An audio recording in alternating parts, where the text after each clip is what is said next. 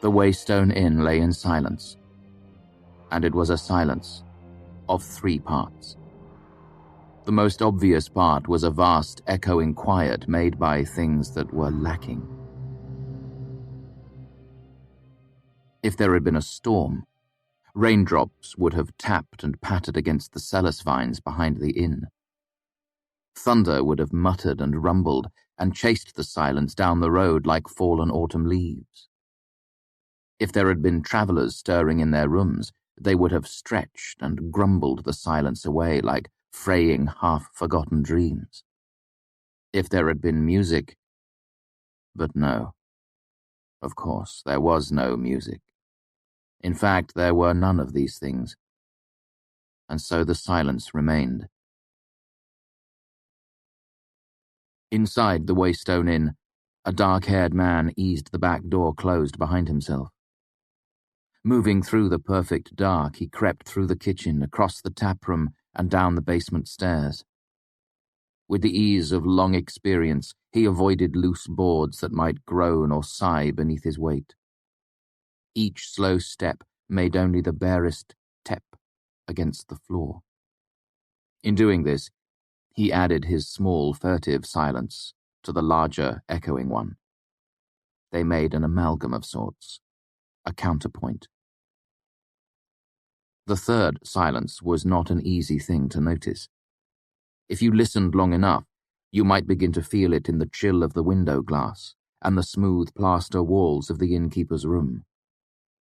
It was in the dark chest that lay at the foot of a hard and narrow bed, and it was in the hands of the man who lay there, motionless, watching for the first pale hint of dawn's coming light. The man had true red hair, red as flame. His eyes were dark and distant, and he lay with the resigned air of one who has long ago abandoned any hope of sleep. The Waystone Inn was his, just as the third silence was his. This was appropriate, as it was the greatest silence of the 3, holding the others inside itself. It was deep and wide as autumn's ending. It was heavy as a great river-smooth stone. It was the patient, cut flower sound of a man who is waiting to die.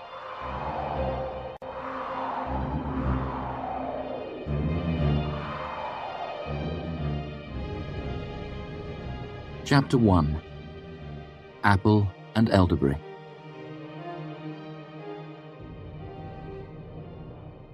Bast slouched against the long stretch of mahogany bar, bored. Looking around the empty room, he sighed and rummaged around until he found a clean linen cloth. Then, with a resigned look, he began to polish a section of the bar. After a moment, Bast leaned forward and squinted at some half-seen speck. He scratched at it and frowned at the oily smudge his finger made. He leaned closer, fogged the bar with his breath, and buffed it briskly.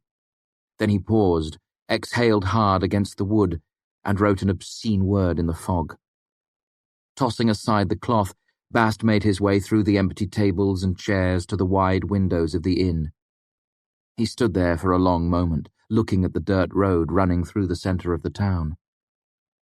Bast gave another sigh, and began to pace the room. He moved with the casual grace of a dancer and the perfect nonchalance of a cat. But when he ran his hands through his dark hair, the gesture was restless. His blue eyes prowled the room endlessly, as if searching for a way out, as if searching for something he hadn't seen 100 times before. But there was nothing new. Empty tables and chairs, empty stools at the bar. 2 huge barrels loomed on the counter behind the bar, one for whiskey, one for beer. Between the barrels stood a vast panoply of bottles, all colours and shapes. Above the bottles hung a sword. Bast's eyes fell back onto the bottles. He focused on them for a long, speculative moment, then moved back behind the bar and brought out a heavy clay mug. Drawing a deep breath, He pointed a finger at the first bottle in the bottom row and began to chant as he counted down the line. Maple, maypole, catch and carry, ash and ember, elder, berry. He finished the chant while pointing at a squat green bottle. He twisted out the cork, took a speculative sip, then made a sour face and shuddered. He quickly set the bottle down and picked up a curving red one instead. He sipped this one as well, rubbed his wet lips together thoughtfully, then nodded and splashed a generous portion into his mug. He pointed at the next bottle and started counting again. Woolen, woman, moon at night, willow, window, candle light. This time it was a clear bottle with a pale yellow liquor inside. Bast yanked the cork and added a long pour to the mug without bothering to taste it first. Setting the bottle aside, he picked up the mug and swirled it dramatically before taking a mouthful. He smiled a brilliant smile and flicked the new bottle with his finger, making it chime lightly before he began his sing-song chant again. Barrel, barley, stone and stave, wind and water. A floorboard creaked, and Bast looked up, smiling brightly. Good morning, Reshi. The red-haired innkeeper stood at the bottom of the stairs. He brushed his long-fingered hands over the clean apron and full-length sleeves he wore. Is our guest awake yet? Bast shook his head. Not a rustle or a peep. He's had a hard couple of days, Coates said. It's probably catching up with him. He hesitated, then lifted his head and sniffed. Have you been drinking? The question was more curious than accusatory. No, Bast said. The innkeeper raised an eyebrow. I've been tasting, Bast said, emphasizing the word. Tasting comes before drinking. Ah, the innkeeper said. So you were getting ready to drink, then? Tiny gods, yes, Bast said. To great excess. What the hell else is there to do? Bast brought his mug up from underneath the bar and looked into it. I was hoping for elderberry, but I got some sort of melon. He swirled the mug speculatively. Plus, something spicy. He took another sip and narrowed his eyes thoughtfully. Cinnamon? He asked, looking at the ranks of bottles. Do we have any more elderberry? It's in there somewhere, the innkeeper said, not bothering to look at the bottles. Stop a moment and listen, Bast. We need to talk about what you did last night. Bast went very still. What did I do, Reshi? You stopped that creature from the mail, Coates said. Oh. Bast relaxed, making a dismissive gesture. I just slowed it down, Reshi. That's all. Coates shook his head. You realized it wasn't just some madman. You tried to warn us, if you hadn't been so quick on your feet. Bast frowned. I wasn't so quick, Reshi. It got Shep. He looked down at the well-scrubbed floorboards near the bar. I liked Shep. Everyone else will think the Smith's Prentice saved us, Coates said. And that's probably for the best, but I know the truth. If not for you, it would have slaughtered everyone here. Oh, Reshi, that's just not true, Bast said. You would have killed it like a chicken. I just got it first. The innkeeper shrugged the comment away. Last night has me thinking, he said, wondering what we could do to make things a bit safer around here. Have you ever heard the White Riders Hunt? Bast smiled. It was our song before it was yours, Reshi. He drew a breath and sang in a sweet tenor. Rode they horses white as snow, silver blade and white on bow, wore they fresh and supple boughs, red and green upon their brows. The innkeeper nodded. Exactly the verse I was thinking of. Do you think you could take care of it while I get things ready here? Bast nodded enthusiastically and practically bolted, pausing by the kitchen door. You won't start without me? He asked anxiously. We'll start as soon as our guest is fed and ready, Coates said. Then, seeing the expression on his student's face, he relented a little. For all that, I imagine you have an hour or two." Bast glanced through the doorway, then back. Amusement flickered over the innkeeper's face. "And I'll call before we start." He made a shooing motion with one hand. "Go on now." The man who called himself Coat went through his usual routine at the Waystone Inn. He moved like clockwork, like a wagon rolling down the road in well-worn ruts. First came the bread. He mixed flour and sugar and salt with his hands, not bothering to measure. He added a piece of starter from the clay jar in the pantry, kneaded the dough, then rounded the loaves and set them to rise. He shoveled ash from the stove in the kitchen and kindled a fire. Next, he moved into the common room and laid a fire in the black stone fireplace, brushing the ash from the massive hearth along the northern wall. He pumped water, washed his hands, and brought up a piece of mutton from the basement. He cut fresh kindling, carried in firewood, punched down the rising bread, and moved it close to the now warm stove. And then, abruptly, there was nothing left to do. Everything was ready. Everything was clean and orderly. The red-haired man stood behind the bar, his eyes slowly returning from their far-away place, focusing on the here and now, on the inn itself. They came to rest on the sword that hung on the wall above the bottles. It wasn't a particularly beautiful sword, not ornate or eye-catching. It was menacing, in a way, the same way a tall cliff is menacing. It was grey and unblemished, and cold to the touch. It was sharp as shattered glass. Carved into the black wood of the mounting board was a single word: folly. The innkeeper heard heavy footsteps on the wooden landing outside. The door's latch rattled noisily, followed by a loud "hello" and a thumping on the door. "Just a moment," Coat called. Hurrying to the front door, he turned the heavy key in the door's bright brass lock. Graham stood with his thick hand poised to knock on the door. His weathered face split into a grin when he saw the innkeeper. "Bast opened things up for you again this morning?" he asked. Coat gave a tolerant smile. "He's a good boy," Graham said. "Just a little dither-headed. I thought you might have closed up shop today." He cleared his throat and glanced at his feet for a moment. "I wouldn't be surprised, considering." Coat put the key in his pocket. "Open as always. What can I do for you?" Graham stepped out of the doorway and nodded toward the street where 3 barrels stood in a nearby cart. They were new, with pale, polished wood and bright metal bands. "I knew I wasn't getting any sleep last night, so I knocked the last one together for you. Besides, I heard the Bentons would be coming round with the first of the late apples today." "I appreciate that." "Nice and tight, so they'll keep through the winter." Graham walked over and rapped a knuckle proudly against the side of the barrel. "Nothing like a winter apple to stave off hunger." He looked up with a glimmer in his eye and knocked at the side of the barrel again. "Get it, Stave?" Coat groaned a bit, rubbing at his face. Graham chuckled to himself and ran a hand over one of the barrel's bright metal bands. "I ain't never made a barrel with brass before, but these turned out nice as I could hope for.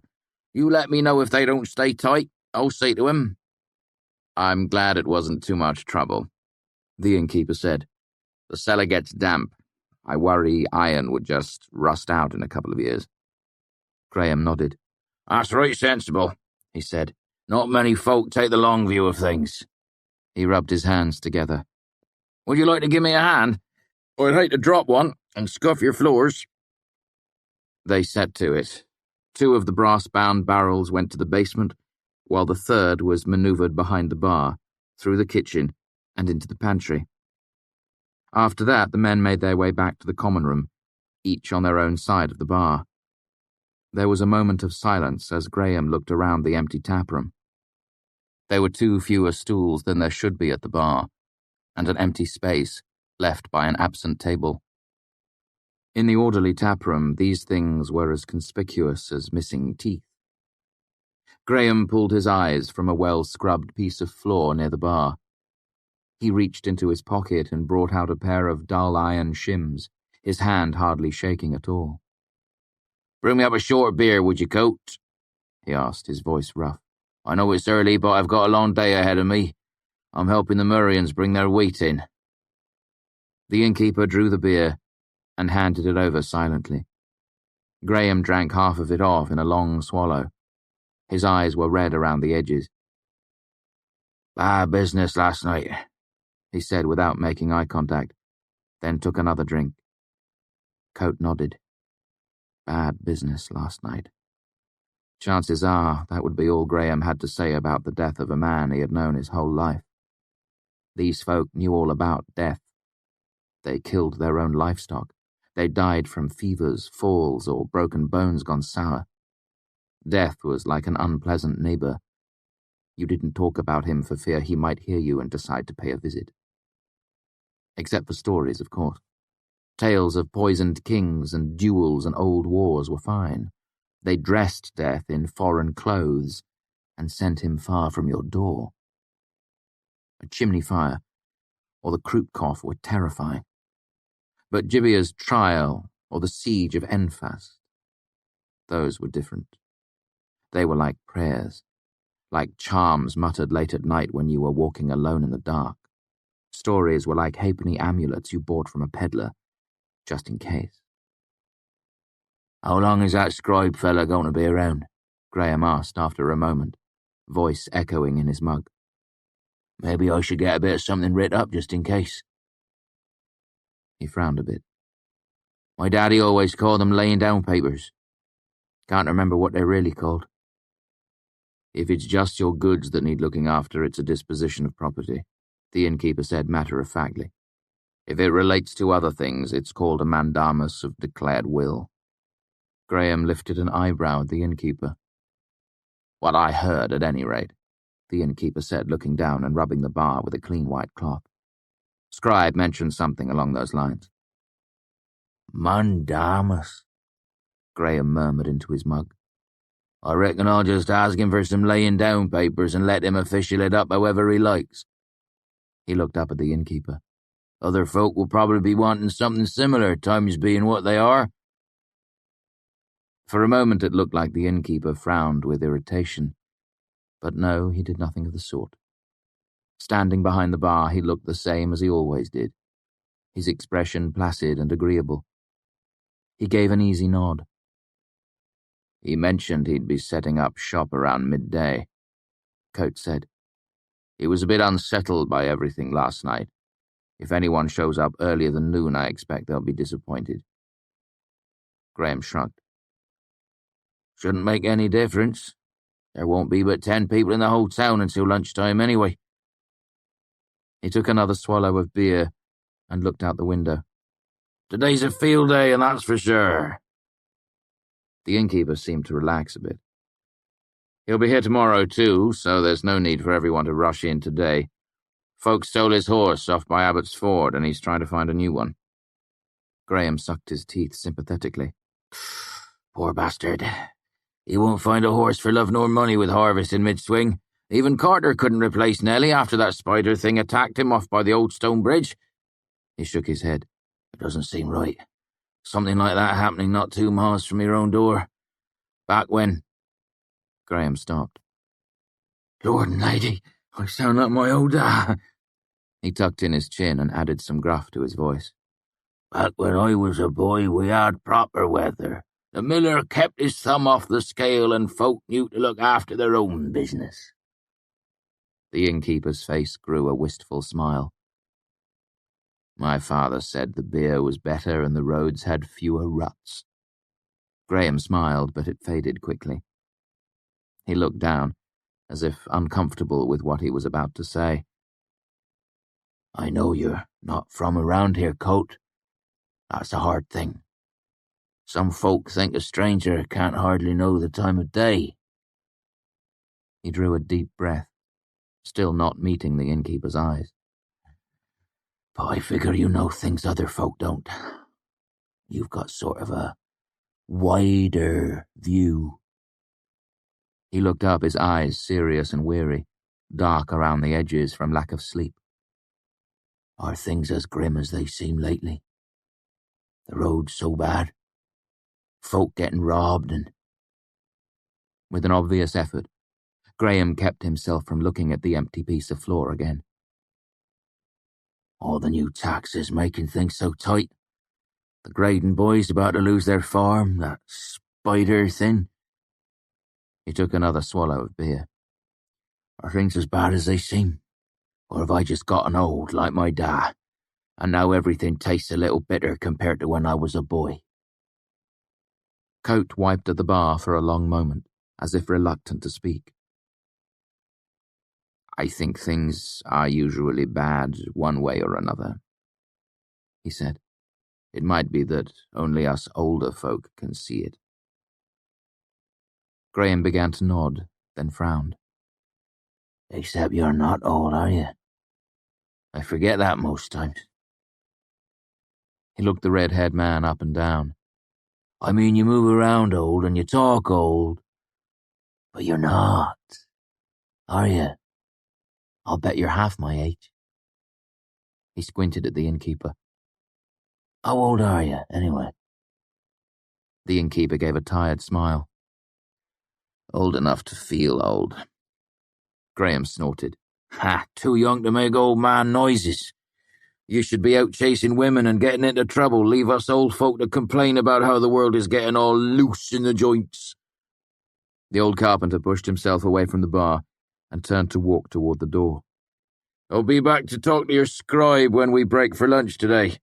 I ain't the only one either. There's a lot of folks that'll want to get some things set down official when they've got the chance.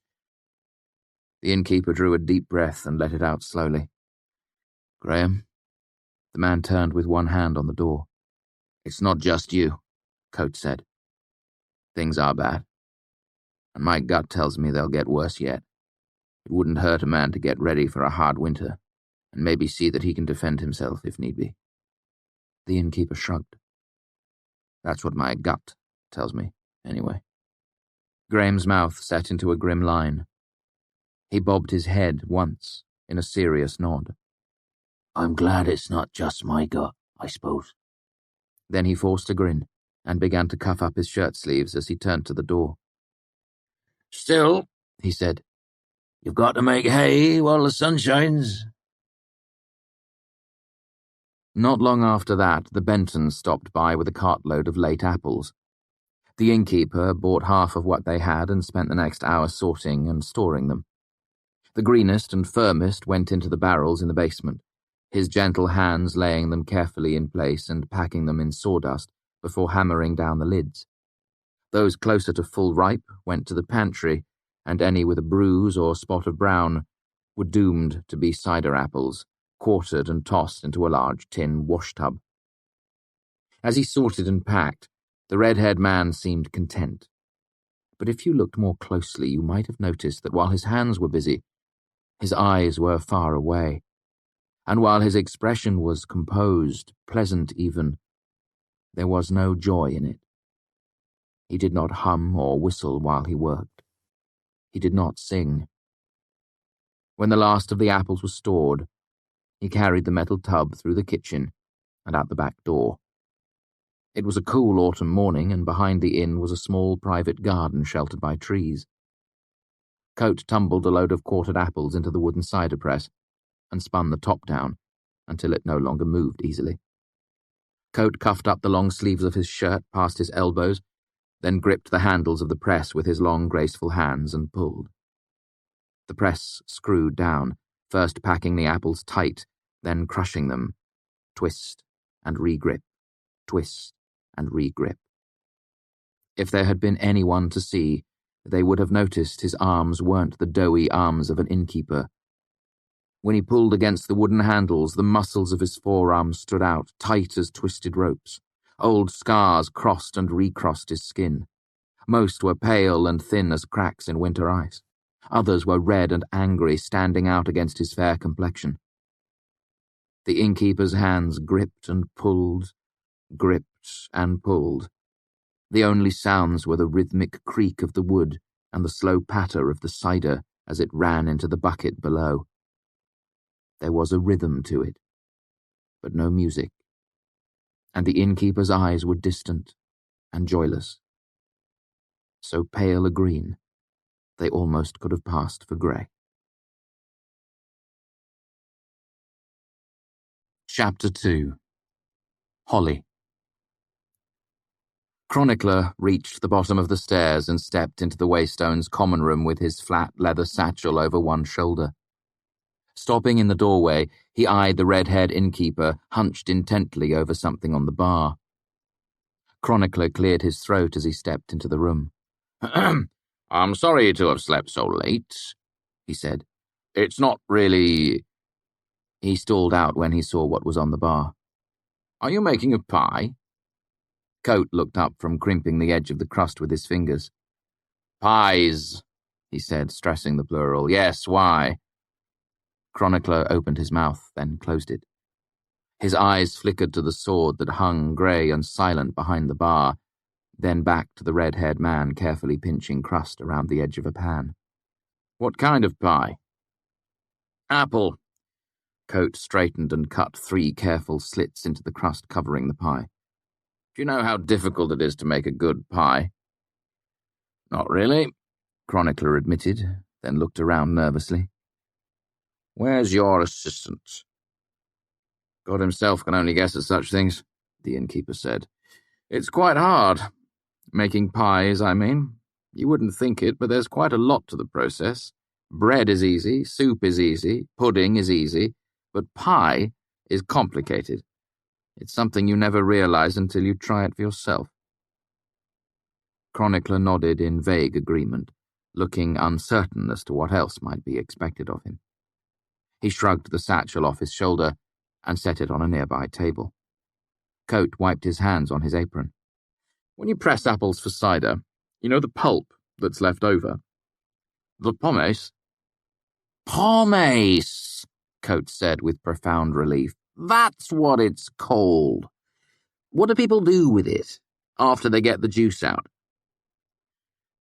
"Grape pomace can make a weak wine," Chronicler said. "Or oil, if you've got a lot. But apple pomace is pretty useless. You can use it as fertilizer or mulch, but it's not much good as either. Folk feed it to their livestock, mostly." Coate nodded, looking thoughtful. It didn't seem like they'd just throw it out. They put everything to use one way or another around here. Pomace. He spoke as if he were tasting the word.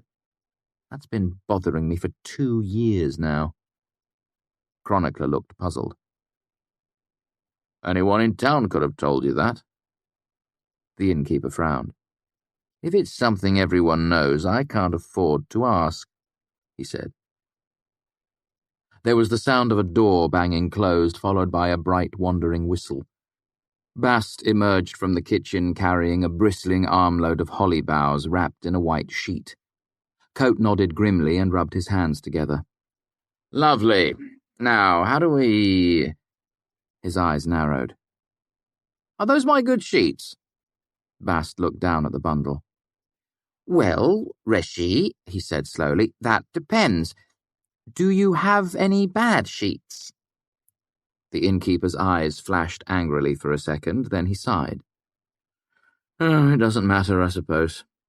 He reached over and pulled a single long branch from the bundle. "What do we do with this, anyway?" Bast shrugged. "I'm running dark on this myself, Reshi. I know the scythe used to ride out wearing holly crowns when they hunted the skin dancers." "We can't walk around wearing holly crowns," Coate said dismissively. "Folk would talk." "I don't care what the local clods think," Bast murmured as he began to weave several long, flexible branches together. "When a dancer gets inside your body, you're like a puppet. They can make you bite out your own tongue." He lifted a half-formed circle up to his own head, checking the fit. He wrinkled his nose. "Prickly." "In the stories I've heard," Coate said, "holly traps them in a body too." "Couldn't we just wear iron?" Chronicler asked. The 2 men behind the bar looked at him curiously, as if they'd almost forgotten he was there. "I mean, if it's a failing creature—" "Don't say failing," Bast said disparagingly. "It makes you sound like a child. It's a fey creature. Feyen, if you must." Chronicler hesitated for a moment before continuing. If this thing slid into the body of someone wearing iron, wouldn't that hurt it? Wouldn't it just jump out again? They can make you bite out your own tongue, Bast repeated, as if speaking to a particularly stupid child. Once they're in you, they'll use your hand to pull out your own eye as easy as you'd pick a daisy. What makes you think they couldn't take the time to remove a bracelet or a ring? He shook his head, looking down as he worked another bright green branch of holly into the circle he held. Besides, I'll be damned if I'm wearing iron. If they can jump out of bodies, Chronicler said, why didn't it just leave that man's body last night? Why didn't it hop into one of us? There was a long, quiet moment before Bast realized the other two men were looking at him. Oh, you're asking me? He laughed incredulously. I have no idea. I'm Powen. The last of the dancers were hunted down hundreds of years ago, long before my time. I've just heard stories. Then how do we know it didn't jump out? Chronicler said slowly, as if reluctant even to ask. How do we know it isn't still here? He sat very stiffly in his seat. How do we know it's not in one of us right now? It seemed like it died when the mercenary's body died, Coates said. We would have seen it leave. He glanced over at Bast. They're supposed to look like a dark shadow or smoke when they leave the body, aren't they? Bast nodded. Plus, if it had hopped out, it would have just started killing folk with the new body. That's what they usually do. They switch and switch until everyone is dead. The innkeeper gave Chronicler a reassuring smile. See? It might not even have been a dancer. Perhaps it was just something similar. Chronicler looked a little wild around the eyes. But how can we be sure? It might be inside anyone in town right now. It might be inside me, Bast said nonchalantly. Maybe I'm just waiting for you to let your guard down, and then I'll bite you on the chest, right over your heart, and drink all the blood out of you, like sucking the juice out of a plum. Chronicler's mouth made a thin line. That's not funny. Bast looked up and gave Chronicler a rakish, toothy grin. But there was something slightly off about the expression. It lasted a little too long. The grin was slightly too wide. His eyes were focused slightly to one side of the scribe, rather than directly on him. His fingers no longer weaving nimbly among the green leaves. He looked down at his hands curiously, then dropped the half-finished circle of holly onto the bar. His grin slowly faded to a blank expression, and he looked around the taproom dully. Tivian, he said in a strange voice, his eyes glassy and confused. Titantin ventilanet? Then, moving with startling speed, Bast lunged from behind the bar toward Chronicler. The scribe exploded out of his seat, bolting madly away. He upset 2 tables and a half-dozen chairs before his feet got tangled and he tumbled messily to the floor, arms and legs flailing as he clawed his way frantically toward the door. As he scrambled wildly, Chronicler darted a quick look over his shoulder, his face horrified and pale, only to see that Bast hadn't taken more than 3 steps. The dark-haired young man stood next to the bar, bent nearly double, and shaking with helpless laughter. One hand half covered his face, while the other pointed at Chronicler. He was laughing so hard he could barely draw a breath. After a moment he had to reach out and steady himself against the bar. Chronicler was livid. "You ass!" he shouted as he climbed painfully to his feet. You ass!" Still laughing too hard to breathe, Bast raised his hands and made weak, half-hearted clawing gestures like a child pretending to be a bear. "Bast," the innkeeper chided. "Come now, really." But while Coates' voice was stern, his eyes were bright with laughter. His lips twitched, struggling not to curl. Moving with affronted dignity, Chronicler busied himself setting the tables and chairs to rights, thumping them down rather harder than he needed to. When at last he returned to his original table, He sat down stiffly. By then, Bast had returned to stand behind the bar, breathing hard and pointedly focusing on the holly in his hands. Chronicler glared at him and rubbed his shin. Bast stifled something that could conceivably have been a cough.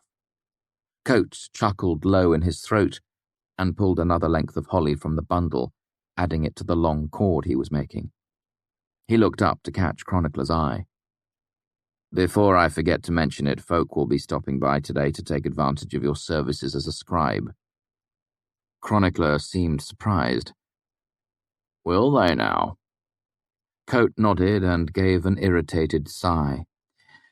"Yes, the news is already out, so it can't be helped. We'll have to deal with them as soon as they come. Luckily, everyone with 2 good hands will be busy in the fields until midday, so we won't have to worry about it until—" The innkeeper's fingers fumbled clumsily, snapping the holly branch and jabbing a thorn deep into the fleshy part of his thumb. The red-haired man didn't flinch or curse, just scowled angrily down at his hand as a bead of blood welled up, bright as a berry. Frowning, the innkeeper brought his thumb to his mouth. All the laughter faded from his expression, and his eyes were hard and dark. He tossed the half-finished holly cord aside in a gesture so pointedly casual, it was almost frightening. He looked back to Chronicler, his voice perfectly calm. "My point is that we should make good use of our time before we're interrupted," he said. "But first, I imagine you'll want some breakfast." "If it wouldn't be too much trouble," Chronicler said. "None at all," Coates said as he turned and headed into the kitchen. Bast watched him leave, a concerned expression on his face. "You'll want to pull the cider off the stove and set it to cool out back," Bast called out to him loudly. "The last batch was closer to jam than juice, and I found some herbs while I was out too. They're on the rain barrel. You should look them over to see if they'll be of any use for supper." Left alone in the taproom, Bast and Chronicler watched each other across the bar for a long moment. The only sound was the distant thump of the back door closing. Bast made a final adjustment to the crown in his hands, looking it over from all angles. He brought it up to his face as if to smell it. But instead, he drew a deep lungful of air, closed his eyes, and breathed out against the holly leaves so gently they barely moved. Opening his eyes, Bast gave a charming, apologetic smile and walked over to Chronicler. "Here." He held out the circle of holly to the seated man. Chronicler made no move to take it. Bast's smile didn't fade. "You didn't notice because you were busy falling down," he said, his voice pitched low and quiet. "But he actually laughed when you bolted. 3 good laughs from down in his belly. He has such a wonderful laugh. It's like fruit, like music. I haven't heard it in months." Bast held the circle of holly out again, smiling shyly. "So this is for you. I've brought what gramarye I have to bear on it, so it will stay green and living longer than you'd think. I gathered the holly in the proper way and shaped it with my own hands, sought, wrought, and moved to purpose." He held it out a bit further, like a nervous boy with a bouquet. "Here, it is a freely given gift. I offer it without obligation, let or lien." Hesitantly, Chronicler reached out and took the crown. He looked it over, turning it in his hands. Red berries nestled in the dark green leaves like gems, and it was cunningly braided so the thorns angled outward. He set it gingerly on his head, and it fit snugly across his brow. Bast grinned. "All hail the Lord of Misrule!" he shouted, throwing up his hands. He laughed a delighted laugh. A smile tugged Chronicler's lips as he removed the crown. "So," he said softly as he lowered his hands into his lap, "does this mean things are settled between us?"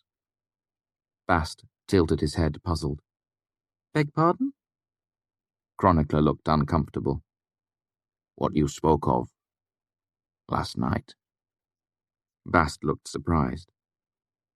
"Oh, no," he said seriously, shaking his head. "No, not at all. You belong to me, down to the marrow of your bones. You are an instrument of my desire." Bast darted a glance toward the kitchen, his expression turning bitter. "And you know what I desire. Make him remember he's more than some innkeeper baking pies." He practically spat the last word. Chronicler shifted uneasily in his seat, looking away. "I still don't know what I can do." "You'll do whatever you can," Bast said, his voice low. "You will draw him out of himself. You will wake him up." He said the last words fiercely. Bast lay one hand on Chronicler's shoulder, his blue eyes narrowing ever so slightly. "You will make him remember. You will." Chronicler hesitated for a moment, then looked down at the circle of holly in his lap and gave a small nod. "I'll do what I can." "That's all any of us can do," Bast said, giving him a friendly pat on the back. "How's the shoulder, by the way?"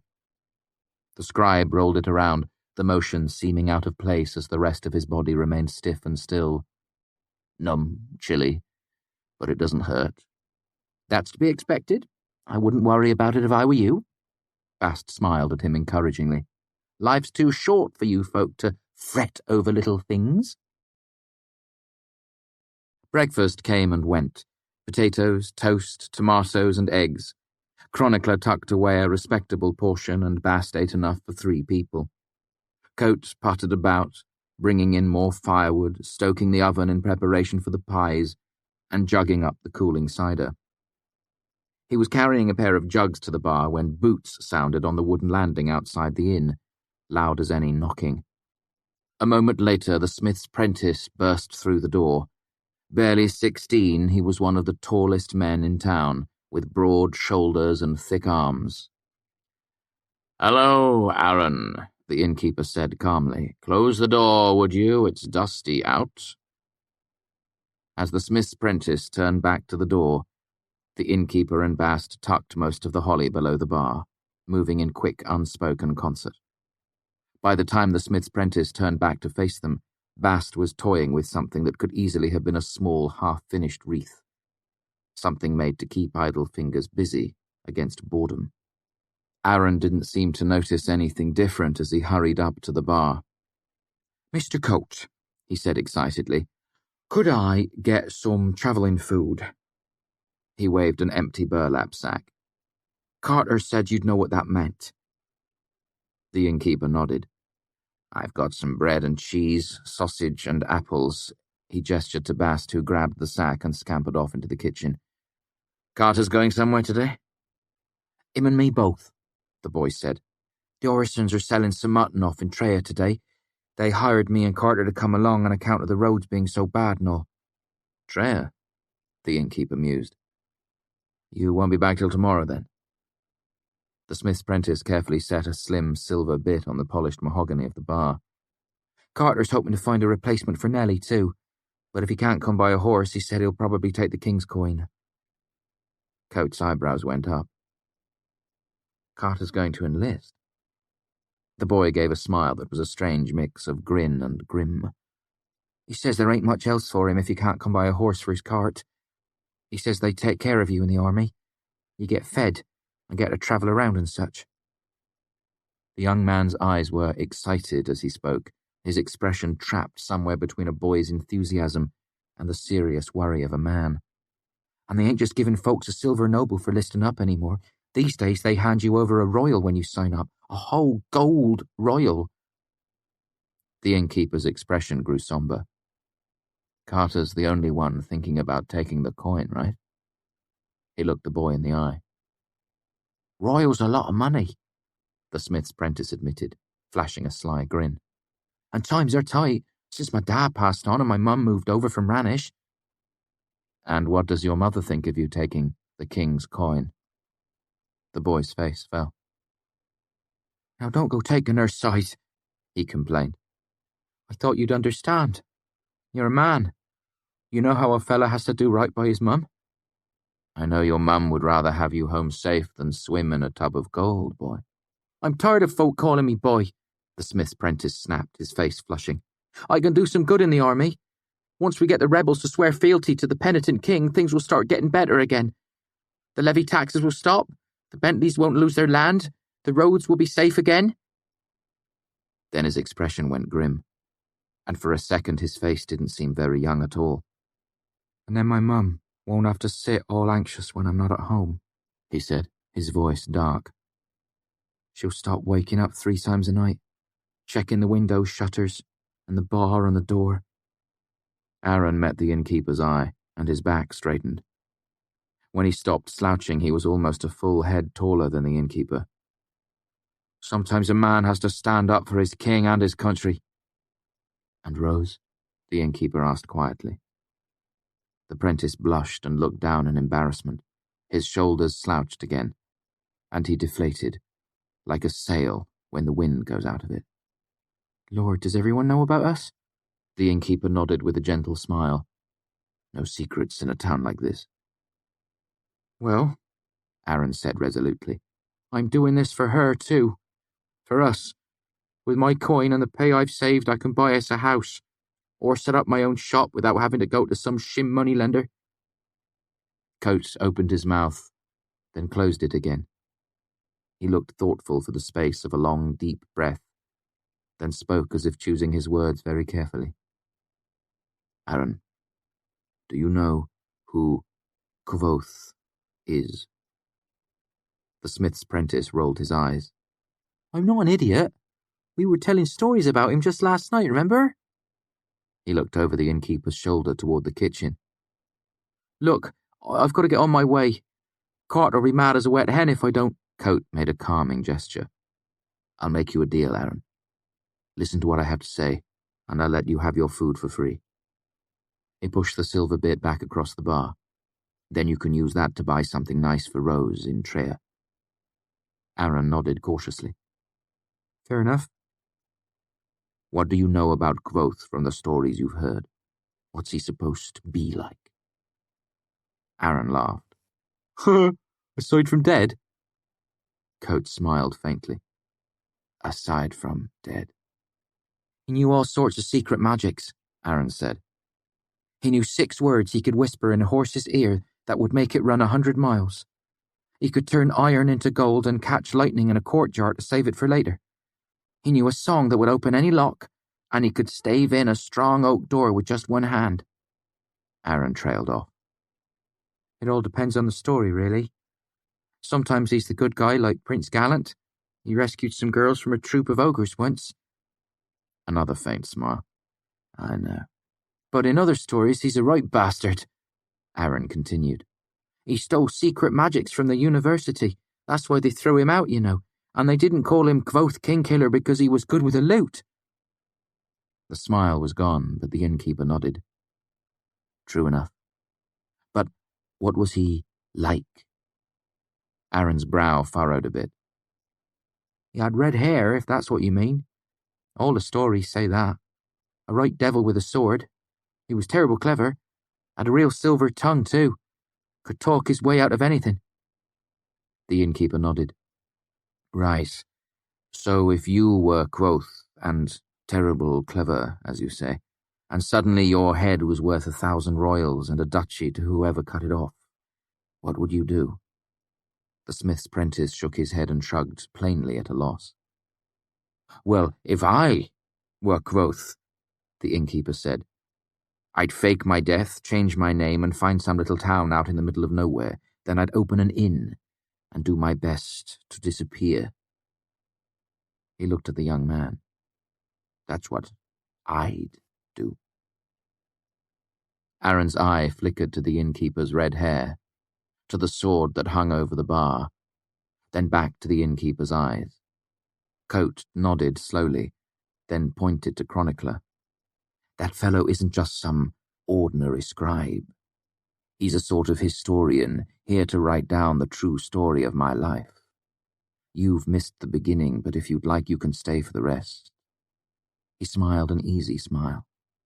"I can tell you stories no one has ever heard before. Stories no one will ever hear again. Stories about Felurian, how I learned to fight from the Adam, the truth about Princess Ariel." The innkeeper reached across the bar and touched the boy's arm. "Truth is, Aaron, I'm fond of you. I think you're uncommon smart. And I'd hate to see you throw your life away." He took a deep breath and looked the smith's apprentice full in the face. His eyes were a startling green. "I know how this war started. I know the truth of it. Once you hear that, you won't be nearly so eager to run off and die fighting in the middle of it."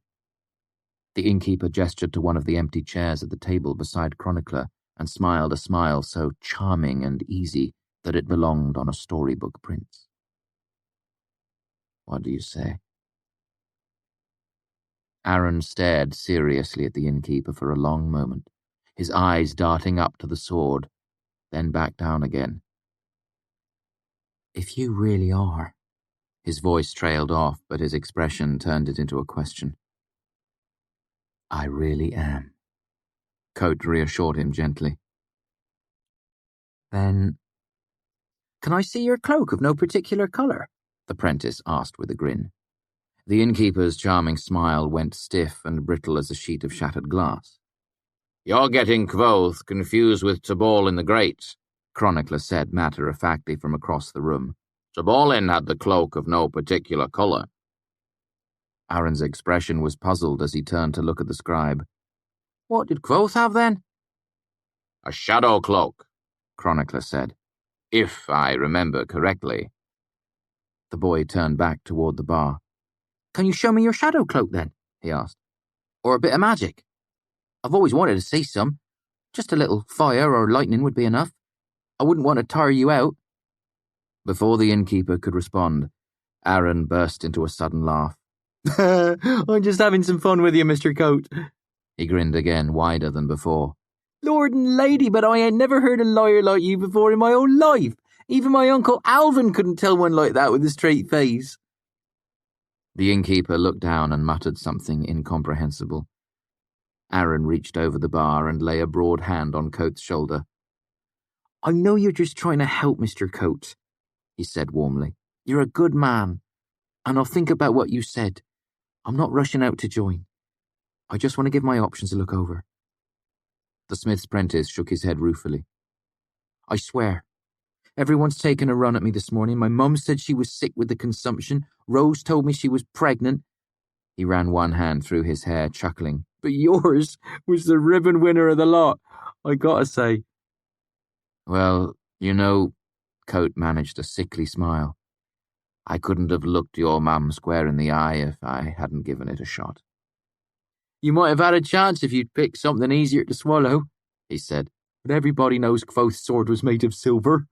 He flicked his eyes up to the sword that hung on the wall. "It wasn't called Folly either. It was Kaisera, the poet killer." The innkeeper rocked back a bit at that. "The poet killer?" Aaron nodded doggedly. "Yes, sir, and your scribe there is right. He had his cloak made all out of cobwebs and shadows, and he wore rings on all his fingers. How does it go? On his first hand he wore rings of stone, iron, amber, wood, and bone. There were..." The smith's apprentice frowned. "I can't remember the rest. There was something about fire." The innkeeper's expression was unreadable. He looked down at where his own hands lay spread on the top of the bar, and after a moment he recited, "There were rings unseen on his second hand. One was blood in a flowing band. One of air or whisper thin, and the ring of ice had a flaw within. Full faintly shone the ring of flame, and the final ring was without name." "That's it," Aaron said, smiling. "You don't have any of those behind the bar, do you?" He stood on his toes as if trying to get a better look. Coat gave a shaky, shamefaced smile. No, I can't say as I do." They both startled as Bast thumped a burlap sack onto the bar. "That should take care of both Carter and you for 2 days with plenty to spare," Bast said brusquely. Aaron shouldered the sack and started to leave, then hesitated and looked back at the two of them behind the bar. "I hate to ask for favours. Old Cobb said he'd look in on my mum for me, but—" Bast made his way around the bar and began herding Aaron toward the door. "She'll be fine, I expect. I'll stop and see Rose too, if you like."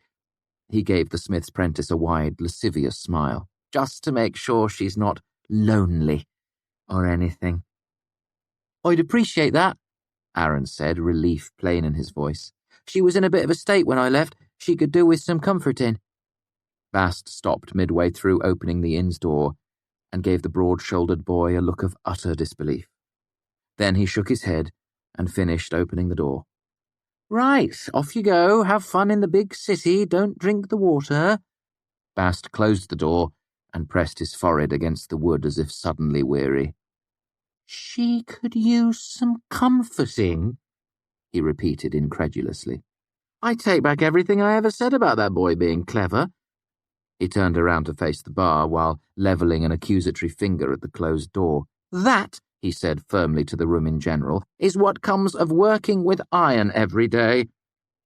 The innkeeper gave a humourless chuckle as he leaned against the bar. "So much for my legendary silver tongue." Bast gave a derogatory snort. "The boy is an idiot, Reshi." "Am I supposed to feel better because I wasn't able to persuade an idiot, Bast?" Chronicler cleared his throat softly. "It seems more of a testament to the performance you've given here," he said. "You've played the innkeeper so well that they can't think of you any other way." He gestured around at the empty taproom. "Frankly, I'm surprised you'd be willing to risk your life here just to keep the boy out of the army." "Not much of a risk," the innkeeper said. "It's not much of a life." He hauled himself upright and walked around to the front of the bar, making his way to the table where Chronicler sat. "I'm responsible for everyone who dies in this stupid war. I was just hoping to save one. Apparently even that is beyond me." He sank into the chair opposite Chronicler. "Where did we leave off yesterday? No sense repeating myself if I can help it." "You just called the wind and given Ambrose a piece of what he had coming to him," Bast said from where he stood at the door. "And you were mooning over your ladylove, something fierce." Coate looked up. "I do not moon, Bast." Chronicler picked up his flat leather satchel and produced a sheet of paper 3/4 full of small, precise writing. "I can read the last bit back to you if you'd like." Coate held out his hand. "I can remember your cipher well enough to read it for myself," he said wearily. "Give it over. Maybe it will prime the pump." He glanced over at Bast. "Come and sit if you're going to listen. I won't have you hovering." Bast scampered for a seat while Coate drew a deep breath and looked over the last page of yesterday's story. The innkeeper was quiet for a long moment. His mouth made something that might have been the beginning of a frown, then something like a faint shadow of a smile. He nodded thoughtfully, his eyes still on the page. "So much of my young life was spent trying to get to the university," he said. "I wanted to go there even before my troop was killed, before I knew the Chandrian were more than a campfire story, before I began searching for the Amir." The innkeeper leaned back in his chair, his weary expression fading, becoming thoughtful instead. "I thought once I was there, things would be easy. I would learn magic and find the answers to all my questions. I thought it would all be storybook simple." Kvothe gave a slightly embarrassed smile, the expression making his face look surprisingly young. "And it might have been, if I didn't have a talent for making enemies and borrowing trouble. All I wanted was to play my music, attend my classes, and find my answers. Everything I wanted was at the university. All I wanted was to stay." He nodded to himself. "That's where we should begin." The innkeeper handed the sheet of paper back to Chronicler, who absent-mindedly smoothed it down with one hand. Chronicler uncapped his ink and dipped his pen. Bast leaned forward eagerly, grinning like an excited child. Kvothe's bright eyes flickered around the room, taking everything in. He drew a deep breath and flashed a sudden smile, and for a brief moment looked nothing like an innkeeper at all. His eyes were sharp and bright, green as a blade of grass. "Ready?"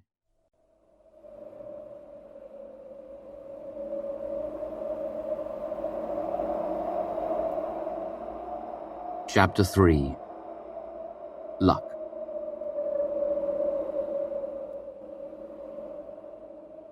Every term at the university began the same way. The admissions lottery followed by a full span of interviews. They were a necessary evil of sorts. I don't doubt the process started sensibly. Back when the university was smaller, I could picture them as actual interviews. An opportunity for a student to have a conversation with the masters about what he had learned. A dialogue.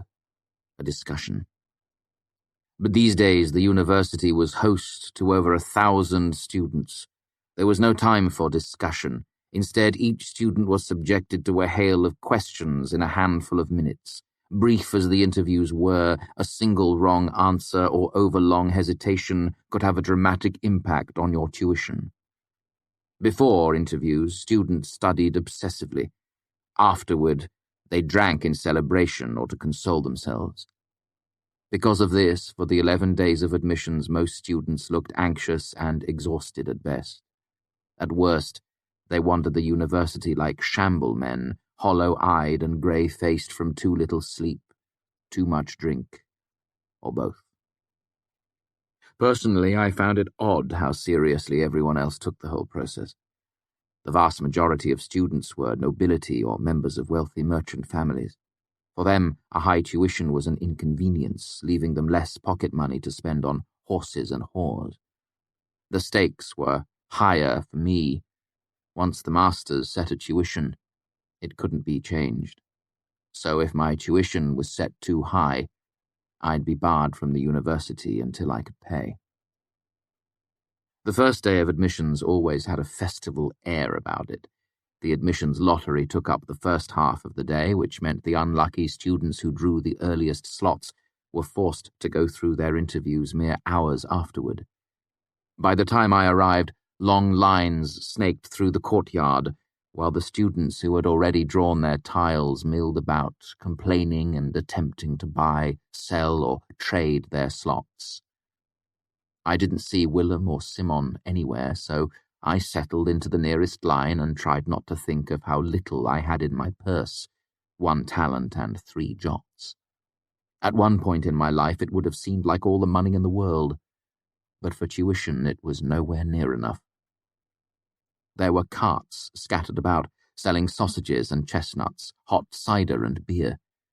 I smelled warm bread and grease from a nearby cart. It was stacked with pork pies for the sort of people who could afford such things. The lottery was always held in the largest courtyard of the university. Most everyone called it the Pennant Square, though a few folk with longer memories referred to it as the Questioning Hall. I knew it by an even older name, the House of the Wind.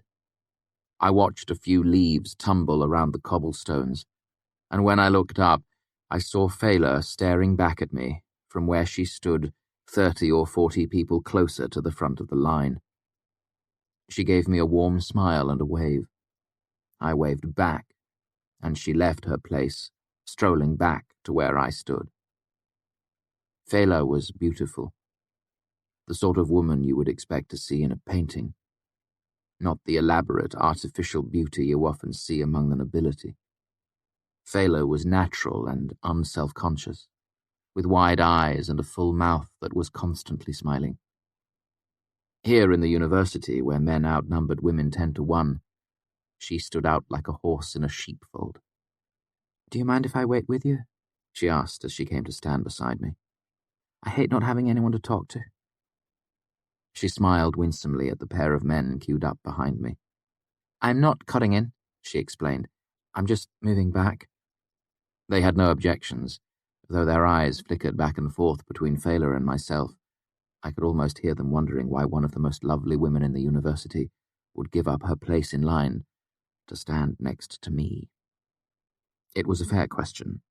I was curious myself. I moved aside to make space for her. We stood shoulder to shoulder for a moment, neither of us speaking.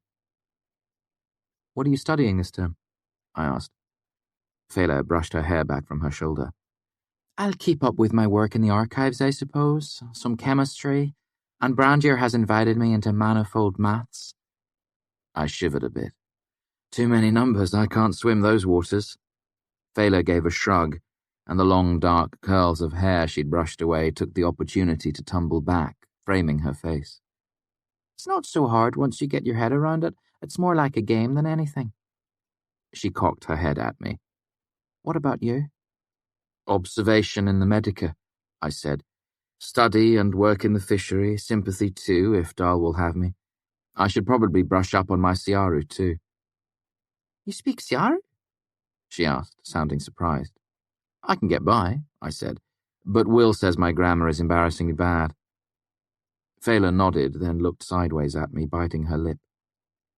"Elodine's asked me to join his class too," she said, her voice thick with apprehension.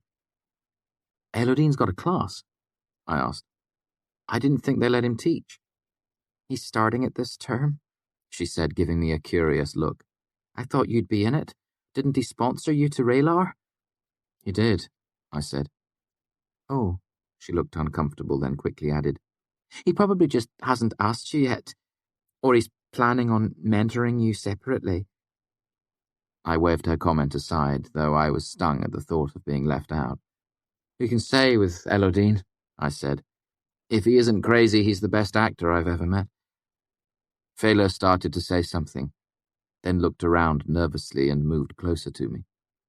Her shoulder brushed mine, and her curling hair tickled my ear as she quietly asked, "Did he really throw you off the roof of the crockery?" I gave an embarrassed chuckle. "That's a complicated story," I said, then changed the subject rather clumsily. "What's the name of his class?" She rubbed her forehead and gave a frustrated laugh. "I haven't the slightest idea. He said the name of the class was the name of the class." She looked at me. "What does that mean? When I go to ledgers and lists, will it be there under the name of the class?" I admitted I didn't know, and from there it was a short step to sharing Elodine's stories. Fela said a scriv had caught him naked in the archives. I'd heard that he'd once spent an entire span walking around the university blindfolded. Fela heard he'd invented an entire language from the ground up. I'd heard he had started a fistfight in one of the seedier local taverns because someone had insisted on saying the word utilize instead of use. "I heard that too," Fela said, laughing, "except it was at the Horse and Four and it was a baronet who wouldn't stop using the word moreover." Before I knew it, we were at the front of the line. "Kvothe, Arliden's son," I said. The bored-looking woman marked my name, and I drew a smooth ivory tile out of the black velvet bag. It read, "Felling, noon. 8th day of admissions. Plenty of time to prepare." Fela drew her own tile, and we moved away from the table. "What did you get?" I asked. She showed me her own small ivory tile, kindling at 4th bell. It was an incredibly lucky draw, one of the latest slots available. "Wow, congratulations." Fela shrugged and slipped the tile into her pocket. "It's all the same to me. I don't make a special point of studying. The more I prepare, the worse I do. It just makes me nervous." "You should trade it away then," I said, gesturing to the milling throng of students. "Someone would pay a full talent to get that slot, maybe more." "I'm not much for bargaining either," she said. "I just assume whatever tile I draw is lucky and stick to it." Free from the line, we didn't have any excuse to stay together. But I was enjoying her company, and she didn't seem terribly eager to run off, so the two of us wandered the courtyard aimlessly, the crowd milling around us. "I'm starving," Fela said suddenly. "Do you want to go have an early lunch somewhere?" I was painfully aware of how light my purse was. If I were any poorer, I'd have to put a rock in it to keep it from flapping in the breeze. My meals were free at Anchor's because I played music there, so spending money on food somewhere else, especially so close to admissions, would be absolute foolishness. "I'd love to," I said honestly. Then I lied. But I should browse around here a bit and see if anyone is willing to trade slots with me. I'm a bargainer from way back. Fela fished around in her pocket. If you're looking for more time, you can have mine. I looked at the tile between her finger and thumb, sorely tempted. 2 more days of preparation would be a godsend. Or I could make a talent by trading it away. Maybe 2. I wouldn't want to take your luck, I said, smiling, and you certainly don't want any part of mine. Besides, you've already been too generous with me. I drew my cloak around my shoulders pointedly. Fela smiled at that, reaching out to run her knuckles across the front of the cloak. I'm glad you like it, but as far as I'm concerned, I still owe you. She bit at her lips nervously, then let her hand drop. Promise me you'll let me know if you change your mind. I promise. She smiled again, then gave a half wave and walked off across the courtyard. Watching her stroll through the crowd was like watching the wind move across the surface of a pond. Except instead of casting ripples on the water, the heads of young men turned to watch her as she passed. I was still watching when Willem walked up beside me. Are you finished with your flirting then? He asked. I wasn't flirting, I said. You should have been, he said. What's the point of me waiting politely, not interrupting if you waste such opportunities? It isn't like that, I said. She's just friendly. Obviously, he said, his rough Caldish accent making the sarcasm in his voice seem twice as thick. What did you draw? I showed him my tile. You're a day later than me. He held out his tile. I'll trade you for a jot. I hesitated. Come now, he said. It's not as if you can study in the archives like the rest of us. I glared at him. Your empathy is overwhelming. I save my empathy for those clever enough to avoid driving the Master Archivist into a frothing rage, he said. For folk such as you, I only have a jot in trade. Would you like it or not? I would like 2 jots, I said, scanning the crowd, looking for students with a desperate wildness around their eyes, if I can get them. Willem narrowed his dark eyes. A jot and 3 drabs, he said. I looked back at him, eyeing him carefully. A jot and 3, I said, and you take Simon as your partner the next time we play corners. He gave a huff of laughter and nodded. We traded tiles and I tucked the money into my purse. 1 talent and 4, a small step closer. After a moment's thought, I tucked my tile into my pocket. Aren't you going to keep trading down? Will asked. I shook my head. I think I'll keep this slot. He frowned. Why? What can you do with 4 days except fret and thumb twiddle? Same as anyone, I said. Prepare for my admissions interview. How? He asked. You're still banned from the archives, aren't you? There are other types of preparation, I said mysteriously. Willem snorted. That doesn't sound suspicious at all, he said. And you wonder why people talk about you. I don't wonder why they talk, I said. I wonder what they say. Chapter 4.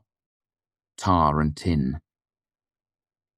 The city that had grown up around the university over the centuries was not large. It was barely more than a town, really. Despite this, trade thrived at our end of the Great Stone Road.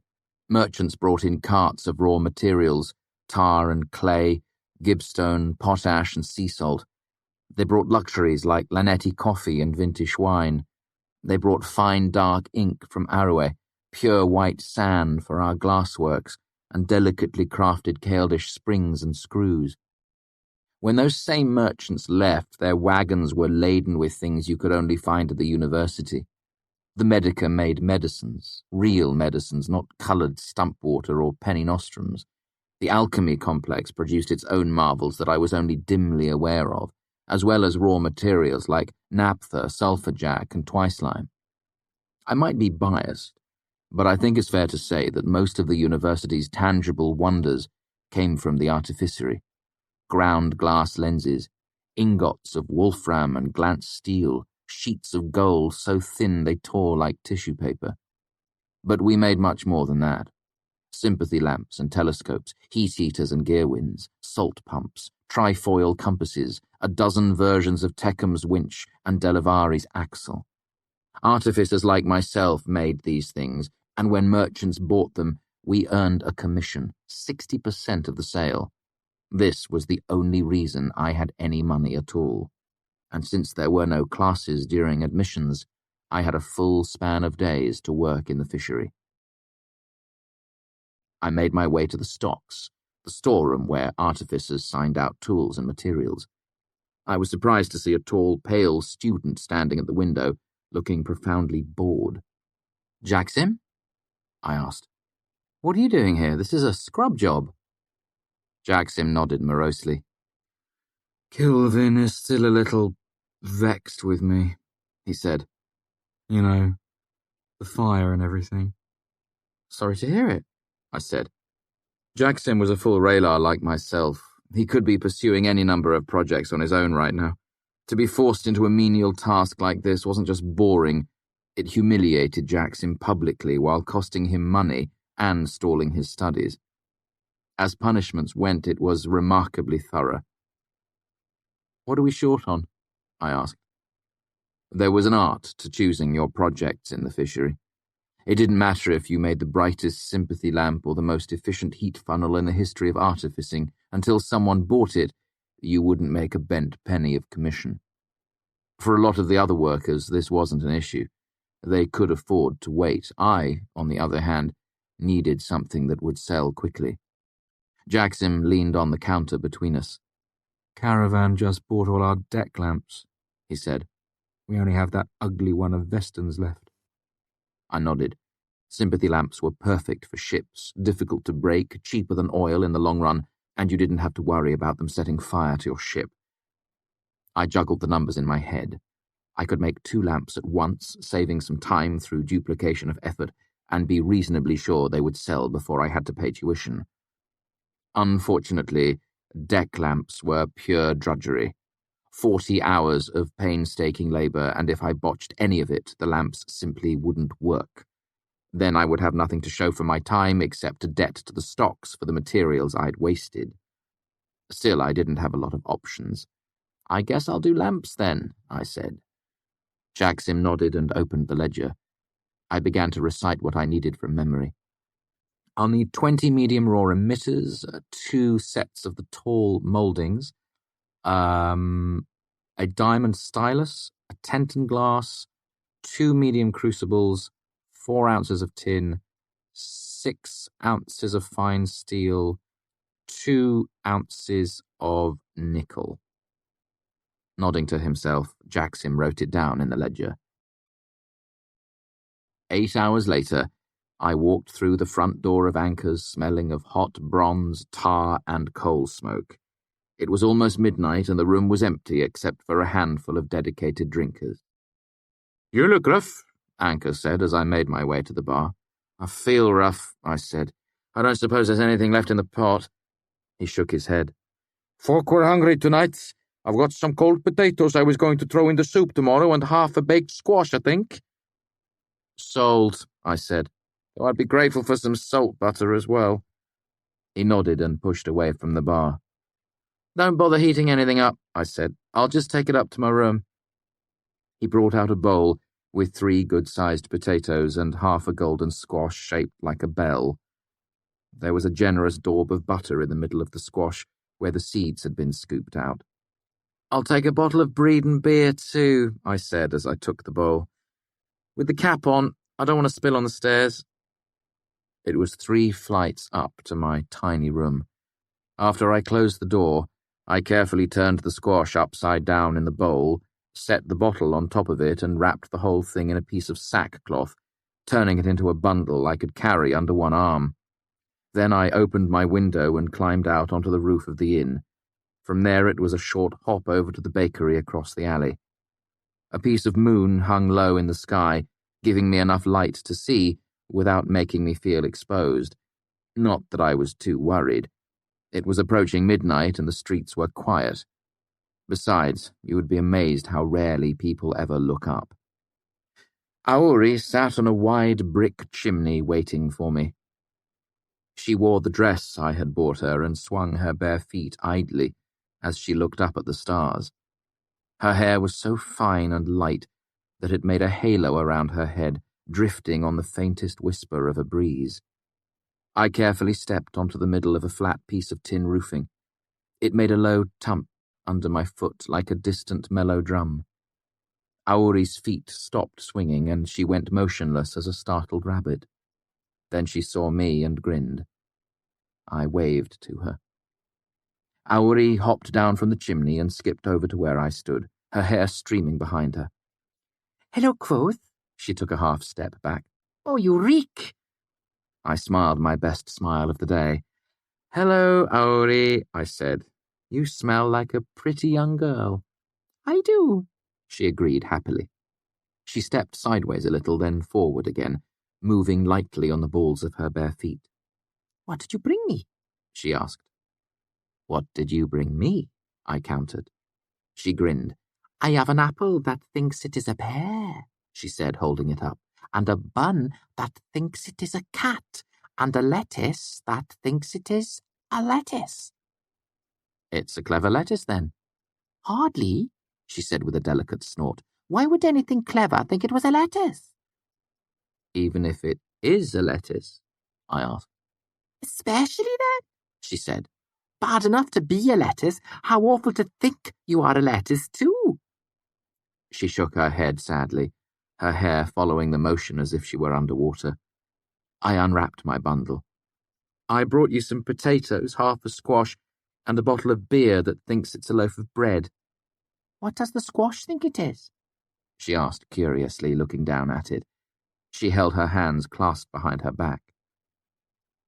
"It knows it's a squash," I said, "but it's pretending to be the setting sun." "And the potatoes?" she asked. "They're sleeping," I said, "and cold, I'm afraid." She looked up at me, her eyes gentle.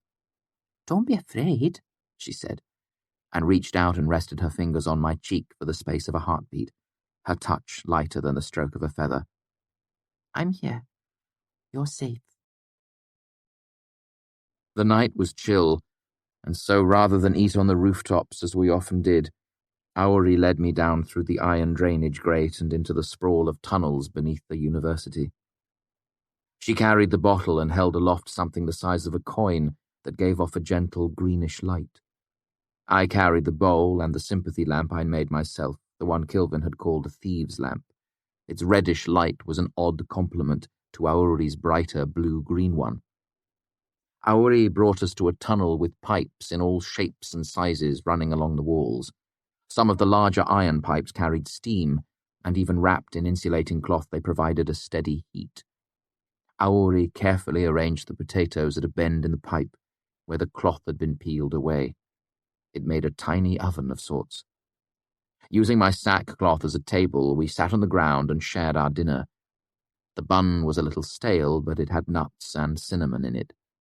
The head of lettuce was surprisingly fresh, and I wondered where she had found it. She had a porcelain teacup for me and a tiny silver beggar's cup for herself. She poured the beer so solemnly, you'd think she was having tea with the king. There was no talking during dinner. That was one of the rules I had learned through trial and error. No touching, no sudden movement, no questions even remotely personal. I could not ask about the lettuce or the green coin. Such a thing would send her scampering off into the tunnels, and I wouldn't see her for days afterward. Truth be told, I didn't even know her real name.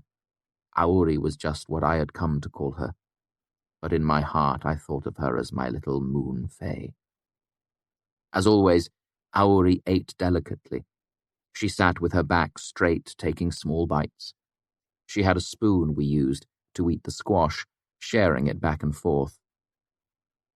"You didn't bring your lute," she said after we had finished eating.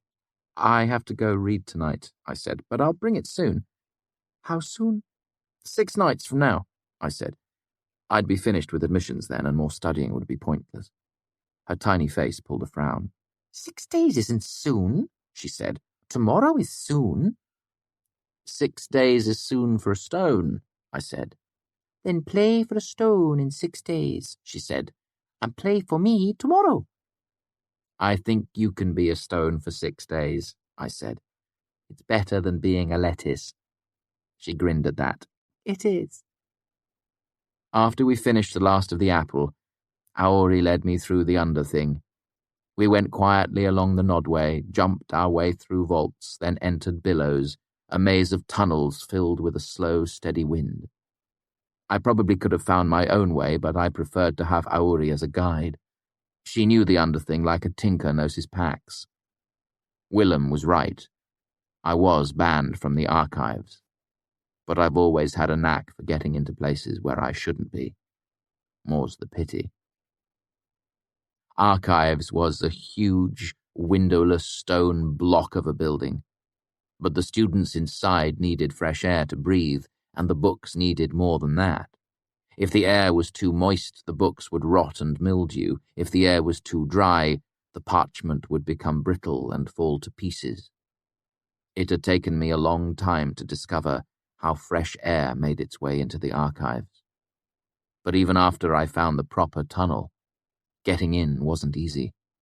It involved a long crawl through a terrifyingly narrow tunnel, a quarter-hour worming along on my belly across the dirty stone. I kept a set of clothes in the underthing, and after barely a dozen trips, they were thoroughly ruined, the knees and elbows almost entirely torn out. Still, it was a small price to pay for gaining access to the archives. There would be hell to pay if I were ever caught. I'd face expulsion, at the very least. But if I performed poorly in my admissions exam and received a tuition of 20 talents, I'd be just as good as expelled. So it was a horse apiece, really. Even so, I wasn't worried about being caught. The only lights in the stacks were carried by students and scribs. This meant it was always night-time in the archives, and I have always been most comfortable at night. Chapter 5. The Aeolian. The days trudged past. I worked in the fishery until my fingers were numb, then read in the archives until my eyes were blurry. On the 5th day of admissions, I finally finished my deck lamps and took them to stocks, hoping they sold quickly. I considered starting another pair, but I knew I wouldn't have time to finish them before tuition was due. So I set about making money in other ways. I played an extra night at Anchor's, earning free drinks and a handful of small change from appreciative audience members. I did some piecework in the fishery, making simple, useful items like brass gears and panes of twice-tough glass. Such things could be sold back to the workshop immediately for a tiny profit. Then, since tiny profits weren't going to be enough, I made 2 batches of yellow emitters. When used to make a sympathy lamp, their light was a pleasant yellow very close to sunlight. They were worth quite a bit of money, because doping them required dangerous materials. Heavy metals and vaporous acids were the least of them. The bizarre alchemical compounds were the truly frightening things. There were transporting agents that would move through your skin without leaving a mark, then quietly eat the calcium out of your bones. Others would simply lurk in your body, doing nothing for months, until you started to bleed from your gums and lose your hair. The things they produced in Alchemy Complex made arsenic look like sugar in your tea. I was painstakingly careful, but while working on the second batch of emitters, my tenton glass cracked, and tiny drops of transporting agent spattered the glass of the fume hood where I was working. None of it actually touched my skin, but a single drop landed on my shirt, high above the long cuffs of the leather gloves I was wearing. Moving slowly, I used a nearby caliper to pinch the fabric of my shirt and pull it away from my body. Then, moving awkwardly, I cut the piece of fabric away so it had no chance at all of touching my skin.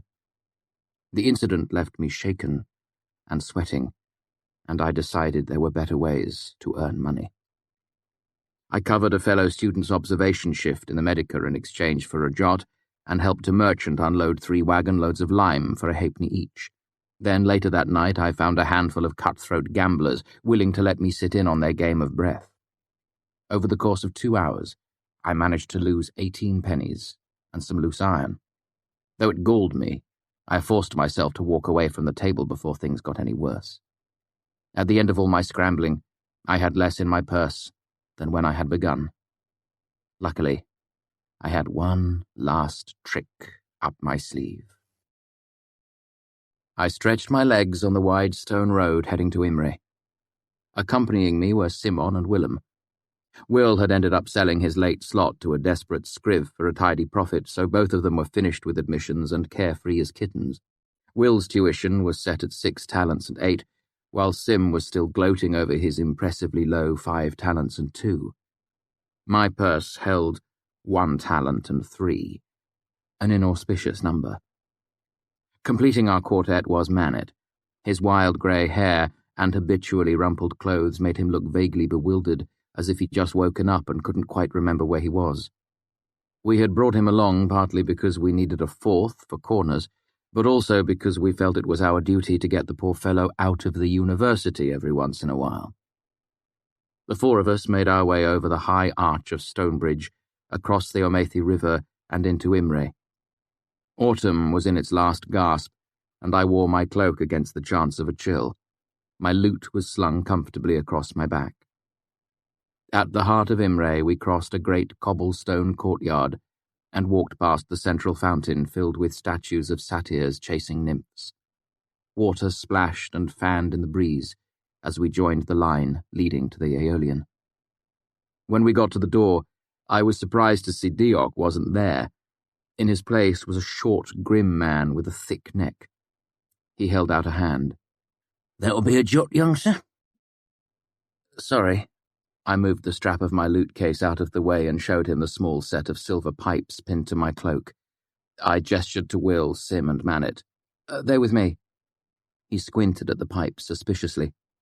"You look awfully young," he said, his eyes darting back to my face. "I am awfully young," I said easily. "It's part of my charm." "Awfully young to have your pipes," he clarified, making it a reasonably polite accusation. I hesitated. While I looked old for my age, that meant I looked a few years better than my actual 15. To the best of my knowledge, I was the youngest musician at the Aeolian.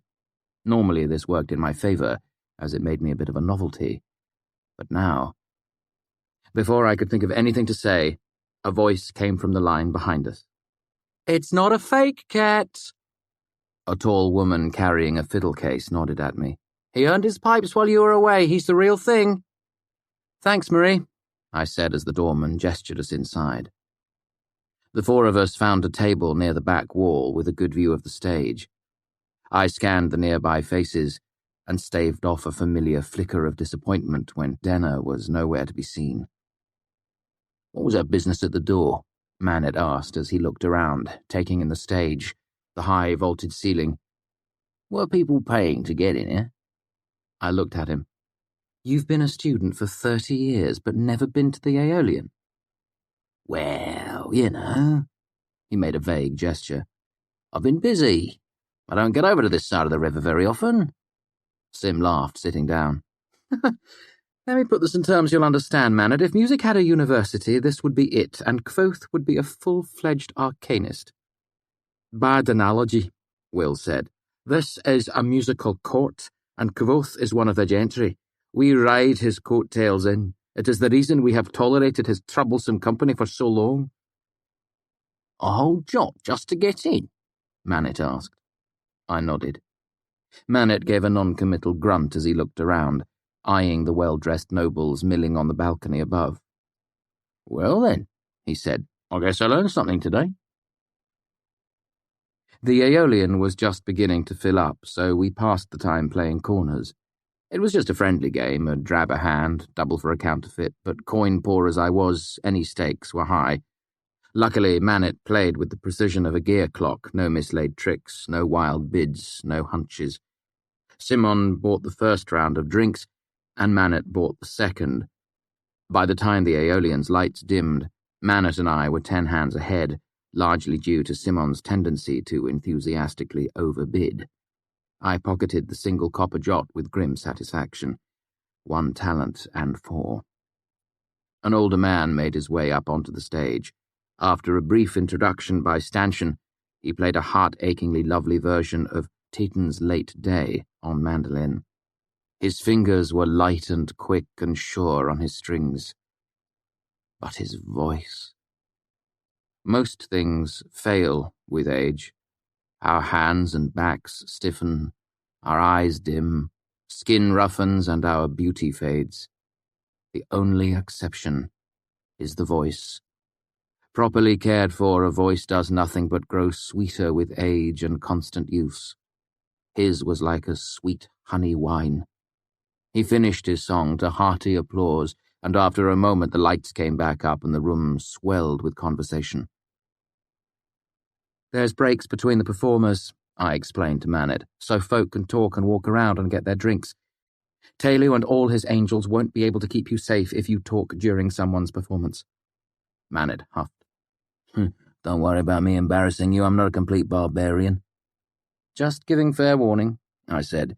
"You let me know what's dangerous in the artificery, I let you know what's dangerous here." "His lute was different," Willem said. "It sounded different than yours, smaller too." I fought off the urge to smile and decided not to make an issue of it. "That sort of lute is called a mandolin," I said. "You're going to play, aren't you?" Simon asked, squirming in his seat like an eager puppy. "You should play that song you wrote about Ambrose." He hummed a bit, then sang, "A mule can learn magic, a mule has some class, 'cause unlike young Rosie, he's just half an ass." Manet chuckled into his mug. Willem cracked a rare smile. "No," I said firmly, "I'm done with Ambrose. We're quits as far as I'm concerned." "Of course," Will said, deadpan. "I'm serious," I said. "There's no profit in it. This back and forth does nothing but irritate the masters."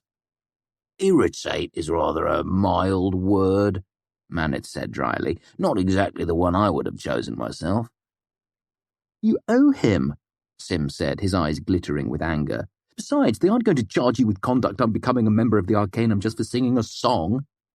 "Nah," Manet said. "They'll just raise his tuition." "What?" Simon said. "They can't do that. Tuition is based on your admissions interview." Manet's snort echoed hollowly into his mug as he took another drink. "The interview is just a piece of the game. If you can afford it, they squeeze you a little. Same thing if you cause them trouble." He eyed me seriously. "You're going to be getting it from both ends this time. How many times were you brought up on the horns last term?" "Twice," I admitted. "But the second time wasn't really my fault." "Of course," Manet gave me a frank look. "And that's why they tied you up and whipped you bloody, is it? Because it wasn't your fault?" I shifted uncomfortably in my chair, feeling the pull of the half-healed scars along my back. "Most of it wasn't my fault," I amended. Manet shrugged it aside. "Fault isn't the issue. A tree doesn't make a thunderstorm, but any fool knows where lightning's going to strike." Willem nodded seriously. "Back home, we say the tallest nail gets hammered down first." He frowned. "That sounds better in Searu." Sim looked troubled. "But the admission interview still determines the lion's share of your tuition, doesn't it?" From his tone, I guessed Sim hadn't even considered the possibility of personal grudges or politics entering into the equation. "For the most part," Manet admitted. "But the masters pick their own questions, and they each get their say." He began to tick things off on his fingers. "Heme doesn't care for you, and he can carry twice his weight in grudges. You got on Lauren's bad side early and managed to stay there. You're a troublemaker. You missed nearly a span of classes toward the end of last term. No warning beforehand or any explanation afterward." He gave me a significant look. I looked down at the table, pointedly aware that several of the classes I'd missed had been part of my apprenticeship under Manet in the artificery. After a moment, Manet shrugged and continued. "On top of it all, they'll be testing you as a Raylar this time around. Tuitions get higher in the upper ranks. There's a reason I've stayed in Elia this long." He gave me a hard stare. "My best guess, you'll be lucky to get out for less than 10 talents. 10 talents? Sim sucked a breath through his teeth and shook his head sympathetically. "Good thing you're so flush." "Not as flush as that," I said. "How can you not be?" Sim asked. The masters fined Ambrose almost 20 talents after he broke your lute. What did you do with all the money? I looked down and nudged my lute case gently with my foot. You spent it on a new lute? Simon asked, horrified. 20 talents? Do you know what you could buy for that amount of money? A lute? Willem asked. I didn't even know you could spend that much on an instrument, Simon said. You can spend a lot more than that, Manet said. They're like horses. This made the conversation stumble a bit. Will and Sim turned to look at him, confused. I laughed. It's a good comparison, actually. Manet nodded sagely. There's a wide spread with horses, you see. You can buy a broken old plough horse for less than a talent, or you can buy a high-stepping Volder for 40. Not likely, Will grunted. Not for a true Volder. Manet smiled. That's it exactly. However much you've ever known someone to spend on a horse, you could easily spend that buying yourself a fine harp or fiddle. Simon looked stunned by this. But my father once spent 250 hard on a Kepken tall, he said. I leaned to one side and pointed. The blonde man there, his mandolin is worth twice that. But, Simon said, horses have bloodlines. You can breed a horse and sell it. That mandolin has a bloodline, I said. It was made by Antresor himself. It's been around for 150 years.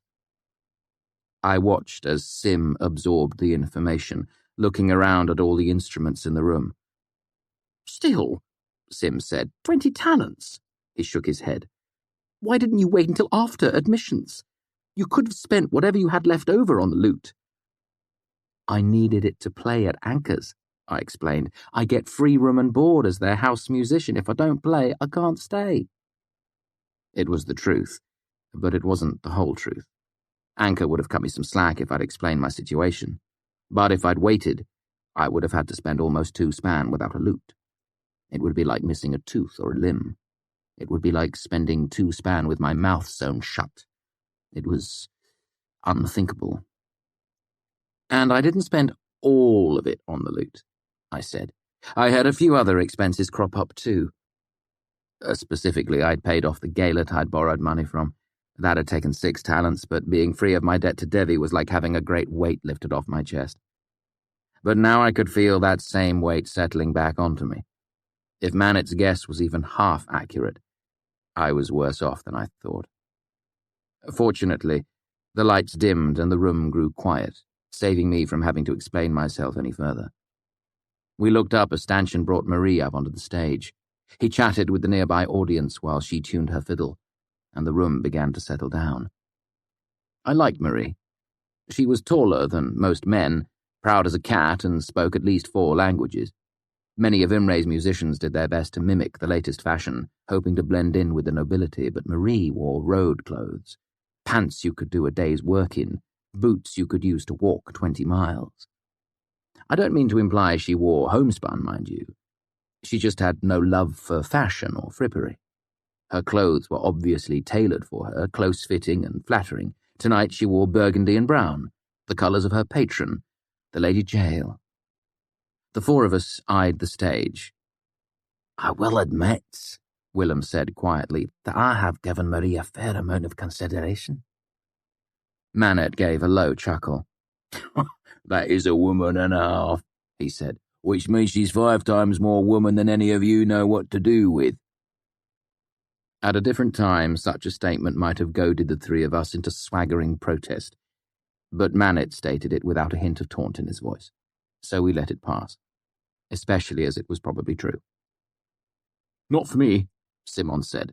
She always looks like she's getting ready to wrestle someone or go off and break a wild horse. She does, Manet chuckled again. If we were living in a better age, they'd build a temple around a woman like that.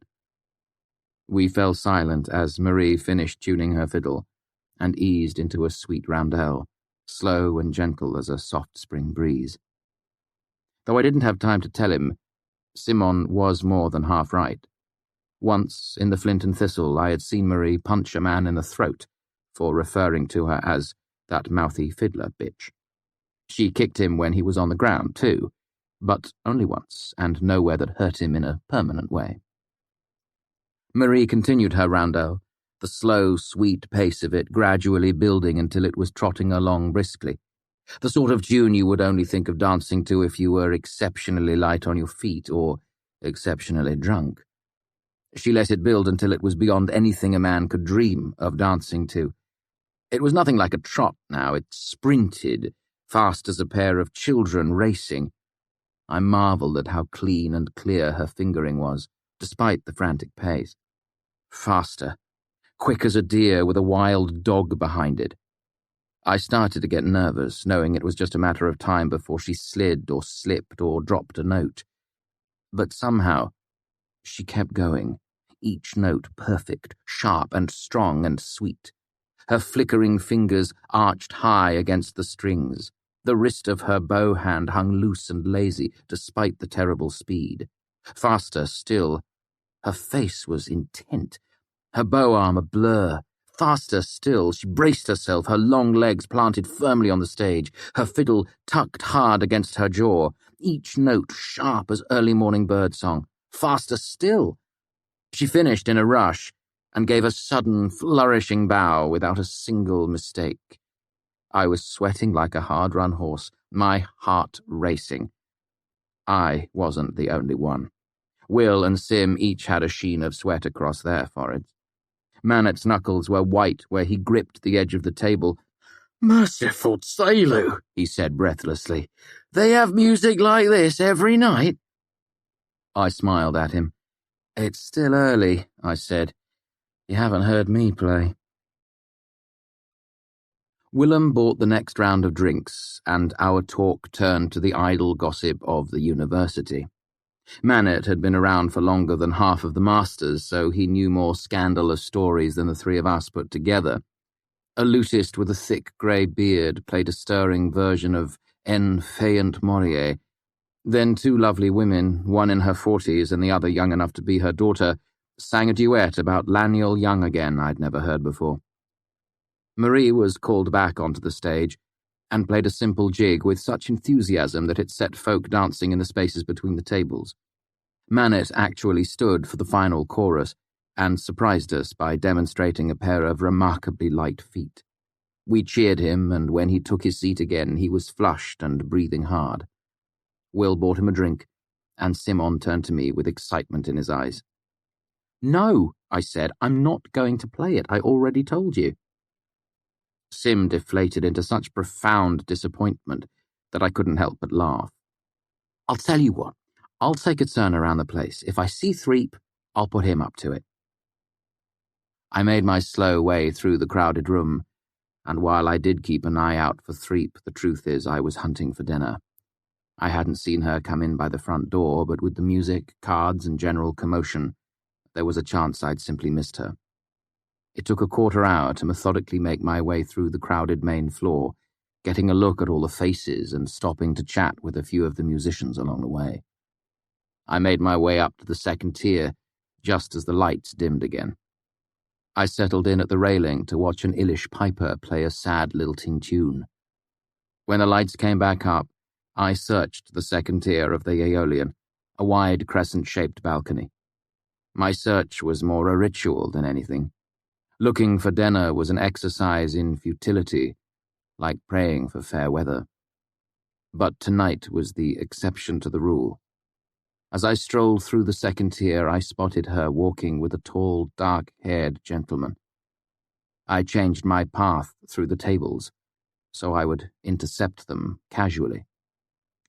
Denner spotted me half a minute later. She gave a bright, excited smile and took her hand off the gentleman's arm, motioning me closer. The man at her side was proud as a hawk and handsome, with a jawline like a cinder brick. He wore a shirt of blindingly white silk and a richly dyed suede jacket the colour of blood, silver stitching, silver on the buckle and the cuff. He looked every bit the Modegan gentleman. The cost of his clothes, not even counting his rings, would have paid my tuition for a solid year. Denner was playing the part of his charming and attractive companion. In the past I had seen her dressed much the same as myself, plain clothes meant for hard wear and travel. but tonight she wore a long dress of green silk. Her dark hair curled artfully around her face and tumbled down her shoulders. At her throat was an emerald pendant shaped like a smooth teardrop. It matched the color of the dress so perfectly that it couldn't be coincidence. I felt a little shabby by comparison. More than a little. Every piece of clothing I owned in the world amounted to 4 shirts, 2 sets of pants, and a few sundries. All of it second-hand and threadbare to some degree. I was wearing my best tonight, but I'm sure you understand when I say my best was not particularly fine. The one exception was my cloak, Fela's gift. It was warm and wonderful, tailored for me in green and black with numerous pockets in the lining. It wasn't elegant by any measure, but it was the finest thing I owned. As I approached, Denna stepped forward and held out her hand for me to kiss. The gesture poised, almost haughty. Her expression was composed, her smile polite.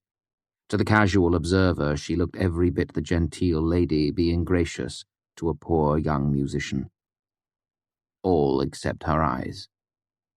They were dark and deep, the color of coffee and chocolate.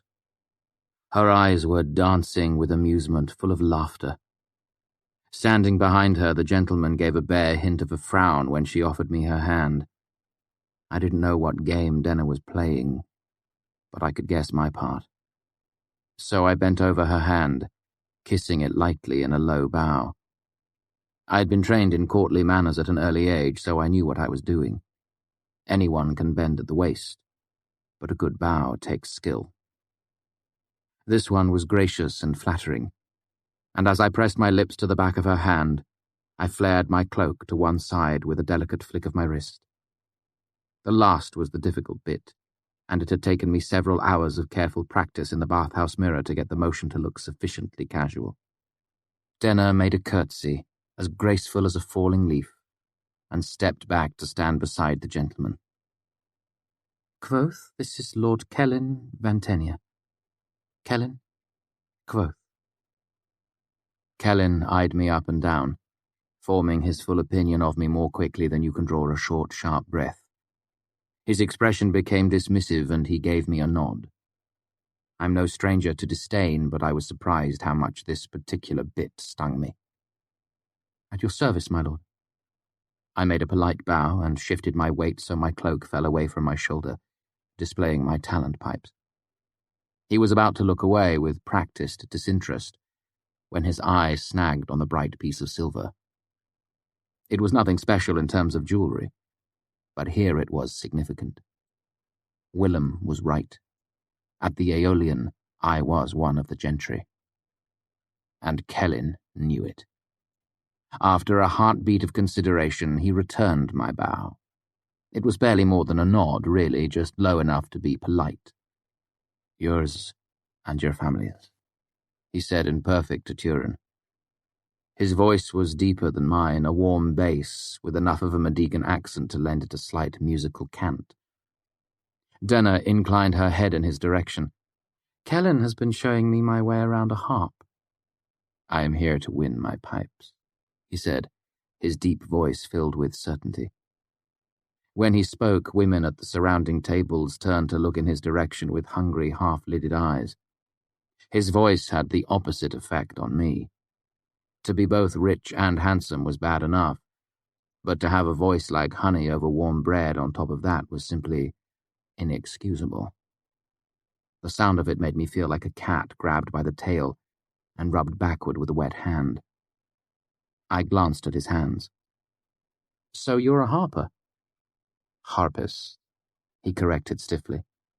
I play the pendenale, king of instruments.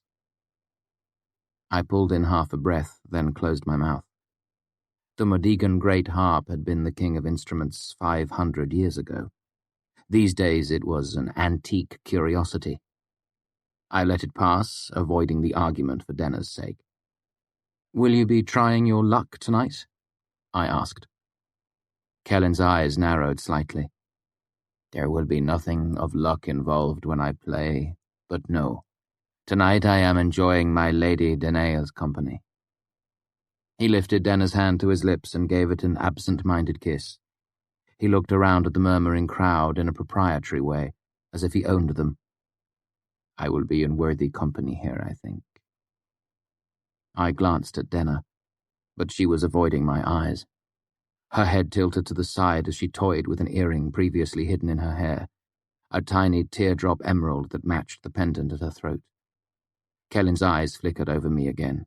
My ill-fitting clothes, my hair too short to be fashionable, too long to be anything other than wild. And you are a piper? The least expensive instrument. Pipist, I said lightly, but no, I favor the lute. His eyebrows went up. You play court lute? My smile stiffened a bit despite my best efforts. Trooper's lute. Ah! Ha ha ha! He said, laughing as if things suddenly made sense. Folk music. I let that pass as well, though less easily than before. Do you have seats yet? I asked brightly. Several of us have taken a table below with a good view of the stage. You're welcome to join us. The lady and I already have a table in the third circle. Kellen nodded in Denna's direction. I much prefer the company above. Outside his field of vision, Denna rolled her eyes at me. I kept a straight face and made another polite bow to him, barely more than a nod. I won't delay you then. I turned to Denna. My lady, might I call on you sometime? She sighed, looking every bit the put-upon socialite, except for her eyes, which were still laughing at all the ridiculous formality of the exchange. I'm sure you understand, Kvothe. My schedule is quite full for the next several days, but you could pay a visit near the end of the span, if you wish. I've taken rooms at the Grey Man. You're too kind, I said, and gave her a much more earnest bow than the one I had given Kellen. She rolled her eyes at me this time. Kellen held out his arm, turning his shoulder to me in the process, and the two of them walked off into the crowd. Watching them together, moving gracefully through the throng, it would be easy to believe they owned the place, or were perhaps thinking of buying it to use as a summer home. Only old nobility move with that easy arrogance, knowing deep in their guts that everything in the world exists only to make them happy.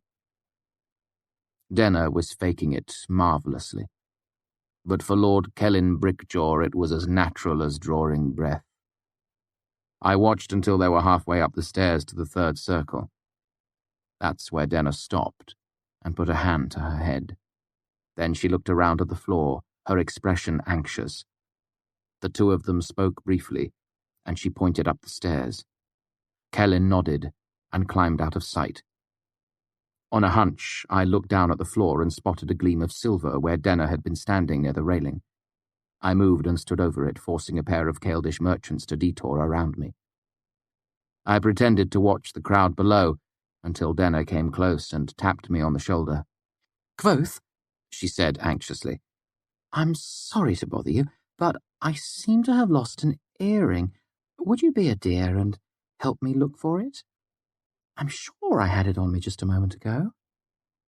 I agreed, and soon we were enjoying a moment of privacy, decorously searching the floorboards with our heads close together. Luckily, Denna's dress was in the Medigan style, flowing and loose around the legs.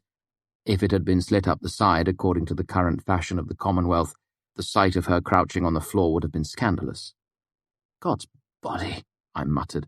Where did you find him? Denna chuckled low in her throat. Hush, you're the one who suggested I learn my way around a harp.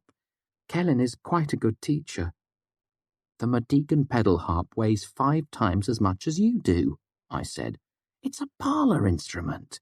You'd never be able to take one on the road. She stopped pretending to look for her earring and gave me a pointed look. And who's to say I won't ever have a parlour to harp in? I looked back to the floor and gave as much of a shrug as I could manage. It's good enough for learning, I suppose. How are you liking it so far? It's better than the lyre, she said. I can already see that. I can barely play Squirrel in the Thatch, though. Is he any good? I gave her a sly smile. With his hands, I mean. Denna flushed a bit and looked for a second as if she would swat at me. But she remembered her decorum in time and settled for narrowing her eyes instead. "You're awful," she said. "Kellen has been a perfect gentleman." "Telu save us all from perfect gentlemen," I said. She shook her head. "I meant it in the literal sense," she said. "He's never been out of Modeg before. He's like a kitten in a coop." "So you're Danail now?" I asked. "For now, and for him," she said, looking at me sideways with a small quirk of a smile. "From you I still like Denna best." "That's good to know," I said, then lifted my hand off the floor, revealing the smooth emerald teardrop of an earring. Denna made a show of discovering it, holding it up to catch the light. "Ah, here we are!" I stood and helped her to her feet. She brushed her hair back from her shoulder and leaned towards me. "I'm all thumbs with these things," she said. "Would you mind?" I stepped toward her and stood close as she handed me the earring. She smelled faintly of wildflowers, but beneath that she smelled like autumn leaves, like the dark smell of her own hair, like road dust in the air before a summer storm. "So, what is he?" I said softly. "Someone's second son?" She gave a barely perceptible shake of her head, and a strand of her hair fell down to brush the back of my hand. "He's a lord in his own right." "Skethetereta van," I swore. "Lock up your sons and daughters." Denna laughed again quietly. Her body shook as she fought to hold it in. "Hold still," I said as I gently took hold of her ear. Denna drew a deep breath and let it out again, composing herself. I threaded the earring through the lobe of her ear and stepped away. She lifted one hand to check it, then stepped back and gave a curtsy. "Thank you kindly for all your help." I bowed to her again. It wasn't as polished as the bow I'd given her before, but it was more honest. "I'm at your service, my lady." Denna smiled warmly as she turned to go, her eyes laughing again. I finished exploring the second tier for the sake of form, but Threep didn't seem to be around. Not wanting to risk the awkwardness of a second encounter with Denna and her lordling, I decided to skip the third tier entirely. Sim had the lively look he gets around his fifth drink. Manet was slouched low in his chair, eyes half-lidded, his mug resting comfortably on the swell of his belly. Will looked the same as ever, his dark eyes unreadable. "Threep's nowhere to be found," I said as I took my seat. "Sorry." "Oh, that's too bad," Sim said. "Has he had any luck finding you a patron yet?" I shook my head bitterly. "Ambrose has threatened or bribed every noble within 100 miles of here. They'll have nothing to do with me." "Why doesn't Threep take you on himself?" Willem asked. "He likes you well enough." I shook my head. "Threep's already supporting 3 other musicians, 4 really, but 2 of them are a married couple." "4?" Sim said, horrified. "It's a wonder he can still afford to eat." Will cocked his head curiously, and Sim leaned forward to explain. "Threep's a count, but his holdings aren't really that extensive. Supporting 4 players on his income is a little extravagant." Will frowned. "Drinks and strings can't amount to much." "A patron's responsible for more than that." Sim began to count items off on his fingers. "There's the writ of patronage itself, then he provides room and board for his players, a yearly wage, a suit of clothes in his family's colours." 2 suits of clothing, traditionally, I interjected. "Every year." Growing up in the troop, I never appreciated the livery Lord Greyfellow had given us, but these days I couldn't help but imagine how much my wardrobe would be improved by 2 new sets of clothing. Simon grinned as a serving boy arrived, leaving no doubt as to who was responsible for the glasses of blackberry brand set in front of each of us. Sim raised his glass in a silent toast and drank a solid swallow. I raised my glass in return, as did Willem, though it obviously pained him. Manet remained motionless, and I began to suspect he had dozed off. "It still doesn't add square," Willem said, setting down his brand. "All the patron gets is lighter pockets." The patron gets a reputation, I explained. That's why the players wear the livery. Plus, he has entertainers at his beck and call, parties, dances, pageants. Sometimes they'll write songs or plays at his request. Will still seemed sceptical. Still seems like the patron is getting the short side of it. That's because you only have half the picture, Manet said, pulling himself upright in his chair. You're a city boy. You don't know what it's like growing up in a little town built on one man's land. Here's Lord Ponsington's lands, Manet said, using a bit of spilled beer to draw a circle in the centre of the table. Where you live like the good little commoner you are. Manet picked up Simon's empty glass and put it inside the circle. One day, a fella strolls through town wearing Lord Ponsington's colours. Manet picked up his full glass of brand and jigged it across the table until it stood next to Sim's empty one inside the circle. And this fellow plays songs for everyone at the local inn. Manet splashed some of the brand into Sim's glass. Not needing any prompting, Sim grinned and drank it. Manet trotted his glass around the table and entered the circle again. Next month, a couple more folk come through wearing his colours and put on a puppet show. He poured more brand and Simon tossed it back. The next month there's a play. Again. Now Manet picked up his wooden mug and clomped it across the table into the circle. Then the taxman shows up, wearing the same colours. Manet knocked his empty mug impatiently on the table. Sim sat confused for a second. Then he picked up his own mug and sloshed some beer into it. Manet eyed him and tapped the mug again sternly. Sim poured the rest of his beer into Manet's mug, laughing. I like blackberry brand better anyway. Lord Ponsington likes his taxes better, Manet said. And people like to be entertained, and the taxman likes not being poisoned and buried in a shallow grave behind the old mill. He took a drink of beer. So it works out nicely for everyone. Will watched the exchange with his serious dark eyes. That makes better sense. It's not always as mercenary as that, I said. Threep genuinely wants to help musicians improve their craft. Some nobles treat their performers like horses in a stable, I sighed.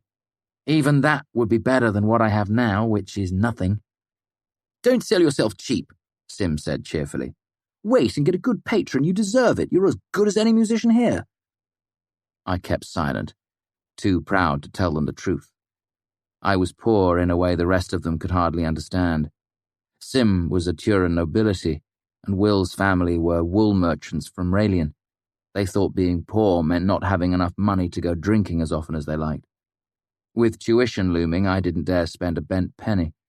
I couldn't buy candles or ink or paper.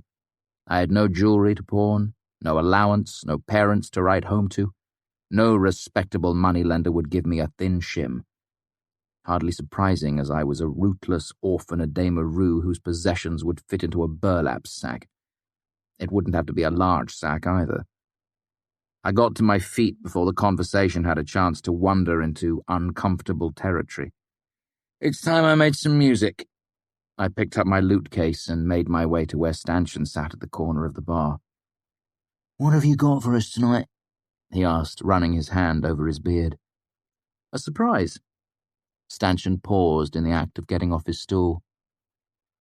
Is this the sort of surprise that's going to cause a riot or make folk set my place on fire? He asked. I shook my head, smiling. Good. He smiled and headed off in the direction of the stage. In that case, I like surprises. Chapter 6. Love. Stanchion led me onto the stage and brought out an armless chair. Then he walked to the front of the stage to chat with the audience. I spread my cloak over the back of the chair as the lights began to dim. I laid my battered lute case on the floor. It was even shabbier than I was. It had been quite nice once, but that was years ago and miles away. Now the leather hinges were cracked and stiff, and the body was worn as thin as parchment in places. Only one of the original clasps remained, a delicate thing of worked silver. I'd replaced the others with whatever I could scavenge, so now the case sported mismatched clasps of bright brass and dull iron. But inside the case was something else entirely. Inside was the reason I was scrambling for tuition tomorrow. I had driven a hard bargain for it, and even then it had cost me more money than I had ever spent on anything in my life. So much money I couldn't afford a case that fitted properly, and made do by padding my old one with rags. The wood was the colour of dark coffee, of freshly turned earth. The curve of the bowl was perfect as a woman's hip. It was hushed echo and bright string and thrum. My lute, my tangible soul. I have heard what poets write about women. They rhyme and rhapsodize and lie. I have watched sailors on the shore stare mutely at the slow rolling swell of the sea. I have watched old soldiers with hearts like leather grow teary-eyed at their king's colours stretched against the wind. Listen to me. These men know nothing of love. You will not find it in the words of poets or the longing eyes of sailors. If you want to know of love, look to a trooper's hands as he makes his music. A trooper knows. I looked out at my audience as they grew slowly still. Simon waved enthusiastically, and I smiled in return. I saw Count Threep's white hair near the rail on the second tier now. He was speaking earnestly to the well-dressed couple, gesturing in my direction, still campaigning on my behalf, though we both knew it was a hopeless cause. I brought the lute out of its shabby case and began to tune it. It was not the finest lute in the Aeolian, not by half. Its neck was slightly bent but not bowed. One of the pegs was loose and was prone to changing its tune. I brushed a soft chord and tipped my ear to the strings. As I looked up, I could see Denna's face, clear as the moon. She smiled excitedly at me and wiggled her fingers below the level of the table where her gentleman couldn't see. I touched the loose peg gently, running my hands over the warm wood of the lute. The varnish was scraped and scuffed in places. It had been treated unkindly in the past, but that didn't make it less lovely underneath. So yes, it had flaws. But what does that matter when it comes to matters of the heart? We love what we love. Reason does not enter into it. In many ways, unwise love is the truest love. Anyone can love a thing because. That's as easy as putting a penny in your pocket. But to love something despite, to know the flaws and love them too, that is rare and pure and perfect. Stanchion made a sweeping gesture in my direction. There was brief applause followed by an attentive hush. I plucked 2 notes and felt the audience lean toward me. I touched a string, tuned it slightly, and began to play. Before a handful of notes rang out, everyone had caught the tune. It was Bellwether, a tune shepherds have been whistling for 10,000 years. The simplest of simple melodies, a tune anyone with a bucket could carry. A bucket was overkill, actually. A pair of cupped hands would manage nicely, a single hand, 2 fingers even. It was, plainly said, folk music. There have been 100 songs written to the tune of Bellwether, songs of love and war, songs of humour, tragedy, and lust. I did not bother with any of these. No words, just the music, just the tune. I looked up and saw Lord Brickjaw leaning close to Denna, making a dismissive gesture. I smiled as I teased the song carefully from the strings of my lute. But before much longer, my smile grew strained. Sweat began to bead on my forehead. I hunched over the lute, concentrating on what my hands were doing. My fingers darted, then danced, then flew. I played as hard as a hailstorm, like a hammer beating brass. I played soft as the sun on autumn wheat, gentle as a single stirring leaf. Before long, my breath began to catch from the strain of it. My lips made a thin, bloodless line across my face. As I pushed through the middle refrain, I shook my head to clear my hair away from my eyes. Sweat flew in an arc to patter out along the wood of the stage. I breathed hard, my chest working like a bellows, straining like a horse run to lather. The song rang out, each note bright and clear. I almost stumbled once. The rhythm faltered for the space of a split hair. Then somehow I recovered, pushed through, and managed to finish the final line, plucking the notes sweet and light, despite the fact that my fingers were a weary blur. Then, just when it was obvious I couldn't carry on a moment longer, the last chord rang through the room, and I slumped in my chair, exhausted. The audience burst into thunderous applause. But not the whole audience. Scattered through the room, dozens of people burst into laughter instead, a few of them pounding the tables and stomping the floor, shouting their amusement. The applause sputtered and died almost immediately. Men and women stopped with their hands frozen mid-clap as they stared at the laughing members of the audience. Some looked angry, others confused. Many were plainly offended on my behalf, and angry mutterings began to ripple through the room. Before any serious discussion could take root, I struck a single high note and held up a hand, pulling their attention back to me. I wasn't done yet, not by half. I shifted in my seat and rolled my shoulders. I strummed once, touched the loose peg, and rolled effortlessly into my second song. It was one of Ilian's, Tintatatonen. I doubt you've ever heard of it. It's something of an oddity compared to Ilian's other works. First, it has no lyrics. Second, while it's a lovely song, it isn't nearly as catchy or moving as many of his better-known melodies. Most importantly, it is perversely difficult to play. My father referred to it as the finest song ever written for 15 fingers. He made me play it when I was getting too full of myself and felt I needed humbling. Suffice to say, I practiced it with fair regularity, sometimes more than once a day. So, I played Tintatatonen. I leaned back into my chair and crossed my ankles, relaxing a bit. My hands strolled idly over the strings. After the first chorus, I drew a breath and gave a short sigh, like a young boy trapped inside on a sunny day. My eyes began to wander aimlessly around the room. Bored. Still playing, I fidgeted in my seat, trying to find a comfortable position and failing. I frowned, stood up, and looked at the chair as if it was somehow to blame. Then I reclaimed my seat and wriggled, an uncomfortable expression on my face. All the while, the 10,000 notes of Tintatatonen danced and capered. I took a moment between one chord and the next to scratch myself idly behind the ear. I was so deeply into my little act that I actually felt a yawn swelling up. I let it out in full earnest, so wide and long that the people in the front row could count my teeth. I shook my head as if to clear it and daubed at my watery eyes with my sleeve. Through all of this, Tintatatonen tripped into the air.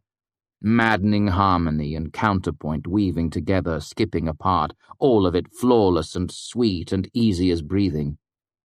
When the end came, drawing together a dozen tangled threads of song, I made no flourish. I simply stopped and rubbed my eyes a bit. No crescendo, no bow, nothing. I cracked my knuckles distractedly and leaned forward to set my lute back in the case.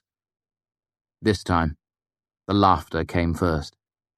The same people as before, hooting and hammering at their tables twice as loudly as before. My people. The musicians. I let my bored expression fall away and grinned knowingly out at them. The applause followed a few heartbeats later, but it was scattered and confused. Even before the house lights rose, it had dissolved into 100 murmuring discussions throughout the room. Marie rushed up to greet me as I came down the stairs, her face full of laughter. She shook my hand and clapped me on the back. She was the first of many, all musicians. Before I could get bogged down, Marie linked her arm in mine and led me back to my table. "Good Lord, boy," Manet said. "You're like a tiny king here." This isn't half the attention he usually gets, Willem said. Normally they're still cheering when he makes it back to the table. Young women bat their eyes and strew his path with flowers. Sim looked around the room curiously. The reaction did seem, he groped for a word, mixed. Why is that? Because young six-string here is so sharp he can hardly help but cut himself, Stanchion said as he made his way over to our table. You've noticed that too? Manet asked dryly. Hush, Marie said. It was brilliant. Stanchion sighed and shook his head. I, for one, Willem said pointedly, would like to know what is being discussed. Kvothe here played the simplest song in the world and made it look like he was spinning gold out of flax, Marie said. Then he took a real piece of music, something only a handful of folk in the whole place could play, and made it look so easy you'd think a child could blow it on a tin whistle. I'm not denying that it was cleverly done, Stanchion said. The problem is the way he did it. Everyone who jumped in clapping on the first song feels like an idiot. They feel they've been toyed with. Which they were, Marie pointed out. A performer manipulates the audience. That's the point of the joke. People don't like being toyed with, Stanchion replied. They resent it, in fact. Nobody likes having a joke played on them. Technically, Simon interjected, grinning, he played the joke on the lute. Everyone turned to look at him and his grin faded a bit. You see, he actually played a joke on a lute. He looked down at the table, his grin fading as his face flushed a sudden embarrassed red. Sorry. Marie laughed an easy laugh. Manet spoke up. So it's really an issue of two audiences, he said slowly. There's those that know enough about music to get the joke, and those who need the joke explained to them. Marie made a triumphant gesture toward Manet. That's it exactly, she said to Stanchion. If you come here and don't know enough to get the joke on your own, then you deserve to have your nose tweaked a bit. Except most of those people are the gentry, Stanchion said. And our clever Jack doesn't have a patron yet. What? Marie said. 3 put word out months ago. Why hasn't someone snatched you up? Ambrose Jackis, I explained. Her face didn't show any recognition. Is he a musician? Baron's son, Willem said. She gave a puzzled frown. How can he possibly keep you away from a patron? Ample free time and twice as much money as God, I said dryly. His father's one of the most powerful men in Vintus, Manet added, then turned to Simon. What is he, 16th in line of the throne? 13th, Simon said sullenly. The entire Surthan family was lost at sea 2 months ago. Ambrose won't shut up about the fact that his father's barely a dozen steps from being king. Manet turned back to Marie. The point is, this particular baron's son has got all manner of weight, and he's not afraid to throw it around. To be completely fair, Stanchion said, it should be mentioned that young Kvothe is not the savviest socialite in the Commonwealth. He cleared his throat. As evidenced by tonight's performance. I hate it when people call me young Kvothe, I said in an aside to Sim. He gave me a sympathetic look. I still say it was brilliant, Marie said, turning to face Stanchion, planting her feet solidly on the floor. It's the cleverest thing anyone's done here in a month, and you know it. I lay my hand on Marie's arm. He's right, I said. It was stupid. I made a vacillating shrug. Or at least it would be if I still had the slightest hope of getting a patron. I looked Stanchion in the eye. But I don't. We both know Ambrose has poisoned that well for me. Wells don't stay poisoned forever, Stanchion said. I shrugged. How about this then?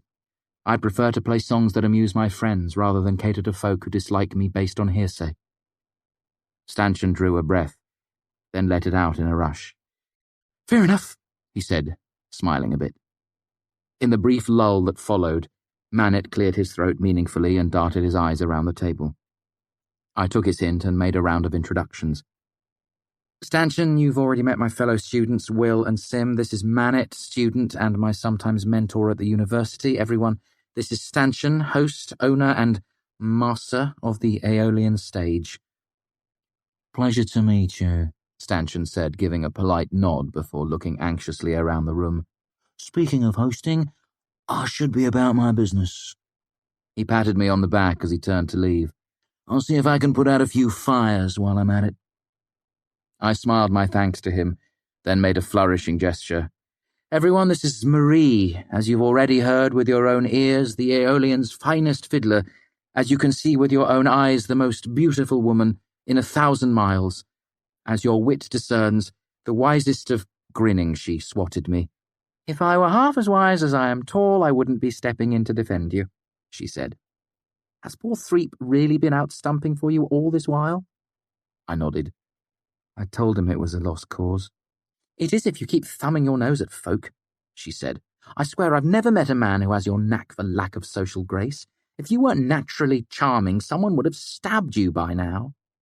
You're assuming, I muttered. Marie turned to my friends at the table. It's a pleasure to meet all of you. Will nodded and Sim smiled. Manet, however, came to his feet in a smooth motion and held out his hand. Marie took it, and Manet clasped it warmly between his own. Marie, he said, you intrigue me. Is there any chance I could buy you a drink and enjoy the pleasure of your conversation at some point tonight? I was too startled to do anything but stare. Standing there, the two of them looked like badly matched bookends. Marie stood 6 inches taller than Manet, her boots making her long legs look even longer. Manet, on the other hand, looked as he always did, grizzled and dishevelled, plus older than Marie by at least a decade. Marie blinked and cocked her head a bit, as if considering. I'm here with some friends right now, she said. It might be late by the time I finish up with them. When makes no difference to me, Manet said easily. I'm willing to lose some sleep if it comes to that. I can't think of the last time I shared the company of a woman who speaks her mind firmly and without hesitation. Your kind are in short supply these days. Marie looked him over again. Manet met her eye and flashed a smile so confident and charming that it belonged on stage. I've no desire to pull you away from your friends, he said, but you're the first fiddler in 10 years that set my feet dancing. It seems a drink is the least I can do. Marie smiled back at him, half amused, half wry. I'm on the 2nd tier right now, she said, gesturing toward the stairway, but I should be free in, say, 2 hours? You're terribly kind, he said. Should I come and find you? You should, she said, then gave him a thoughtful look as she turned to walk away. Manet reclaimed his seat and took a drink. Simon looked as flabbergasted as we all felt. What the hell was that? He demanded. Manet chuckled into his beard and leaned back in his chair, cradling his mug to his chest. That, he said smugly, is just one more thing I understand that you pups don't. Take notes, take heed. When members of the nobility want to show a musician their appreciation, they give money. When I first began playing in the Aeolian, I'd received a few such gifts, and for a time it had been enough to help pay my tuition and keep my head above water, if only barely. But Ambrose had been persistent in his campaign against me, and it had been months since I had received anything of the sort. Musicians are poorer than the gentry, but they still enjoy a show, so when they appreciate your playing, they buy you drinks. This was the real reason I was at the Aeolian tonight. Manet wandered off to fetch a wet rag from the bar so we could clean the table and play another round of corners. Before he could make it back, a young Caldish piper came over to ask if there was any chance he could stand us around. There was a chance, as it turned out. He caught the eye of a nearby serving girl, and we each ordered what we liked best, and a beer for Manet besides. We drank, played cards, and listened to music. Manet and I had a run of bad cards and went down 3 hands in a row. It soured my mood a bit, but not nearly as much as the sneaking suspicion that Stanchion might be right about what he'd said. A rich patron would solve many of my problems. Even a poor patron would be able to give me a little room to breathe, financially speaking. If nothing else, it would give me someone I could borrow money from in a tight spot, rather than being forced into dealing with dangerous folk. While my mind was occupied, I misplayed, and we lost another hand, putting us down 4 in a row with a forfeit besides. Manet glared at me while he gathered in the cards. "Here's a primer for admissions." He held up his hand, 3 fingers spearing angrily into the air. "Let's say you have 3 spades in your hand and there have been 5 spades laid down." He held up his other hand, fingers splayed wide. "How many spades is that total?" He leaned back in his chair, crossing his arms. "Take your time." "He's still reeling from the knowledge that Marie is willing to have a drink with you," Willem said dryly. "We all are." "Not me," Simon chirped. "I knew you had it in you." We were interrupted by the arrival of Lily, one of the regular serving girls at the Aeolian. "What's going on here?" she said playfully. "Is someone throwing a handsome party?" "Lily," Simon asked, "if I asked you to have a drink with me, would you consider it?" "I would," she said easily, "but not for very long." She laid her hand on his shoulder. "You gents are in luck. An anonymous admirer of fine music has offered to stand your table a round of drinks." "Scottin' for me," Willem said. "Mead," Simon said, grinning. "I'll have a Soonton," I said. Manet raised an eyebrow. "A Soonton, eh?" he asked, glancing at me. "I'll have one too." He gave the serving girl a knowing look and nodded toward me. "On his, of course." "Really?" Lily said, then shrugged. "Back in a shake." "Now that you've impressed the hell out of everyone, you can have some fun, right?" Simon asked. "Something about a donkey?" "For the last time, no," I said. "I'm done with Ambrose. There's no percentage in antagonizing him any further." "You broke his arm," Will said. "I think he's as antagonized as he's gonna get." "He broke my lute," I said. "We're even. I'm ready to let bygones be bygones."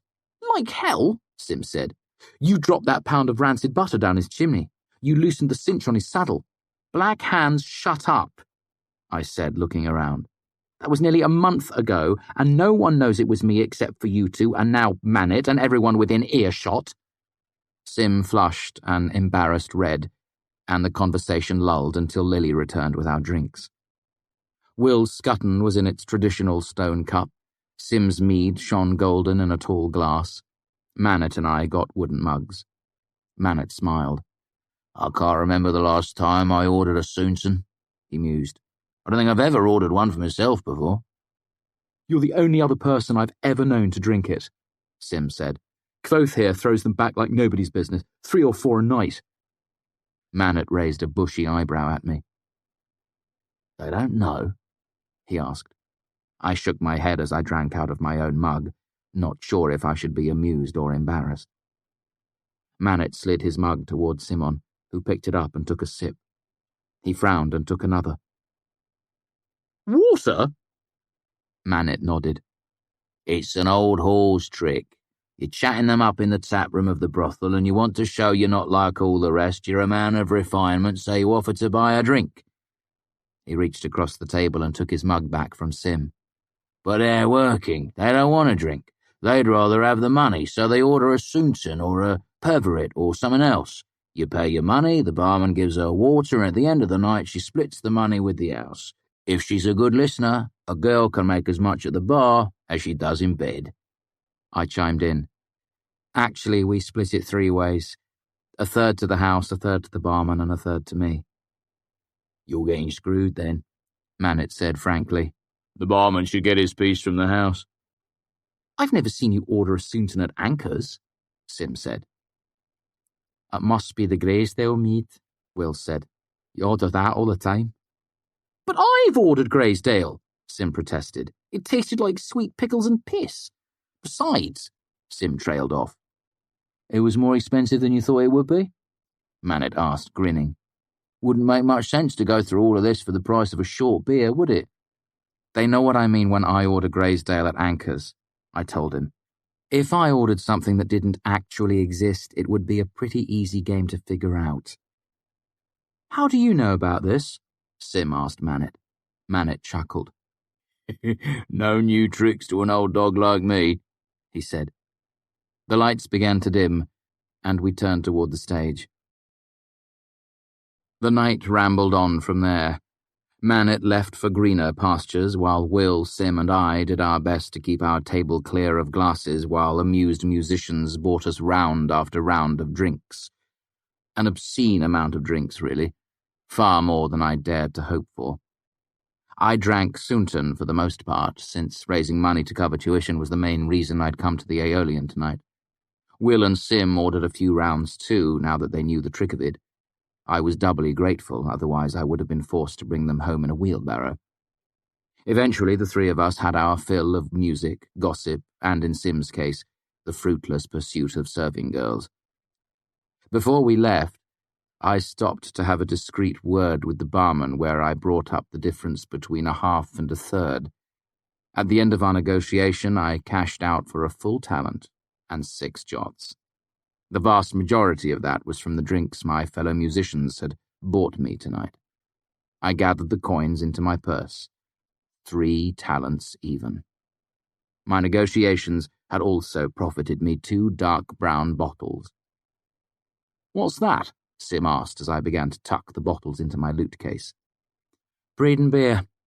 I shifted the rags I used to pad my loot so they wouldn't rub against it.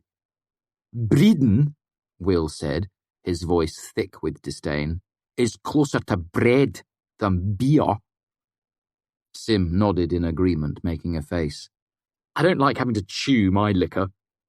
"It's not that bad," I said defensively. "In the small kingdoms, women drink it when they're pregnant. Arwyll mentioned it in one of his lectures. They brew it with flower pollen and fish oil and cherry stones. It has all sorts of trace nutrients." "Kvothe, we don't judge you." Willem lay his hand on my shoulder, his face concerned. "Sim and I don't mind that you're a pregnant Elish woman." Simon snorted, then laughed at the fact that he had snorted. The three of us made our slow way back to the university, crossing the high arch of Stonebridge, and since there was nobody around to hear, I sang Jackass, Jackass for Sim. Will and Sim stumbled gently off to their rooms in Mews, but I wasn't ready for bed and continued wandering the university's empty streets, breathing the cool night air. I strolled past the dark fronts of apothecaries, glass-blowers and bookbinders. I cut through a manicured lawn, smelling the clean, dusty smell of autumn leaves and green grass beneath. Nearly all the inns and drinking houses were dark, but lights were burning in the brothels. The grey stone of the master's hall was silvery in the moonlight. A single dim light burned inside, illuminating the stained glass window that showed Tecum in his classic pose, barefoot at the mouth of his cave, speaking to a crowd of young students. I went past the crucible, its countless bristling chimneys, dark and largely smokeless against the moonlit sky. Even at night it smelled of ammonia and charred flowers, acid and alcohol, 1,000 mingled scents that had seeped into the stone of the building over the centuries. Last was the archives, 5 stories tall and windowless. It reminded me of an enormous waystone. Its massive doors were closed, but I could see the reddish light of sympathy lamps welling up around the edges of the door. During admissions, Master Lauren kept the archives open at night so all the members of the Arcanum could study to their heart's content. All members, except one, of course. I made my way back to Anchor's and found the inn dark and silent. I had a key to the back door, but rather than stumble through the dark, I headed into the nearby alley. Right foot rain barrel, left foot window ledge, left hand iron drainpipe. I quietly made my way up to my 3rd-story window, tripped the latch with a piece of wire, and let myself in. It was pitch black, and I was too tired to go looking for a light from the fireplace downstairs. So I touched the wick of the lamp beside my bed, getting a little oil on my fingers. Then I murmured a binding and felt my arm go chilly as the heat bled out of it. Nothing happened at first, and I scowled, concentrating to overcome the vague haze of alcohol. The chill sunk deeper into my arm, making me shiver. But finally the wick bloomed into light. Cold now, I closed the window and looked around the tiny room with its sloped ceiling and narrow bed. Surprisingly, I realized there was nowhere else in the four corners I'd rather be. I almost felt as if I were home.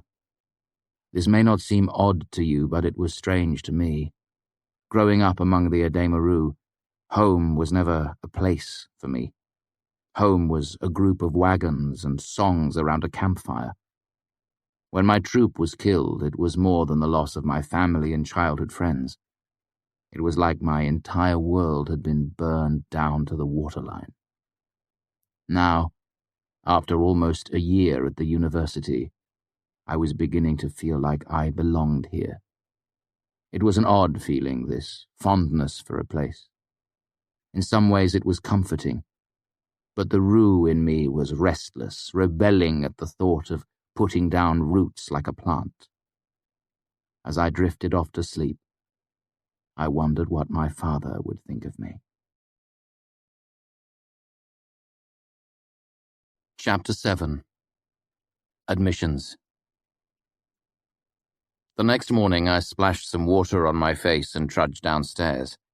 The taproom of Anchor's was just starting to fill with people looking for an early lunch, and a few particularly disconsolate students were getting an early start on the day's drinking. Still bleary from lack of sleep, I settled into my usual corner table and began to fret about my upcoming interview. Kilvin and Elk Sadal didn't worry me. I was ready for their questions. The same was largely true of Arwyll, but the other masters were all varying degrees of mystery to me. Every term, each master put a selection of books on display in tomes, the reading room in the archives. There were basic texts for the low-ranking Elir to study from, with progressively more advanced works for Raylar and Elthe. Those books revealed what the masters considered valuable knowledge. Those were the books a clever student studied before admissions. But I couldn't wander into tomes like everyone else. I was the only student who'd been banned from the archives in a dozen years, and everyone knew about it. Tomes was the only well-lit room in the whole building, and during admissions, there were always people there reading.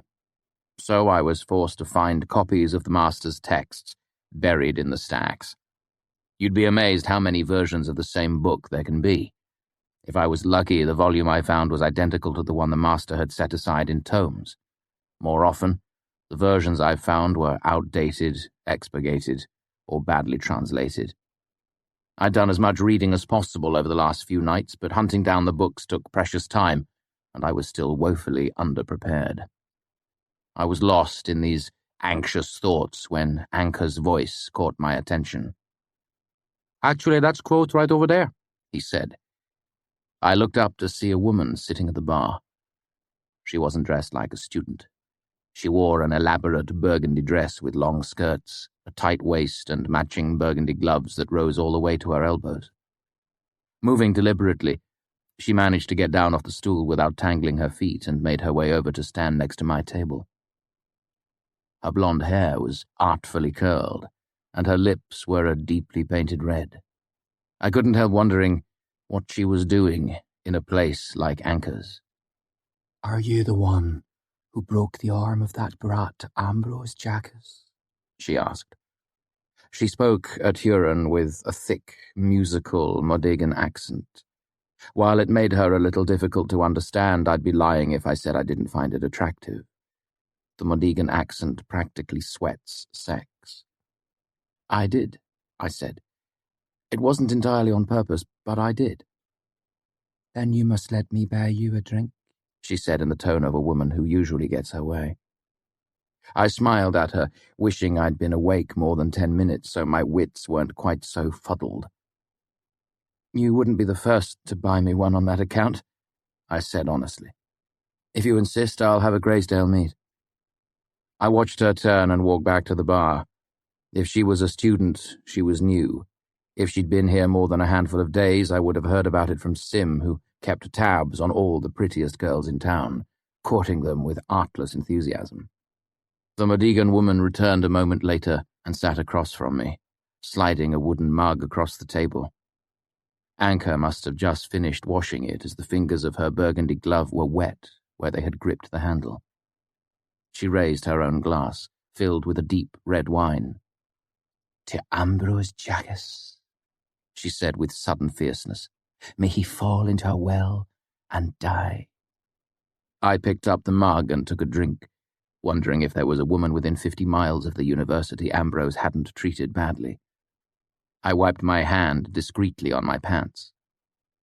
The woman took a deep drink of her wine and set her glass down hard. Her pupils were huge. Early as it was, she must have already been doing a fair piece of drinking. I could suddenly smell nutmeg and plum. I sniffed at my mug, then looked at the tabletop, thinking someone might have spilled a drink, but there was nothing. The woman across from me suddenly burst into tears. This was no gentle weeping either. It was like someone had turned a spigot. She looked down at her gloved hands and shook her head. She peeled off the wet one, looked at me, and sobbed out a dozen words of Madigan. "I'm sorry," I said helplessly. "I don't speak." But she was already pushing herself up and away from the table. Wiping at her face, she ran for the door. Anka stared at me from behind the bar, as did everyone else in the room. "That was not my fault," I said, pointing at the door. "She went crazy on her own." I would have followed her and tried to unravel it all, but she was already outside, and my admissions interview was less than an hour away. Besides, if I'd tried to help every woman Ambrose had ever traumatized, I wouldn't have time left for eating or sleeping. On the upside, the bizarre encounter seemed to have cleared my head, and I no longer felt gritty and thick with lack of sleep. I decided I might as well take advantage of it and get admissions out of the way. Sooner begun is sooner done, as my father used to say. On my way to Hollows, I stopped to buy a golden brown meat pie from a vendor's cart. I knew I'd need every penny for this term's tuition, but the price of a decent meal wasn't going to make much difference one way or the other. It was hot and solid, full of chicken and carrot and sage. I ate it while I walked, reveling in the small freedom of buying something according to my taste, rather than making do with whatever Anka happened to have at hand. As I finished the last bit of crust, I smelled honeyed almonds. I bought a large scoop in a clever pouch made from a dried corn husk. It cost me 4 drabs, but I hadn't had honeyed almonds in years, and some sugar in my blood wouldn't hurt when I was answering questions. The line for admissions wound through the courtyard, not abnormally long, but irritating nonetheless. I saw a familiar face from the fishery, and went to stand next to a young, green-eyed woman, who was waiting to queue up as well. "Hello there," I said. "You're Amlia, aren't you?" She gave me a nervous smile and a nod. "I'm Kvothe," I said, making a tiny bow. "I know who you are," she said. "I've seen you in the artificery." "You should call it the fishery," I said. I held out the pouch. "Would you like a honey almond?" Amlia shook her head. "They're really good," I said, joggling them enticingly in the corn husk pouch. She reached out hesitantly and took one. "Is this the line for noon?" I asked, gesturing. She shook her head. "We've got another couple of minutes before we can even line up." "It's ridiculous that they make us stand around like this," I said. "Like sheep in a paddock. This entire process is a waste of everyone's time. And insulting to boot." I saw a flicker of anxiety cross Amlia's face. "What?" I asked her. "It's just that you're talking a little loudly," she said, looking around. "I'm just not afraid to say what everybody else is thinking," I said. "The whole admissions process is flawed to the point of blinding idiocy. Master Kilvin knows what I'm capable of, so does Elxadal. Brandier doesn't know me from a hole in the ground. Why should he get an equal say in my tuition?" Amlia shrugged, not meeting my eye. I bit into another almond and quickly spit it into the cobblestones. "Ta!" I held them out to her. "Do these taste like plums to you?" She gave me a vaguely disgusted look, then her eyes focused on something behind me. I turned to see Ambrose moving through the courtyard towards us. He cut a fine figure, as he always did, dressed in clean white linen, velvet, and brocade. He wore a hat with a tall white plume, and the sight of it made me unreasonably angry. Uncharacteristically, he was alone, devoid of his usual contingent of toadies and bootlickers. "Wonderful," I said as soon as he came within earshot. "Ambrose, your presence is the horseshit frosting on the horseshit cake that is the admissions interview process." Surprisingly, Ambrose smiled at this. "Ah, Kvothe, I'm pleased to see you too. I met one of your previous ladyloves today," I said. "She was dealing with the sort of profound emotional trauma I assume comes from seeing you naked." His expression soured a little at that, and I leaned over and spoke to Amlia in a stage whisper. "I have it on good report that not only does Ambrose have a tiny, tiny penis, but he can only become aroused when in the presence of a dead dog, a painting of the Duke of Gibeah, and a shirtless galley drummer." Amlia's expression was frozen. Ambrose looked at her. "You should leave," he said gently. "There's no reason you should have to listen to this sort of thing." Amlia practically fled. "I'll give you that," I said, watching her go. "Nobody can make a woman run like you."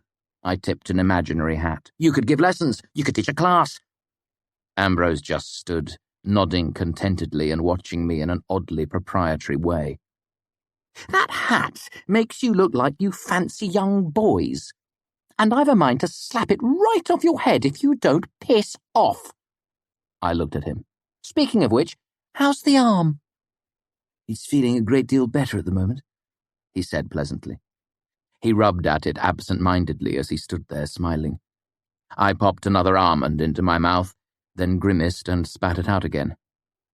"What's the matter?" Ambrose asked. "Don't fancy plum?" Then, without waiting for an answer, he turned and walked away. He was smiling. It says a great deal for my state of mind that I simply watched him go, confused. I lifted the pouch to my nose and took a deep breath. I smelled the dusty smell of the corn husk, honey, and cinnamon. Nothing at all of plum or nutmeg. How could Ambrose possibly know? Then everything came crashing together in my head. At the same time, noon bell rang out, and everyone with a tile similar to mine moved to join the long line winding through the courtyard. It was time for my admissions exam. I left the courtyard at a dead run. I pounded frantically on the door, out of breath from running up to the 3rd floor of Mews. "Simon!" I shouted. "Open this door and talk to me!" Along the hallway, doors opened and students peered out at the commotion. One of the heads peering out was Simon's, his sandy hair in disarray. "Kvothe?" he said. "What are you doing? That's not even my door." I walked over, pushed him inside his room and closed the door behind us. "Simon, Ambrose drugged me. I think there's something not right in my head, but I can't tell what it is." Simon grinned. "I thought that for—" He trailed off, his expression turning incredulous. "What are you doing? Don't spit on my floor." "I have a strange taste in my mouth," I explained. "I don't care," he said, angry and confused. "What's wrong with you? Were you born in a barn?" I struck him hard across the face with the flat of my hand, sending him staggering up against the wall. "I was born in a barn, actually," I said grimly. "Is there something wrong with that?" Sim stood with one hand braced against the wall, the other against the reddening skin of his cheek, his expression pure astonishment. "What in God's name is wrong with you?" "Nothing's wrong with me," I said. "But you do well to watch your tone. I like you well enough, but just because I don't have a set of rich parents doesn't mean you're one whit better than me." I frowned and spat again. "God, that's foul. I hate nutmeg. I have ever since I was a child." A sudden realization washed over Sim's face. "The taste in your mouth," he said. "Is it like plums and spice?" I nodded. "It's disgusting." "God's grey ashes," Sim said, his voice hushed in grim earnest. "Okay, you're right. You've been drugged. I know what it is." He trailed off as I turned around and started to open the door. "What are you doing?" "I'm going to kill Ambrose," I said, "for poisoning me." It's not a poison, it's—" He stopped speaking abruptly, then continued in a calm, level voice. "Where did you get that knife?" "I keep it strapped to my leg under my pants," I said. "For emergencies." Sim drew a deep breath, then let it out. "Could you give me a minute to explain before you go and kill Ambrose?" I shrugged. "Okay." "Would you mind sitting down while we talk?" He gestured to a chair. I sighed and sat down. "Fine, but hurry, I've got admissions soon." Sim nodded calmly and sat on the edge of his bed facing me. "Okay, you know when someone's been drinking and they get it into their head to do something stupid, and you can't talk them out of it, even though it's obviously a bad idea?" I laughed. "Like when you wanted to go and talk to that Harper girl outside the Aeolian and threw up on her horse." He nodded. "Exactly like that. There's something an alchemist can make that does the same thing, but it's much more extreme." I shook my head. "I don't feel drunk in the least. My head is as clear as a bell." Sim nodded again. "It's not like being drunk," he said. "It's just that one piece of it. It won't make you dizzy or tired, it just makes it easier for a person to do something stupid." I thought about it for a moment. "I don't think that's it," I said. "I don't feel like I want to do anything stupid." "There's one way to tell," Sim said. "Can you think of anything right now that seems like a bad idea?" I thought for a moment, tapping the flat of the knife's blade idly against the edge of my boot. "It would be a bad idea to—" I trailed off. I thought for a longer moment. Sim looked at me expectantly. "To jump off the roof?" My voice curled up at the end, making it a sort of question. Sim was quiet. He kept looking at me. "I see the problem," I said slowly. "I don't seem to have any behavioral filters." Simon gave a relieved smile and nodded encouragingly. "That's it exactly. All your inhibitions have been sliced off so cleanly you can't even tell they're gone. But everything else is the same. You're steady, articulate, and rational." "You're patronizing me," I said, pointing at him with the knife. "Don't." He blinked. "Fair enough. Can you think of a solution to the problem?" "Of course. I need some sort of behavioral touchstone. You're going to need to be my compass because you still have your filters in place." "I was thinking the same thing," he said. "So you'll trust me?" I nodded. "Except when it comes to women. You're an idiot with women." I picked up a glass of water from a nearby table and rinsed my mouth out with it, spitting it onto the floor. Sim gave a shaky smile. "Fair enough. First, you can't go and kill Ambrose." I hesitated. "You're sure?" "I'm sure. In fact, pretty much anything you think to do with that knife is going to be a bad idea. You should give it to me." I shrugged and flipped it over in my palm, handing him the makeshift leather grip. Sim seemed surprised by this, but he took hold of the knife. "Merciful Taylor," he said with a profound sigh, setting the knife down on the bed. "Thank you." "Was that an extreme case?" I asked, rinsing my mouth out again. "We should probably have some sort of ranking system, like a 10-point scale." "Spitting water onto my floor is a 1, he said. "Oh," I said. "Sorry." I put the cup back onto his desk. "It's okay," he said easily. "Is 1 low or high?" I asked. "Low," he said. "Killing Ambrose is a 10. He hesitated. "Maybe an 8. He shifted in his seat. "Or a 7. "Really?" I said. "That much? Okay, then." I leaned forward in my seat. "You need to give me some tips for admissions. I've got to get back into line before too long." Simon shook his head firmly. "No, that's a really bad idea. 8. "Really?" "Really," he said. "It's a delicate social situation. A lot of things could go wrong." "But if—" Sim let out a sigh, brushing his sandy hair out of his eyes. "Am I your touchstone or not? This is going to get tedious if I have to tell you everything 3 times before you listen." I thought about it for a moment. "You're right, especially if I'm about to do something potentially dangerous." I looked around. "How long is this going to last?" "No more than 8 hours." He opened his mouth to continue, then closed it. "What?" I asked. Sim sighed. There might be some side effects. It's lipid soluble, so it will hang around in your body a bit. You might experience occasional minor relapses brought about by stress, intense emotion, exercise. He gave me an apologetic look. They'd be like little echoes of this. I'll worry about that later, I said. I held out my hand. Give me your admissions tile. You can go through now. I'll take your slot. He spread his hands helplessly. I've already gone, he explained. Taylor's tits and teeth, I cursed. Fine. Go get Fela. He waved his hands violently in front of himself. No, 10. I laughed. Not for that. She has a slot late on Kendling. You think she'll trade with you?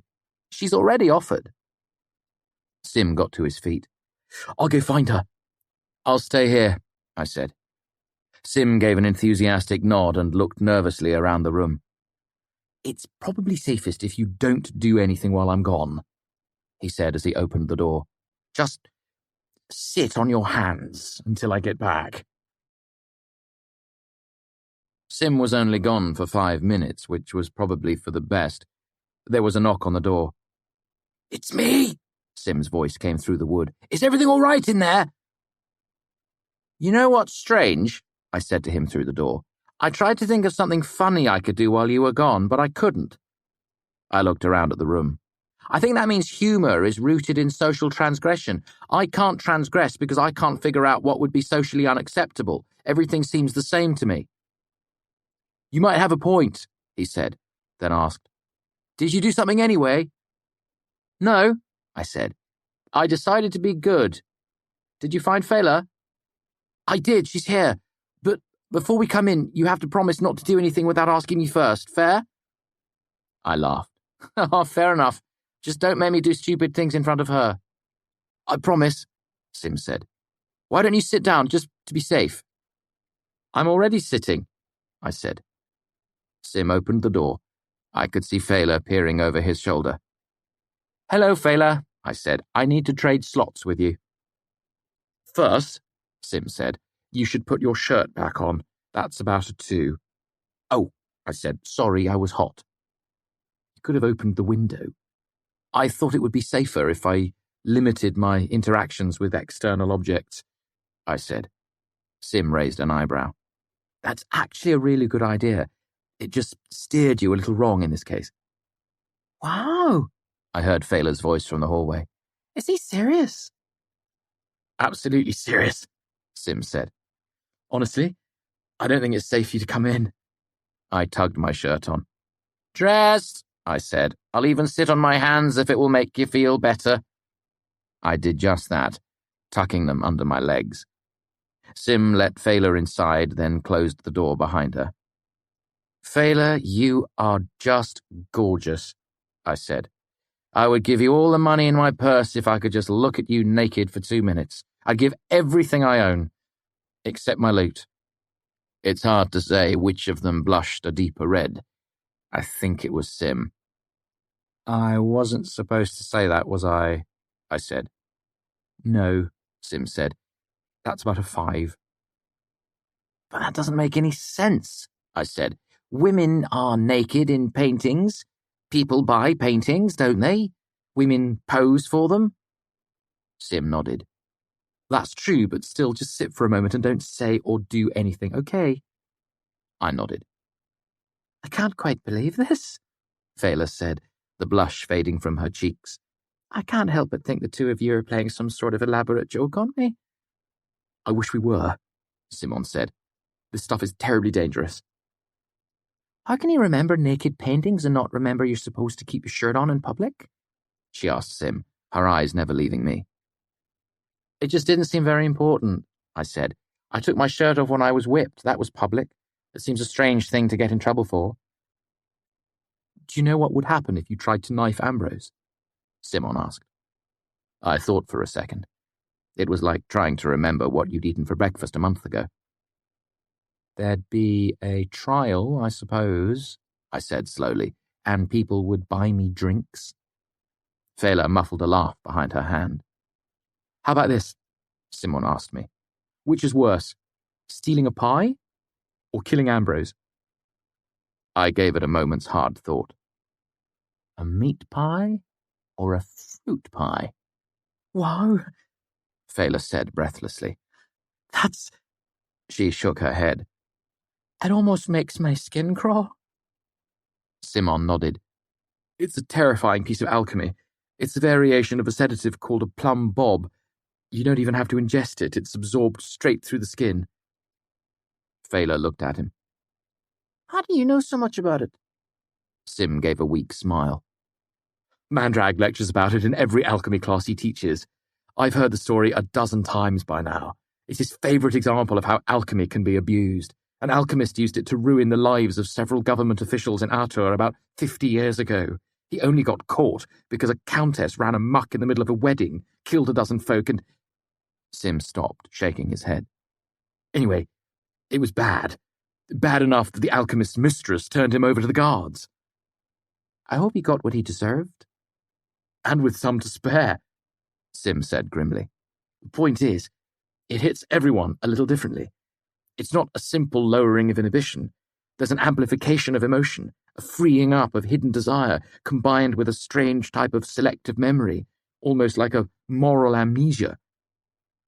I don't feel bad, I said. I feel pretty good, actually, but I'm worried about admissions. Sim gestured.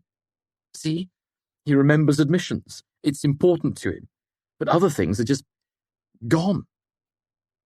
Is there a cure? Fela asked nervously. Shouldn't we take him to the Medica? Simon looked nervous. I don't think so. They might try a purgative, but it's not as if there's a drug working through him. Alchemy doesn't work like that. He's under the influence of unbound principles. You can't flush those out the way you try to get rid of mercury or ophalum. A purgative doesn't sound like much fun, I added, if my vote counts for anything. And there's a chance they might think he's cracked under admission stress, Sim said to Fela. That happens to a few students every term. They'd stick him in Haven until they were sure. I was on my feet, my hands clenched into fists. I'll be cut into pieces in hell before I let them stick me in Haven, I said, furious. Even for an hour, even for a minute. Sim blanched and took a step back, raising his hands defensively, palms out. But his voice was firm and calm. Kvothe, I am telling you 3 times. Stop. I stopped. Fela was watching me with wide, frightened eyes. Simon continued firmly. Kvothe, I'm telling you 3 times. Sit down. I sat. Standing behind him, Fela looked at Simon surprised. Thank you, Simon said graciously, lowering his hands. I agree. The Medica isn't the best place for you. We can just ride this out here. That sounds better to me too, I said. Even if things did go smoothly at the Medica, Simon added, I expect you'll be more inclined to speak your mind than usual. He gave a small, wry smile. Secrets are the cornerstone of civilization, and I know you have a few more than most folk. I don't think I have any secrets, I said. Sim and Fela both burst out laughing at the same time. I'm afraid you just proved his point, Fela said. I know you have at least a few. So do I, Sim said. You're my touchstone, I shrugged. Then I smiled at Fela and pulled out my purse. Sim shook his head at me. No, I've already told you. Seeing her naked would be the worst thing in the world right now. Fela's eyes narrowed a little at that. What's the matter? I asked. Are you worried I'll tackle her to the ground and ravage her? I laughed. Sim looked at me. Wouldn't you? Of course not, I said. He looked at Fela, then back. Can you say why? He asked curiously. I thought about it. It's because... I trailed off, then shook my head. I just can't. I know I can't eat a stone or walk through a wall. It's like that. I concentrated on it for a second and began to get dizzy. I put one hand over my eyes and tried to ignore the sudden vertigo. Please tell me I'm right about that, I asked, suddenly scared. I can't eat a stone, can I? You're right, Fela said quickly. You can't. I stopped trying to rummage around the inside of my mind for answers, and the odd vertigo faded. Sim was watching me intently. I wish I knew what that signified, he said. I have a fair idea, Fela murmured softly. I drew the ivory admissions tile out of my purse. I was just looking to trade, I said, unless you're willing to let me see you naked. I hefted the purse with my other hand and met Fela's eye. Sim says it's wrong, but he's an idiot with women. My head might not be screwed on quite as tightly as I'd like, but I remember that clearly. It was 4 hours before my inhibitions began to filter back, and 2 more before they were firmly in place. Simon spent the entire day with me, patient as a priest, explaining that no, I shouldn't go and buy us a bottle of brand. No, I shouldn't go and kick the dog that was barking across the street. No, I shouldn't go to Imre and look for dinner. No, 3 times no. By the time the sun went down, I was back to my regular, semi-moral self. Simon quizzed me extensively before walking me back to my room at Anchor's, where he made me swear on my mother's milk that I wouldn't leave my room until morning. I swore. But all was not right with me. My emotions were still running hot, flaring up at every little thing. Worse, my memory hadn't simply returned to normal, it was back with a vivid and uncontrollable enthusiasm. It hadn't been that bad when I was with Simon. His presence was a pleasant distraction. But alone in my small garret room in Anchor's, I was at the mercy of my memory.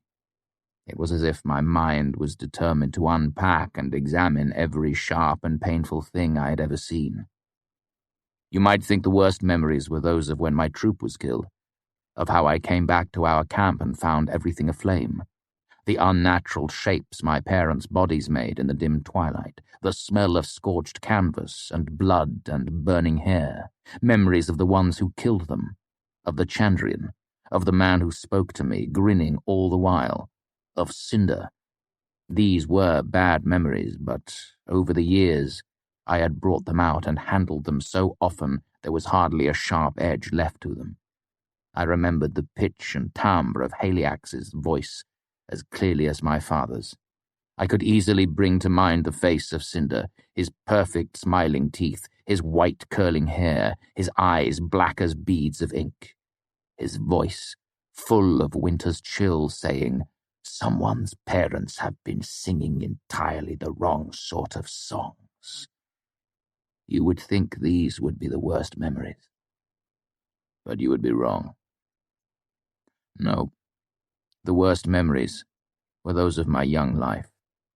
The slow roll and bump of riding in the wagon, my father holding the reins loosely, his strong hands on my shoulders showing me how to stand on the stage so my body said proud, or sad, or shy, his fingers adjusting mine on the strings of his lute, my mother brushing my hair, the feel of her arms around me, the perfect way my head fit into the curve of her neck, how I would sit curled in her lap next to the fire at night, drowsy and happy and safe.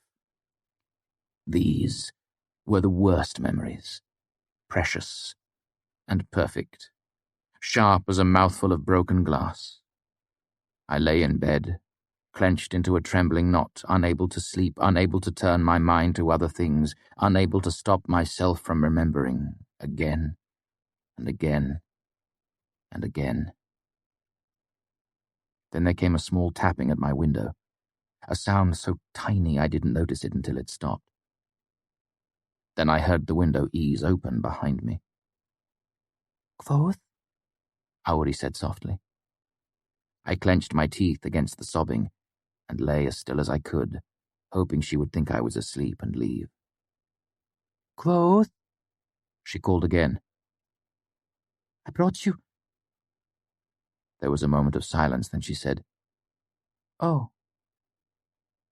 I heard a soft sound behind me. The moonlight showed her tiny shadow on the wall as she climbed through the window. I felt the bed move as she settled onto it. A small, cool hand brushed the side of my face. "It's okay," she said quietly. "Come here."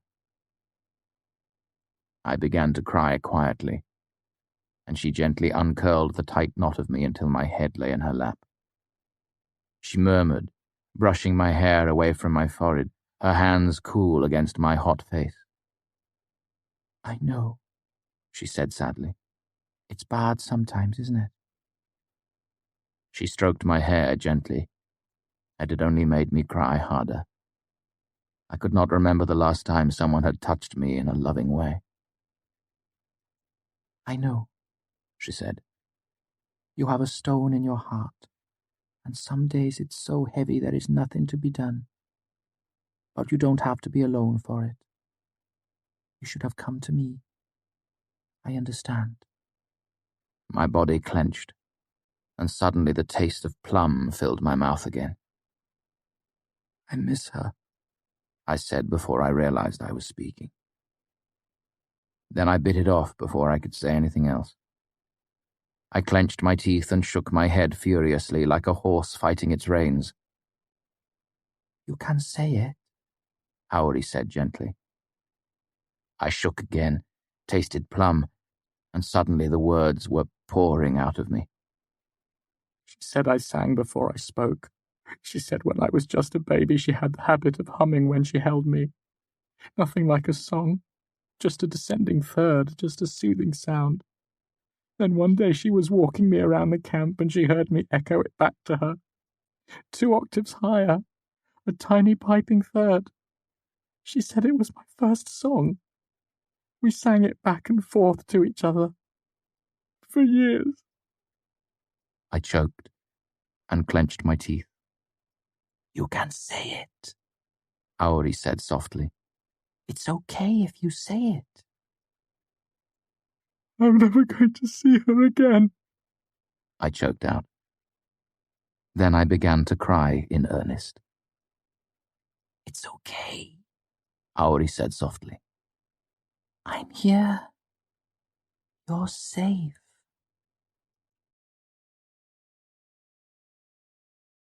Chapter 8. Questions. The next few days were neither pleasant nor productive. Failer's admission slot was at the very end of the span, so I attempted to put the extra time to good use. I tried to do some piecework in the fishery, but quickly returned to my room when I broke down crying, halfway through inscribing a heat funnel. Not only couldn't I maintain the proper Allah, but the last thing I needed was for people to think I'd cracked under the stress of admissions. Later that night, when I tried to crawl through the narrow tunnel into the archives, the taste of plum flooded my mouth, and I was filled with a mindless fear of the dark, confining space. Luckily, I'd only gone a dozen feet, but even so, I almost gave myself a concussion struggling backwards out of the tunnel, and my palms were scraped raw from my panicked scrabbling against the stone. So I spent the next 2 days pretending I was sick and keeping to my tiny room. I played my lute, slept fitfully, and thought dark thoughts of Ambrose. Anchor was cleaning up when I came downstairs. "Feeling better?" he asked. "A bit," I said. Yesterday I'd only had 2 plum echoes, and they were very brief. Better yet, I'd managed to sleep the whole night through. It seemed I was through the worst of it. "You hungry?" I shook my head. "Admissions today?" Anchor frowned. "You should have something then. An apple." He bustled around behind the bar, then brought out a pottery mug and a heavy jug. "Have some milk, too. I've got to make use of it before it turns. Damn iceless started giving up the ghost a couple of days ago. 3 talents solid that thing cost me. I knew I shouldn't have wasted money on it with ice so cheap around here." I leaned over the bar and peered at the long wooden box tucked away among the mugs and bottles. "I could take a look at it for you," I offered. Anchor raised an eyebrow. "Can you do something with it?" "I can look," I said. "Could be something simple I could fix." Anchor shrugged. "You can't break it more than it's already broken." He wiped his hands on his apron and motioned me behind the bar. "I'll do you a couple of eggs while you're having your look. I should use those up too." He opened the long box, took out a handful of eggs, then walked back into the kitchen. I made my way around the corner of the bar and knelt to look at the ice list. It was a stone-lined box the size of a small travelling trunk. Anywhere other than the university, it would have been a miracle of artificing, a luxury. Here, where such things were easy to come by, it was just another piece of needless god-bothering that wasn't working properly. It was about as simple a piece of artificing as could be made. No moving parts at all, just two flat bands of tin covered in sigildry that moved heat from one end of the metal band to the other. It was really nothing more than a slow, inefficient heat siphon. I crouched down and rested my fingers on the tin bands. The right one was warm, meaning the half on the inside would be correspondingly cool, but the one on the left was room temperature. I craned my neck to get a look at the sigildry, and spotted a deep scratch in the tin, scoring through two of the runes. That explained it. A piece of sigildry is like a sentence in a lot of ways. If you remove a couple of words, it simply doesn't make any sense. I should say it usually doesn't make any sense. Sometimes a damaged piece of sigildry can do something truly unpleasant. I frowned down at the band of tin. This was sloppy artificing. The runes should have been on the inside of the band where they couldn't be damaged. I rummaged around until I found a disused ice hammer in the back of a drawer, then carefully tapped the two damaged runes flat into the soft surface of the tin. Then I concentrated and used the tip of a paring knife to etch them back into the thick metal band. Anchor emerged from the kitchen with a plate full of eggs and tomatoes. "It should work now," I said. I started eating out of politeness, then realized I was actually hungry. Anchor looked over the box, lifting the lid. "That easy?" Same as anything else, I said, my mouth half full. Easy if you know what you're doing. It should work. Give it a day and see if it actually chills down. I finished off the plate full of eggs and drank the milk as quickly as I could without being rude. "I'll need to cash out my bar credit today," I said. "Tuition's going to be hard this term." Anchor nodded and checked a small ledger he kept underneath the bar, tallying all the Graysdale mead I'd pretended to drink over the last 2 months. Then he pulled out his purse and counted out 10 copper jots onto the table. A full talent, twice what I'd expected. I looked at him, puzzled. "One of Kilvin's boys would have charged me at least half a talent to come round and fix this thing," Anchor explained, kicking at the iceless. "I can't be sure." He waved me into silence. "If it isn't fixed, I'll take it out of your wages over the next month," he said. "Or I'll use it as leverage to get you to start playing Reaving Night too." He grinned. "I consider it an investment." I gathered the money into my purse. 4 talents. I was heading toward the fishery to see if my lamps had finally sold when I caught a glimpse of a familiar face crossing the courtyard wearing Dark Master's robes. "Master Elodin!" I called as I saw him approaching a side door to the Master's hall. It was one of the few buildings I hadn't spent much time in, as it contained little more than living quarters for the Masters, the resident gillers, and guest rooms for visiting arcanists. He turned at the sound of his name. Then, seeing me jogging toward him, he rolled his eyes and turned back to the door. "Master Elodin," I said, breathing a little hard, "might I ask you a quick question?" "Statistically speaking, it's pretty likely," he said, unlocking the door with a bright brass key. "May I ask you a question, then? I doubt any power known to man could stop you." He swung open the door and headed inside. I hadn't been invited, but I slipped inside after him. Elodin was difficult to track down, and I worried if I didn't take this chance I might not see him again for another span of days. I followed him through a narrow stone hallway. "I'd heard a rumor you were gathering a group of students to study naming," I said cautiously. "That's not a question," Elodin said as he headed up a long, narrow flight of stairs. I fought back the urge to snap at him and took a deep breath instead. "Is it true you're teaching such a class?" "Yes." "Are you planning on including me?" Elodin stopped and turned to face me on the stairway. He looked out of place in his Dark Master's robe. His hair was tousled and his face was too young, almost boyish. He stared at me for a long minute. He looked me up and down as if I were a horse he were thinking of betting on, or a side of beef he was considering selling by the pound. But that was nothing compared to when he met my eyes. For a heartbeat, it was simply unsettling.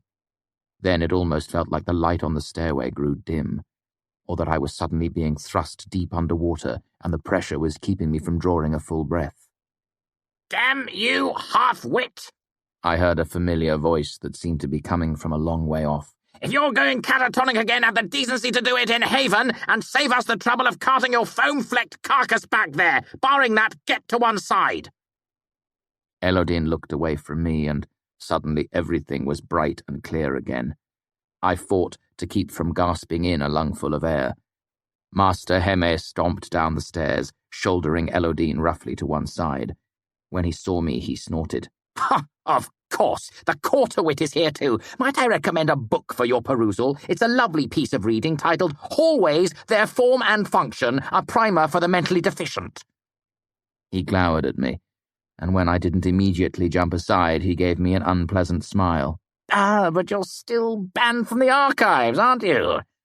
Should I arrange to present the salient information in a form more suited to your kind? Perhaps a mummers' play or some manner of puppet show?" I stepped to one side, and Heme stormed by, muttering to himself. Elodin stared daggers into the other master's broad back. Only after Heme turned the corner did Elodin's attention settle back on me. He sighed. "Perhaps it would be better if you pursued your other studies," Raylar quoth. "Dal has a fondness for you, as does Kilvin. You seem to be progressing well with them." "But, sir," I said, trying to keep the dismay out of my voice, "you're the one who sponsored my promotion to Raylar." He turned and began climbing the stairs again. "Then you should value my sage advice, shouldn't you? But if you're teaching other students, why not me? Because you are too eager to be properly patient," he said flippantly. "You're too proud to listen properly, and you're too clever by half. That's the worst of it." "Some masters prefer clever students," I muttered as we emerged into a wide hallway. "Yes," Elodin said.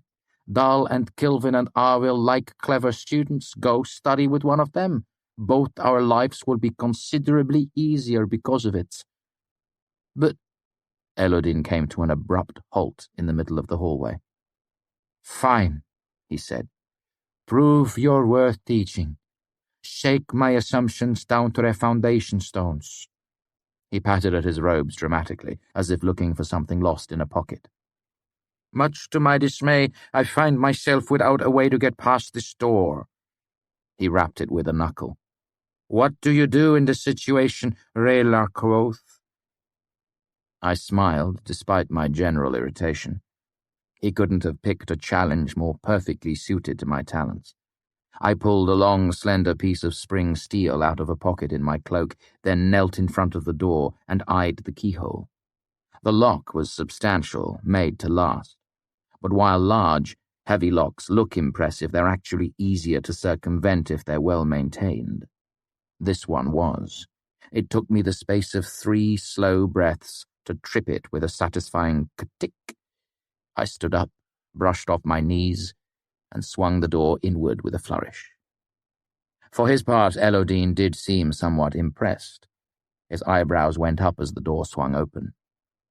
"Clever," he said as he walked inside. I followed on his heels. I'd never really wondered what Elodin's rooms were like, but if I'd guessed, it wouldn't have been anything resembling this. They were huge and lavish, with high ceilings and thick rugs. Old wood panelled the walls and tall windows let in the early morning light. There were oil paintings and massive pieces of ancient wooden furniture.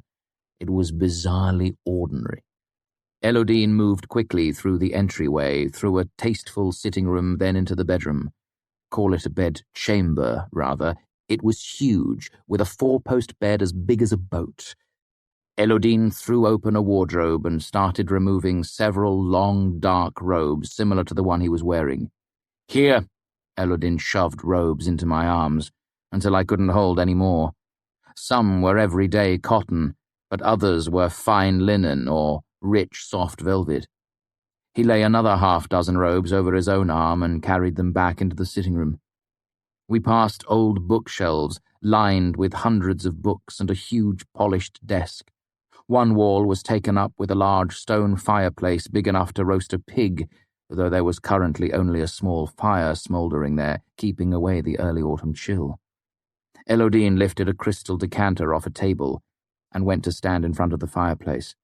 He dumped the robes he was carrying into my arms so I could barely see over the top of them.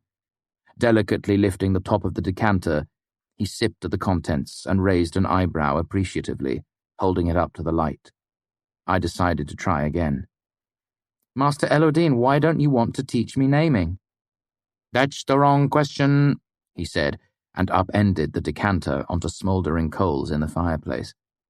As the flames licked up hungrily, he took his armload of robes back and fed a velvet one slowly into the fire. It caught quickly, and when it was blazing away, he fed the others onto the fire in quick succession. The result was a great smouldering pile of cloth that sent black smoke billowing up the chimney. Try again. I couldn't help but ask the obvious.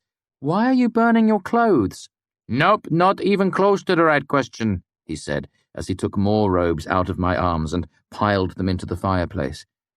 Then Elodine grabbed the handle for the flue and pulled it closed with a metallic clank. Great clouds of smoke began to pour into the room.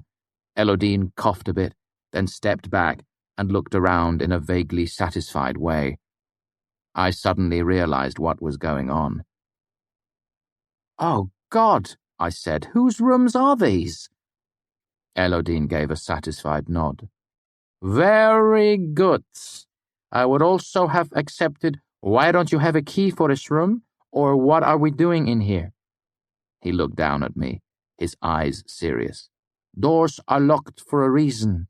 People who don't have keys are supposed to stay out for a reason. He nudged the heap of smouldering cloth with one foot, as if reassuring himself it would stay in the fireplace. You know you're clever. That's your weakness. You assume you know what you're getting into, but you don't. Elodine turned to look at me, his dark eyes serious. You think you can trust me to teach you, he said. You think I will keep you safe, but that is the worst sort of foolishness. Whose rooms are these? I repeated numbly. He showed me all his teeth in a sudden grin. Master Hermes! Why are you burning all of Hermes' clothes? I asked, trying to ignore the fact that the room was rapidly filling with bitter smoke. Elodine looked at me as if I were an idiot. Because I hate him. He picked up the crystal decanter from the mantel and threw it violently against the back of the fireplace where it shattered. The fire began to burn more vigorously from whatever had been left inside. The man is an absolute tit. Nobody talks to me like that. Smoke continued to boil into the room. If it weren't for the high ceilings, we'd already be choking on it. Even so, it was becoming hard to breathe as we made our way to the door. Elodine opened it and smoke rolled out into the hallway. We stood outside the door, staring at each other while the smoke billowed past. I decided to take a different tack on the problem. I understand your hesitation, Master Elodine, I said. Sometimes I don't think things all the way through. Obviously. And I'll admit there have been times when my actions have been... I paused, trying to think of something more humble than ill-considered. Stupid beyond all mortal ken? Elodine said helpfully. My temper flared, burning away my brief attempt at humility. Well, thank God I'm the only one here that's ever made a bad decision in my life, I said, barely keeping my voice this side of a shout. I looked him hard in the eye. I've heard stories about you too, you know. They say you toughed things up pretty well yourself back when you were a student here. Elodine's amused expression faded a bit, leaving him looking like he'd swallowed something, and it had gotten stuck halfway down. I continued. If you think I'm reckless, do something about it. Show me the straighter path. Mould my supple young mind. I sucked in a lungful of smoke and began to cough, forcing me to cut my tirade short. Do something, damn you! I choked out. Teach me! I hadn't really been shouting, but I ended up breathless all the same. My temper faded as quickly as it had flared up, and I worried I'd gone too far. but Elodine just looked at me. "What makes you think I'm not teaching you?" he asked, puzzled. "Aside from the fact that you refuse to learn." Then he turned and walked down the hallway. "I'd get out of here if I were you," he said over his shoulder. "People are going to want to know who's responsible for this, and everyone knows you and Heme don't get on very well." I felt myself break into a panicked sweat. "What?" "I'd wash up before admissions too," he said. "It won't look good if you show up reeking of smoke." "I live here," Elodin said, pulling a key from his pocket and unlocking a door at the far end of the hallway. "What's your excuse?" Chapter 9. A Civil Tongue.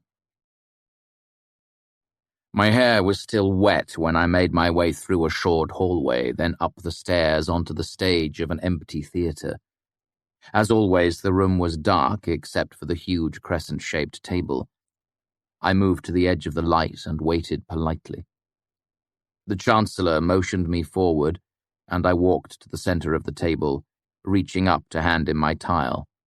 Then I stepped back to stand in the circle of slightly brighter light between the two outthrust horns of the table. The 9 masters looked down at me. I'd like to say they looked dramatic, like ravens on a fence or something like that.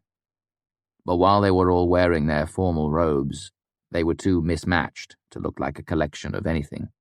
What's more, I could see the marks of weariness on them.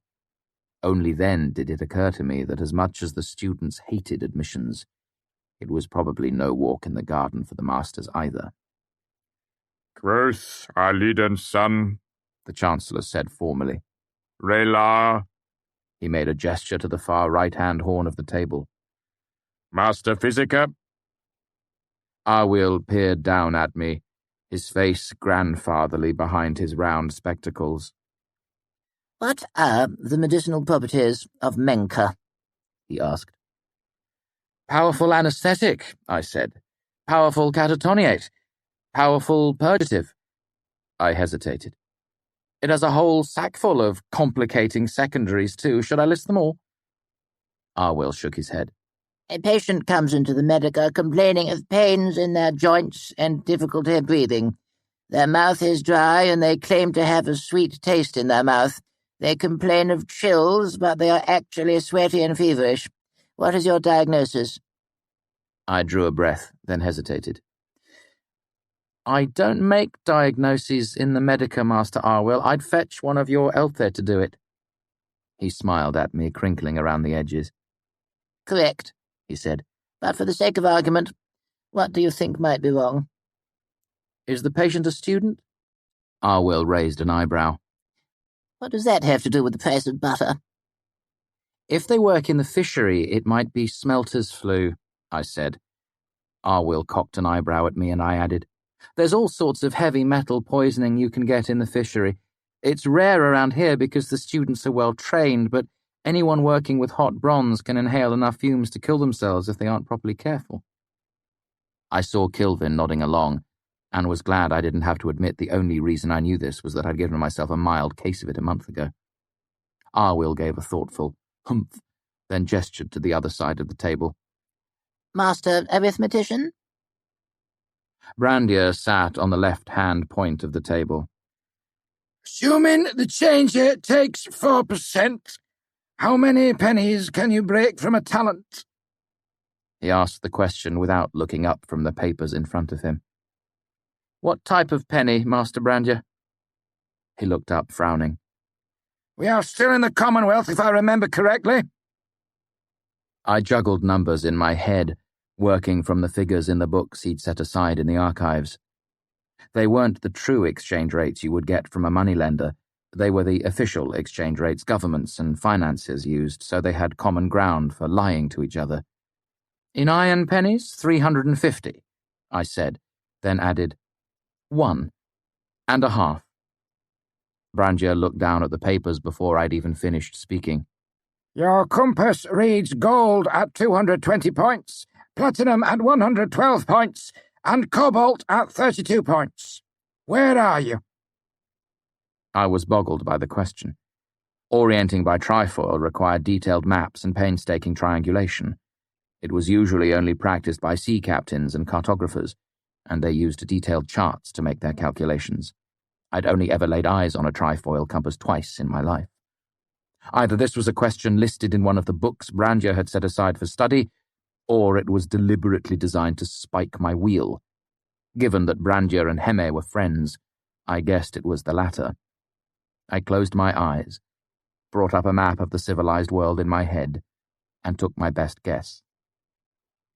Tarbine? I said. Maybe somewhere in Ill? I opened my eyes. Honestly, I have no idea. Brandir made a mark on a piece of paper. Master Namer, he said, without looking up. Elodine gave me a wicked, knowing grin, and I was suddenly struck with the fear that he might reveal my part of what we had done in Heme's rooms earlier that morning. Instead, he held up 3 fingers dramatically. You have 3 spades in your hand, he said, and there have been 5 spades played. He steepled his fingers and looked at me seriously. How many spades is that? 8 spades, I said. The other masters stirred slightly in their seats. Arwyll sighed, Kilvin slouched, Heme and Brandir went so far as to roll their eyes at each other. Altogether they gave the impression of long-suffering exasperation. Elodine scowled at them. What? He demanded, his voice going hard around the edges. You want me to take this song and dance more seriously? You want me to ask him questions only a Namer can answer? The other masters still did this, looking uncomfortable and refusing to meet his eye. Heme was the exception, and glared openly. Fine, Elodine said, turning back to me. His eyes were dark, and his voice had a strange resonance to it. It wasn't loud, but when he spoke it seemed to fill the entire hall. It left no space over for any other sound. Where does the moon go? Elodine asked grimly. When it is no longer in our sky. The room seemed unnaturally quiet when he stopped speaking, as if his voice had left a hole in the world. I waited to see if there was more to the question. I haven't the slightest, I admitted. After Elodine's voice, my own seemed rather thin and insubstantial. Elodine shrugged, then gestured graciously across the table. Master Sympathist. Elk Sadal was the only one who really looked comfortable in his formal robes. As always, his dark beard and lean face made me think of the evil magician in so many bad Aturant plays. He gave me a bit of a sympathetic look. How about the binding for linear galvanic attraction? He said in an offhand way. I rattled it off easily. He nodded. What's the distance of insurmountable decay for iron? 5.5 miles, I said, giving the textbook answer despite the fact that I had some quibbles with the term insurmountable. While it was true that moving any significant amount of energy more than 6 miles was statistically impossible, you could still use sympathy to douse over much greater distances. Once an ounce of water is boiling, how much heat will it take to boil it completely away? I dragged up what I could remember from the vaporization tables I'd worked with in the fishery. 180 thorms, I said with more assurance than I actually felt. Good enough for me, Dahl said. Master Alchemist. Mandrag waved a mottled hand dismissively. I'll pass. He's good with questions about spades, Elodine suggested. Mandrag frowned at Elodine. Master Archivist. Lauren stared down at me, his long face impassive. What are the rules of the archives? I flushed at this and looked down. Move quietly, I said. Respect the books, obey the scribs. No water, no food. I swallowed. No fire. Lauren nodded. Nothing in his tone or demeanor indicated any sort of disapproval, but that just made it worse.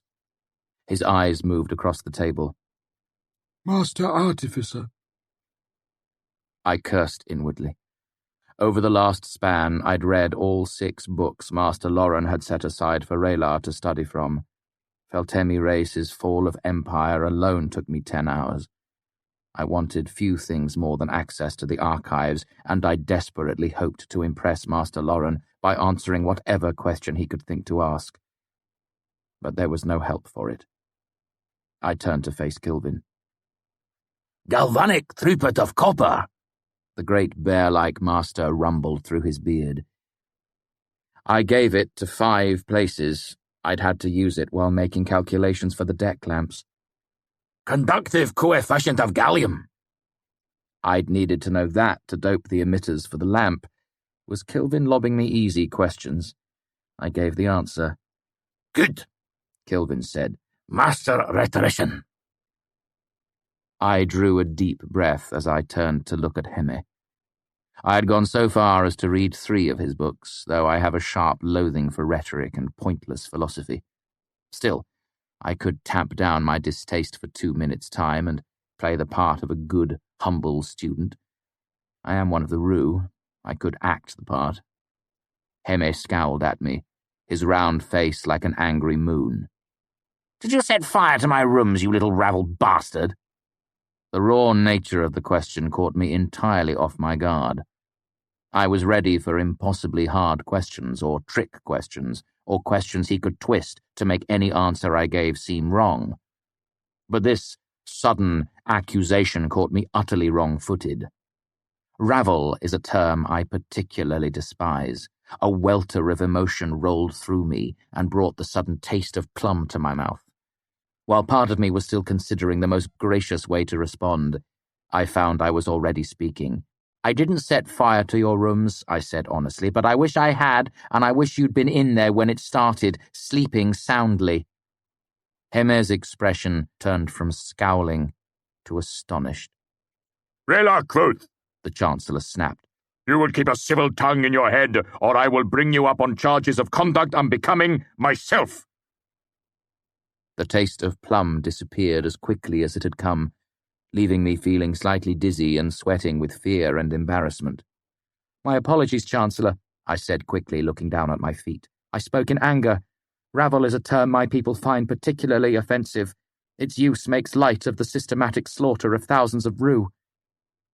A curious line appeared between the Chancellor's eyebrows. I'll admit I don't know that particular etymology, he mused. I guess I'll make that my question. Hold off, Heme interrupted. I'm not finished. You are finished, the Chancellor said, his voice hard and firm. You are as bad as the boy, Jasom, and with less excuse. You've shown you can't conduct yourself in a professional manner, so stint thy clep and consider yourself lucky I don't call for an official censure. Heme went white with anger, but he held his tongue. The Chancellor turned to look at me. Master Linguist, he announced himself formally. Name Kvothe, what is the etymology of the word Ravel? It comes from the purges instigated by Emperor Alcyon, I said. He issued a proclamation saying any of the travelling rabble on the roads was subject to fine, imprisonment, or transportation without trial. The term became shortened to Ravel through metaplasmic enclitization. He raised an eyebrow at that. Did it now? I nodded. Though I also expect there is a connection to the term Ravel End, referring to the ragged appearance of performing troops that are out at the heels. The Chancellor nodded formally. Thank you, Name Kvothe. Take a seat while we confer. Chapter 10. Being Treasured.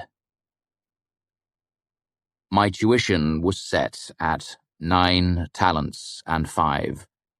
Better than the 10 talents Manet had predicted, but more than I had in my purse. I had until tomorrow noon to settle up with the bursar, or I would be forced to miss an entire term.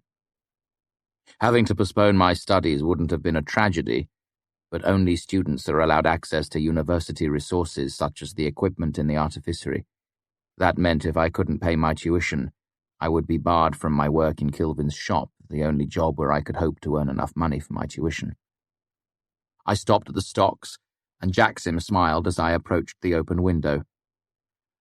"Just sold your lamps this morning," he said. "We squeezed them for a little extra because they were the last ones left." He leafed through the ledger until he found the appropriate page.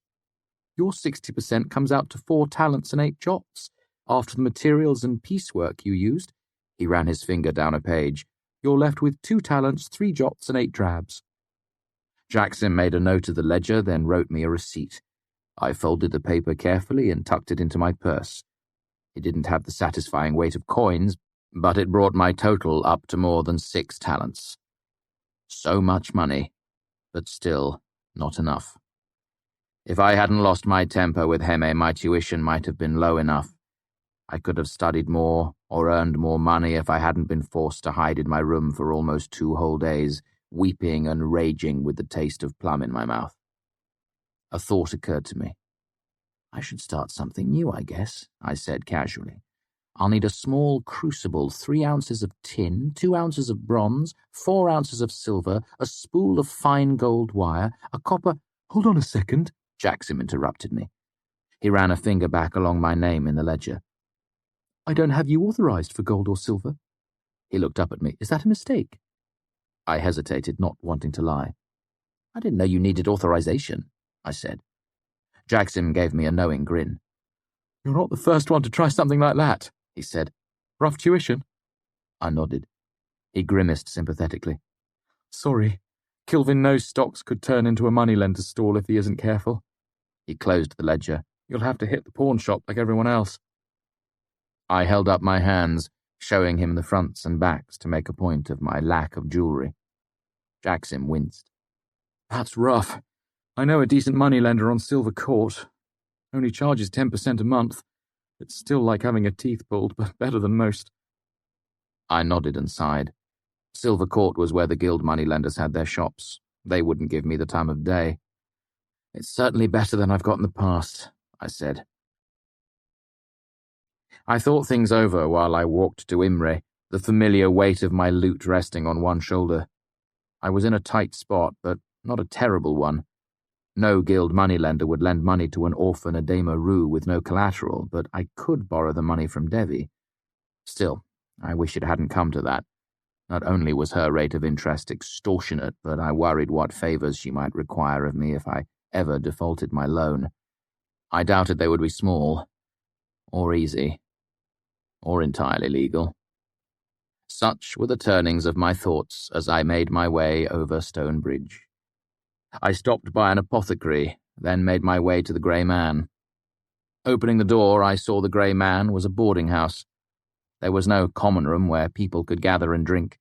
Instead, there was a small, richly appointed parlour, complete with a well-dressed porter who eyed me with an air of disapproval, if not outright distaste. "Can I help you, young sir?" he asked as I came in the door. "I'm calling on a young lady," I said. "By the name of Dinale?" He nodded. "I shall go and see if she's in." "Don't trouble yourself," I said, moving toward the stairs. "She's expecting me." The man moved to block my way. "I'm afraid that isn't possible," he said, "but I will be glad to see if the lady is in." He held out his hand. I looked at it.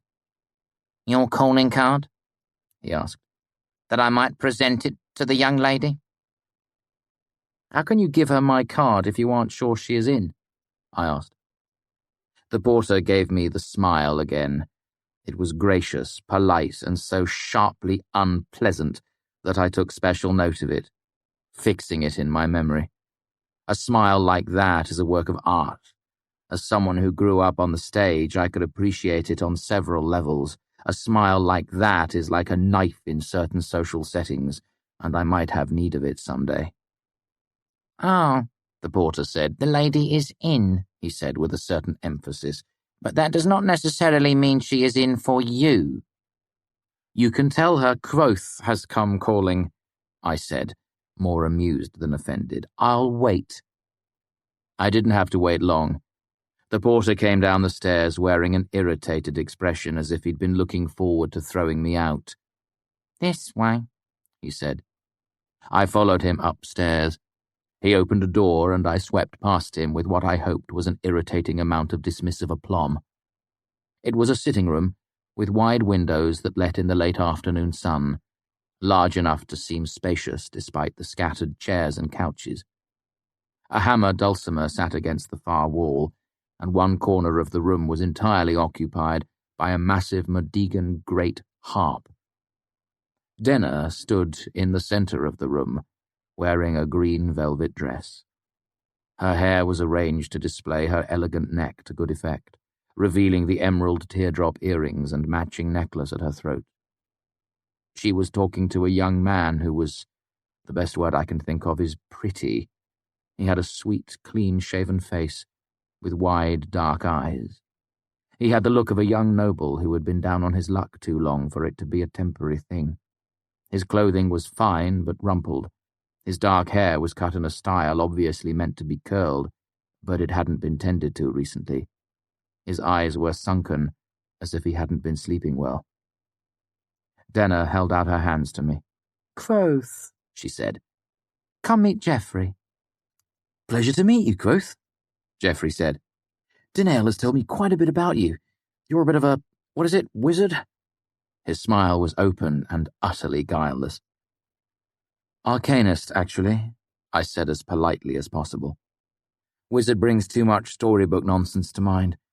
People expect us to wear dark robes and fling about the entrails of birds. And yourself? Geoffrey is a poet, Denner said, and a good one, though he'll deny it. I will, he admitted. Then his smile faded. I have to go. I have an appointment with folk who shouldn't be kept waiting. He gave Denner a kiss on the cheek, shook my hand warmly and left. Denner watched the door close behind him. He's a sweet boy.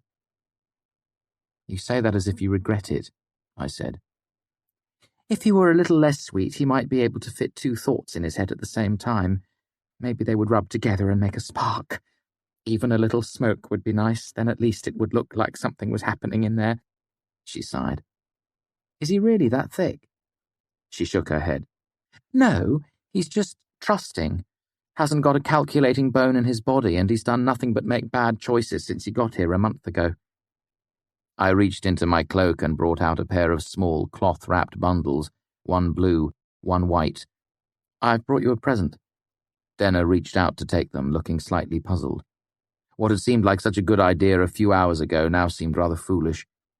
They're for your lungs, I said, suddenly embarrassed. I know you have trouble sometimes. She tilted her head on one side. And how do you know that, pray tell? You mentioned it when we were in Trebon, I said. I did some research. I pointed. That one you can brew in a tea, featherbites, dead nettle, lohatum. I pointed to the other. That one you boil the leaves in some water and breathe the vapour coming off the top. Denner looked back and forth between the packages. I've written instructions on slips of paper inside, I said. The blue one is the one you're supposed to boil and breathe the vapour. Blue for water, you see. She looked up at me. Don't you make a tea with water too? I blinked at that, then flushed and started to say something, but Denner laughed and shook her head. Oh, I'm teasing you, she said gently. Thank you. This is the sweetest thing anyone's done for me in a long while. Denner walked over to a chest of drawers and tucked the two bundles carefully into an ornate wooden box. You seem to be doing fairly well for yourself, I said, gesturing to the well-appointed room. Denner shrugged, looking around the room indifferently. Kellyn is doing well for himself, she said. I merely stand in his reflected light. I nodded my understanding. I'd thought perhaps you'd found yourself a patron. Nothing so formal as that. Kellyn and I are walking about together, as they say in Modeg, and he's showing me my way around the harp. She nodded to where the instrument loomed hugely in the corner. Care to show me what you've learned? I asked. Denner shook her head, embarrassed. Her hair slid down around her shoulders as she did so. I'm not very good yet. I will restrain my natural urge to jeer and hiss, I said graciously. Denner laughed. Oh, fine. Just a bit. She walked behind the harp and drew up a tall stool to lean against. Then she lifted her hands to the strings, paused for a long moment, and began to play. The melody was a variant of Bellwether. I smiled. Her playing was slow, almost stately. Too many people think speed is the hallmark of a good musician. It's understandable. What Marie had done at the Aeolian was amazing, but how quickly you can finger notes is the smallest part of music.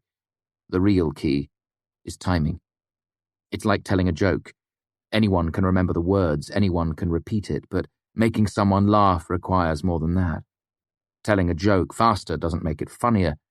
As with many things, hesitation is better than hurry. This is why there are so few true musicians. A lot of folks can sing or saw out a tune on a fiddle.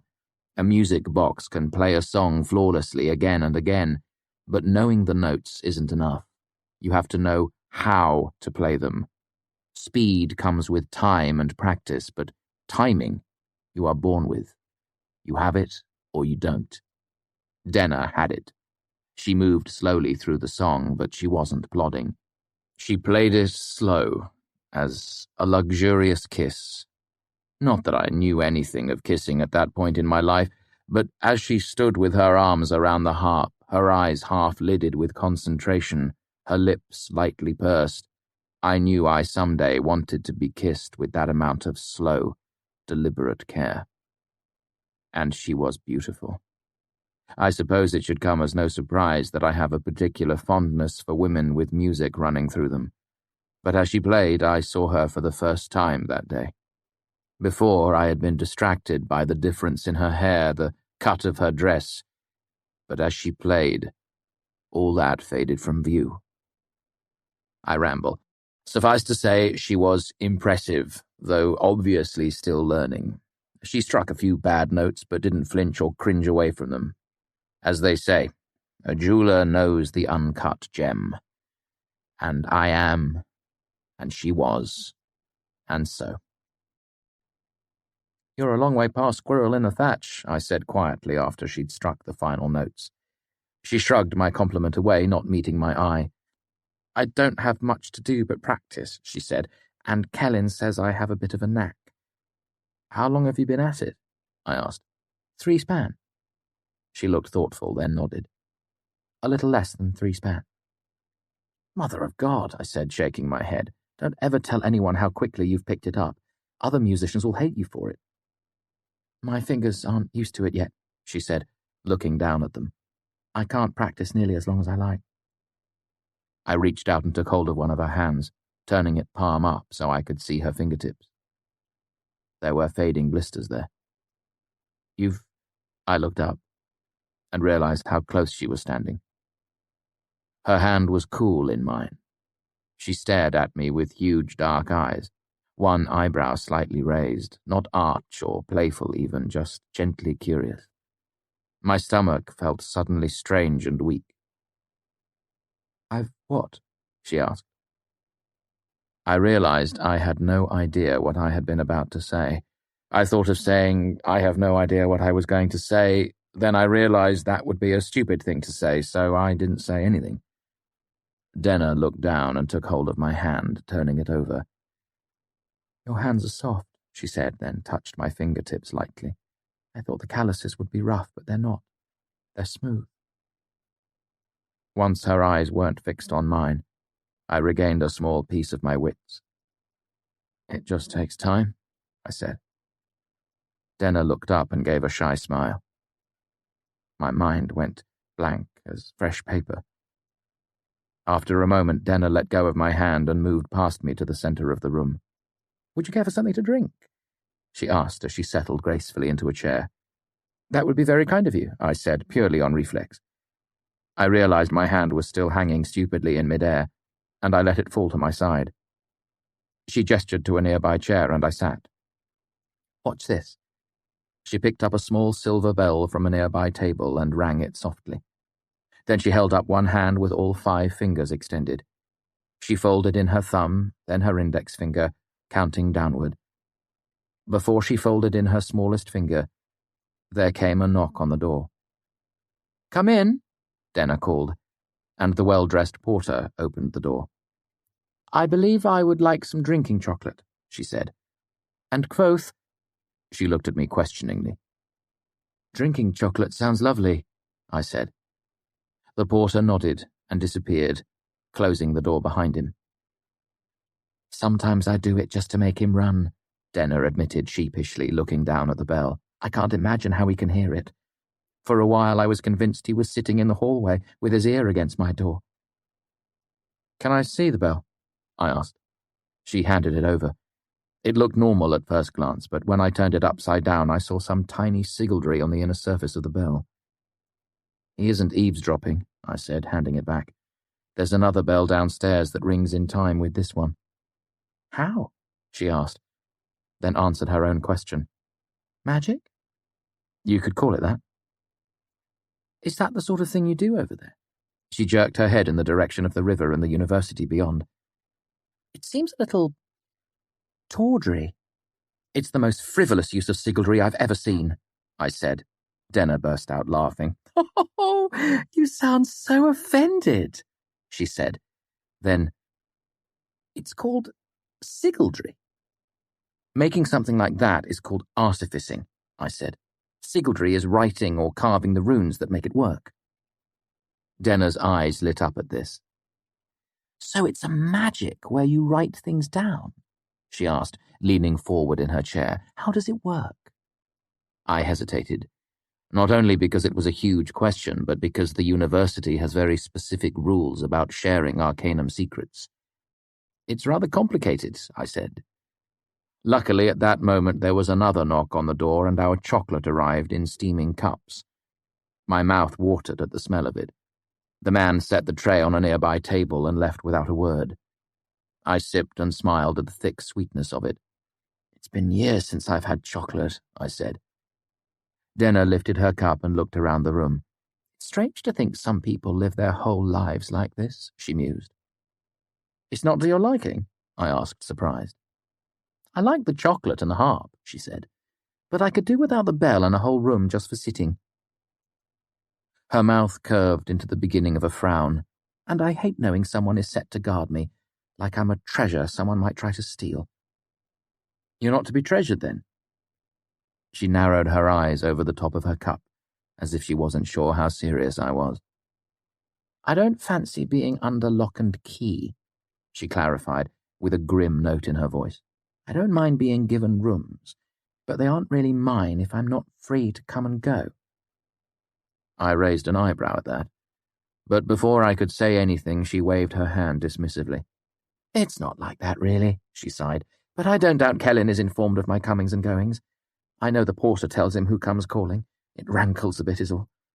She gave a crooked smile. "I suppose that seems terribly ungrateful, doesn't it?" "Not at all," I said. "When I was younger, my troupe travelled everywhere, but every year we would spend a few span at our patron's estate performing for his family and his guests." I shook my head at the memory. Baron Greyfellow was a gracious host. We sat at his own table. He gave us gifts. I trailed off, remembering a regiment of tiny lead soldiers he'd given me. I shook my head clear of the thought. "But my father hated it, climbed the walls. He couldn't tolerate the feeling of being at someone's beck and call." "Yes," Denner said, "that's exactly it. If Kellen says he might pay me a visit on such and such evening, suddenly I feel I've had one foot nailed to the floor. If I leave, I'm being obstinate and rude, but if I stay, I feel like a dog waiting by the door." We sat for a moment in silence. Denner twirled the ring on her finger absent-mindedly, sunlight catching the pale blue stone. "Still," I said, looking around, "they are nice rooms." "They're nice when you're here," she said. Several hours later, I climbed a narrow flight of stairs behind a butcher's shop. There was a faint, pervasive smell of rancid fat from the alley below, but I was smiling. An afternoon with Denner entirely to myself was a rare treat, and my step was surprisingly light for someone about to make a deal with a demon. I knocked on the solid wooden door at the top of the steps and waited. No guild moneylender would trust me with a bent penny, but there are always folk willing to lend money. Poets and other romantics call them copperhawks or sharps, but Gaelet is the better term. They are dangerous people, and wise folk steer well clear of them. The door opened a crack, then swung wide, revealing a young woman with a pixie face and strawberry blonde hair. "Kvothe!" Devi exclaimed. "I worried I might not see you this term." I stepped inside, and Devi bolted the door behind me. The large windowless room smelt pleasantly of sinner's fruit and honey, a refreshing change from the alley. One side of the room was dominated by a huge canopy bed, its dark curtains drawn. On the other side was a fireplace, a large wooden desk, and a standing bookshelf 3/4 full. I wandered over to eye the titles while Devi locked and barred the door. "Is this copy of Malkath new?" I asked. "It is," she said, walking over to stand beside me. "A young alchemist who couldn't settle his debt let me pick through his library in order to square things between us." Devi carefully pulled the book from the shelf, revealing Vision and Revision in gold leaf on the cover. She looked up at me, grinning impishly. "Have you read it?" "I haven't," I said. I'd wanted to study it for admissions, but hadn't been able to find a copy in the stacks. "Just heard about it." Devi looked thoughtful for a moment, then handed it to me. "When you've finished, come back and we'll discuss it. I'm woefully devoid of interesting conversation these days. If we have a decent argument, I might let you borrow another." Once the book was in my hands, she tapped the cover lightly with a finger. "This book is worth more than you are," she said without a hint of playfulness in her voice. "If it comes back damaged, there will be an accounting." "I'll be very careful," I said. Devi nodded, then turned and walked past me toward the desk. "Right then, on to business." She sat down. "Cutting it a little close, aren't you?" she asked. "Tuition needs to be paid before noon tomorrow." "I live a dangerous and exciting life," I said as I wandered over and took a seat across from her. "And delightful as I find your company, I was hoping to avoid your services this term." "How do you like tuition, Azraelar?" she asked knowingly. "How hard did they hit you?" "That's a rather personal question," I said. Devi gave me a frank look. "We are about to enter into a rather personal arrangement," she pointed out. "I hardly feel I'm overstepping myself." 9.5, I said. She snorted derisively. "Oh, I thought you were supposed to be all manner of clever. I never got higher than 7 when I was Raylar." "You had access to the archives," I pointed out. "I had access to vast stores of intellect," she said matter-of-factly. "Plus, I'm cute as a button." She gave a grin that brought out dimples in both her cheeks. "You are as shiny as a new penny," I admitted. "No man can hope to stand against you." "Some women have trouble keeping their feet as well," she said. Her grin changed slightly, moving from adorable to impish and then well past the border into wicked. Not having the slightest idea how to respond to that, I moved in a safer direction. "I'm afraid I need to borrow 4 talents," I said. "Ah," Devi said, suddenly businesslike. She folded her hands atop the desk. "I'm afraid I've made a few changes to my business recently. Currently, I am only extending loans of 6 talents or more." I didn't bother trying to hide my dismay. 6 talents? Devi, that extra debt will be a millstone around my neck." She gave a sigh that sounded at least slightly apologetic.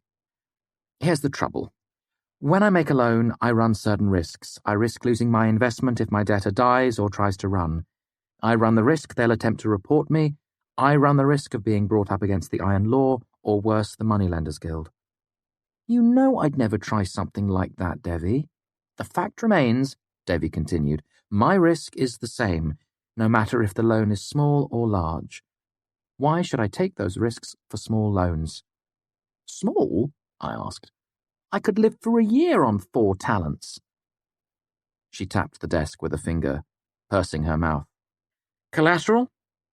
"The usual," I said, giving her my best smile. "My boundless charm?" Devi snorted indelicately. "Huh! For boundless charm and 3 drops of blood, you can borrow 6 talents at my standard rate, 50% interest over a 2-month term." "Devi!" I said ingratiatingly. What am I going to do with the extra money? Throw a party, she suggested. Spend a day in the Buckle. Find yourself a nice game of high-stakes faro. Faro, I said, is a tax on people who can't calculate probabilities. Then run bank and collect the tax, she said. Buy yourself something pretty and wear it next time you come in to see me. She looked me up and down with dangerous eyes. Maybe then I'll be willing to cut you a deal. How about 6 talents for a month at 25%? I asked. Devi shook her head, not unkindly. Kvothe, I respect the impulse to bargain, but you don't have any leverage. You're here because you're over a barrel. I'm here to capitalize on that situation. She spread her hands in a helpless gesture. That's how I make my living. The fact that you have a sweet face doesn't really enter into it. Devi gave me a serious look. Conversely, if a guild moneylender would give you the time of day, I wouldn't expect you to come here simply because I'm pretty and you like the colour of my hair. It is a lovely colour, I said. We fiery types should really stick together. We should, she agreed. I propose we stick together at 50% interest over a 2-month term. Fine, I said, slumping back into my chair. You win. Devi gave me a winsome smile, dimples showing again. I can only win if we were both actually playing. She opened a drawer in the desk, bringing out a small glass bottle and a long pin. I reached out to take them, but instead of sliding them across the desk, she gave me a thoughtful look. Now that I think of it, there might be another option. I'd love another option, I admitted. The last time we talked, Devi said slowly, you implied you had a way into the archives. I hesitated. I did imply that. That information would be worth quite a bit to me, she said over-casually. Though she tried to hide it, I could see a fierce, lean hunger in her eyes. I looked down at my hands and didn't say anything. I'll give you 10 talents right now, Devi said bluntly. Not a loan. I'll buy the information outright. If I get caught in the stacks, I never learned it from you. I thought of everything I could do with 10 talents. New clothes, a loot case that wasn't about to fall to pieces, paper, gloves for the coming winter. I sighed and shook my head. 20 talents, Devi said, and guild rates on any loans you want in the future. 20 talents would mean half a year of worry-free tuition. I could pursue my own projects in the fishery rather than slaving away at deck lamps.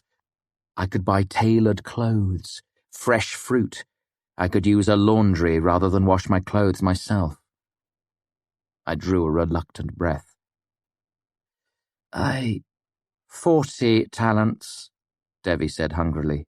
Guild rates. And I will take you to bed. For 40 talents, I could buy Denna her own half-harp. I looked up and saw Devi staring at me from across the desk. Her lips were wet, her pale blue eyes intense. She shifted her shoulders back and forth in the slow, unconscious motion of a cat before it pounces. I thought of Auri, safe and happy in the underthing. What would she do if her tiny kingdom was invaded by a stranger? I'm sorry, I said. I can't. Getting in is complicated. It involves a friend, and I don't think they'd be willing. I decided to ignore the other part of her offer, as I hadn't the slightest idea what to say about it. There was a long, tense moment. God damn you, Devi said at last. You sound like you're telling the truth. I am, I said. It's unsettling, I know. God damn, she scowled as she pushed the bottle and pin across the desk. I pricked the back of my hand and watched the blood well up and roll down my hand to fall into the bottle. After 3 drops, I tipped the pin into the mouth of the bottle as well. Devi swabbed some adhesive around the stopper and drove it angrily into the bottle. Then she reached into a drawer and pulled out a diamond stylus. Do you trust me? She asked as she etched a number into the glass. Or do you want this sealed? I trust you, I said, but I'd like it sealed all the same. She melted a daub of sealing wax onto the top of the bottle. I pressed my talent pipes into it, leaving a recognizable impression. Reaching into another drawer, Devi brought out 6 talents and clattered them onto the desk. The motion might have seemed petulant if her eyes hadn't been so hard and angry. I'm getting in there one way or another, she said with a chill edge to her voice. Talk to your friend. If you're the one that helps me, I'll make it worth your time. Chapter 11. Haven. I returned to the university in good spirits despite the burden of my new debt. I made a few purchases, gathered up my loot, and headed out over the rooftops. From the inside, Mainz was a nightmare to navigate, a maze of irrational hallways and stairways leading nowhere. But moving across its jumbled rooftops was easy as anything. I made my way to a small courtyard that at some point in the building's construction had become completely inaccessible, trapped like a fly in amber. Auri wasn't expecting me, but this was the first place I'd met her, and on clear nights she sometimes came out to watch the stars. I checked to make sure the classrooms overlooking the courtyard were dark and empty. Then I brought out my lute and began to tune it. I'd been playing for almost an hour when I heard a rustling movement in the overgrown courtyard below. Then Auri appeared, scurrying up the overgrown apple tree and onto the roof. She ran toward me, her bare feet skipping lightly across the tar, her hair blowing behind her. I heard you, she said as she came close. I heard you all the way down in vaults. I seem to remember, I said slowly, that I was going to play music for someone. Me? She held both her hands close to her chest, grinning. She moved from foot to foot, almost dancing with her eagerness. Play for me. I have been as patient as 2 stones together, she said. You are just in time. I could not be as patient as 3 stones. Well, I said hesitantly, I suppose it all depends on what you've brought me. She laughed, rising up onto the balls of her feet, her hands still together, close to her chest. What did you bring me?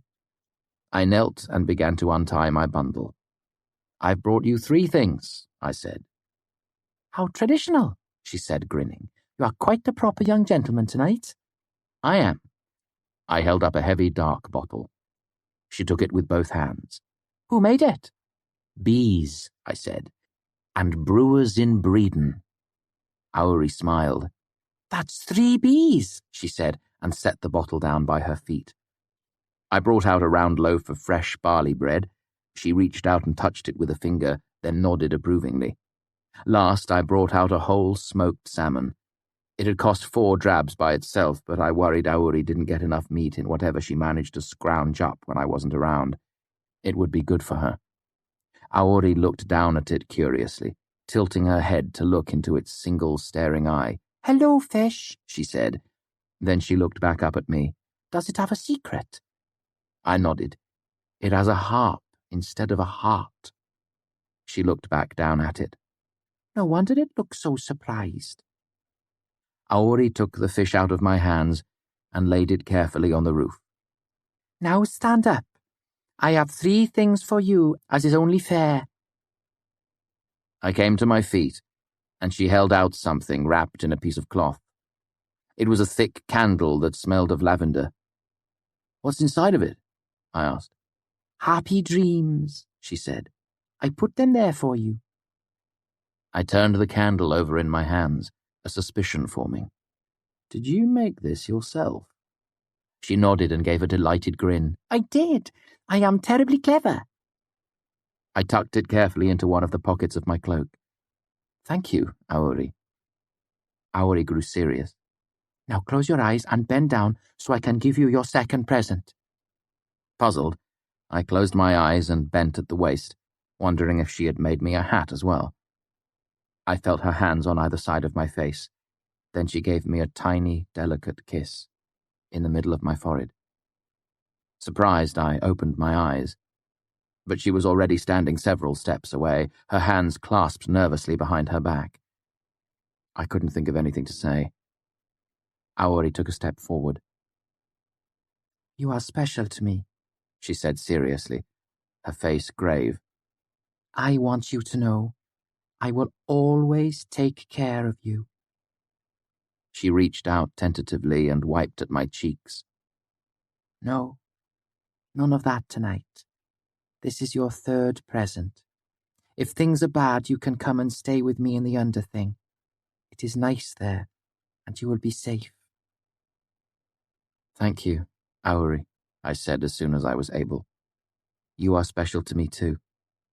Of course I am, she said matter-of-factly. I am as lovely as the moon. I collected myself while Aori skipped over to a piece of metal piping that jutted from a chimney and used it to pry the cap off the bottle. Then she brought it back, holding it carefully with both hands. Aori, I asked, aren't your feet cold? She looked down at them. The tar is nice, she said, wriggling her toes. It's still warm from the sun. Would you like a pair of shoes? What would they have in them? She asked. Your feet, I said. It's going to be winter soon. She shrugged. Your feet will be cold. I don't come out on top of things in the winter, she said. It isn't very nice. Before I could respond, Elodine stepped around a large brick chimney as casually as if he were out for an afternoon stroll. The three of us stared at each other for a moment, each of us startled in our own way. Elodine and I were surprised, but out of the corner of my eye, I saw Aori grow perfectly still, like a deer ready to spring away to safety. Master Elodine, I said in my gentlest, friendliest tones, desperately hoping he wouldn't do anything that might startle Aori into running. The last time she'd been scared back underground, it had taken her a full span to re-emerge. How nice to meet you. Hello there, Elodine said, matching my casual tone perfectly, as if there was nothing odd about the three of us meeting on a rooftop in the middle of the night. Though for all I knew, it might not seem odd to him. Master Elodine. Aori dipped one bare foot behind the other and tugged the edges of her ragged dress in a tiny curtsy. Elodine remained in the moon-cast shadow of the tall brick chimney. He made a curiously formal bow in return. I couldn't see his face in any detail, but I could imagine his curious eyes examining the barefoot, waifish girl with the nimbus of floating hair. And what brings the two of you out this fine night? Elodine asked. I tensed. Questions were dangerous with Aori. Luckily, this one didn't seem to bother her.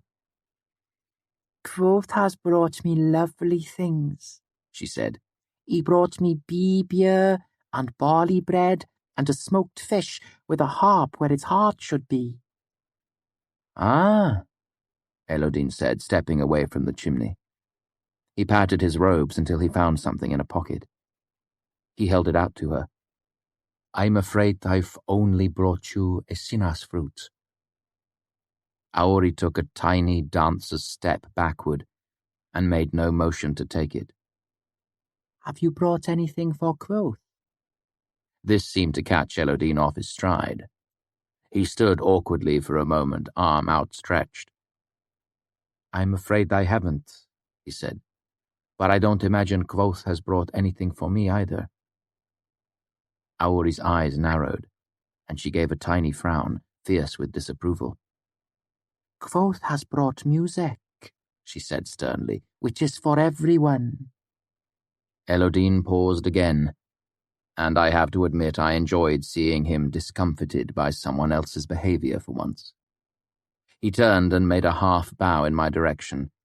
My apologies, he said. I made a gracious gesture. Think nothing of it.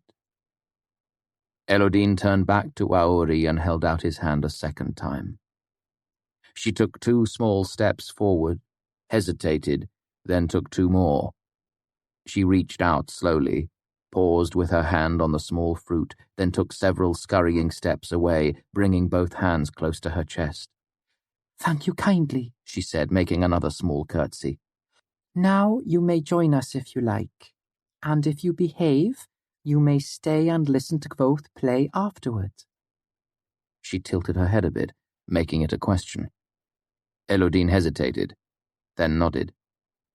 Aori scampered around to the other side of the roof, then down into the courtyard through the bare limbs of the apple tree. Elodine watched her go. When he tilted his head, there was just enough moonlight that I could see a thoughtful expression on his face. I felt a sudden, sharp anxiety tie knots in my stomach. Master Elodine. He turned to face me. I knew from experience it would only take her 3 or 4 minutes to fetch whatever she was bringing up from the underthing. I needed to talk fast. I know this looks very strange, I said, but you have to be careful. She's very nervous. Don't try to touch her. Don't make any sudden movements. It will scare her away. Elodine's expression was hidden in shadow again. Will it now? He said. Loud noises too, even a loud laugh, and you can't ask her anything resembling a personal question. She'll just run if you do. I drew a deep breath, my mind racing. I have a good tongue in my head, and given enough time, I'm confident in my ability to persuade just about anyone of anything. But Elodine was simply too unpredictable to manipulate.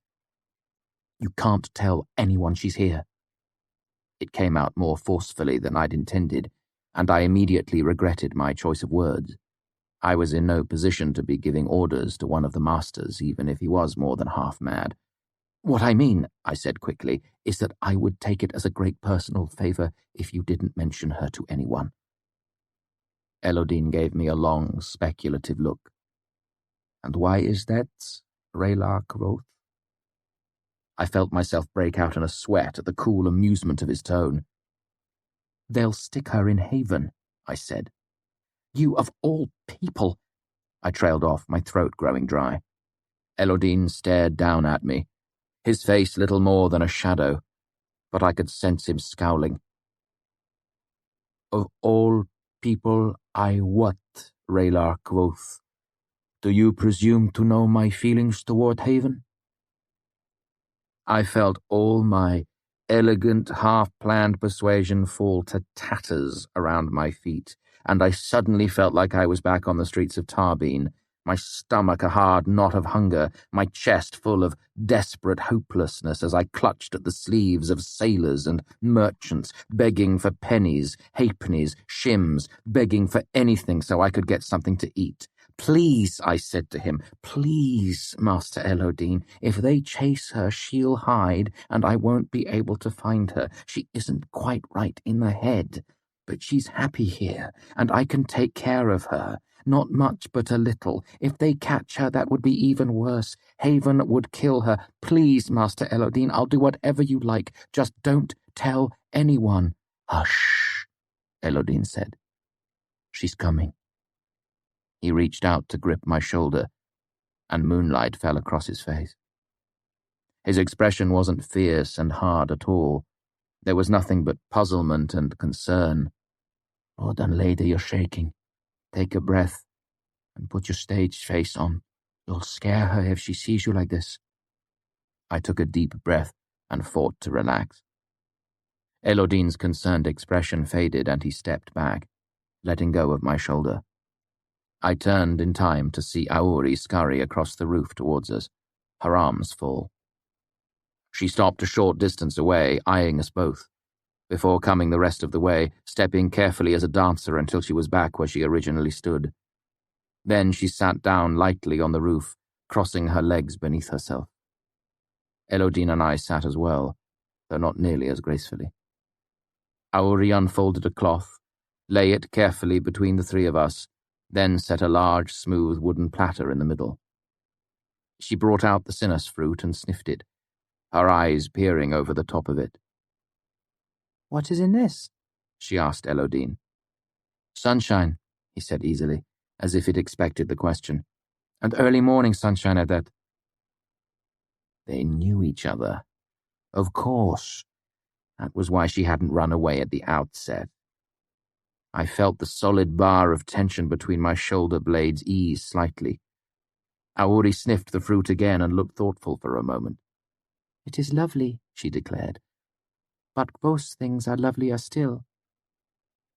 That stands to reason, Elodin said. I expect Kvothe is a nicer person than I am. That goes without saying, Auri said primly. Auri served up dinner, sharing out the bread and fish to each of us. She also produced a squat clay jar of brined olives. It made me glad to see she could provide for herself when I wasn't around. Auri poured beer into my familiar porcelain teacup. Elodin got a small glass jar of the sort you would use to store jam. She filled his cup for the first round, but not the second. I was left wondering if he was simply out of easy reach, or if it was a subtle sign of her displeasure. We ate without speaking. Auri delicately, taking tiny bites, her back straight, Elodin cautiously, occasionally darting a glance at me as if he were unsure how to behave.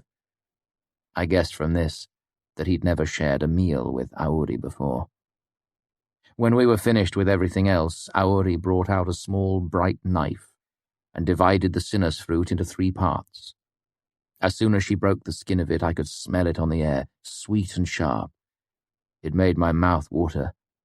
Sinas fruit came from a long way off and was simply too expensive for people like me.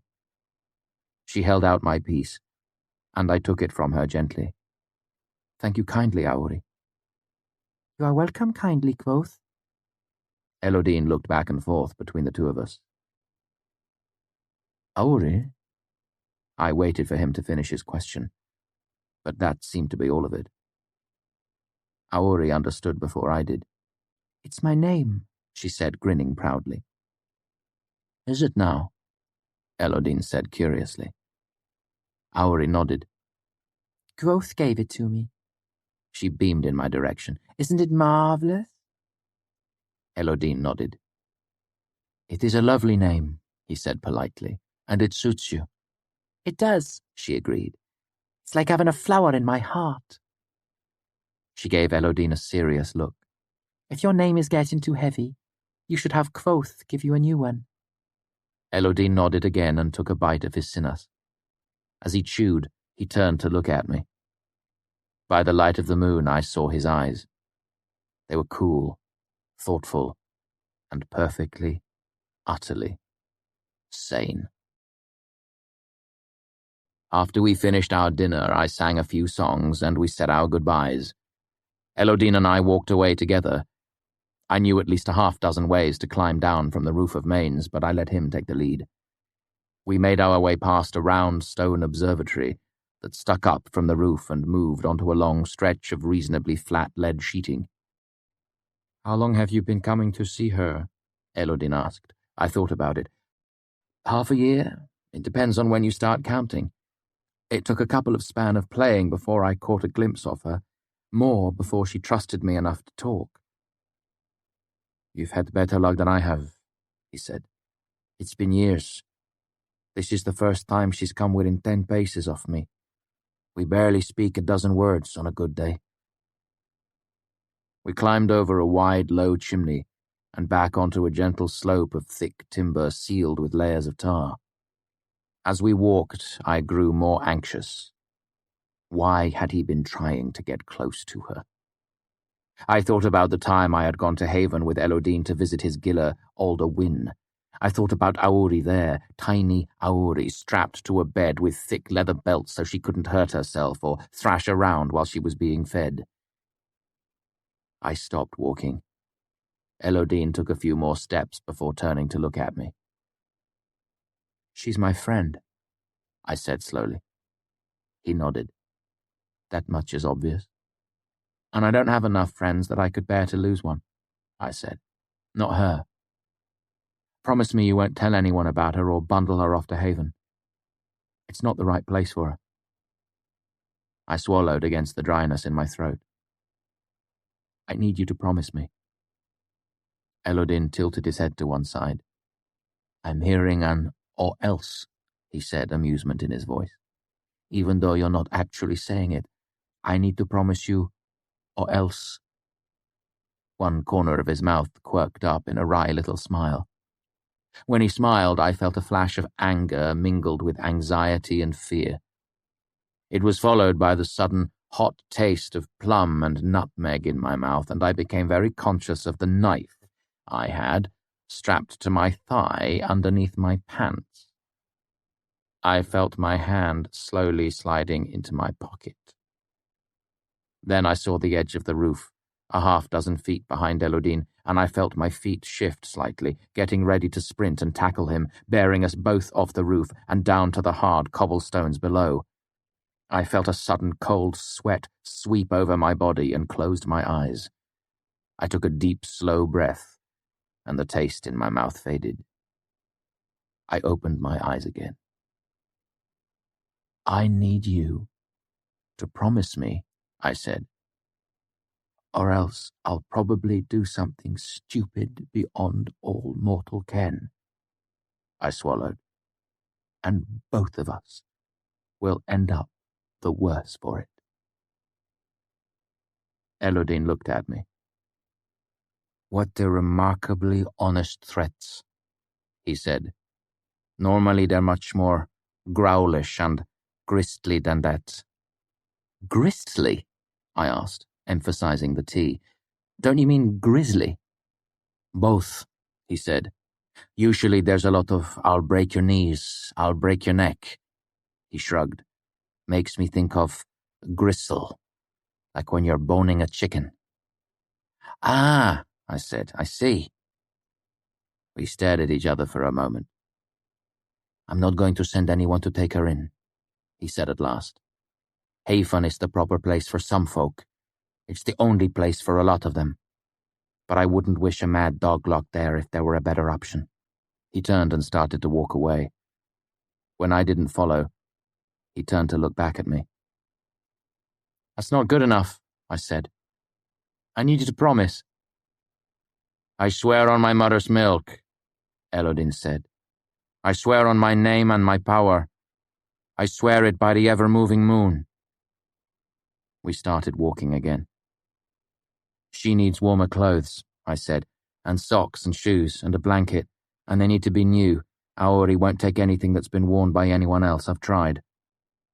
"She won't take them from me," Elodine said. "I've left things out for her. She won't touch them." He turned to look at me. "If I give them to you, will you pass them along?" I nodded. "In that case, she also needs about 20 talents, a ruby the size of an egg, and a new set of engraving tools." Elodine gave an honest, earthy chuckle. "Does she also need lute strings?" I nodded. 2 pair if you can get them." "Why Aori?" Elodine asked. "Because she doesn't have anyone else," I said. "And neither do I. If we don't look out for each other, who will?" He shook his head. "No, why did you pick that name for her?" "Oh," I said, embarrassed. "Because she's so bright and sweet. She doesn't have any reason to be, but she is. Aori means sunny." "In what language?" he asked. I hesitated. "Siaru, I think." Elodine shook his head. "Sunny is Leviriat in Siaru." I tried to think where I had learned the word. Had I stumbled onto it in the archives? Before I could bring it to mind, Elodine spoke. "I am preparing to teach a class," he said casually, "for those interested in the delicate and subtle art of naming." He gave me a sideways look. "It occurs to me that it might not be a complete waste of your time." "I might be interested," I said carefully. He nodded. "You should read Tekam's Underlying Principles to prepare, not a long book, but thick, if you follow me." "If you lend me a copy, I'd like nothing better than to read it," I said. "Otherwise, I'll have to muddle through without." He looked at me, uncomprehending. "I've been banned from the archives?" "What, still?" Elodine asked, surprised. "Still." He seemed indignant. "It's been what, half a year?" "3/4 of a year in 3 days' time," I said. "Master Lauren has made his feelings clear on the issue of letting me back inside." "That," Elodine said with a strange protectiveness in his voice, "is utter horseshit. You're my Raylar now." Elodine changed directions, heading over a piece of rooftop I usually avoided because it was covered in clay roofing tiles. From there we hopped a narrow alley, made our way across the sloping roof of an inn, and stepped onto a broad roof of finished stone. Eventually we came to a wide window with the warm glow of candlelight behind it. Elodine knocked on a pane of glass as sharply as if it were a door. Looking around, I realized we were standing atop the Master's Hall. After a moment, I saw the tall, thin shape of Master Lauren block the candlelight behind the window. He worked the latch, and the entire window swung open on a hinge. "Elodine, what can I do for you?" Lauren asked. If he thought anything odd about the situation, I couldn't tell from looking at his face. Elodine jerked a thumb over his shoulder at me. "The boy here says he's still banned from the archives. Is that so?" Lauren's impassive eyes moved to me, then back to Elodine. "It is." "Well, let him back in," Elodine said. "He needs to read things. You've made your point." "He's reckless," Lauren said flatly. "I'd planned to keep him out for a year and a day." Elodine sighed. Yes, very traditional. Why don't you give him a second chance? I'll vouch for him." Lauren eyed me for a long moment. I tried to look as responsible as I could, which wasn't very, considering I was standing on a rooftop in the middle of the night. "Very well," Lauren said. "Tomes only." "Tomes is for feckless tits who can't shoot her own food," Elodine said dismissively. "My boy's a railer. He has the feck of 20 men. He needs to explore the stacks and discover all manner of useless things." "I'm not concerned about the boy," Lauren said with unblinking calm. "My concern is for the archives itself." Elodine reached out and grabbed me by the shoulder, pushing me forward a bit. "How about this? If you catch him larking around again, I'll let you cut off his thumbs. That should set an example, don't you think?" Lauren gave the two of us a slow look. Then he nodded. "Very well," he said, and closed his window. "There you go," Elodine said expansively. "What the hell?" I demanded, wringing my hands. What the hell?" Elodine looked at me, puzzled. "What? You're in. Problem solved." "You can't offer to let him cut off my thumbs," I said. He raised an eyebrow. "Are you planning on breaking the rules again?" he asked pointedly. No, but—" "Then you don't have anything to worry about," he said. He turned and continued up the slope of the roof. "Probably. I'd still step carefully if I were you. I can never tell when Lauren is kidding." As soon as I awoke the next day, I made my way to the office of the bursar and settled accounts with Riem, the pinch-faced man who held the university's purse strings. I paid my hard-won 9 talents and 5, securing my place in the university for 1 more term. Next, I went to Ledgers and Lists, where I signed up for observation in the Medica, along with physiognomy and physic. Next was ferrous and cupric metallurgy with Kamar in the fishery. Last came adept sympathy with Elk Sadal.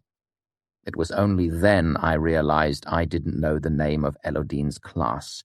I leafed through the ledger until I spotted Elodine's name, then ran my finger back to where the title of the class was listed in fresh dark ink. Introduction to Not Being a Stupid Jackass. I sighed and penned my name in the single blank space beneath. Chapter 12. The Sleeping Mind. When I stirred awake the next day, my first thought was of Elodine's class. There was an excited flutter in my stomach. After long months of trying to get Master Namer to teach me, I was finally going to get a chance to study naming. Real magic, to ball in the great magic. But work came before play. Elodine's class didn't meet until noon. With Devi's debt hanging over my head, I needed to squeeze in a couple of hours' work at the fishery. Entering Kilvin's workshop, the familiar din of 100 busy hands washed over me like music. While it was a dangerous place, I found the workshop oddly relaxing. Many students resented my quick rise through the ranks of the Arcanum, but I'd earned a grudging respect from most of the other artificers. I saw Manet working near the kilns, and started to wind my way through the busy work tables toward him. Manet always knew what work paid best. Kvothe! The huge room grew quiet, and I turned to see Master Kilvin standing in the doorway of his office. He made a curt, beckoning gesture and stepped back inside his office. Sound slowly filled the room as the students returned to their work, but I could feel their eyes on me as I made my way across the room, weaving between the work tables. As I came closer, I saw Kilvin through the wide window of his office, writing on a wall-mounted slate. He was half a foot taller than me, with a chest like a barrel. His great bristling beard and dark eyes made him look even larger than he really was. I knocked politely on the doorframe, and Kilvin turned, setting down his chalk. R'hllor Kvothe, come in, close the door. Anxiously, I stepped into the room and pulled the door shut behind me. The clatter and din of the workshop was cut off so completely that I expected Kilvin must have some cunning sigildry in place that muffled the noise. The result was an almost eerie quiet in the room. Kilvin picked up a piece of paper from the corner of his work table. I've heard a distressing thing, he said. Several days ago a girl came to Stokes. She was looking for a young man who had sold her a charm. He looked me in the eye. Do you know anything about this? I shook my head. What did she want? We do not know, Kilvin said. Elliot Basil was working in Stokes at the time. He said the girl was young and seemed rather distressed. She was looking for, he glanced down at the paper, a young wizard. She didn't know his name but described him as being young, red-haired, and pretty. Kilvin set down the piece of paper. Basil said she grew increasingly upset as they spoke. She looked frightened, and when he tried to get her name, she ran off crying.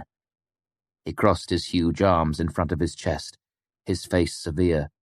So I ask you plainly, have you been selling charms to young women? The question caught me by surprise. Charms? I asked. Charms for what? That you should tell me, Kilvin said darkly. Charms for love or luck, to help a woman catch with child, or to prevent the same. Amulets against demons and the like.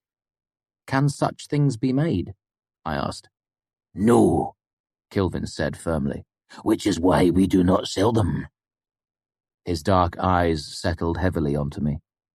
So I ask you again, have you been selling charms to ignorant townsfolk? I was so unprepared for the accusation that I couldn't think of anything sensible to say in my defense. Then the ridiculousness of it struck me, and I burst out laughing. Kilvin's eyes narrowed. This is not amusing, R'hllor Kvothe. Not only are such things expressly forbidden by the university, but a student who would sell false charms. Kilvin trailed off, shaking his head. It reveals a profound flaw of character. Master Kilvin, look at me, I said, plucking at my shirt. If I was tricking gullible townsfolk out of their money, I wouldn't have to wear second-hand homespun. Kilvin looked over, as if noticing my clothes for the first time.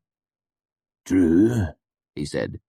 However, one might think a student of lesser means would be more tempted to such actions. I've thought of it, I admitted. With a penny's worth of iron and 10 minutes easy sigildry, I could make a pendant that was cold to the touch.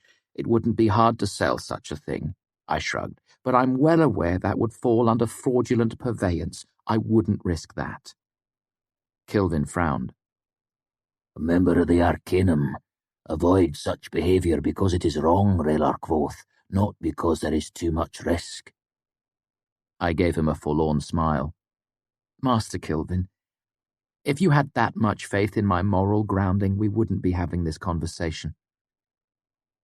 His expression softened a little, and he gave me a small smile. I admit, I would not expect such of you, but I have been surprised before. I would be remiss in my duty if I did not investigate such things. Did this girl come to complain about the charm? I asked. Kilvin shook his head. No, As I said, she left no message, but I am at a loss as to why else a distressed young girl with a charm would come looking for you, knowing your description but not your name." He raised an eyebrow at me, making it a question. I sighed. "Do you want my honest opinion, Master Kilvin?" Kilvin raised both eyebrows at that. "Always, R'hllor Kvothe." "I expect someone is trying to get me into trouble," I said. Compared to dosing me with an alchemical poison, spreading rumours was practically genteel behaviour for Ambrose. Kilvin nodded, absent-mindedly smoothing down his beard with one hand. "Yes, I see." He shrugged and picked up his piece of chalk. "Well then, I consider this matter resolved for the moment." He turned back to the slate and glanced over his shoulder at me. "I trust I will not be troubled by a horde of pregnant women waving iron pendants and cursing your name." "I'll take steps to avoid that, Master Kilvin." I filled a few hours doing piecework in the fishery, then made my way to the lecture hall in Mains where Elodin's class was being held. It was scheduled to begin at noon, but I was there half an hour early, the first to arrive. The other students trickled in slowly. 7 of us in all. First came Fenton, my friendly rival from Advanced Sympathy. Then Fela arrived with Brian, a pretty girl of about 20 with sandy hair cut in the fashion of a boy's. We chatted and introduced ourselves. Jarrett was a shy Medigan I'd seen in the Medica. I recognized the young woman with bright blue eyes and honey-coloured hair as Inissa, but it took me a while to remember where I'd met her. She was one of Simon's countless short-lived relationships. Last was Uresh, nearly 30, and a full Elfe.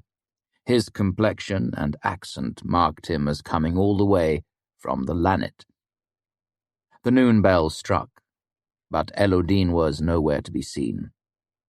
5 minutes passed, then 10. It wasn't until noon that Elodin breezed into the hall, carrying a loose armful of papers. He dropped them onto a table and began to pace back and forth directly in front of us. "Several things should be made perfectly clear before we start," he said without any introduction or apology for his lateness. "First, you must do as I say. You must do it to the best of your ability, even when you don't see the reasons for it. Questions are fine, but in the end, I say you do." He looked around. "Yes?" We nodded or murmured affirmative noises. "Second, you must believe me when I tell you certain things. Some of the things I tell you may not be true, but you must believe them anyway, until I tell you to stop." He looked at each of us. "Yes?" I wondered vaguely if he began every lecture this way. Elodin noticed the lack of an affirmative from my direction. He glared at me, irritated. "We aren't to the hard part yet," he said. "I'll do my best to try," I said. "With answers like that, we'll make you a barrister in no time," he said sarcastically. "Why not just do it instead of doing your best to try?" I nodded. It seemed to appease him, and he turned back to the class as a whole. "There are 2 things you must remember. First, our names shape us, and we shape our names in turn." He stopped his pacing and looked out at us. "Second, even the simplest name is so complex that your mind could never begin to feel the boundaries of it, let alone understand it well enough for you to speak it." There was a long stretch of quiet. Elodin waited, staring at us. Finally, Fenton took the bait. "If that's the case, how can anyone be a namer?" "Good question," Elodin said. "The obvious answer is that it can't be done. That even the simplest of names is well beyond our reach." He held up a hand. "Remember, I am not speaking of the small names we use every day, the calling names like tree and fire and stone. I'm talking about something else entirely." He reached into a pocket and pulled out a river stone, smooth and dark. "Describe the precise shape of this. Tell me of the weight and pressure that forged it from sand and sediment. Tell me how the light reflects from it. Tell me how the world pulls at the mass of it, how the wind cups it as it moves through the air. Tell me how the traces of its iron will feel the calling of a loadstone. All of these things and 100,000 more make up the name of this stone." He held it out to us at arm's length. This single, simple stone. Elodine lowered his hand and looked at us. Can you see how complex even this simple thing is? If you studied it for a long month, perhaps you would come to know it well enough to glimpse the outward edges of its name. Perhaps. This is the problem namers face. We must understand things that are beyond our understanding. How can it be done? He didn't wait for an answer, and instead picked up some of the paper he'd brought in with him, handing each of us several sheets. In 15 minutes I will toss the stone. I will stand here.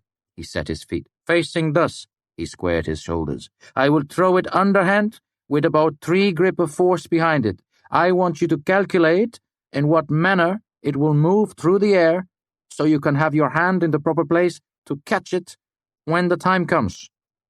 Elodine set the stone on a desk. Proceed. I set to the problem with a will.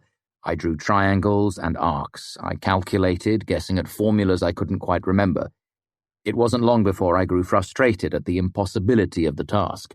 Too much was unknown, too much was simply impossible to calculate. After 5 minutes on our own, Elodine encouraged us to work as a group. That was when I first saw Uresh's talent with numbers. His calculations had outstripped mine to such a degree that I couldn't understand much of what he was doing. Fela was much the same, though she had also sketched a detailed series of parabolic arcs. The 7 of us discussed, argued, tried, failed, tried again. At the end of 15 minutes, we were frustrated. Myself especially. I hate problems I cannot solve. Elodine looked to us as a group. So what can you tell me? Some of us started to give our half-answers or best guesses, but he waved us into silence. What can you tell me with certainty? After a moment, Fela spoke up. We don't know how the stone will fall. Elodine clapped his hands approvingly. Good! That is the right answer. Now watch. He went to the door and stuck his head out. Henry, he shouted. Yes, you come here for a second. He stepped back from the door and ushered in one of Jameson's runners, a boy no more than 8 years old. Elodine took a half-dozen steps away and turned to face the boy. He squared his shoulders and grinned a mad grin. Catch! He said, lofting the stone at the boy. Startled, the boy snatched it out of the air. Elodine applauded wildly, then congratulated the bewildered boy before reclaiming the stone and hurrying him back out the door. Our teacher turned to face us. So, Elodine asked, how did he do it? How could he calculate in a second what 7 brilliant members of the Arcanum could not figure in a quarter hour? Does he know more geometry than Fela? Are his numbers quicker than Uresh's? Should we bring him back and make him a Rayla? We laughed a bit, relaxing. My point is this. In each of us there is a mind we use for all our waking deeds. But there is another mind as well. A sleeping mind. It is so powerful that the sleeping mind of an 8-year-old can accomplish in 1 second what the waking minds of 7 members of the Arcanum could not in 15 minutes. He made a sweeping gesture. Your sleeping mind is wide and wild enough to hold the names of things. This I know, because sometimes this knowledge bubbles to the surface. Inisha has spoken the name of iron. Her waking mind does not know it, but her sleeping mind is wiser. Something deep inside Fela understands the name of the stone. Elodine pointed at me. Kvothe has called the wind. If we are to believe the writings of those long dead, his is the traditional path. The wind was the name aspiring namers sought and caught when things were studied here so long ago. He went quiet for a moment, looking at us seriously, his arms folded. I want each of you to think on what name you would like to find. It should be a small name, something simple. Iron or fire, wind or water, wood or stone. It should be something you feel an affinity toward. Elodine strode toward the large slate mounted on the wall and began to write a list of titles. His handwriting was surprisingly tidy. These are important books, he said. Read one of them. After a moment, Brienne raised her hand. Then she realized it was pointless, as Elodine still had his back to us. Master Elodine? She asked hesitantly. Which one should we read? He looked over his shoulder, not pausing in his writing at all. I don't care, he said, plainly irritated. Pick one. The others you should skim in a desultory fashion. Look at the pictures, smell them if nothing else. He turned back to look at the slate. The seven of us looked at each other. The only sound in the room was the tapping of Elodine's chalk. Which one is the most important? I asked. Elodine made a disgusted noise. I don't know, he said. I haven't read them. He wrote Entemerant Voistra on the board and circled it. I don't even know if this one is in the archives at all. He put a question mark next to it and continued to write. I will tell you this. None of them are in tomes. I made sure of that. You'll have to hunt for them in the stacks. You'll have to earn them. He finished the last title and took a step back, nodding to himself. There were 20 books in all. He drew stars next to 3 of them, underlined 2 others, and drew a sad face next to the last one on the list. Then he left, striding out of the room without another word, leaving us thinking on the nature of names and wondering what we had gotten ourselves into. Chapter 13. The Hunt. Determined to make a good showing of myself in Elodine's class, I tracked down Willem and negotiated an exchange of future drinks for his help navigating the archives. We made our way through the cobbled streets of the university together, the wind gusting as the huge windowless shape of the archives loomed above us across the courtyard. The words Vorfelan Renata Morie were chiseled into the stone above the massive stone doors. As we came closer, I realized my hands were sweaty. "Lord and lady, hold on for a second," I said as I stopped walking. Will raised an eyebrow at me. "I'm nervous as a new whore," I said. "Just give me a moment." "You said Lauren lifted his ban 2 days ago," Willem said. "I thought you'd be inside as soon as you had permission." "I was waiting for them to update the ledgers." I wiped my damp hands on my shirt. "I know something's going to happen," I said anxiously. "My name won't be in the book, or Ambrose will be at the desk, and I'll have some sort of relapse from that plum drug and end up kneeling on his throat and screaming." "I'd like to see that," Will said, "but Ambrose doesn't work today." "That's something," I admitted, relaxing a bit. I pointed to the words above the door. "Do you know what that means?" Will glanced up. "The desire for knowledge shapes a man," he said. "Or something close to that." "I like that." I took a deep breath. "Right, let's go." I pulled open the huge stone doors and entered a small antechamber. Then Will tugged open the inner doors and we stepped into the entry hall. In the middle of the room was a huge wooden desk with several large leather-bound ledgers open atop it. Several imposing doors led off in different directions. Fela sat behind the desk, her curling hair pulled back into a tail. The red light from the sympathy lamps made her look different, but no less pretty. She smiled. "Hello, Fela," I said, trying not to sound as nervous as I felt. "I heard I'm back in Lauren's good books. Could you check for me?" She nodded and began to flip through the ledger in front of her. Her face brightened, and she pointed. Then her expression went dark. I felt a sinking sensation in my stomach. "What is it?" I asked. "Is something wrong?" "No," she said. "Nothing's wrong." "You look like something's wrong," Will grumbled. "What does it say?" Fela hesitated, then spun the book around so we could read it. Kvothe, Arliden's son, red-haired, fair-complected, young. Written next to this in the margin in a different script were the words, "Rue bastard." I grinned at her. "Correct on all counts. Can I go in?" She nodded. Do you need lamps? She asked, opening a drawer. I do, Will said, already writing his name in a separate ledger. I've got my own, I said, pulling my small lamp from a pocket of my cloak. Fela opened the admittance ledger and signed us in. My hand shook as I wrote, skittering the pen's nib embarrassingly so it flicked ink across the page. Fela blotted it away and closed the book. She smiled up at me. Welcome back, she said. I let Willem lead the way through the stacks and did my best to look properly amazed. It wasn't a hard part to play. While I'd had access to the archives for some time, I'd been forced to creep around like a thief. I had kept my lamp on its dimmest setting and avoided the main hallways for fear of accidentally running into someone. Shelves covered every bit of the stone walls. Some hallways were broad and open with high ceilings, while others formed narrow lanes barely wide enough for two people to pass if they both turned sideways.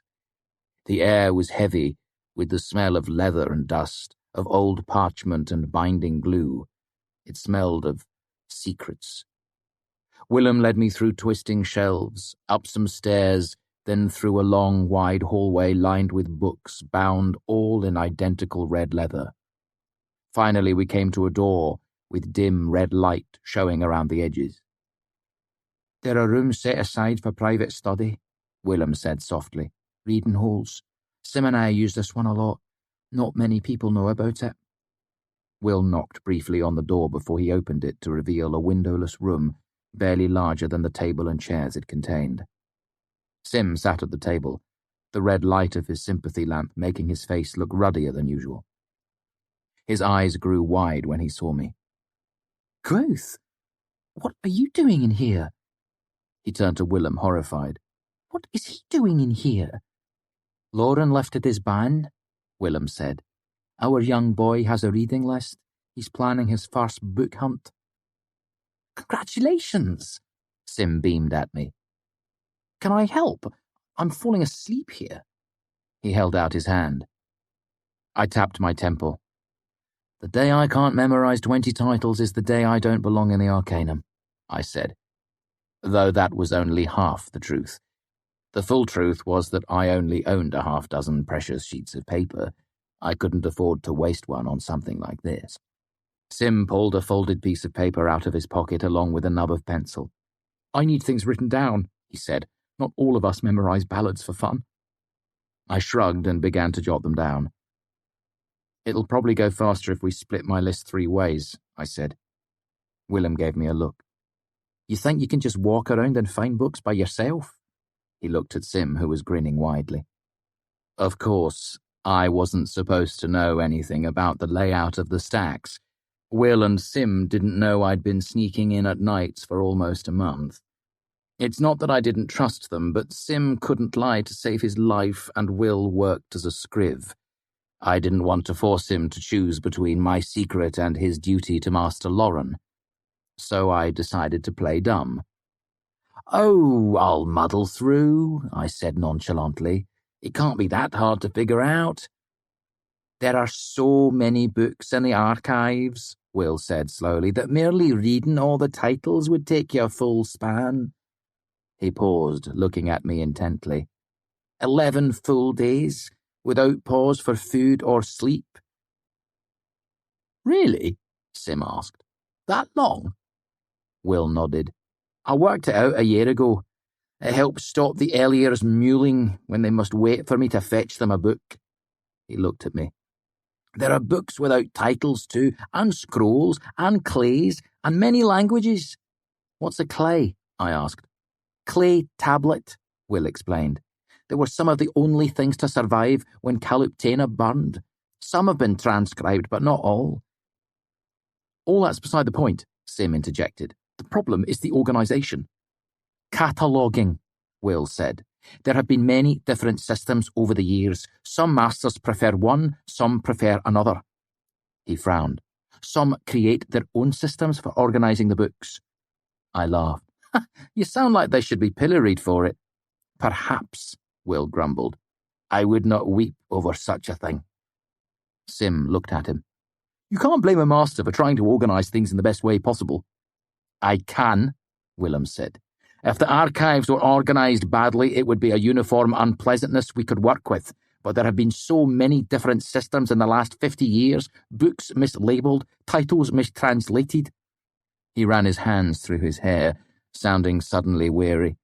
And there are always new books coming in needing to be catalogued. Always the lazy Elier in tombs who want us to fetch for them. It's like trying to dig a hole in the bottom of a river. So what you're saying, I said slowly, is that you find your time spent as a scriv to be both pleasant and rewarding. Sim muffled a laugh in his hands. And then there are you people. Will looked at me, his voice dangerous and low. Students given the freedom in the stacks. You come in, read half a book, then hide it so you can continue later at your own convenience. Will's hands made gripping motions as if clutching at the front of someone's shirt, or perhaps a throat. Then you forget where you have put the book, and it is gone as surely as if you had burned it. Will pointed a finger at me. If I ever discover you have done such a thing, he said, smouldering with anger, no God will keep you safe from me.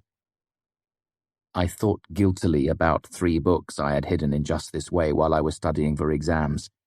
I promise, I said, I won't ever do that. Again. Sim stood up from the table, rubbing his hands together briskly. Right. Simply said, it's a mess in here, but if you stick to the books they've listed in Tolem's catalogue, you should be able to find what you're looking for. Tolem is the system we use now. Will and I will show you where they keep the ledgers. And a few other things, Will said. Tolem is hardly comprehensive. Some of your books might require deeper digging. He turned to open the door. As it turned out, only 4 books on my list were in the Tolem ledgers. After that, we were forced to leave the well-organised parts of the stacks behind. Will seemed to take the list as a personal challenge, so I learned a great deal about the archives that day. Will took me to the dead ledgers, the backward stair, the bottom wing. Even so, at the end of 4 hours, we'd only managed to track down the locations of 7 books. Will seemed frustrated by this, but I thanked him heartily, telling him he'd given me everything I needed to continue the search on my own.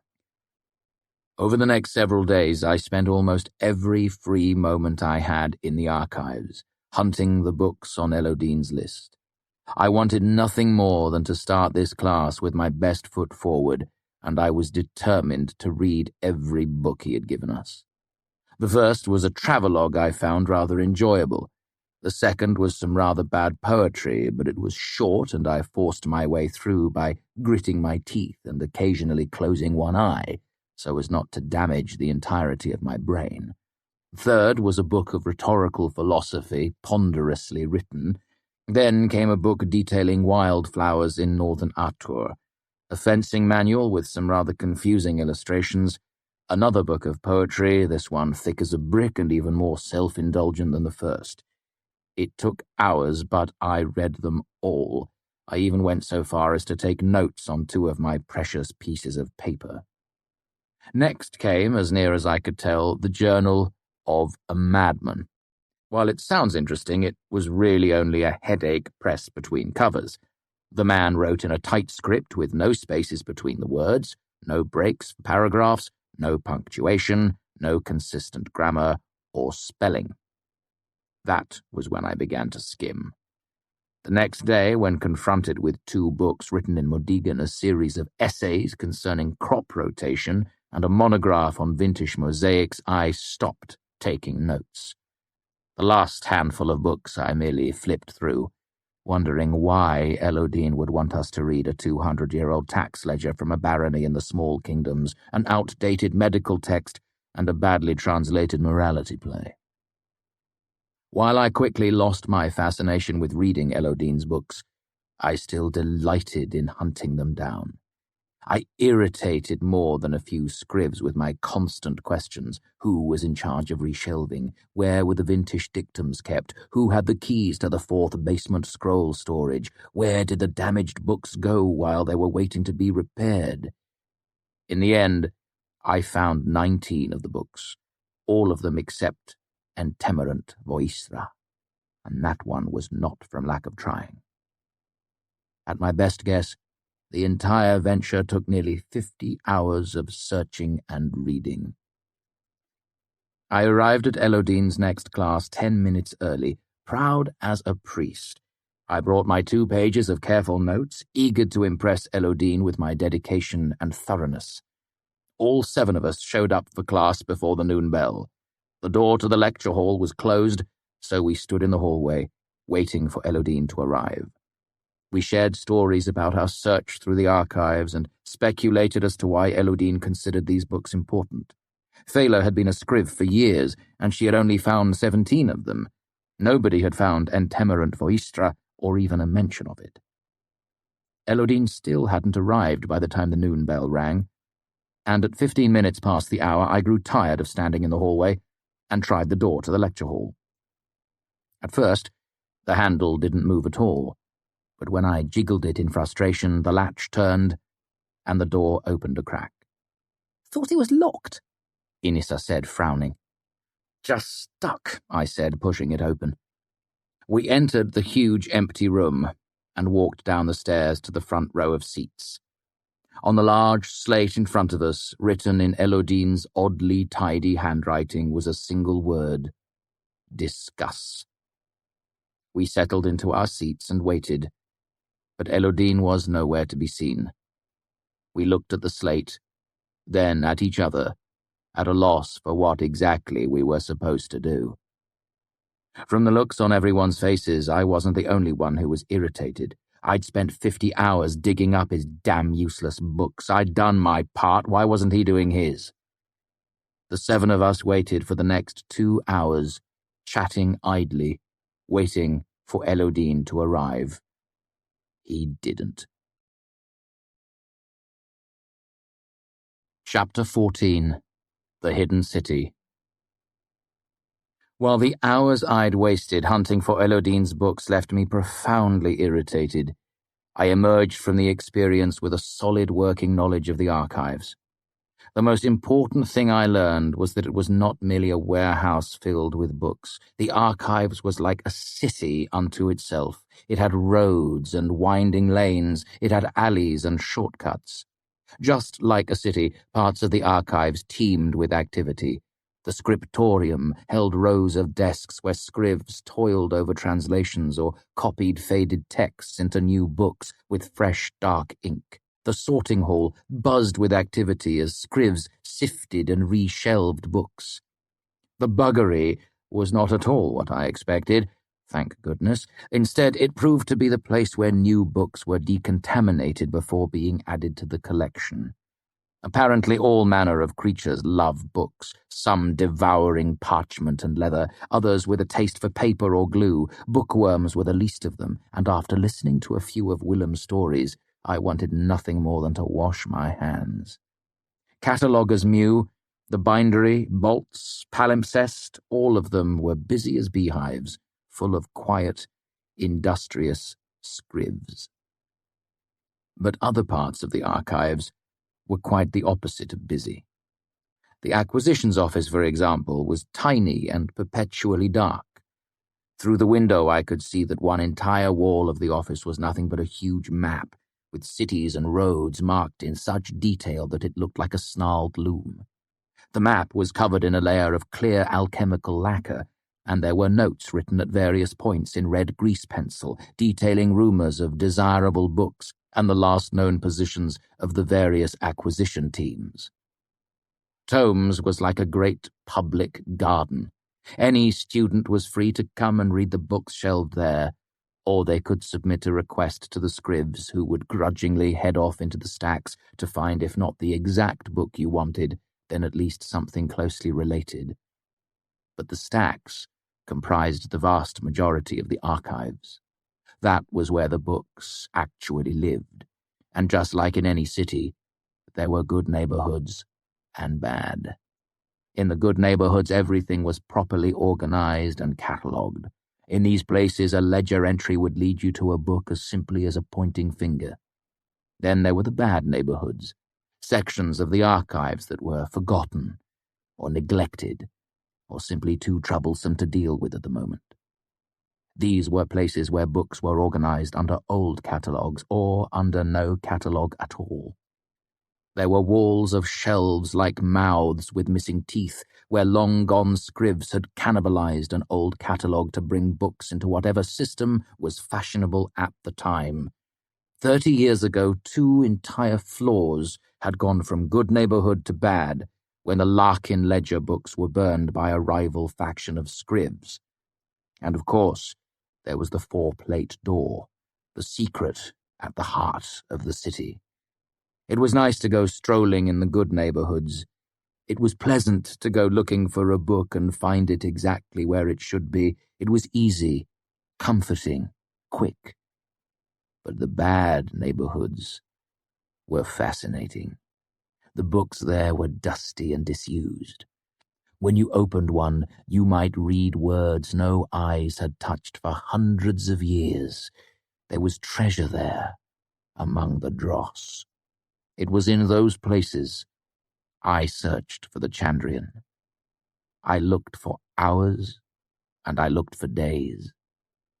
A large part of the reason I had come to the university was because I wanted to discover the truth about them.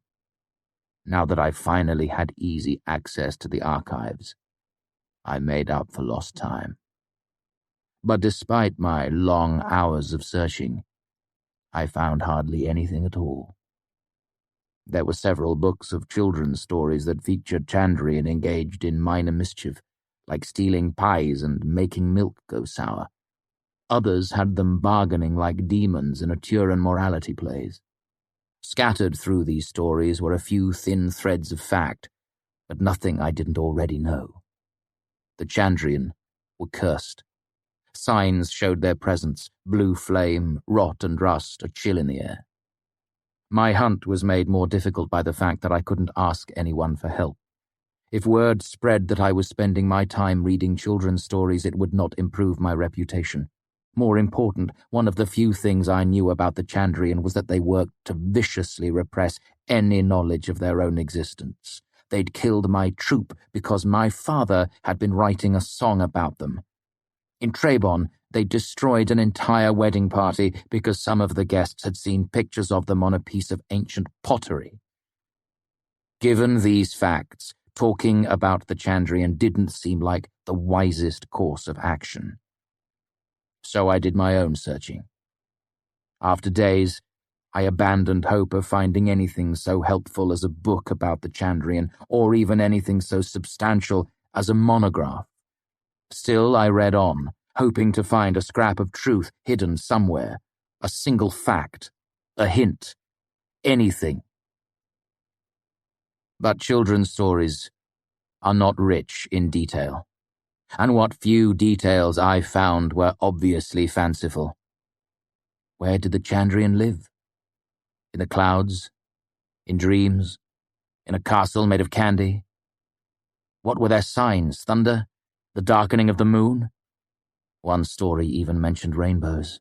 Who would write that? Why make a child terrified of rainbows? Names were easier to come by, but all were obviously stolen from other sources. Almost all of these were names of demons mentioned in the Book of the Path, or from some play, primarily Deonica. One painfully allegorical story named the Chandrian after 7 well-known emperors from the days of the Aturan Empire. That at least gave me a brief, bitter laugh. Eventually I discovered a slim volume called The Book of Secrets, buried deep in the dead ledgers. It was an odd book, arranged like a bestiary but written like a children's primer. It had pictures of fairy tale creatures like ogres, trow, and denolings. Each entry had a picture accompanied by a short, insipid poem. Of course, the Chandrian were the only entry without a picture. Instead, there was just an empty page framed in decorative scrollwork. The accompanying poem was less than useless. The Chandrian move from place to place, but they never leave a trace. They hold their secrets very tight, but they never scratch and they never bite. They never fight and they never fuss. In fact, they are quite nice to us. They come and they go in the blink of an eye, like a bright bolt of lightning out of the sky. Irritating as it was to read something like this, it made one point abundantly clear. To the rest of the world, the Chandrian were nothing more than childish fairy stories. No more real than shamblemen or unicorns. I knew differently, of course. I'd seen them with my own eyes. I had talked to black-eyed Cinder. I had seen Haliax wearing shadow all around him like a mantle. So I continued my fruitless search. It didn't matter what the rest of the world believed. I knew the truth. And I've never been one to give up easily. I settled into the rhythm of a new term. As before, I attended classes and played music at Anchors, but most of my time was spent in the archives.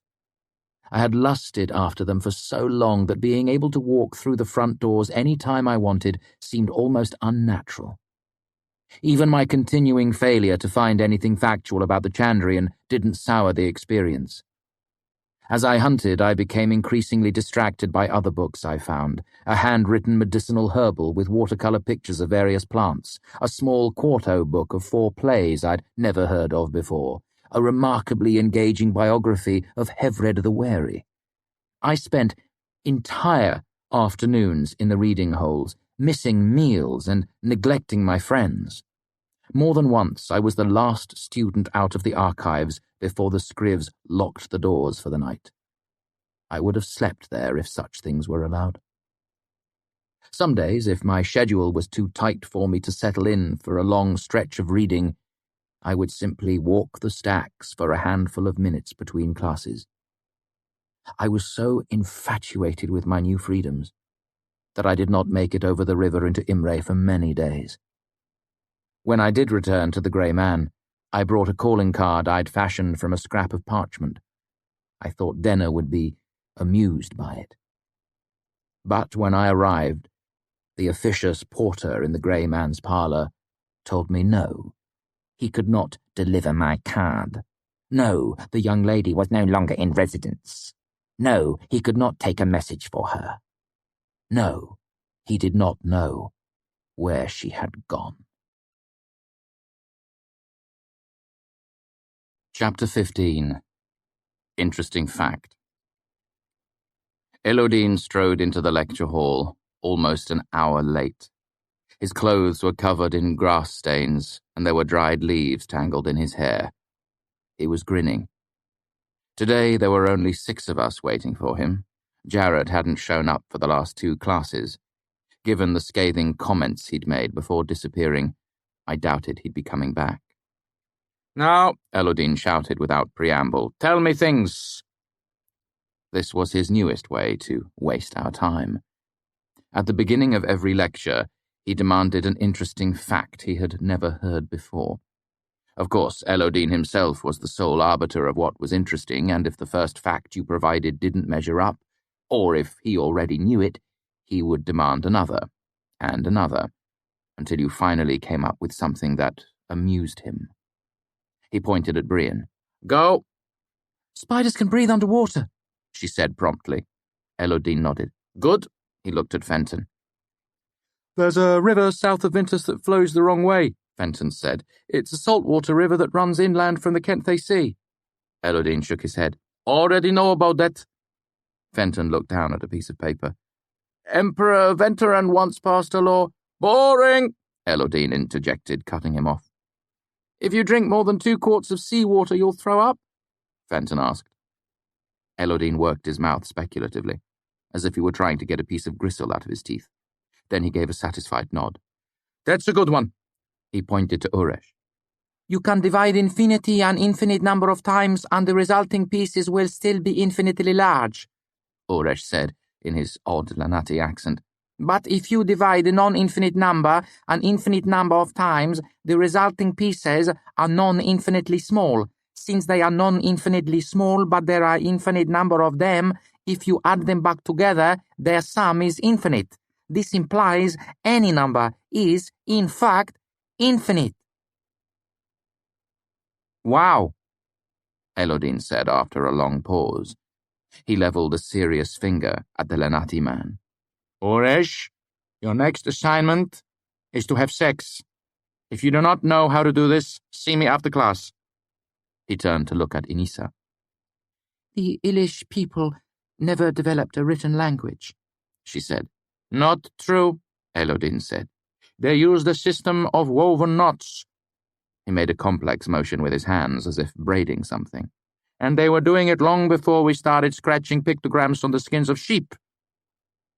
I didn't say they lacked recorded language, Inisa muttered. I said written language. Elodin managed to convey his vast boredom in a simple shrug. Inisa frowned at him. Fine. There's a type of dog in Scaria that gives birth through a vestigial penis, she said. Wow, Elodin said. Okay, yeah. He pointed to Fela. 80 years back, the Medica discovered how to remove cataracts from eyes, Fela said. I already know that, Elodin said, waving his hand dismissively.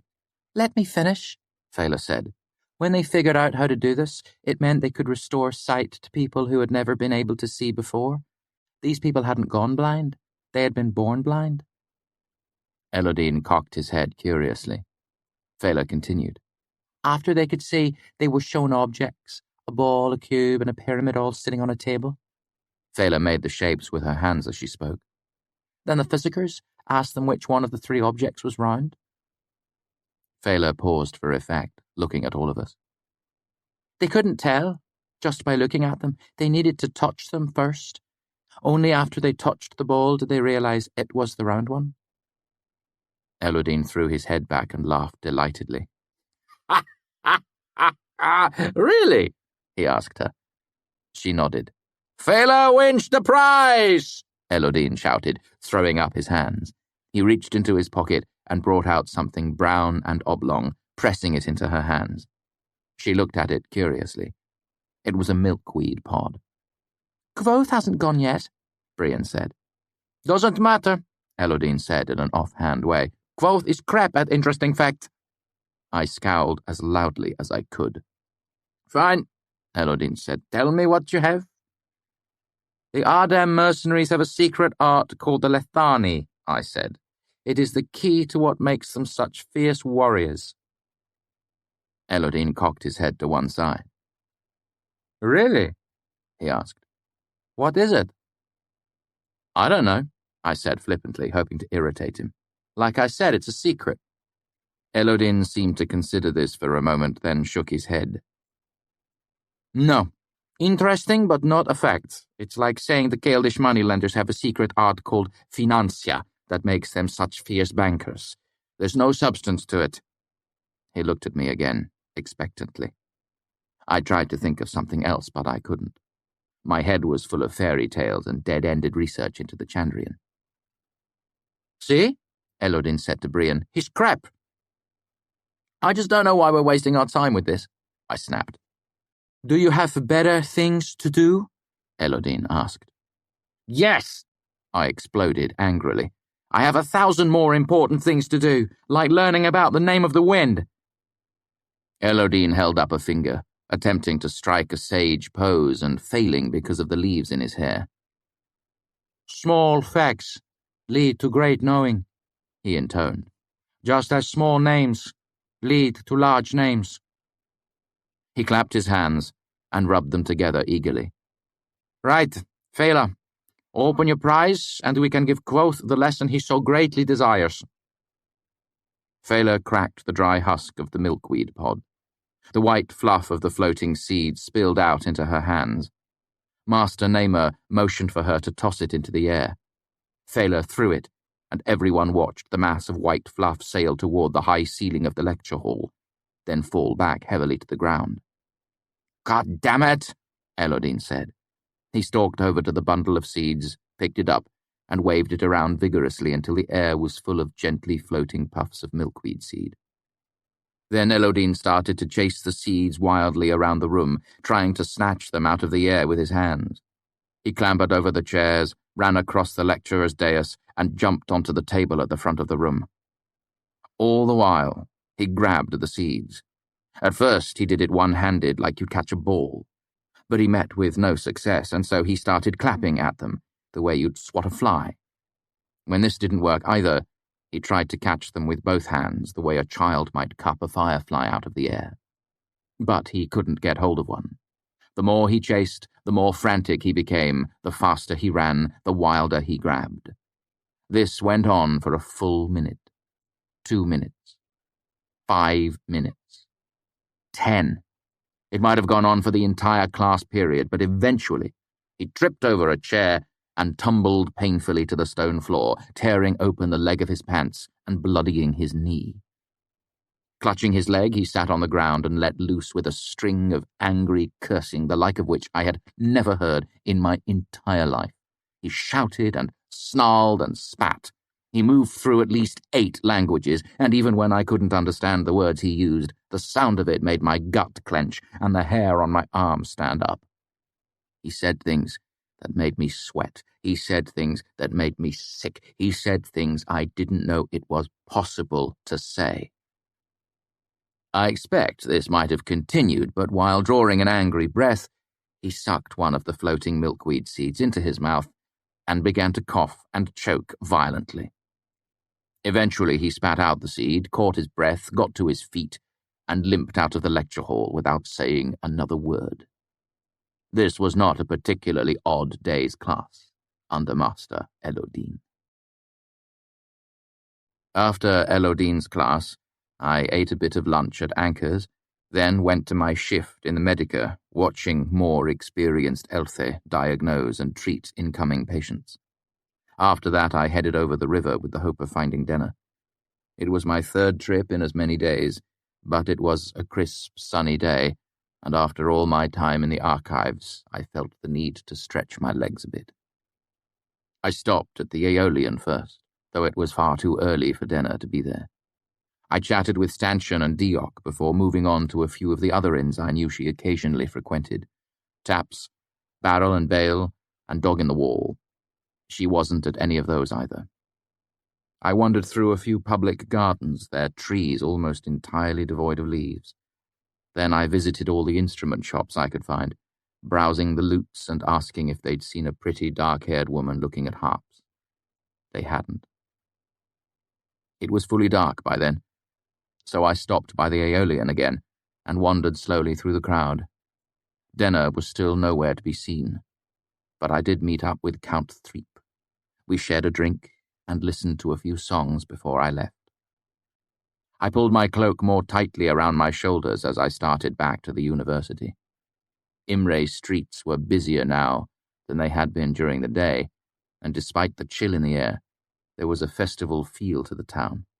Music of a dozen different kinds poured from the doorways of inns and theatres. People crowded in and out of restaurants and exhibition halls. Then I heard a laugh rise high and bright over the low murmuring of the crowds. I would have recognized it anywhere. It was Denner's laugh. I knew it like the backs of my own hands. I turned around, feeling a smile spread across my face. This was always the way of it. I only seemed to be able to find her after I'd given up hope.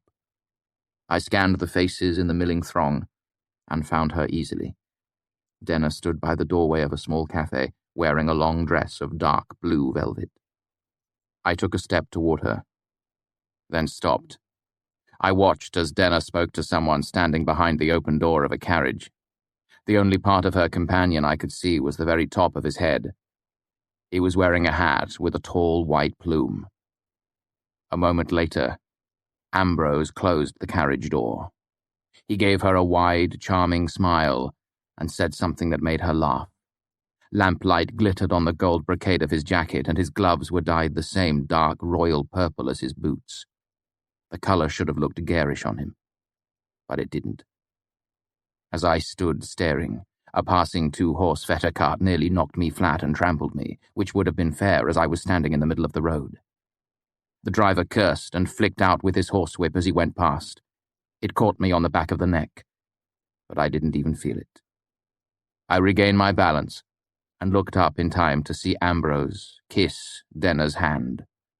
Then, moving gracefully, he offered her his arm and they entered the cafe together.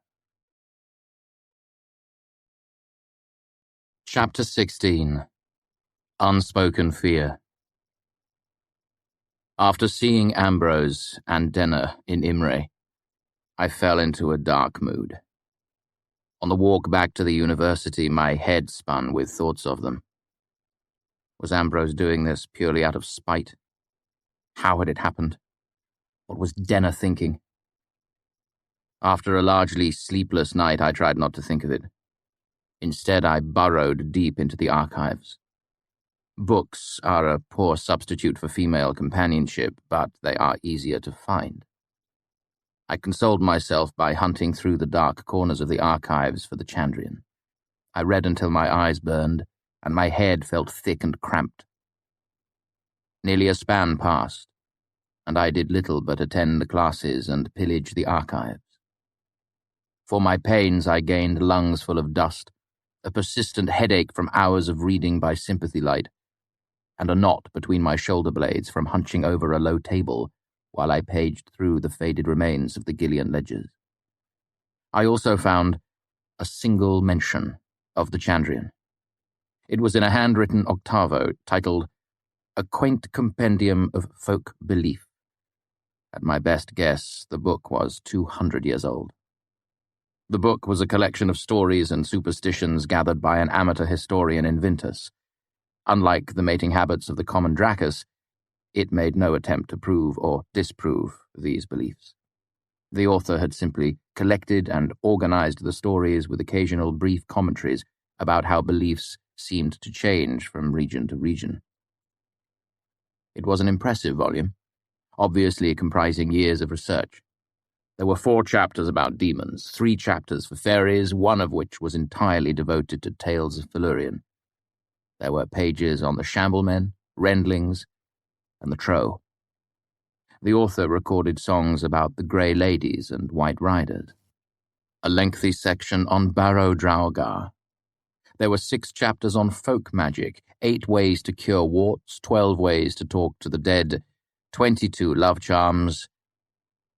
The entire entry on the Chandrian was less than half a page. Of the Chandrian there is little to be said. Every man knows of them. Every child chants their song, yet folk tell no stories. For the price of a small beer, a farmer will talk 2 hours on Dannerlings, but mention the Chandrian, and his mouth goes tight as a spinner's ass, and he is touching iron and pushing back his chair. Many think it bad luck to speak of the Fae, yet still folk do. What makes the Chandrian different I know not. One rather drunk tanner in the town of Hillsborough said in hushed tones, "If you talk of them, they come for you."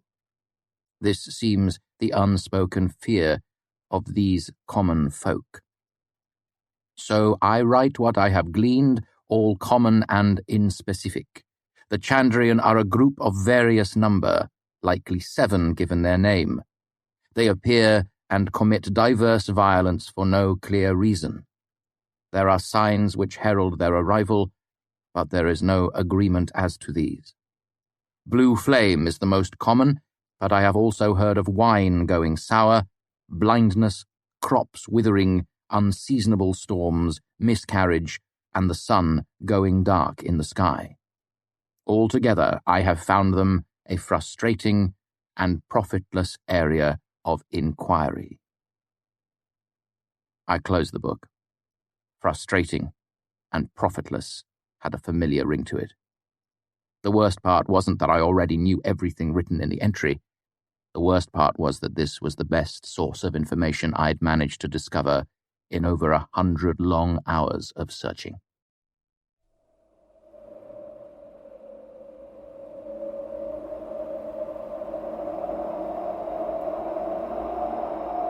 Chapter 17.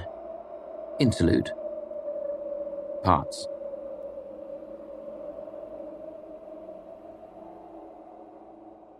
Kvothe held up his hand, and Chronicler lifted his pen from the paper.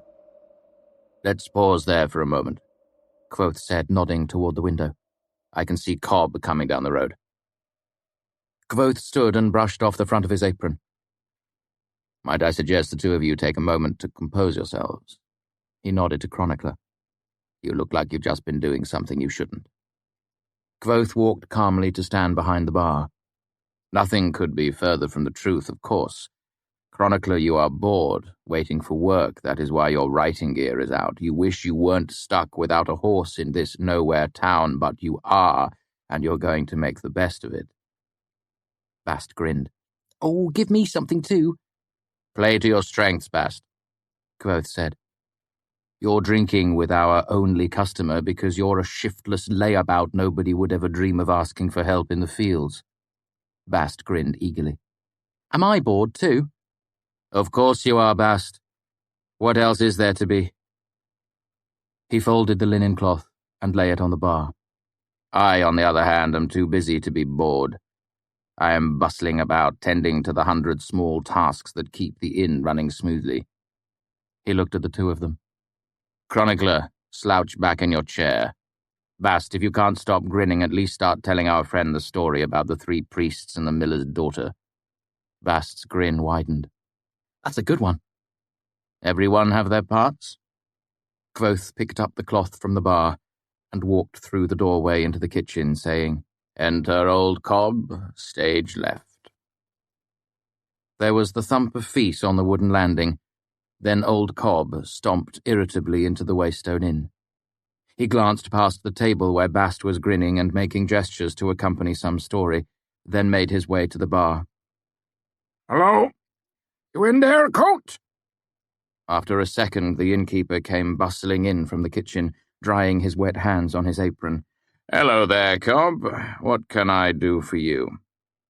Graham sent the little Owens boy to fetch me, Cobb said, irritated. You have any idea why I'm here instead of hauling oats? Coat shook his head.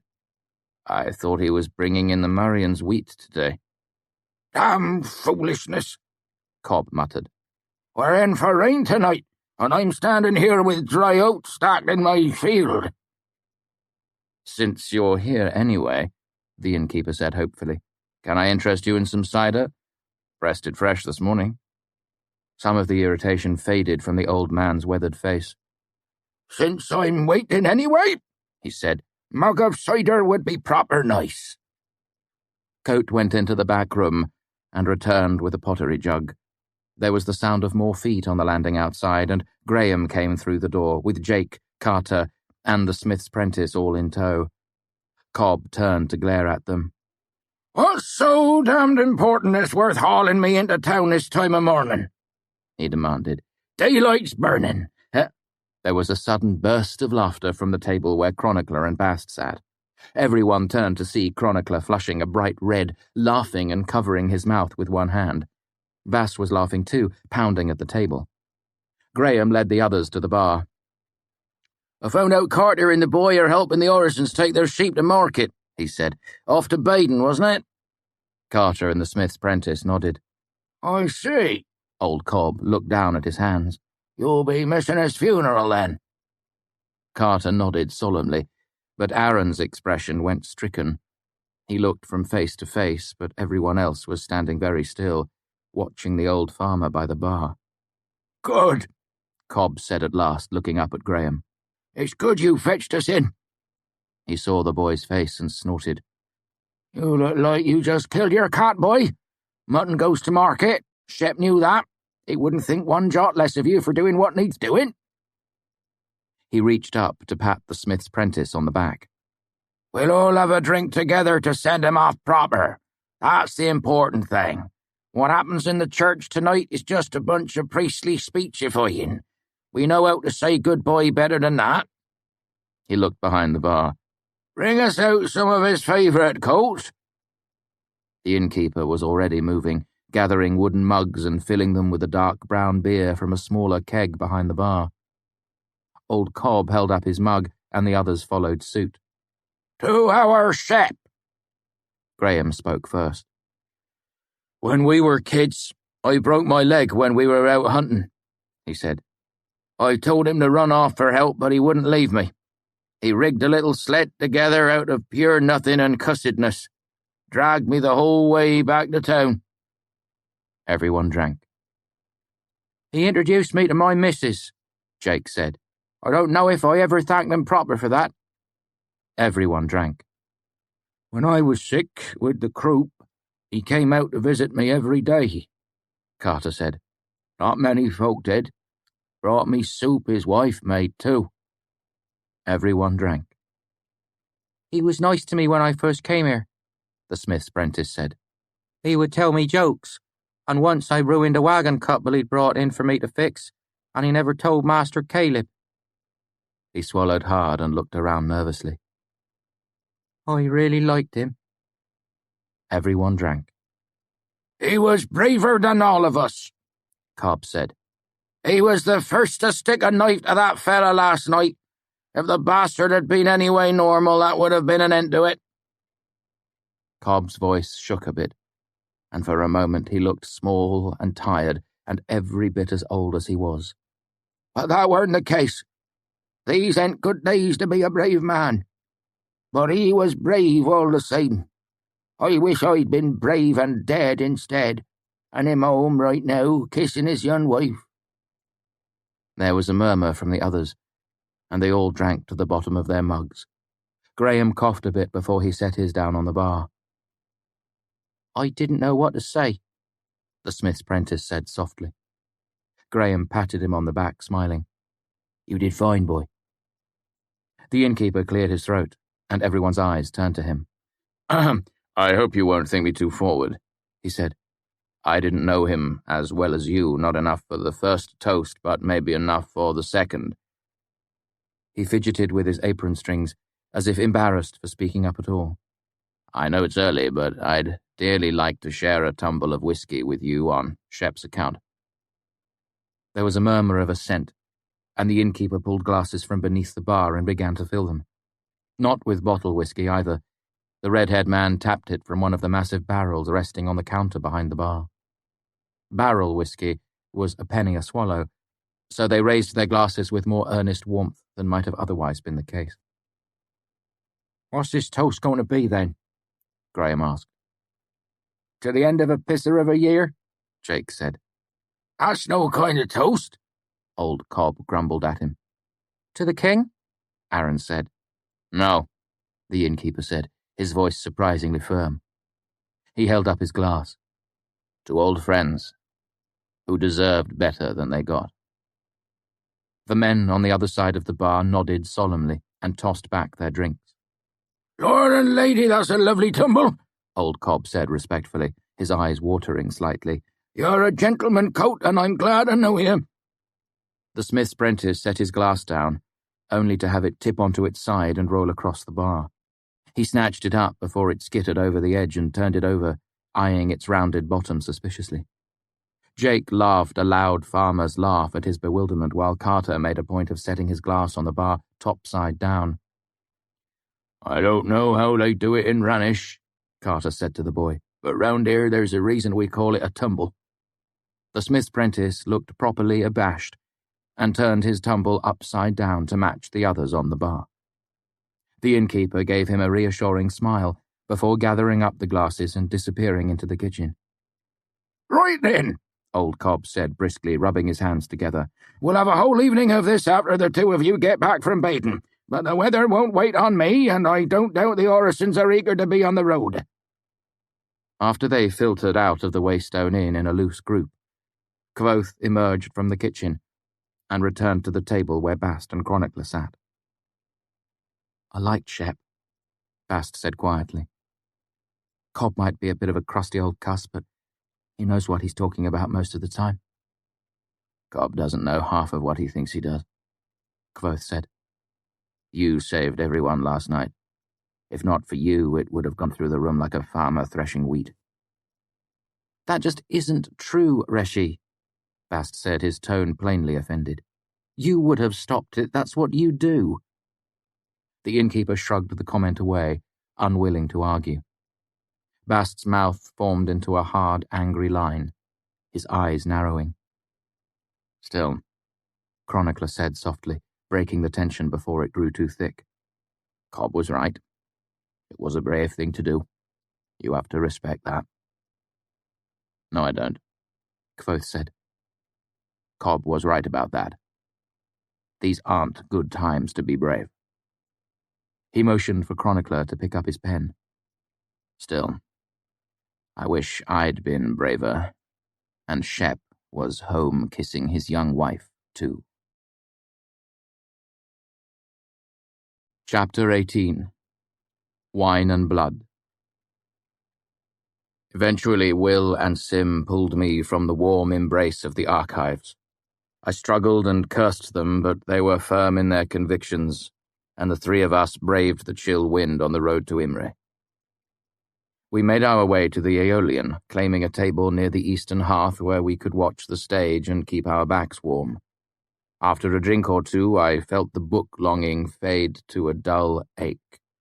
The three of us talked and played cards, and eventually I began to enjoy myself despite the fact that Denner was doubtless out there somewhere, hanging on Ambrose's arm. After several hours, I sat slouched in my chair, drowsy and warm from the nearby fire, while Will and Sim bickered about whether the High King of Modeg was a true ruling monarch or merely a figurehead. I was nearly asleep when a heavy bottle knocked down hard onto our table, followed by the delicate chime of wineglasses. Denner stood next to our table. "Play along," she said under her breath. "You've been waiting for me. I'm late and you're upset." Blearily, I struggled upright in my seat and tried to blink myself awake. Sim leapt to the challenge. "It's been an hour," he said, scowling fiercely. He tapped the table firmly with 2 fingers. "Don't think buying me a drink is going to fix matters. I want an apology." "It's not entirely my fault," Denner said, radiating embarrassment. She turned and gestured to the bar. I looked, worried I would see Ambrose standing there, watching me smugly in his goddamn hat. But it was only a balding Caeldish man. He made a short, odd bow toward us, halfway between acknowledgement and apology. Sim scowled at him, then turned back to Denner and made a grudging gesture to the empty chair across from me. "Fine. So are we going to play corners or what?" Denner sank down into the chair, sitting with her back to the room, then leaned over to kiss Simon on the forehead. "Perfect," she said. "I was scowling too," Willem said. Denner slid him the bottle. "And for that you may pour." She set the glasses in front of each of us. "A gift from my overly persistent suitor." She gave an irritated sigh. "Oh, they always need to give you something." She eyed me speculatively. "You're curiously mute." I rubbed a hand over my face. "I didn't expect to see you tonight," I said. "You caught me nearly napping." Willem poured a pale pink wine, then passed around the glasses while Denner examined the etching on the top of the bottle. "Kerbeor," she mused.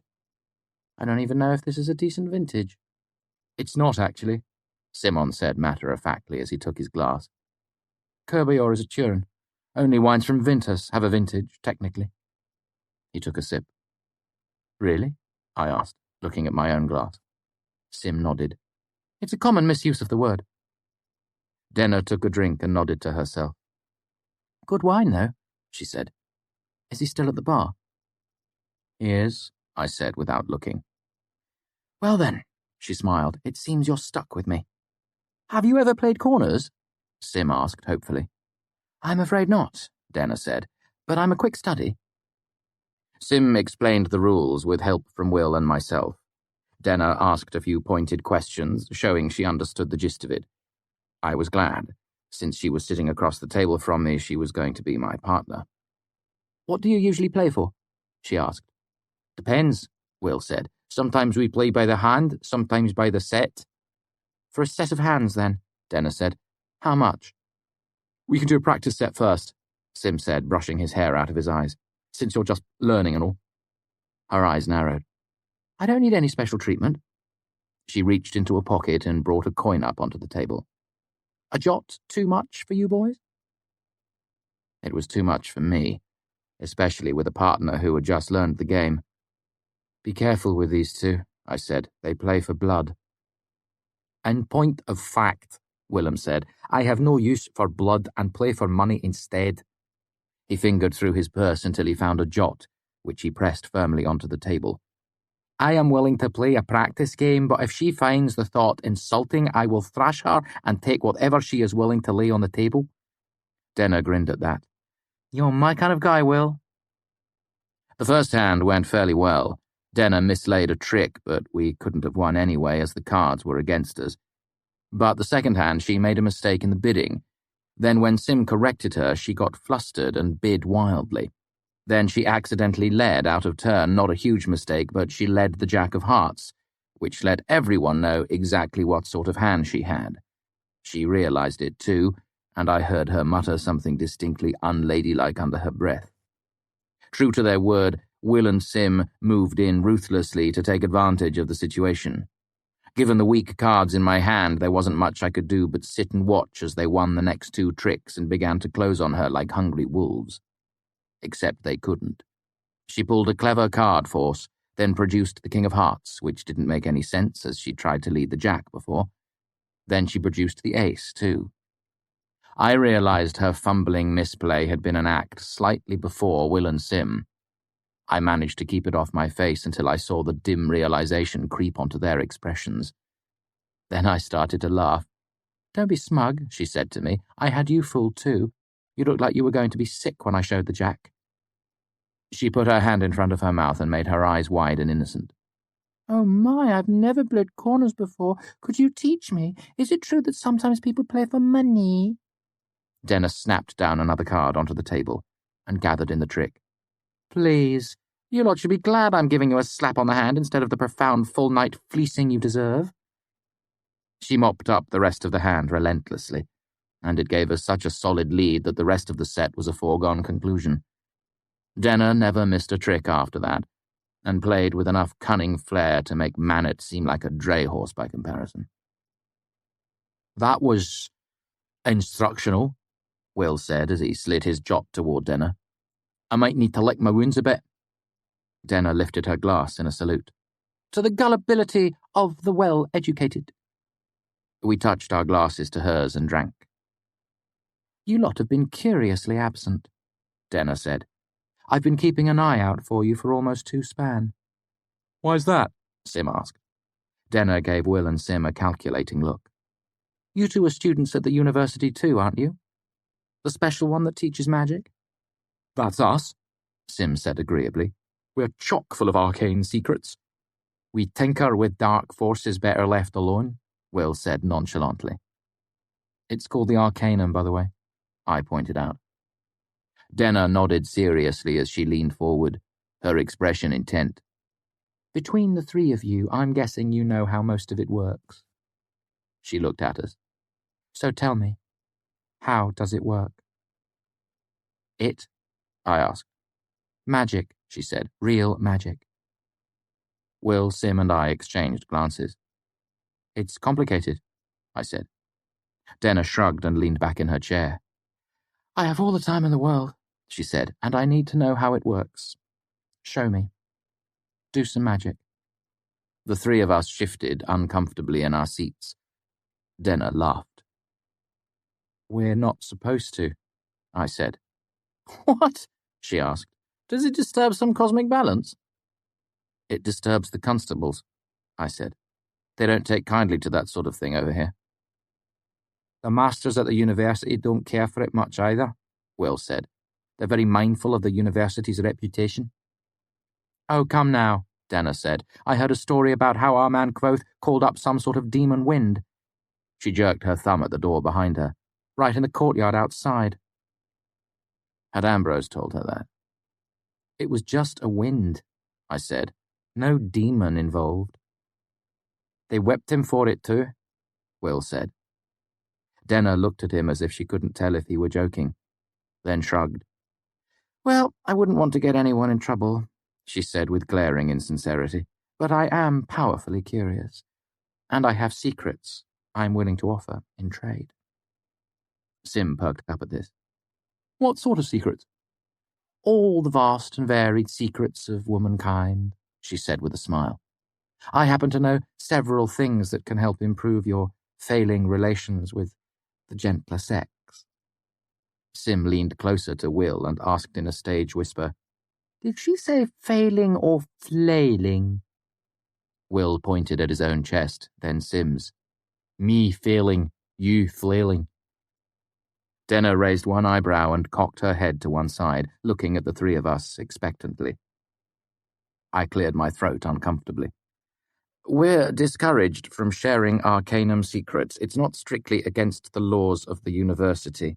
It is actually, Simon interrupted, giving me an apologetic look. Several laws. Denner gave a dramatic sigh, looking up at the high ceiling. Oh, I thought as much, she said. You lot just talk a good game. Admit it, you can't turn cream into butter. I happen to know for a fact that Sim can turn cream into butter, I said. He just doesn't like to because he's lazy. I'm not asking you to teach me magic, Denner said. I just need to know how it works. Sim looked at Will. That wouldn't fall under unsanctioned divulgence, would it? Illicit revelation, Will said grimly. Denner leaned forward conspiratorially, resting her elbows on the table. In that case, she said, I am also willing to finance a night of extravagant drinking far above and beyond the simple bottle you see before you. She turned her gaze to Will. One of the bartenders here has recently discovered a dusty stone bottle in the basement. Not only is it fine old Scutton, drink of the kings of Kael'dim, it is a Merovani as well. Willem's expression didn't change, but his dark eyes glittered. I looked around the largely empty room. Auden is a slow night. We shouldn't have any trouble if we keep things quiet. I looked at the other two. Sim was grinning his boyish grin. It seems reasonable. A secret for a secret. If it is truly a Merovani, Willem said, I am willing to risk offending the master's sensibility somewhat. Right then, Dennis said with a wide grin. You first. Sim leaned forward in his chair. Sympathy is probably the easiest to get a grip on, he said, then paused as if uncertain how to proceed. I stepped in.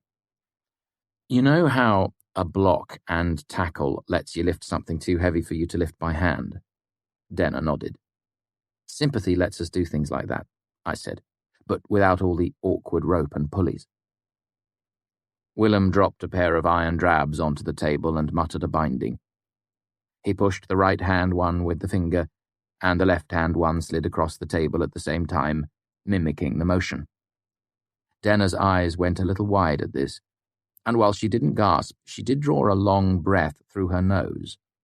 It only then occurred to me that she'd probably never seen anything like this before. Given my studies, it was easy to forget that someone could live mere miles from the university without ever having any exposure to even the most basic sympathy. To her credit, Denner recovered from her surprise without missing a beat. With only the slightest hesitation, she reached out a finger to touch one of the drabs. This is how the bell in my room worked, she mused. I nodded. Will slid his drab across the table, and Denner picked it up. The other drab rose off the table too, bobbing in midair. It's heavy, she said, then nodded to herself. Right, because it's like a pulley. I'm lifting both of them. Heat, light, and motion are all just energy, I said. We can't create energy or make it disappear, but sympathy lets us move it around or change it from one type into another. She put the drab back down on the table, and the other followed suit. And this is useful how? Will grunted with vague amusement. Is a water wheel useful? He asked. Is a windmill? I reached into the pocket of my cloak. Have you ever seen a sympathy lamp? I asked. She nodded. I slid my hand lamp across the table to her. They work under the same principle. They take a little bit of heat and turn it into light. It converts one type of energy into another. Like a money changer, Will said. Denner turned the lamp over in her hands curiously. Where does it get the heat? The metal itself holds heat, I explained. If you leave it on, you'll eventually feel the metal get chilly. If it gets too cold, it won't work. I pointed. I made that one, so it's pretty efficient. Just the heat from your hand should be enough to keep it working. Denner flicked the switch, and dull red light shone out in a narrow arc. I can see how heat and light are related, she said thoughtfully. The sun is bright and warm. Same with a candle. She frowned. But motion doesn't fit into it. A fire can't push something. Think about friction, Sim chimed in. When you rub something, it gets hot. He demonstrated by running his hand back and forth vigorously across the fabric of his pants. Like this. He continued rubbing his thigh enthusiastically, unaware of the fact that since it was happening below the level of the table, it looked more than slightly obscene. It's all just energy. If you keep doing it, you'll feel it get hot. Denner somehow kept a straight face, but Willem started to laugh, covering his face with one hand as if embarrassed to be sitting at the same table with Sim. Simon froze and flushed red with embarrassment. I came to his rescue. It's a good example. The hub of a wagon wheel will be warm to the touch. That heat comes from the motion of the wheel. A sympathist can make the energy go the other way, from heat into motion. I pointed to the lamp. Or from heat into light. Fine, she said. Your energy money changes, but how do you make it happen? There's a special way of thinking called alar, Willem said. You believe something so strongly that it becomes so. He lifted up one drab, and the other followed it. I believe these two drabs are connected. So they are. Suddenly the other drab clattered to the tabletop. If I stop believing, it stops being so. Denner picked up the drab. So it's like faith, she said skeptically. More like strength of will, Sim said. She cocked her head. Why don't you call it strength of will, then? Alar sounds better, Willem said. I nodded. If we didn't have impressive-sounding names for things, no one would take us seriously. Denner nodded appreciatively, a smile tugging at the corners of her lovely mouth. And that's it, then? Energy and strength of will? And the sympathetic link, I said. Will's water wheel analogy is a good one. The link is like a pipe leading to the water wheel. A bad link is like a pipe full of holes. What makes a good link? Denner asked. The more similar two objects are, the better the link, like this. I poured an inch of the pale wine into my cup and dipped my finger into it. Here is a perfect link to the wine, I said. A drop of the wine itself. I stood and walked to the nearby hearth. I murmured a binding and let a drop fall from my finger onto the hot metal andiron holding the burning logs. I sat back down just as the wine in my glass started to steam, then boil. And that, Willem said grimly, is why you never want a sympathist to get a drop of your blood. Denner looked at Willem, then back to the glass, her face going pale.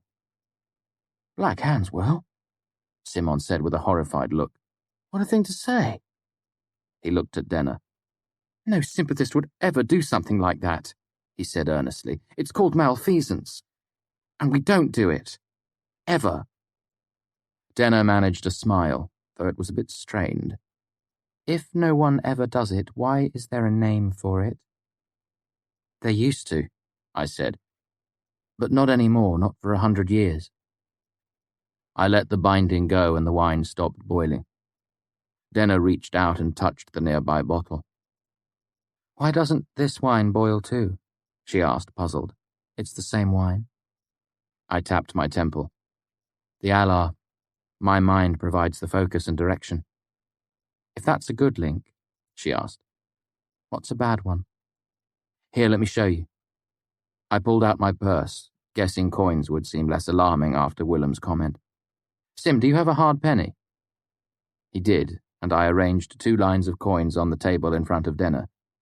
I pointed to a pair of iron drabs and murmured a binding. Lift it up, I said. She picked up one drab and the other followed it. I pointed to the second pair, a drab and my single remaining silver talent. Now that one. Denner picked up the second drab, and the talent followed it into the air. She moved both hands up and down like the arms of a scale. This second one's heavier. I nodded. Different metals. They're less similar, so you have to put more energy into it. I pointed to the drab and the silver penny, and muttered a third binding. Denner put the first 2 drabs into her left hand and picked up the third in her right. The silver penny followed it into the air. She nodded to herself. And this one's heavier still because it's a different shape and a different metal. Exactly, I said. I pointed to the 4th and final pair, a drab and a piece of chalk. Denner almost couldn't get her fingers underneath the drab to pick it up. It's heavier than all the others together, she said. It's got to be 3 pounds. Iron to chalk is a lousy link, Willem said. Bad transference.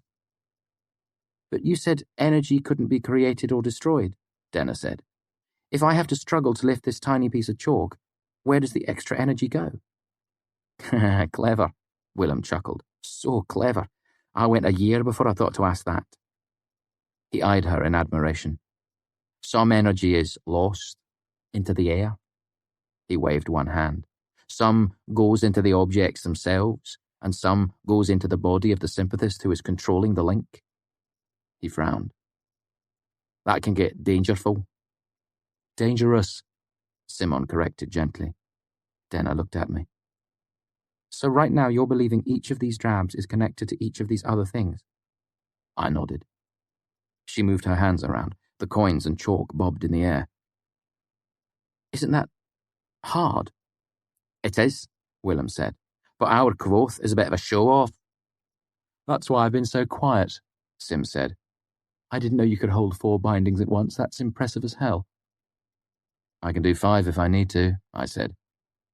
But that's pretty much my limit. Sim smiled at Denner. One more thing, watch this. He pointed at the floating piece of chalk. Nothing happened. Come on, Sim said plaintively. I'm trying to show her something. Then show her, I said smugly, leaning back in my chair. Sim took a deep breath and stared hard at the piece of chalk. It trembled. Will leaned close to Denner and explained. One sympathist can oppose another's Allah, he said. It's just a matter of firmly believing that a drab is not the same as a silver penny at all. Will pointed, and the penny clattered to the tabletop. Foul, I protested, laughing. 2 on 1 isn't fair. It is in this case, Simon said, and the chalk trembled again. Fine, I said, taking a deep breath. Do your worst. The chalk dropped to the table quickly, followed by the drab, but the silver talent stayed where it was. Sim sat back in his chair. You're creepy, he said, shaking his head. Fine, you win. Willem nodded and relaxed as well. Denner looked at me. So your Allah is stronger than theirs put together? Probably not, I said graciously.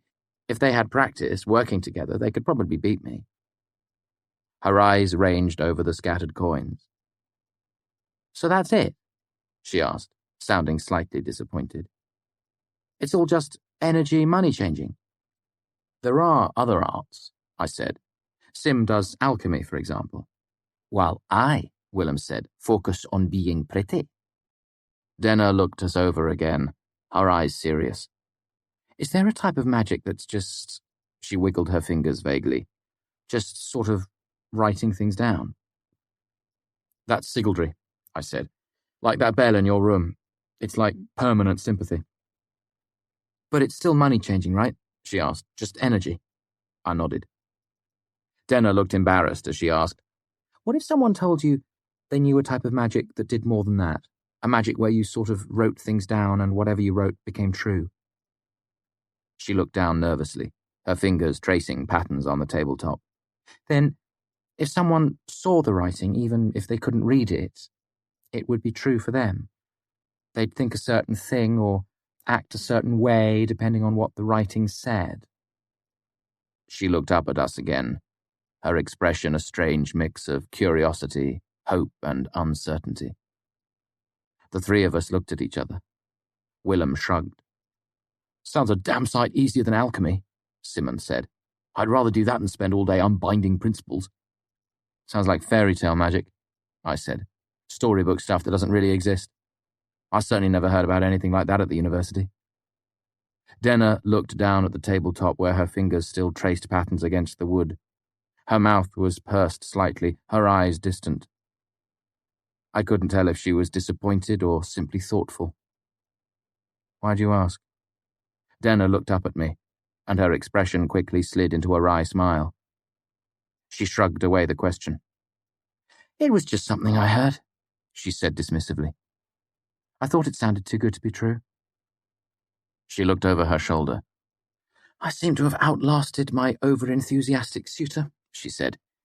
Will held up the flat of his hand. We had an arrangement, he said. There was drink involved and a woman's secret. I'll have a word with the barman before I leave, Denna said, her eyes dancing with amusement. As for the secret, there are 2 ladies sitting behind you. They've been making eyes at you for most of the evening. The one in green fancies Sim, while the one with short blonde hair seems to have a thing for Caledish men who focus on being pretty. We have already made a note of them, Willem said without turning to look. Unfortunately, they are already in the company of a young Modigan gentleman. The gentleman is not with them in any romantic sense, Denna said. While the ladies have been eyeing you, the gentleman has been making it abundantly clear that he prefers redheads. She lay a hand on my arm possessively. Unfortunately for him, I have already staked my claim. I fought the urge to look at the table. Are you serious? I asked. Don't worry, she said to Will and Sim. I'll send Deok over to distract the Modigan. That will leave the door open for the 2 of you. What's Deok going to do? Simon said with a laugh. Juggle? Denna gave him a frank look. What? Simon said. What? Deok isn't sly. Denna blinked at him. He and Stanchion own the Aeolian together, she said. Didn't you know that? They own the place, Sim said. They're not, together. Denna laughed. Of course they are. But Deok is up to his neck in women, Simon protested. He can't. Denna looked at him as if he were simple, then to Will and myself. The 2 of you knew, didn't you? Willem shrugged. I hadn't any knowledge of it, but small wonder he is a basha. He is attractive enough. Will hesitated, frowned. Basha. What is a word for that here? A man who is intimate with both women and men. Lucky, Denna suggested. Tired, ambidextrous? Ambisextrous? I corrected. That won't do, Denna chided me. If we don't have impressive-sounding names for things, no one will take us seriously. Sim blinked at her, obviously unable to come to grips with the situation. You see, Denna said slowly, as if explaining to a child, it's all just energy, and we can direct it in different ways. She blossomed into a brilliant smile, as if realizing the perfect way to explain the situation to him. It's like when you do this. She began to vigorously rub her hands up and down her thighs, mimicking his earlier motion. It's all just energy. By this point, Willem was hiding his face in his hands, his shoulders shaking with silent laughter. Simon's expression was still incredulous and confused, but now it was also a furious, blushing red. I got to my feet and took Denna's elbow. Leave the poor boy alone, I said as I steered her gently toward the door. He's from Artor. They're laced a little tightly in those parts. Chapter 19. Gentlemen and Thieves. It was late when Denna and I left the Aeolian and the streets were empty. In the distance I heard fiddle music and the hollow clopping of a horse's hooves on cobblestones. So what rock have you been hiding under? She asked. The usual rock, I said, then a thought occurred to me. Did you come looking for me at the university? At the big square building that smells like coal smoke? Denna shook her head. I wouldn't begin to know where to find you there. It's like a maze. If I can't catch you playing at anchors, I know I'm out of luck. She looked at me curiously. Why? Someone showed up asking for me, I said with a dismissive gesture. She said I'd sold her a charm. I thought it might be you. I did come looking for you a while back, she said, but I never mentioned your abundant charm. The conversation lulled and silence swelled between us. I couldn't help but think of her walking arm in arm with Ambrose. I didn't want to know any more about it, but at the same time it was the only thing in my head. "I came to visit you at the Grey Man," I said, just to fill the air between us. "But you'd already gone." She nodded. "Kellyn and I had a bit of a falling out."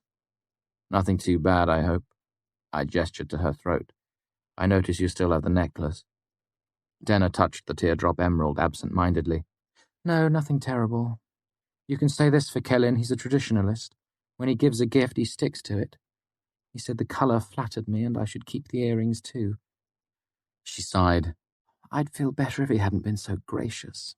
Still, they're nice to have. A safety net of sorts. They'll make my life easier if I don't hear from my patron soon." "You're still hoping to hear from him?" I asked. "After what happened in Trebon? After he's been out of contact for more than a month with no word at all?" Denna shrugged. "That's just his way. I told you he's a secretive sort. It's not odd for him to be gone for long stretches of time." "I have a friend who's trying to find me a patron," I said. "I could have him look for you too." She looked up at me, her eyes unreadable. "It's sweet that you think I deserve better, but I really don't. I have a good voice, but that's it. Who would hire a half-trained musician without even an instrument to her name?" "Anyone with ears to hear you," I said. "Anyone with eyes to see." Denna looked down, her hair falling around her face like a curtain. "You're sweet," she said quietly, making an odd fidgeting gesture with her hands. "What ended up souring things with Kellyn?" I asked, steering the conversation somewhere safer. "I spent too much time entertaining gentlemen callers," she said dryly. "You should have explained to him that I'm nothing remotely resembling a gentleman," I said. "That might have eased his mind." But I knew I couldn't have been the problem. I'd only managed to visit once. Had it been Ambrose that had come calling? I could picture him in the lavish sitting room all too easily, that damn hat of his hanging casually off the corner of a chair as he drank chocolate and told jokes. Denna's mouth quirked. "It was mostly Geoffrey he objected to," she said. "Apparently I was supposed to sit quiet and alone in my little box until he came to call on me." "How is Geoffrey?" I asked, to be polite. "Has he managed to get a second thought into his head yet?" I expected to get a laugh, but Denna merely sighed. "Oh, he has, but none of them are particularly good thoughts." She shook her head. "He came to Imre to make a name for himself with his poetry, but lost his shirt gambling." "I've heard that story before," I said. "Happens all the time over at the university." "That was just the beginning," she said. "He figured he could win his money back, of course. First came the pawn shop, then he borrowed money and lost that too." She made a conciliatory gesture. "Though in all fairness, he didn't gamble that away. Some bitch rooked him. Caught him with the weeping widow of all things." I looked at her, puzzled. "The what?" Denna looked at me sideways, then shrugged. "It's a simple rook," she said. "A young woman stands outside a pawn shop all flustered and teary. Then when some rich gent walks by, she explains how she came to the city to sell her wedding ring. She needs money for taxes or to repay a moneylender." She waved her hands impatiently. "The details don't matter. What matters is when she got to town, she asked someone else to pawn the ring for her, because she doesn't know a thing about bargaining, of course." Denna stopped walking, in front of a pawn shop window, her face a mask of distress. "I thought I could trust him," she said, "but he just pawned it and ran off with the money. There's the ring, right there." She pointed dramatically at the shop's window. "But," Denna continued, holding up a finger, "luckily he sold the ring for a fraction of what it's worth. It's a family heirloom worth 40 talents, but the pawn shop is selling it for 4. Denna stepped close and lay her hand on my chest, looking up at me with wide, imploring eyes. "If you bought the ring, we could sell it for at least 20. I'd give you your 4 talents back right away." She stepped back and shrugged. "That sort of thing." I frowned. "How is that a rook? I'd catch on as soon as we got to the assessor." Denna rolled her eyes. "That's not how it works. We agree to meet tomorrow at noon. By the time I get there, you've already bought the ring yourself and run off with it." I suddenly understood. And you split the money with the owner of the pawn shop. She patted my shoulder. I knew you'd catch on sooner or later. It seemed fairly watertight, except for one thing. Seems you'd need a special combination of trustworthy yet crooked pawn shop as a partner. True, she admitted. They're usually marked, though. Denner pointed to the top of the nearby pawn shop's doorframe. There were a series of marks that could easily be mistaken for random scratches in the paint. Ah, I hesitated for half a moment before adding, in Tarbine, markings like that meant this was a safe place to fence. I groped for an appropriate euphemism. Questionably acquired goods. If Denner was startled by my confession, she gave no sign of it. She merely shook her head and pointed more closely to the markings, moving her finger as she went. This says reliable owner, open to simple rooks, even split. She glanced around at the rest of the doorframe and the shop sign. Nothing about fencing goods from Uncle. I never knew how to read them, I admitted. I glanced sideways at her, careful to keep my judgment out of my tone. And you know how this sort of thing works because I read it in a book, she said sarcastically. How do you think I know about it? She continued walking down the street. I joined her. I don't usually play it as a widow, Denner said, almost as an afterthought. I'm too young for that. For me, it's my mother's ring, or grandmother's, she shrugged. You change it to whatever feels right at the time. What if the gent is honest? I asked. What if he shows up at noon willing to help? It doesn't happen often, she said with a wry twist to her mouth. Only once for me. Caught me completely by surprise. Now I set things up in advance with the owner just in case. I'm happy to rook some greedy bastard who tries to take advantage of a young girl, but I'm not about to take money off someone who's trying to help. Her expression went hard. Unlike the bitch who got hold of Geoffrey. Showed up at noon, did he? Of course he did, she said. Just gave her the money. No need to pay me back, miss. You go save the family farm. Denner ran her hands through her hair, looking up at the sky. A farm? That doesn't even make any sense. Why would a farmer's wife have a diamond necklace? She glanced over at me. Why the sweet ones such idiots with women? He's noble, I said. Can't he just write home? He's never been on good terms with his family, she said. Less so now. His last letter didn't have any money, just the news that his mother was sick. Something in her voice caught my ear. How sick? I asked. Sick. Denner didn't look up. Very sick. And of course he's already sold his horse and can't afford passage on a ship. She sighed again. It's like watching one of those awful tail-end dramas unfold. The path ill chosen, or something of the sort. If that's the case, all he has to do is stumble into a church at the end of the fourth act, I said. He'll pray, learn his lesson, and live the rest of his days a clean and virtuous boy. It would be different if he came to me for advice. She made a frustrated gesture. But no, he stops by afterward to tell me what he's done. The guild moneylender cut off his credit, so what does he do? My stomach twisted. He goes to a gaolet, I said. And he was happy when he told me. Denner looked at me, her expression despairing, like he'd finally figured a way out of this mess. She shivered. Let's go in here. She pointed to a small garden. There's more wind tonight than I thought. I set down my loot case and shrugged out of my cloak. Here, I'm fine. Denner looked like she was going to object for a moment, then drew it around herself. And you say you're not a gentleman, she chided. I'm not, I said. I just know it will smell better after you've worn it. Ah, she said wisely, and then you will sell it to a perfumery and make your fortune. That's been my plan all along, I admitted. A cunning and elaborate scheme. I'm more thief than a gentleman, you see. We sat down on a bench, out of the wind. I think you've lost a buckle, she said. I looked down at my loot case. The narrow end was gaping open and the iron buckle was nowhere to be seen. I sighed and absent-mindedly reached for one of the inner pockets of my cloak. Denner made a tiny noise. Nothing loud, just a startled, indrawn breath as she looked suddenly up at me, her eyes wide and dark in the moonlight. I pulled my hand back as if burned by a fire, stammering an apology. Denner began to laugh quietly. Well, that's embarrassing, she said softly to herself. I'm sorry, I said quickly. I wasn't thinking. I've got some wire in there that I can use to hold this closed for now. Oh, she said. Of course. Her hands moved inside the cloak for a moment. Then she held out a piece of wire. I'm sorry, I said again. I was just startled, she said.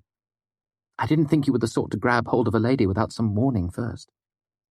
I looked down at the lute, embarrassed, and made my hands busy, running the wire through the hole the buckle had left and twisting it tightly shut. It's a lovely lute, Denna said after a long, quiet moment. But that case is an absolute shambles.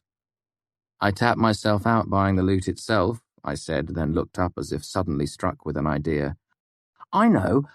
I'll ask Geoffrey to give me the name of his gaoler, then I can afford 2 cases. She swatted at me playfully, and I moved to sit next to her on the bench. Things were quiet for a moment. Then Denna looked down at her hands and repeated a fidgeting gesture she'd made several times during our talk.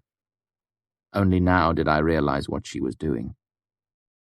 Your ring, I asked. What happened to it? Denna gave me an odd look. You've had a ring for as long as I've known you, I explained. Silver with a pale blue stone. Her forehead furrowed. I know what it looked like. How did you? You wear it all the time, I said, trying to sound casual as if I didn't know every detail of her, as if I didn't know her habit of twirling it on her finger while she was anxious or lost in thought. What happened to it? Denna looked down at her hands. A young gentleman has it, she said. Ah, I said. Then because I couldn't help myself, I added, Who? I doubt you... She paused, then looked up at me. Actually, you might know him. He goes to the university too. Ambrose Jackis? My stomach was suddenly filled with acid and ice. Denna looked away. He has a rough charm about him, she explained. More rough than charm, really, but... She trailed off into a shrug. I see, I said. Then, it must be fairly serious. Denna gave me a quizzical look. Then realization spread onto her face and she burst out laughing. She shook her head, waving her hands in violent negation. Oh, no. God, no, nothing like that. He came calling a few times. We went to a play. He invited me out for dancing. He's remarkably light on his feet. She drew a deep breath and let it out in a sigh. The first night he was very genteel. Witty, even. The second night, slightly less so. Her eyes narrowed. On the third night, he got pushy. Things went sour after that. I had to leave my rooms at the Boar's Head because he kept showing up with trinkets and poems. A feeling of vast relief flooded me. For the first time in days, I felt like I was able to take a full lungful of air. I felt a smile threatening to burst out onto my face and fought it down, fearing it would be so wide I'd look like an absolute madman. Denna gave me a wry look. You'd be amazed at how similar arrogance and confidence look at first glance. And he was generous and rich, which is a nice combination. She held up her naked hand. The fitting was loose on my ring, and he said he'd have it repaired. I take it he wasn't nearly so generous after things went sour. Her red mouth made another wry smile. Not nearly. I might be able to do something, I said, if the ring's important to you. It was important, Denna said, giving me a frank look. But what would you do exactly? Remind him, one gentleman to another, that he should treat women with dignity and respect? She rolled her eyes. Good luck. I simply gave her my most charming smile. I was no gentleman. I was a thief. Chapter 20. The Fickle Wind. The next evening found me at the Golden Pony, arguably the finest inn on the university side of the river. It boasted elaborate kitchens, a fine stable, and a skilled, obsequious staff. It was the sort of upscale establishment only the wealthiest students could afford. I wasn't inside, of course. I was crouched in the deep shadows of the roof, trying not to dwell on the fact that what I was planning went well beyond the bounds of conduct unbecoming. If I was caught breaking into Ambrose's rooms, I would undoubtedly be expelled. It was a clear autumn night with a strong wind, a mixed blessing. The sound of rustling leaves would cover any small noises I might make, but I worried the flapping edges of my cloak might draw attention. Our plan was a simple one. I had slipped a sealed note under Ambrose's door. It was an unsigned, flirtatious request for a meeting in Imre. Will had written it, as Sim and I judged he had the most feminine handwriting. It was a goose chase, but I guessed Ambrose would take the bait. I would have preferred to have someone distract him personally, but the fewer people involved, the better. I could have asked Denna to help, but I wanted it to be a surprise when I returned her ring.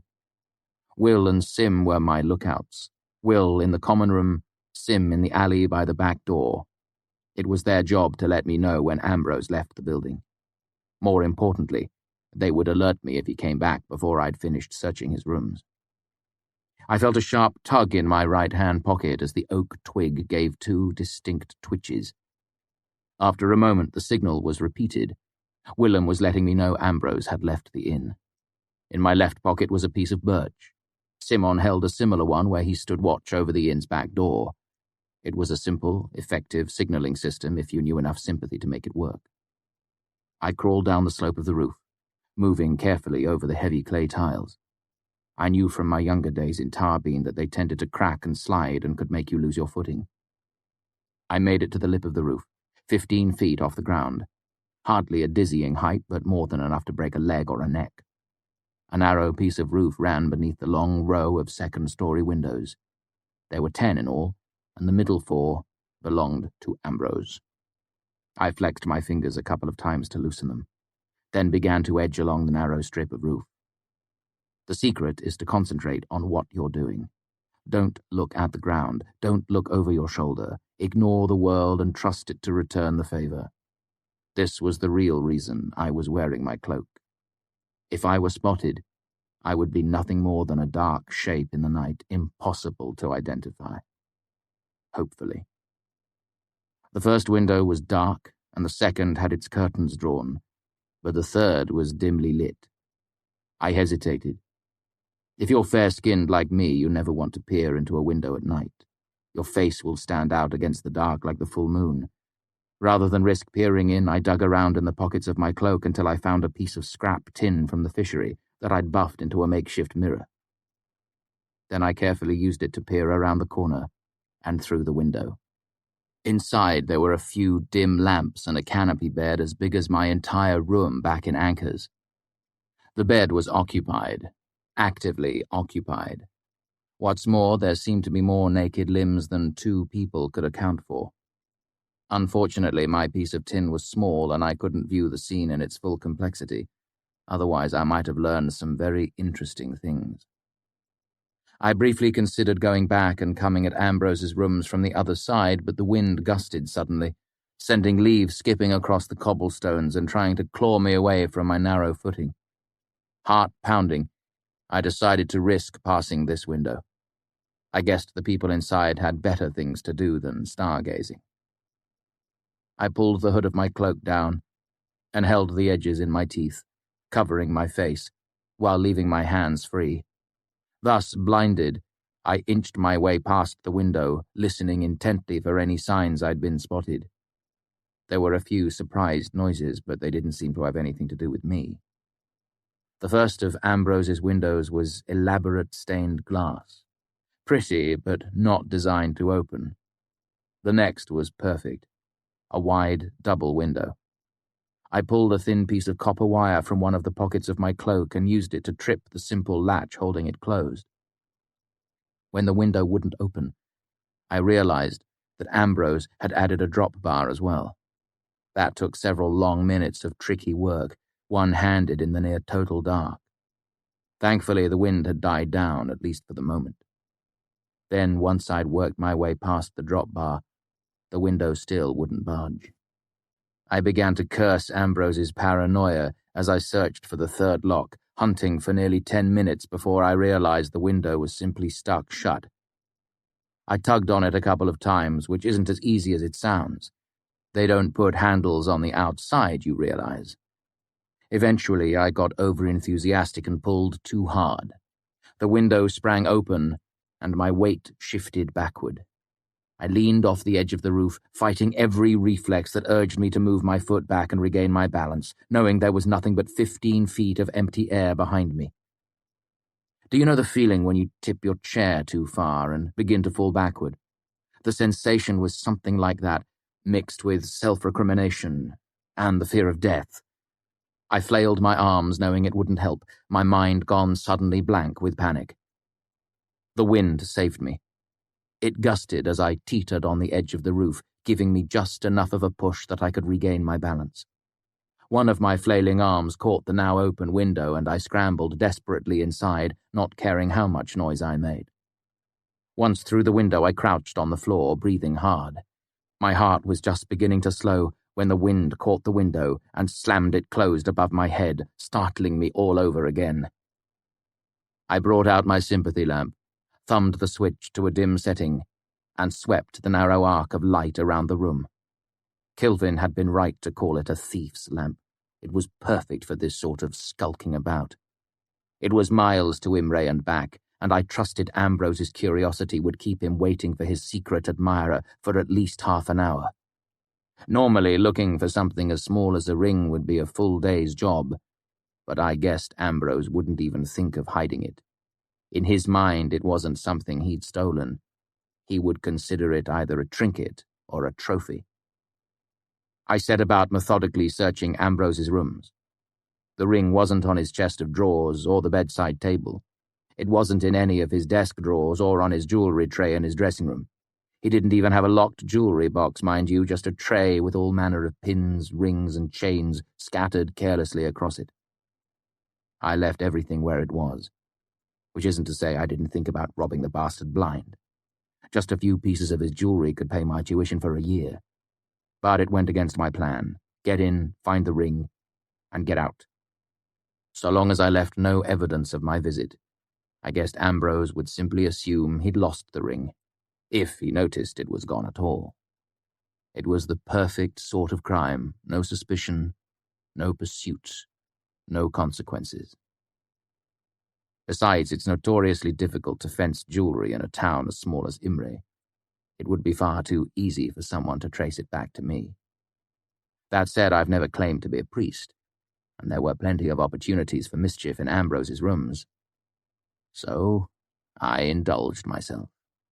While checking Ambrose's pockets, I weakened a few seams, so there was a fair chance of him splitting his pants up the back the next time he sat down or mounted his horse. I loosened the handle on his chimney's flue, so it would eventually fall off and his room would fill with smoke while he scrambled to reattach it. I was trying to think of something to do to this damned, irritating, plumed hat when the oak twig in my pocket twitched violently, making me jump. Then it twitched again and broke sharply in half. I cursed bitterly under my breath. Ambrose couldn't have been gone for more than 20 minutes. What had brought him back so soon? I clicked off my sympathy lamp and stuffed it into my cloak. Then I scurried into the next room to make my escape through the window. It was irritating to go through all the trouble of getting in just to leave again, but as long as Ambrose didn't know anyone had broken into his rooms, I could simply come back another night. But the window didn't open. I pushed harder, wondering if it had jammed itself shut when the wind had slammed it. Then I glimpsed a thin strip of brass running along the inside of the windowsill. I couldn't read the sigildry in the dim light, but I know wards when I see them. That explained why Ambrose was back so soon. He knew someone had broken in. What's more, the best sort of wards wouldn't just warn of an intruder. They could hold a door or window shut to seal a thief in. I bolted for the door, hands scrabbling in the pockets of my cloak, looking for something long and slender I could use to foul the lock. Not finding anything suitable, I snatched a pen from his writing desk, jammed it into the keyhole, then jerked it hard sideways, breaking the metal head off inside the lock. A moment later, I heard a grating metallic noise as Ambrose attempted to unlock the door from his side, fumbling and cursing when he couldn't get his key to fit. By that point, I was already back at the window, shining my lamp back and forth along the strip of brass and murmuring runes under my breath. It was simple enough. I could render it useless by scratching out a handful of connecting runes, then open the window and escape. I hurried back to the sitting room and snatched the letter opener off his desk, knocking over the capped inkwell in my hurry. I was just about to begin eliding runes when I realized how stupid that would be. Any petty thief could break into Ambrose's rooms, but the number of people who knew enough sigildry to foul a ward was much lower. I might as well sign my name on his window frame. I took a moment to collect my thoughts, then returned the letter opener to the desk and replaced the inkwell. I returned and examined the long brass strip more closely. Breaking something is simple. Understanding it is harder. This is doubly true when you are confronted with the sounds of muttered cursing from behind a door, accompanied by the clack and rattle of someone trying to unjam a lock. Then the hallway went quiet, which was even more unnerving. I finally managed to puzzle out the sequence of wards as I heard several sets of footsteps in the hall. I broke my mind into 3 pieces and focused my alar as I pushed against the window. My hands and feet grew cold as I pulled heat from my body to counteract the ward, trying not to panic as I heard a loud thump as something heavy struck the door. The window swung open, and I scrambled backward over the sash and onto the roof as something struck the door again, and I heard the sharp crack of splintering wood. I still could have made it away safely, but when I set my right foot down on the roof, I felt a clay tile crack under my weight. As my foot slid, I grabbed the windowsill with both hands to steady myself. Then the wind gusted, catching the open window and flinging it toward my head. I brought up my arm to protect my face, and it struck my elbow instead, smashing one of the small panes of glass. The impact pushed me sideways onto my right foot, which slid the rest of the way out from underneath me. Then, since all my other options seemed to be exhausted, I decided it would be best if I fell off the roof. Acting on pure instinct, my hands scrabbled madly. I dislodged a few more clay tiles, then caught hold of the lip of the roof.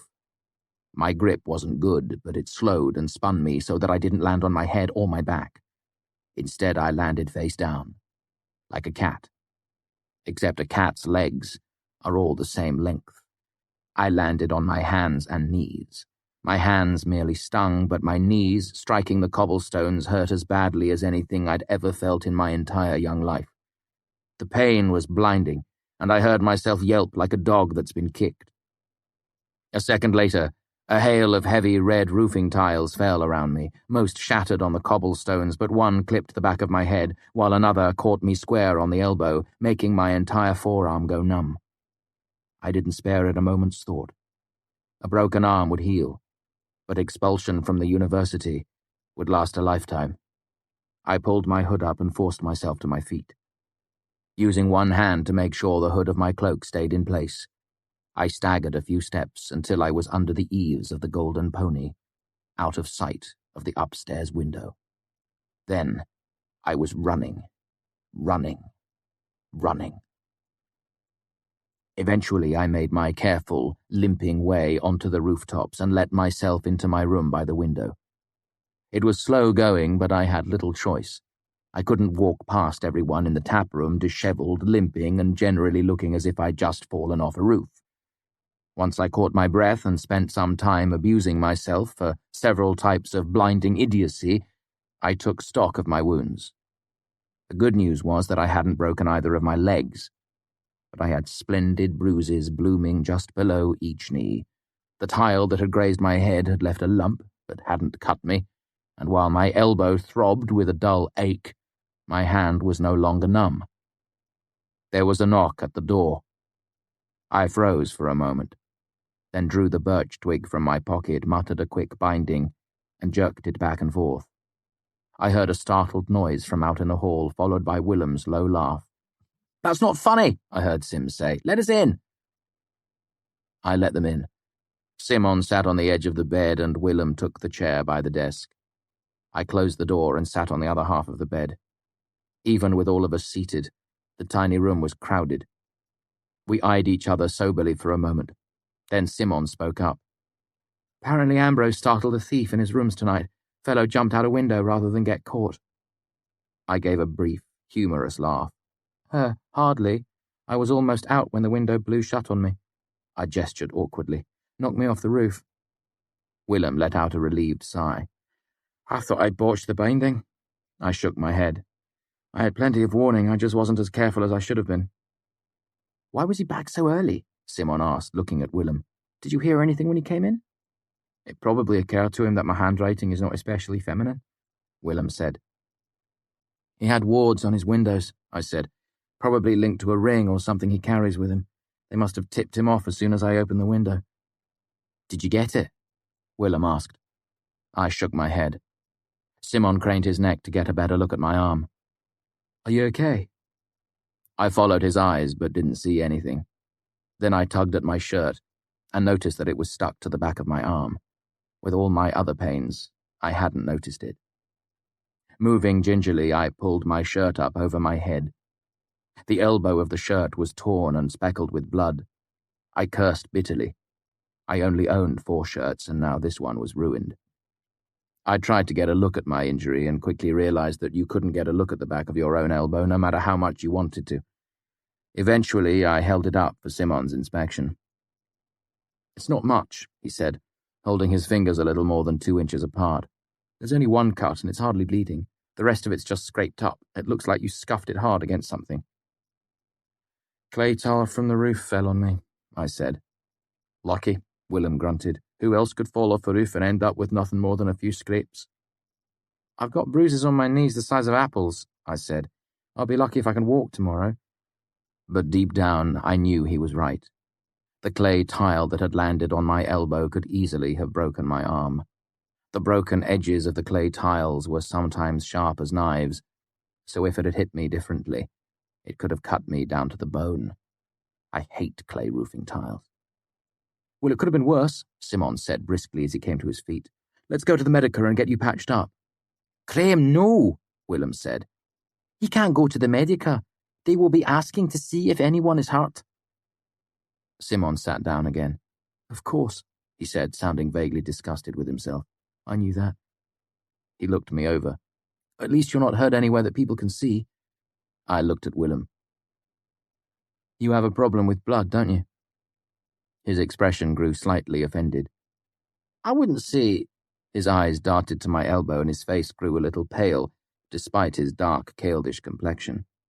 His mouth made a thin line. Yes. Fair enough. I started to cut my ruined shirt into strips of cloth. Congratulations, Sim, you've been promoted to field medic. I opened a drawer and brought out hook, needle and gut, iodine and a small pot of goose grease. Sim looked at the needle, then back at me, eyes wide. I gave him my best smile. It's easy, I'll talk you through it. I sat on the floor, with my arm over my head, while Simon washed, stitched, and bandaged my elbow. He surprised me by being nowhere near as squeamish as I'd expected. His hands were more careful and confident than those of many students in the Medica who did this sort of thing all the time. So the 3 of us were here, playing breath all night? Will asked, pointedly avoiding looking in my direction. Sounds good, Sim said. Can we say I won? No, I said. People must have seen Will at the pony. Lie and they'll catch me for sure. Oh, Sim said. What do we say then? The truth. You were at the pony during the excitement, then came here to tell me about it. I nodded to the small table where a mass of gears, springs, and screws were spread in disarray. I showed you the harmony clock I found, and you both gave me advice on how to fix it. Sim seemed disappointed. Not very exciting? Simple lies are best, I said, getting to my feet. Thanks again, both of you.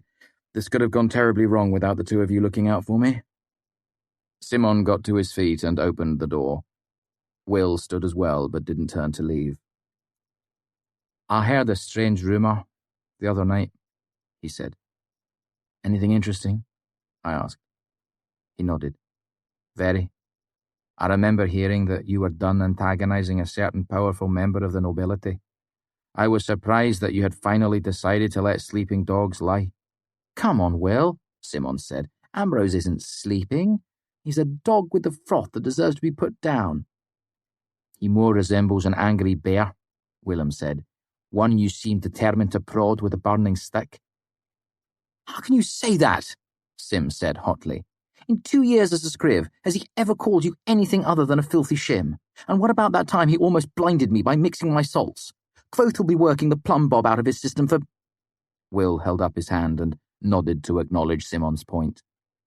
I know this to be true, which is why I let myself be drawn into such foolishness. I merely wished to make a point. He looked at me. You realise you've gone well over the hill concerning this Denna girl, don't you? Chapter 21. Piecework. The pain in my knees kept me from any sort of decent sleep that night. So when the sky outside my window started to show the first pale light of coming dawn, I gave up, got dressed, and made my slow, painful way to the outskirts of town, looking for willow bark to chew. Along the way, I discovered several new, exciting bruises I hadn't been aware of the night before. The walk was pure agony, but I was glad I was making it in the early morning dark when the streets were empty. There was bound to be a lot of talk about last night's excitement at the Golden Pony. If anyone saw me limping, it would be too easy for them to jump to the right conclusions. Luckily, the trip loosened the stiffness in my legs, and the willow bark took the edge off the pain. By the time the sun was fully up, I felt well enough to appear in public. So I headed to the fishery, hoping to get in a few hours of piecework before adept sympathy. I needed to start earning money for next term's tuition and Devi's loan, not to mention bandages and a new shirt. Jacksim wasn't in the stocks when I arrived, but I recognized the student there. We had entered the university at the same time and bunked close to each other for a little while in the mews. I'd liked him. He wasn't one of the nobility who drifted blithely through the school, carried by his family's name and money. His parents were wool merchants, and he worked to pay his tuition. Basil, I said. I thought you made Elia last term. What are you doing in the stocks? He flushed a little, looking embarrassed. Kilvin caught me adding water to acid. I shook my head, giving a stern scowl. This is contrary to proper procedure, Elliot Basil, I said, dropping my voice an octave. An artificer must move with perfect care in all things. Basil grinned. You've got his accent. He opened the ledger book. What can I get you? I'm not feeling up for anything more complicated than piecework right now, I said. How about... Hold on. Basil interrupted, frowning down at the ledger book. What? He spun the ledger around to face me and pointed. There's a note next to your name. I looked. Penciled in Kilvin's strangely childlike scrawl was, No materials or tools to Raylar Kvothe. Send him to me, Kilvin. Basil gave me a sympathetic look. It's acid to water, he joked gently. Did you forget too? I wish I had, I said. Then I'd know what was going on. Basil looked around nervously, then leaned forward and spoke in a low voice. Listen, I saw that girl again. I blinked at him stupidly. What? The girl that came in here looking for you, he prompted. The young one that was looking for the red-headed wizard who sold her a charm. I closed my eyes and rubbed at my face. She came back? This is the last thing I need right now. Basil shook his head. She didn't come in, he said. At least, not that I know of. But I've seen her a couple of times outside. She hangs around the courtyard. He jerked his head toward the southern exit of the fishery. Did you tell anyone? I asked. Basil looked profoundly offended. Wouldn't do that to you, he said. But she might have talked to someone else. You should really get rid of her. Kilvin will spit nails if he thinks you've been selling charms. I haven't been, I said. I've got no idea who she is. What does she look like? Young, Basil said with a shrug. Not Caeldish. I think she had light hair. She wears a blue cloak with the hood up. I tried to walk over and talk to her, but she just ran away. I rubbed my forehead. Wonderful. Basil shrugged sympathetically. Just thought I'd warn you. If she actually comes in here and asks for you, I'll have to tell Kilvin." He grimaced apologetically. "I'm sorry, but I'm in enough trouble as it is." "I understand," I said. "Thanks for the warning." When I walked into the workshop, I was immediately struck by a strange quality of the light in the room. The first thing I did was look up, checking to see if Kilvin had added a new lamp to the array of glass spheres hanging up among the rafters. I hoped the change in light was due to a new lamp. Kilvin's mood was always foul when one of his lamps went unexpectedly dark. Scanning the rafters, I didn't see any dark lamps. It took me a long moment to realize the strange quality of the light was due to actual sunlight slanting in through the low windows in the eastern wall. Normally, I didn't come to work until later in the day. The workshop was almost eerily quiet this early in the morning. The huge room seemed hollow and lifeless, with only a handful of students working on projects. That, combined with the odd light and the unexpected summons from Kilvin, made me rather uneasy as I crossed the room heading toward Kilvin's office. Despite the early hour, a small forge in the corner of Kilvin's office was already well stoked. Heat billowed past me as I stood in the open doorway. It felt good after the early winter chill outside. Kilvin stood with his back to me, working the bellows with a relentless rhythm. I knocked loudly on the frame of the door to get his attention. "Master Kilvin, I just tried to check some materials out of stocks. Is anything the matter?" Kilvin glanced over in my direction. Name of Kvothe. I will be a moment. Come in. I stepped into his office and swung the heavy door closed behind me. If I was in trouble, I'd rather not have anyone listening in. Kilvin continued to work the bellows for a long moment. It was only when he drew out a long tube that I realized it wasn't a forge he was firing, it was a small glasswork. Moving deftly, he drew out a blob of molten glass on the end of his tube, then proceeded to blow an increasingly large bubble of glass. After a minute, the glass lost its orange glow. "Bellows," Kilvin said without looking at me, putting the tube back into the mouth of the glasswork. I scrambled to obey, working the bellows in a steady rhythm until the glass was glowing orange again. Kilvin motioned me to stop, pulled it out and puffed at the tube for another long moment, spinning the glass until the bubble was as large as a sweet melon. He set it back in the glasswork again, and I pumped the bellows without being asked. By the third time we repeated this, I was wringing with sweat. I wished I hadn't closed Kilvin's door, but I didn't want to leave the bellows for the time it would take for me to open it again. Kilvin didn't seem to notice the heat. The glass bubble grew large as my head, then as big as a pumpkin. But the fifth time he drew it from the heat and began to blow, it sagged on the end of the tube, deflating and falling to the floor. "Cast creel and coat," he swore furiously. He threw down the metal tube where it rang sharply against the stone floor. "Creme it bravaten Ehren." I fought down the sudden urge to laugh. My Siaru wasn't perfect, but I was fairly certain Kilvin had said, "Shit in God's beard." The bear-like master stood for a long moment, looking down at the ruined glass on the floor. Then he let out a long, irritated breath through his nose, pulled off his goggles, and turned to look at me. 3 sets of synchronized bells, brass, he said without preamble. 1 tap and catch, iron. 4 heat funnels, iron. 6 siphons, tin. 22 panes of twice tough glass, and other assorted piecework. It was a list of all the work I had done this term in the fishery. Simple things I could finish and sell back to stocks for a quick profit. Kilvin looked at me with his dark eyes. "Does this work please you, Name of Kvothe?" "The projects are easy enough, Master Kilvin," I said. "You are now a Railer," he said, his voice heavy with reproach.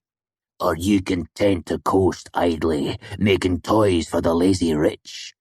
he asked. "Is that what you desire from your time in the fishery? Easy work?" I could feel the sweat beading up in my hair and running down my back. "I am somewhat leery of venturing off on my own," I said. "You didn't particularly approve of the modifications I made to my hand lamp." Those are coward's words, Kilvin said. Will you never leave the house because you were scolded once? He looked at me. I ask you again. Bells, castings, does this work please you, Raylar Kvothe? The thought of paying next term's tuition pleases me, Master Kilvin. Sweat was running down my face. I tried to wipe it away with my sleeve, but my shirt was already soaked through. I glanced at Kilvin's office door. And the work itself? Kilvin prompted. There was sweat beading on the dark skin of his forehead, but he didn't seem otherwise bothered by the heat. Truthfully, Master Kilvin? I asked, feeling a little lightheaded. He looked a bit offended. I value truth in all things, Raylar Kvothe. The truth is, I've made 8 deck clamps this last year, Master Kilvin. If I have to make another, I expect I might shit myself from pure boredom. Kilvin huffed something that could have been a laugh, then smiled widely at me. Good. That is how a Raylar should feel. He pointed one thick finger at me. You are clever, and you have good hands. I expect great things from you, not drudgery. Make something clever and it will earn you more than a lamp. Certainly more than piecework. Leave that to the Elir. He gestured dismissively at the window that looked out over the workshop. I'll do my best, Master Kilvin, I said. My voice sounded strange to my own ears, distant and tinny. Do you mind if I open the door and get some fresh air in here? Kilvin grunted in agreement, and I took a step toward the door, but my legs felt loose and my head spun. I staggered and almost fell headlong onto the floor, but I managed to catch the edge of the work table and merely went to my knees instead. When my bruised knees hit the stone floor, it was excruciating, but I didn't shout or cry out.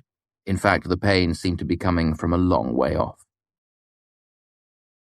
I awoke, confused, with a mouth as dry as sawdust. My eyes were gummy and my thoughts so sluggish it took me a long moment to recognize the distinctive antiseptic tang in the air. That, combined with the fact that I was lying naked under a sheet, let me know I was in the Medica. I turned my head and saw short blonde hair and the dark Physicker's uniform. I relaxed back onto the pillow. "Hello, Mola," I croaked. She turned and gave me a serious look. "Kvothe," she said formally. "How do you feel?" Still bleary, I had to think about it.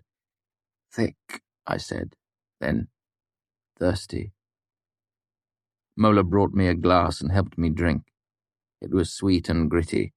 It took me a long moment to finish it, but by the time I was done, I felt halfway human again. "What happened?" I asked. "You fainted in the artificery," she said. "Kilvin carried you over here himself. It was rather touching, actually. I had to shoo him away." I felt my entire body flush with shame at the thought of being carried through the streets of the university by the huge master. I must have looked like a rag doll in his arms. "I fainted?" "Kilvin explained you were in a hot room," Mola said, "and you'd sweat through your clothes. You were dripping wet." She gestured to where my shirt and pants lay wadded on the table. "Heat exhaustion?" I said. Mola held up a hand to quiet me. "That was my first diagnosis," she said. "On further examination, I've decided you're actually suffering from an acute case of jumping out of a window last night." She gave me a pointed look. I suddenly became self-conscious, not of my near-nakedness, but of the obvious injuries I'd received when I'd fallen off the roof of the Golden Pony. I glanced at the door and was relieved to see it was closed. Mola stood watching me, her expression carefully blank. "Has anyone else seen?" I asked. Mola shook her head. "We've been busy today." I relaxed a bit. "That's something, then." Her expression was grim. "This morning, Arwyll gave orders to report any suspicious injuries. It's no secret why. Ambrose himself has offered a sizable reward to whoever helps him catch a thief who broke into his rooms and stole several valuables, including a ring his mother gave him on her deathbed." "That bastard," I said hotly. "I didn't steal anything." Mola raised an eyebrow. "As easy as that? No denial? No anything?"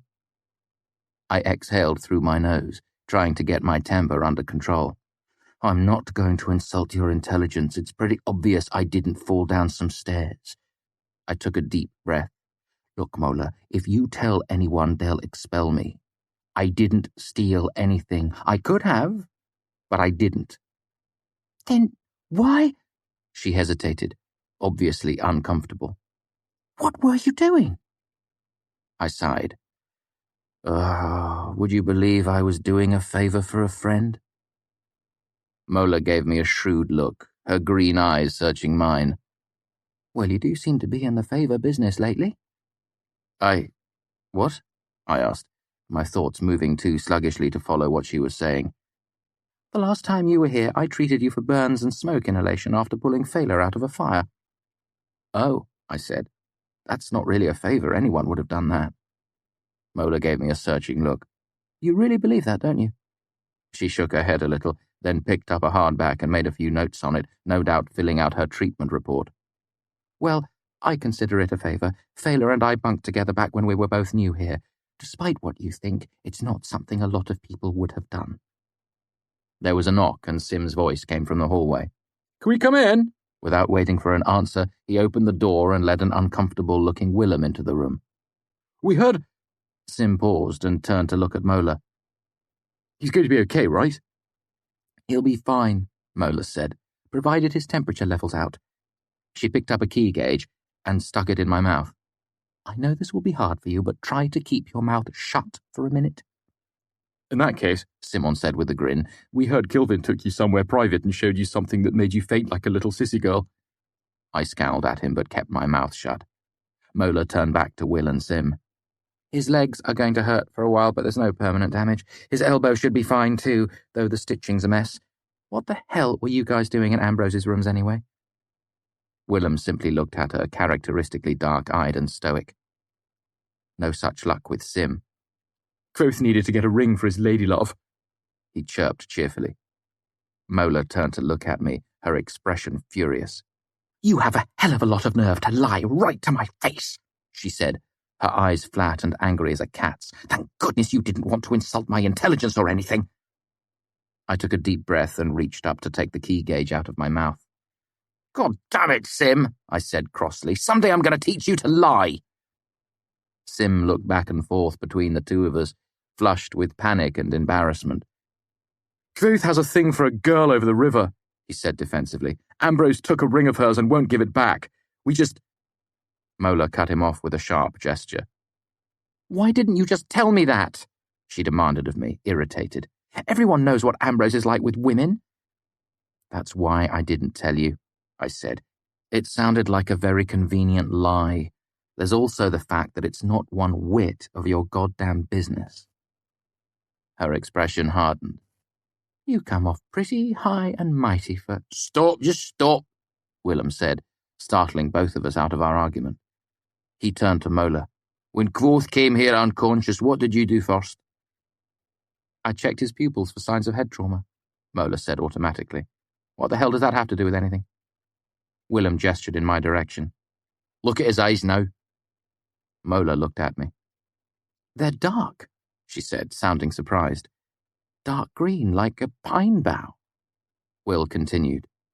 Don't argue with him when his eyes go dark like that. No good comes of it. It's like the noise a rattlesnake makes, Sim said. More like hackles on a dog, Willem corrected. It shows when he's ready to bite. All of you can go straight to hell, I said. Or you can give me a mirror so I can see what you're talking about. I don't care which. Will ignored me. Our little Kvothe has a flashpan temper, but once he's had a minute to cool down, he will realise the truth. Willem gave me a pointed look. He's not upset because you didn't trust him, or that you tricked Sim. He's upset because you found out what asinine lengths he is willing to go to in order to impress a woman. He looked at me. Is asinine the right word? I took a deep breath and let it out. Pretty much, I admitted. I chose it because it sounded like ass, Will said. I knew you two had to be involved, Mola said with a hint of apology in her voice. Honestly, the three of you are thick as thieves, and I do mean that in all its various clever implications.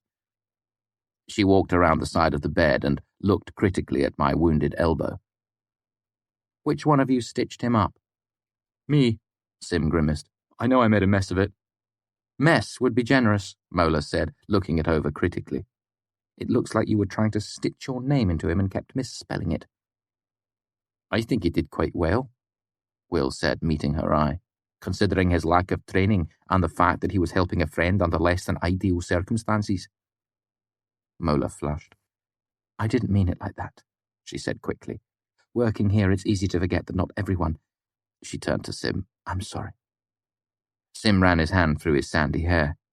I suppose you could make it up to me sometime, he said, grinning boyishly. Like maybe tomorrow afternoon? When you let me buy you lunch?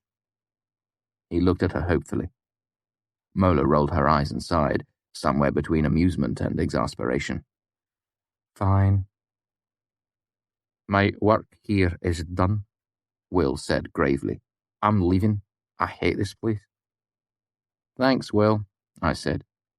He gave a perfunctory wave over one shoulder and closed the door behind him. Mola agreed to leave mention of my suspicious injuries off her report and stuck to her original diagnosis of heat exhaustion. She also cut away Sim's stitches, then re-cleaned, re-sewed, and re-bandaged my arm. Not a pleasant experience, but I knew it would heal more quickly under her experienced care. In closing, she advised me to drink more water, get some sleep, and suggested that in the future, I refrain from strenuous physical activity in a hot room the day after falling off a roof. Chapter 22. Slipping. Up until this point in the term, Elk Sadal had been teaching us theory in adept sympathy. How much light could be produced from 10 thorns of continuous heat using iron, using basalt, using human flesh. We memorized tables of figures and learned how to calculate escalating squares, angular momentum, and compounded degradations. Simply said, it was mind-numbing. Don't get me wrong, I knew it was essential information. Bindings of the sort we'd shown Denner were simple, but when things grew complicated, a skilled sympathist needed to do some fairly tricky calculations. In terms of energy, there isn't much difference between lighting a candle and melting it into a puddle of tallow.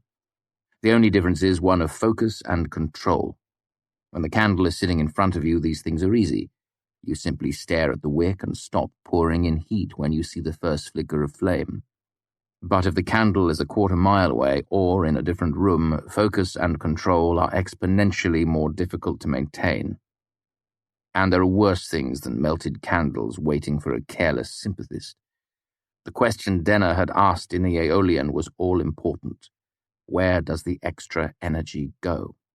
As Will had explained, some went into the air, some went into the linked items, and the rest went into the sympathist's body. The technical term for it was thormic overfill, but even Elk Sadal tended to refer to it as slippage. Every year or so, some careless sympathist with a strong Allah channeled enough heat through a bad link to spike his body temperature and drive himself fever-mad. Dahl told us of one extreme case where a student managed to cook himself from the inside out. I mentioned the last to Manet the day after Dahl shared the story with our class. I expected him to join me in some healthy scoffing, but it turned out Manet had actually been a student back when it had happened. "Smelled like pork," Manet said grimly. "Damnedest thing. Felt bad for him, of course, but you can only feel so much pity for an idiot. A little slippage here and there you hardly notice, but he must have slipped 200,000 thorns inside 2 seconds. Manet shook his head, not looking up from the piece of tin he was engraving. "Whole wing of Maine's reeked. Nobody could use those rooms for a year." I stared at him. "Thermal slippage is fairly common, though," Manet continued. "Now, kinetic slippage..." He raised his eyebrows appreciatively. 20 years back, some damn fool Elfay got drunk and tried to lift a manure cart onto the roof of the master's hall on a bet, tore his own arm off at the shoulder." Manet bent back over his piece of tin, engraving a careful rune. "Takes a special kind of stupid to do something like that." The next day I was especially attentive to what Dahl had to say. He drilled us mercilessly. Calculations for enthalpy, charts showing distance of decay, equations that described the entropic curves a skilled sympathist needs to understand on an almost instinctive level. But Dahl was no fool. So before we grew bored and sloppy, he turned it into a competition. He made us draw heat from odd sources, from red-hot irons, from blocks of ice, from our own blood. Lighting candles in distant rooms was the easiest of it. Lighting one of a dozen identical candles was harder. Lighting a candle you'd never actually seen in an unknown location, it was like juggling in the dark. There were contests of precision, contests of finesse, contests of focus and control. After 2 span, I was the highest-ranked student in our class of 23 Relar. Fenton nipped at my heels in second place. As luck would have it, the day after my assault on Ambrose's rooms was the same day we began dueling in adept sympathy. Dueling required all the subtlety and control of our previous competitions, with the added challenge of having another student actively opposing your Allah. So, despite my recent trip to the Medica for heat exhaustion, I melted a hole through a block of ice in a distant room. Despite 2 nights of scant sleep, I raised the temperature of a pint of mercury exactly 10 degrees. Despite my throbbing bruises and the stinging itch of my bandaged arm, I tore the King of Spades in half, while leaving the other cards in the deck untouched. All of these things I did, in less than 2 minutes, despite the fact that Fenton set the whole of his Allah to oppose me. It is not for nothing that they came to call me Kvothe the Arcane.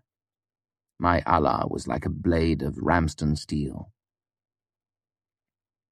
"It's rather impressive," Dahl said to me after class. "It's been years since I've had a student go undefeated for so long. Will anyone even bet against you anymore?" I shook my head. That dried up a long time ago. "The price of fame," Dahl smiled, then looked a little more serious. "I wanted to warn you before I announced it to the class. Next span, I'll probably start setting students against you in pairs."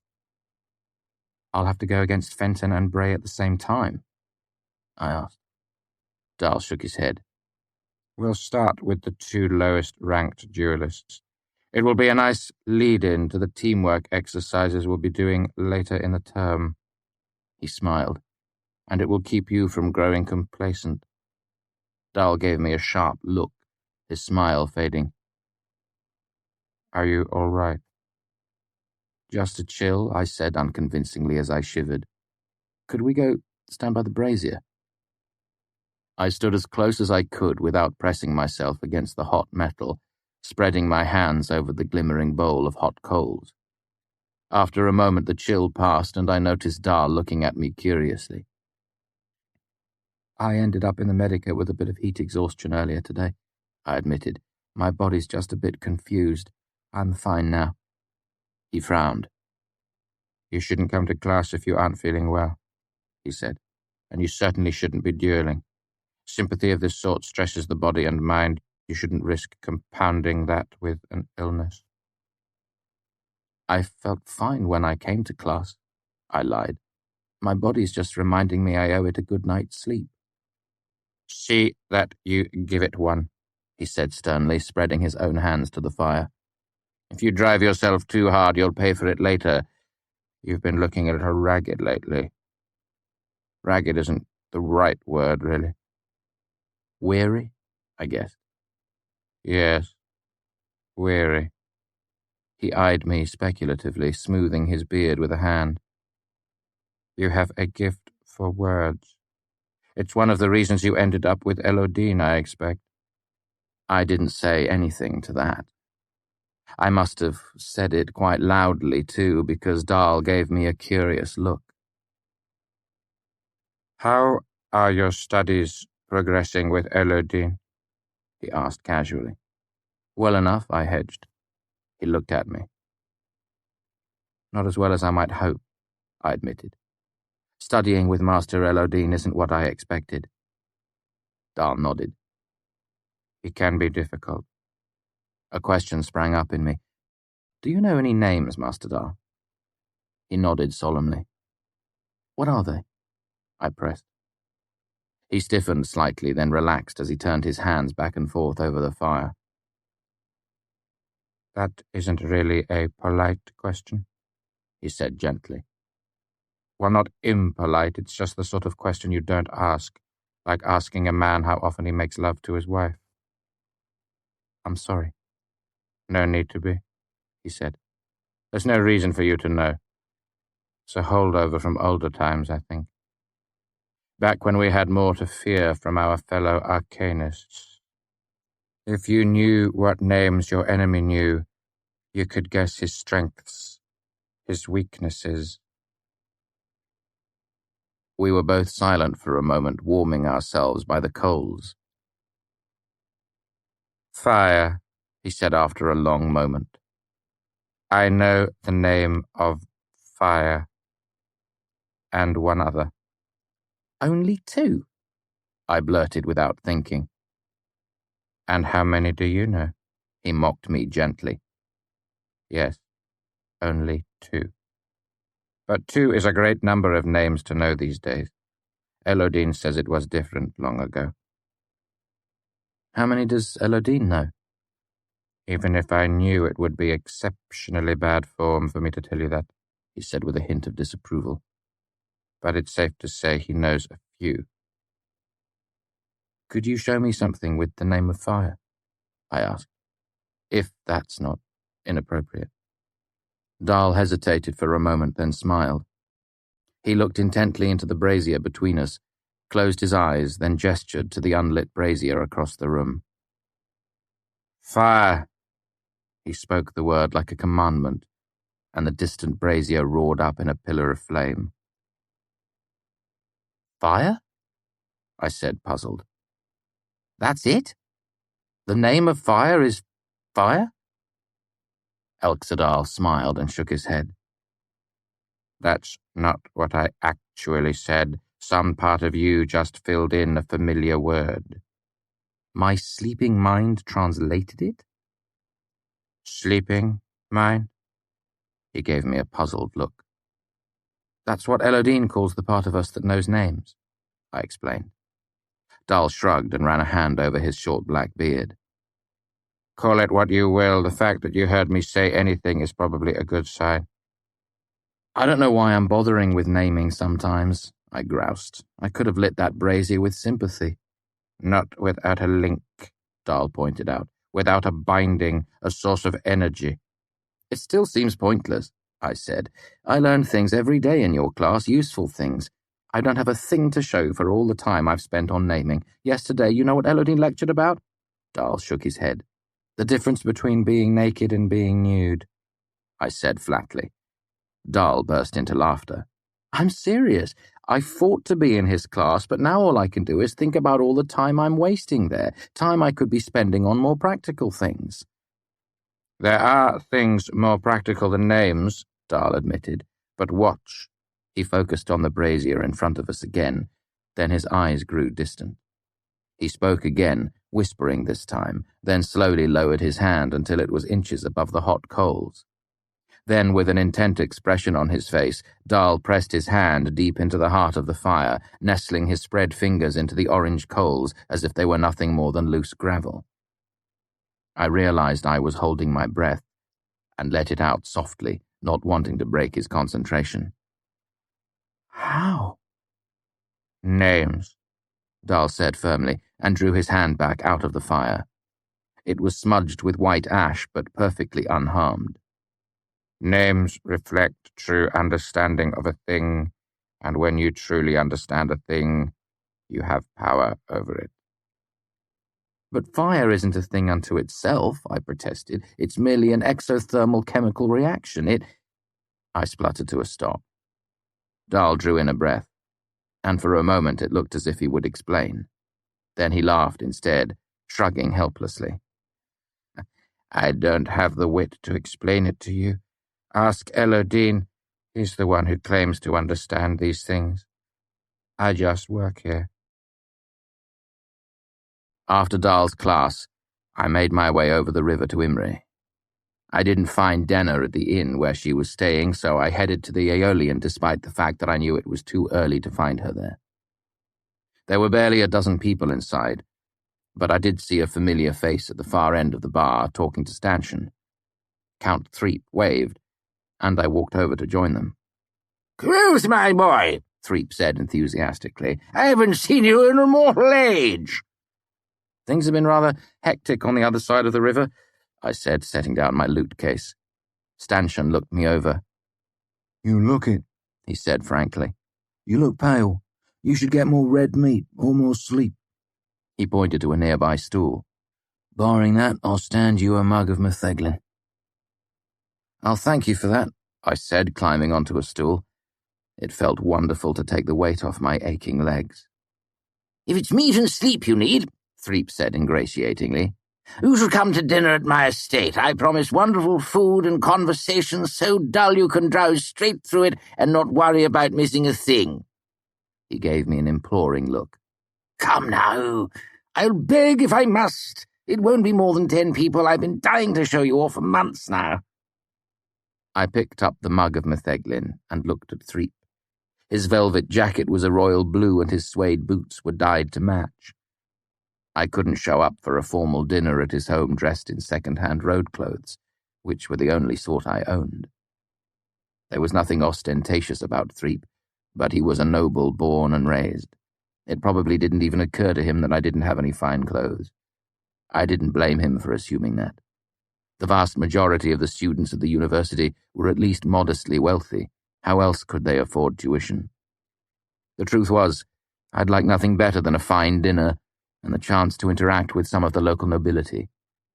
I'd love to banter over drinks, repair some of the damage Ambrose had done to my reputation, and maybe catch the eye of a potential patron. But I simply couldn't afford the price of admission. A suit of passably fine clothes would cost at least 1.5 talents, even if I bought them from a fripperer. Clothes do not make the man, but you need the proper costume if you want to play the part. Sitting behind Threep, Stanchion made an exaggerated nodding motion with his head. "I'd love to come to dinner," I said to Threep. "I promise, just as soon as things settle down a bit over at the university." "Excellent," Threep said enthusiastically. "I'm going to hold you to it too. No backing out. I'll get you a patron, my boy, a proper one, I swear it." Behind him, Stanchion nodded approvingly. I smiled at both of them and took another drink of metheglin. I glanced at the stairway to the second tier. Stanchion saw my look. "She's not here," he said apologetically. "Haven't seen her in a couple of days, actually." A handful of people came through the door of the Aeolian and shouted something in Ilish. Stanchion waved at them and got to his feet. "Duty calls," he said, wandering off to greet them. "Speaking of patrons," I said to Threep, "there's something I've been wanting to ask your opinion about." I lowered my voice. "Something I'd rather you kept between the two of us." Threep's eyes glittered curiously as he leaned close. I took another drink of metheglin while I gathered my thoughts. The drink was hitting me more quickly than I'd expected. It was quite nice, actually, as it dulled the ache of my many injuries. "I'm guessing you know most every potential patron within 100 miles of here."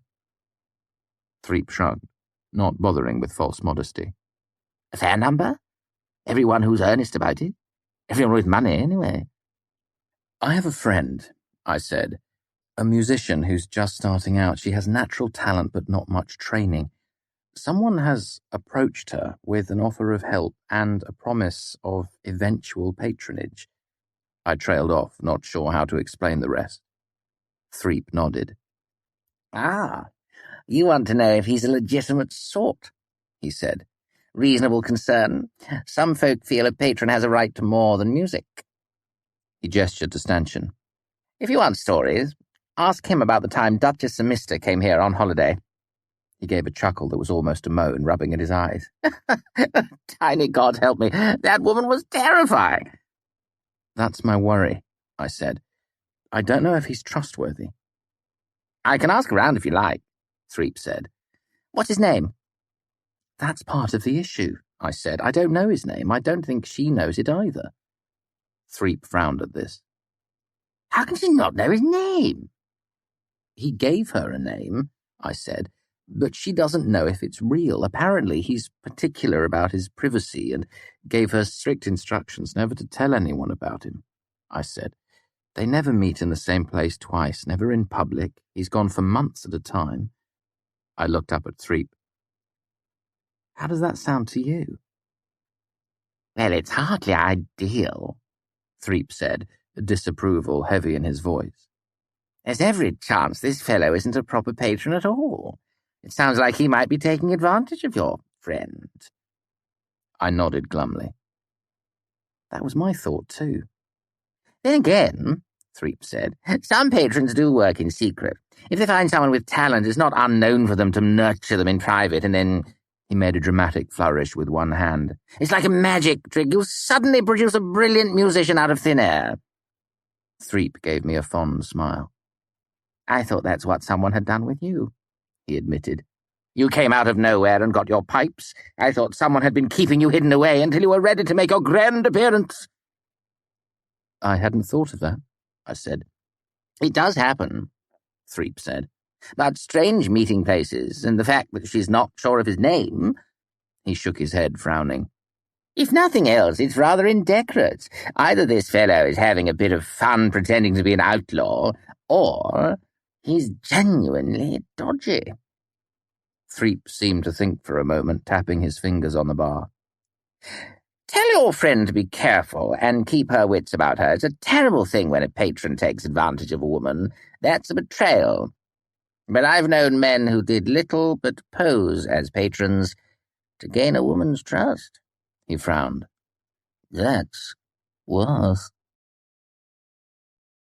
I was halfway back to the university with Stonebridge just beginning to loom in the distance when I began to feel an unpleasant prickling heat run up my arm. At first I thought it was the pain of the twice-stitched cuts on my elbow as they'd been itching and burning all day. But instead of fading, the heat continued to spread up my arm and along the left side of my chest. I began to sweat as if from a sudden fever. I stripped off my cloak, letting the chill air cool me, and began to unbutton my shirt. The autumn breeze helped, and I fanned myself with my cloak, but the heat grew more intense, painful even, as if I'd spilled boiling water across my chest. Luckily, this section of road ran parallel to a stream that fed into the nearby Omethi River. Unable to think of a better plan, I kicked off my boots, unshouldered my loot, and jumped into the water. The chill of the stream made me gasp and sputter, but it cooled my burning skin. I stayed there, trying not to feel like an idiot while a young couple walked past, holding hands and pointedly ignoring me. The strange heat moved through my body, like there was a fire inside me trying to find a way out. It started along my left side, then wandered down to my legs, then back up to my left arm. When it moved my head, I ducked underwater. It stopped after a few minutes, and I climbed out of the stream. Shivering, I wrapped myself in my cloak, glad no one else was on the road. Then, since there was nothing else to do, I shouldered my loot case and began the long walk back to the university, dripping wet and terribly afraid. Chapter 23. Principles. I did tell Mola, I said as I shuffled the cards. She said it was all in my head and pushed me out the door. Well, I can only guess what that feels like, Sim said bitterly. I looked up, surprised by the uncharacteristic sharpness in his voice. But before I could ask what was the matter, Willem caught my eye and shook his head, warning me away.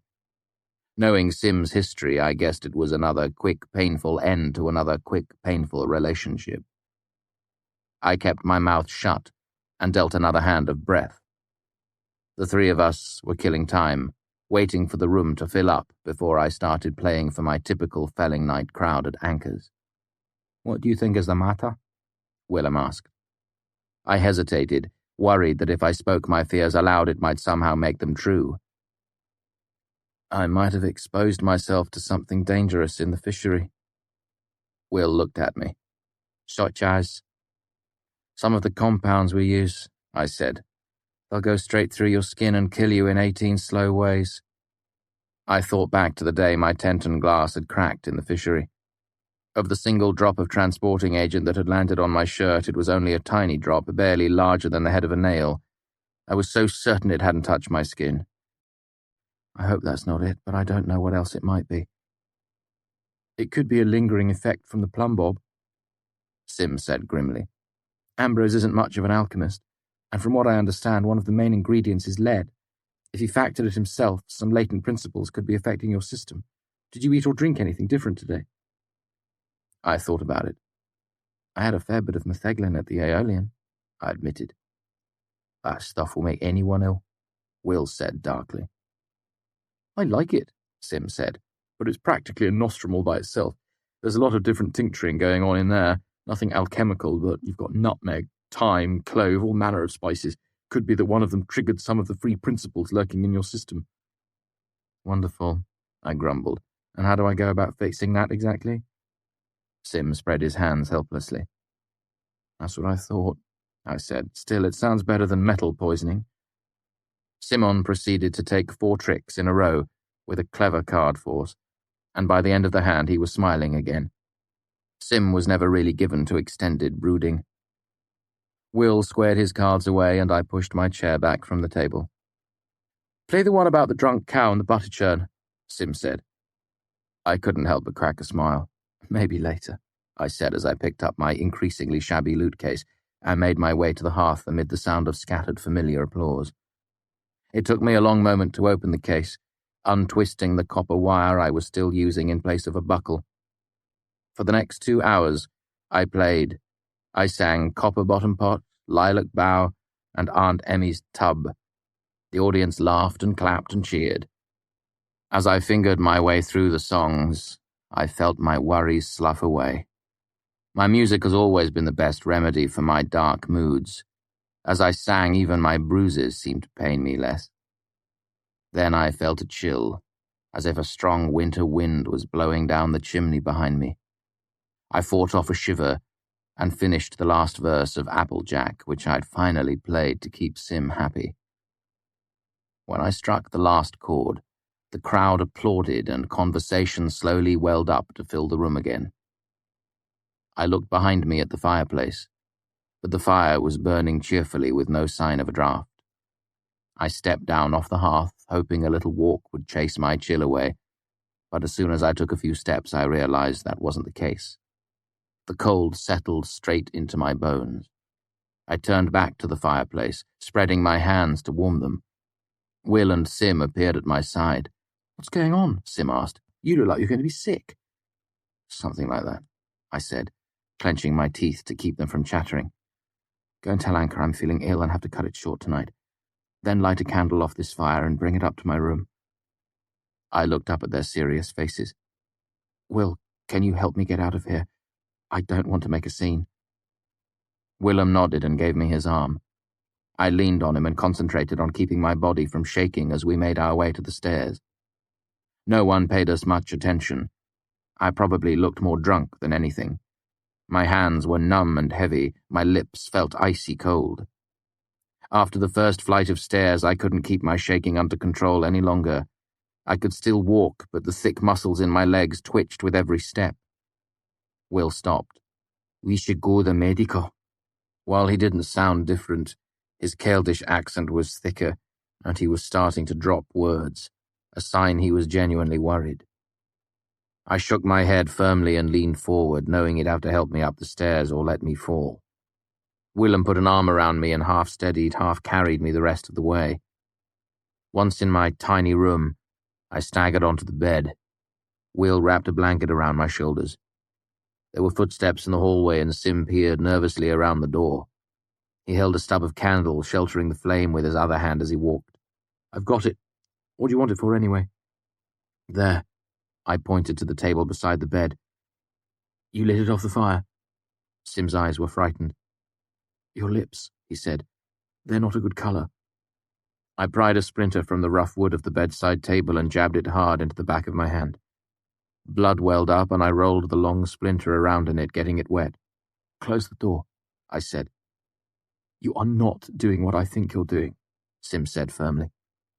I jabbed the long splinter down into the soft wax of the candle alongside the burning wick. It sputtered a little bit, then the flame wrapped around it. I muttered 2 bindings, one right after the other, speaking slowly so my numb lips didn't slur the words. "What are you doing?" Sim demanded. "Are you trying to cook yourself?" When I didn't answer him, he stepped forward as if he would knock the candle over. Will caught his arm. "His hands are like ice," he said quietly. "He's cold, really cold." Sim's eyes darted nervously between the 2 of us. He took a step back. Just be careful." But I was already ignoring him. I closed my eyes and bound the candle flame to the fire downstairs. Then I carefully made the second connection between the blood on the splinter and the blood in my body. It was very much like what I'd done with the drop of wine at the Aeolian, with the obvious exception that I didn't want my blood to boil. At first there was just a brief tickle of heat, not nearly enough. I concentrated harder and felt my entire body relax as warmth flooded through me. I kept my eyes closed, keeping my attention on the bindings until I could take several long, deep breaths without any shuddering or shaking. I opened my eyes and saw my 2 friends looking on expectantly. I smiled at them. "I'm okay." But before I got the words out, I began to sweat. I was suddenly too warm, nauseatingly warm. I broke both bindings as quickly as you jerk your hand away from a hot iron stove. I took a few deep breaths, then got to my feet and walked over to the window. I opened it and leaned heavily on the sill, enjoying the chill autumn air that smelled of dead leaves and coming rain. There was a long moment of silence. "That looked like binder's chills," Simon said. "Really bad binder's chills." "It felt like the chills," I said. "Maybe your body has lost the ability to regulate its own temperature," Willem suggested. "Temperature," Sim corrected him absently. "That wouldn't account for the burn across my chest," I said. Sim cocked his head. "Burn?" I was wet with sweat now, so I was glad for an excuse to unbutton my shirt and pull it off over my head. A large portion of my chest and upper arm was a bright red, a sharp contrast to my ordinarily pale skin. Mola said it was a rash, and I was being fussy as an old woman, but it wasn't there before I jumped into the river. Simon leaned close to look. "I still think it's unbound principles," he said. "They can do bizarre things to a person. We had an Elia last term that wasn't careful with his factoring. He ended up not being able to sleep or focus his eyes for almost 2 span. Willem slouched into a chair. "What makes a man cold, then hot, then cold again?" Sim gave a half-hearted smile. "Sounds like a riddle." "I hate riddles," I said, reaching for my shirt. Then I yelped, clutching at the bare bicep of my left arm.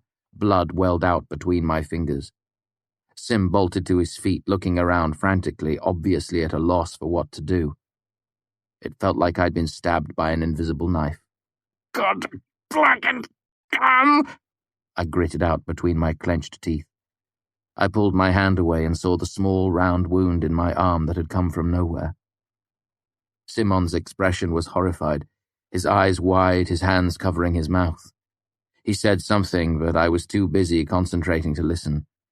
I already knew what he was saying anyway. Malfeasance. Of course. This was all malfeasance. Someone was attacking me. I lowered myself into the heart of stone and brought all my Allah to bear. But my unknown attacker wasn't wasting any time. There was a sharp pain in my chest near the shoulder. It didn't break the skin this time, but I watched a blotch of dark blue blossom under my skin. I hardened my Allah, and the next stab was little more than a pinch. Then I quickly broke my mind into 3 pieces and gave 2 of them the job of maintaining the Allah that protected me. Only then did I let out a deep sigh. "I'm fine." Simon gave a laugh that choked off into a sob. His hand still covered his mouth. "How can you say that?" he demanded, plainly horrified. I looked down at myself. Blood was still welling up through my fingers, running down the back of my hand and my arm. "It's true," I said to him. "Honestly, Sim." "But malfeasance," he said. "It just isn't done." I sat down on the edge of my bed, keeping pressure on my wound. "I think we have some pretty clear proof otherwise." Willem sat back down. "I'm with Summon. I would never have believed this." He made an angry gesture. "Our chemists do not do this anymore. It is insane." He looked at me. "Why are you smiling?" "I'm relieved," I said honestly. "I was worried I had given myself cadmium poisoning, or I had some mysterious disease. This is just someone trying to kill me." "How could someone do it?" Simon asked. "I don't mean morally. How did someone get hold of your blood or hair?" Willem looked at Simon. "What did you do with the bandages after you stitched them up?" "I burned them," Sim said defensively. "I'm not an idiot." Will made a calming gesture. "Just narrowing our options. That probably isn't the Medica either. They're careful about that sort of thing." Simon stood up. "We have to tell someone." He looked at Willem. "Would Jameson still be in his office at this time of night?" "Sim," I said, "how about we just wait for a while?" "What?" Simon said. "Why?" "The only evidence I have are my injuries," I said. "That means they'll want someone at the Medica to examine me, and when that happens..." With one hand still clamped over my bloody arm, I waved my bandaged elbow. "I look remarkably like someone who fell off a roof just a couple of days ago." Sim sat back down in his chair. "It's only been 3 days, hasn't it?" I nodded. I'd be expelled, and Mola would be in trouble for not mentioning my injuries. Master Arwyll isn't forgiving about that sort of thing. The two of you would probably be implicated too. I don't want that. We were quiet for a moment. The only sound was the distant clamour of the busy taproom below. I sat down on the bed. "Do we even need to discuss who's doing this?" Sim asked. "Ambrose," I said. "It's always Ambrose. He must have found some of my blood on a piece of roofing tile. I should have thought of that days ago." "How would he know it was yours?" Simon asked. "Because I hate him," I said bitterly. "Of course he knows it was me." Will was slowly shaking his head. "No, that's not like him." "Not like him?" Simon demanded. "He had that woman dose Kvothe with the plumb bob. That's as bad as poison. He hired those men to jump Kvothe in the alley last term." "My point exactly," Willem said. "Ambrose doesn't do things to Kvothe. He arranges for other people to do them. He got some woman to dose him. He paid thugs to knife you. I expect he didn't even do that, really. I'll bet someone else set it up for him." "It's all the same," I said. "We know he's behind it." Willem frowned at me. "You're not thinking straight. It's not that Ambrose isn't a bastard, he is, but he's a clever bastard. He's careful to distance himself from anything he does." Sim looked uncertain. "Will has a point. When you were hired on as house musician at the Horse and Four, he didn't buy the place and fire you. He had Baron Petrie's son-in-law do it, no connection to him at all." "No connection here either," I said. "That's the whole point of sympathy, it's indirect." Will shook his head again. "If you got knifed in an alley, people would be shocked. But such things happen all the time all over the world. But if you fell down in public and started gushing blood from malfeasance, people would be horrified. The masters would suspend classes. Rich merchants and nobles would hear of it and pull their children from their studies. They'd bring the constables over from Imre." Simon rubbed his forehead and looked up at the ceiling thoughtfully. Then he nodded to himself, first slowly, then with more certainty. "It makes sense," he said. "If Ambrose had found some blood, he could have turned it over to Jameson and had him douse out the thief. There wouldn't have been any need to get folks in the Medica to look for suspicious injuries and such." "Ambrose likes his revenge," I pointed out grimly. "He could have hidden the blood from Jameson, kept it for himself." Willem was shaking his head. Sim sighed. "Will's right. There aren't that many sympathists, and everyone knows Ambrose is carrying a grudge against you. He's too careful to do something like this. It would point right to him." "Besides," Willem said, How long has this been going on? Days and days. Do you honestly think Ambrose could go this long without rubbing your nose in it? Not even a little.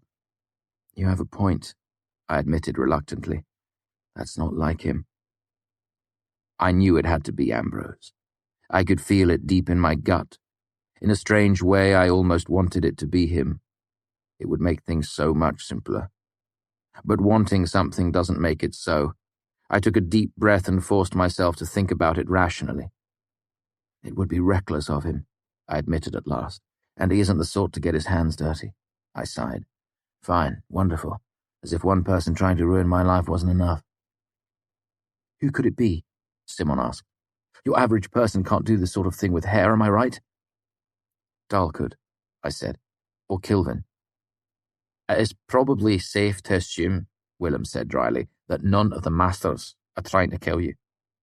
Then it has to be someone with his blood, Sim said. I tried to ignore the sinking sensation in the pit of my stomach. There is someone with my blood, I said. But I don't think she could be responsible. Will and Sim turned to look at me, and I immediately regretted saying anything. Why would someone have your blood? Sim asked. I hesitated, then realized there was no way to avoid telling them at this point. I borrowed money from Devi at the beginning of the term. Neither one of them reacted the way I expected, which is to say, neither one reacted at all. Who's Devi? Sim asked. I started to relax. Maybe they hadn't heard of her. That would certainly make things easier. She's a Gaelic who lives across the river, I said. Okay, Simon said easily. What's a Gaelic? Remember when we went to see the ghost and the goose girl? I asked him. Kettler was a Gaelic. Oh, a copperhawk, Sim said, his face brightening with realization, then darkening again as he realized the implications. I didn't know there were any of those sort of people around here. Those sort of people are everywhere, I said. The world wouldn't work without them. Wait, Willem said suddenly, holding up his hand. Did you say your... He paused, struggling to remember the appropriate word in a Turan. Your loner, your Gatesor, was named Davy. His Caldish accent was thick around her name, so it sounded like David. I nodded. This was the reaction I'd expected. Oh, God, Simon said aghast. You mean Demon Devi, don't you? I sighed. So you've heard of her? Heard of her? Sim said, his voice going shrill. She was expelled during my first term. It left a real impression. Willem simply closed his eyes and shook his head as if he couldn't bear to look at someone as stupid as me. Sim threw his hands into the air. She was expelled for malfeasance. What were you thinking? No, Willem said to Simon. She was expelled for conduct unbecoming. There was no proof of malfeasance. I really don't think it was her, I said. She's quite nice, actually, friendly. Besides, it's only a 6 talent loan and I'm not late paying her back. She doesn't have any reason to do something like this. Willem gave me a long, steady look. Just explore all possibilities, he said slowly. Would you do something for me? I nodded. Think back on your last few conversing's with her, Willem said. Take a moment and sift them piece by piece and see if you remember doing or saying something that might have offended or upset her. I thought back on our last conversation, playing it through in my head. She was interested in a certain piece of information that I didn't give her. How interested? Willem's voice was slow and patient, as if he were talking to a rather dim-witted child. Rather interested, I said. Rather does not indicate a degree of intensity. I sighed. Fine, extremely interested, interested enough to... I stopped. Willem arched a knowing eyebrow at me. Yes? What have you just remembered? I hesitated. She might have also offered to sleep with me, I said. Willem nodded calmly as if he had expected something of the sort. And you responded to this young woman's generous offer in what way? I felt my cheeks get hot. I sort of just ignored it. Willem closed his eyes, his expression conveying a vast weary dismay. "This is so much worse than Ambrose," Sim said, putting his head in his hands. "Debbie doesn't have to worry about the masters or anything. They say she could do an 8-part binding. 8! "I was in a tight place," I said a little testily. "I didn't have anything to use as collateral. I'll admit it wasn't a great idea. After all this is done, we can have a symposium on how stupid I am, but for now, can we just move on?" I gave them a pleading look. Willem rubbed at his eyes with one hand and gave a weary nod. Simon made an effort to get rid of his horrified expression with only marginal success. He swallowed. "Fair enough. What are we going to do?" "Right now it doesn't really matter who's responsible," I said, cautiously checking to see if my arm had stopped bleeding. It had, and I peeled my bloody hand away. "I'm going to take some precautionary measures." I made a shooing motion. "You two go get some sleep." Sim rubbed his forehead, chuckling to himself. "Body of God, you're irritating sometimes. What if you're attacked again?" "It's already happened twice while we've been sitting here," I said easily. "It tingles a bit." I grinned at his expression. "I'm fine, Sim, honestly. There's a reason I'm the top-ranked duelist in Dahl's class. I'm perfectly safe." "As long as you're awake," Willem interjected, his dark eyes serious. My grin grew stiff. "As long as I'm awake," I repeated. "Of course." Willem stood up and made a show of brushing himself off. "So, clean yourself and take your precautionary measures." He gave me a pointed look. "Shall young Master Simon and I expect Dahl's top-ranked duelist in my room tonight?" I felt myself flush with embarrassment. "Why, yes, that would be greatly appreciated." Will gave me an exaggerated bow, then opened the door and made his way out into the hall. Sim was wearing a wide grin by now. "It's a date then, but put on a shirt before you come. I'll watch over you tonight like the colicky infant you are, but I refuse to do it if you insist on sleeping naked." After Will and Sim left, I headed out the window and onto the rooftops. I left my shirt in my room as I was a bloody mess and I didn't want to ruin it. I trusted the dark night and the lateness of the hour, hoping no one would spot me running along the university rooftops half naked and bloody. It is relatively easy to protect yourself from sympathy if you know what you're doing. Someone trying to burn or stab me or draw off my body heat until I lapsed into hypothermia, all those things deal with the simple, direct application of force, so they are easy to oppose. I was safe now that I knew what was happening, and kept my defenses up. My new concern was that whoever was attacking me might get discouraged and try something different. Something like dousing out my location, then resorting to a more mundane type of attack, one I couldn't stave off with an effort of will. Malfeasance is terrifying, but a thug with a sharp knife will kill you 10 times quicker if he catches you in a dark alley. And catching someone off their guard is remarkably easy if you can track their every movement using their blood. So I headed across the rooftops. My plan was to take a handful of autumn leaves, mark them with my blood, and send them tumbling endlessly around the House of the Wind. It was a trick I'd used before. But as I jumped across a narrow alley, I saw lightning flicker in the clouds and smelled rain in the air. A storm was coming. Not only would the rain mat down the leaves, keeping them from moving around, but it would wash my blood away as well. Standing there on the rooftop, feeling like I'd had 12 colors of hell beaten out of me, brought back unsettling echoes of my years in Tarbin. I watched the distant lightning for a moment, and tried not to let the feeling overwhelm me. I forced myself to remember I wasn't the same helpless, starving child I'd been back then. I heard the faint drum-like sound as a piece of tin roofing bent behind me. I stiffened, then relaxed, as I heard Auri's voice. "Kvothe?" I looked to my right and saw her small shape standing a dozen feet away. The clouds were hiding the moon, but I could hear a smile in her voice as she said, "I saw you running across the tops of things."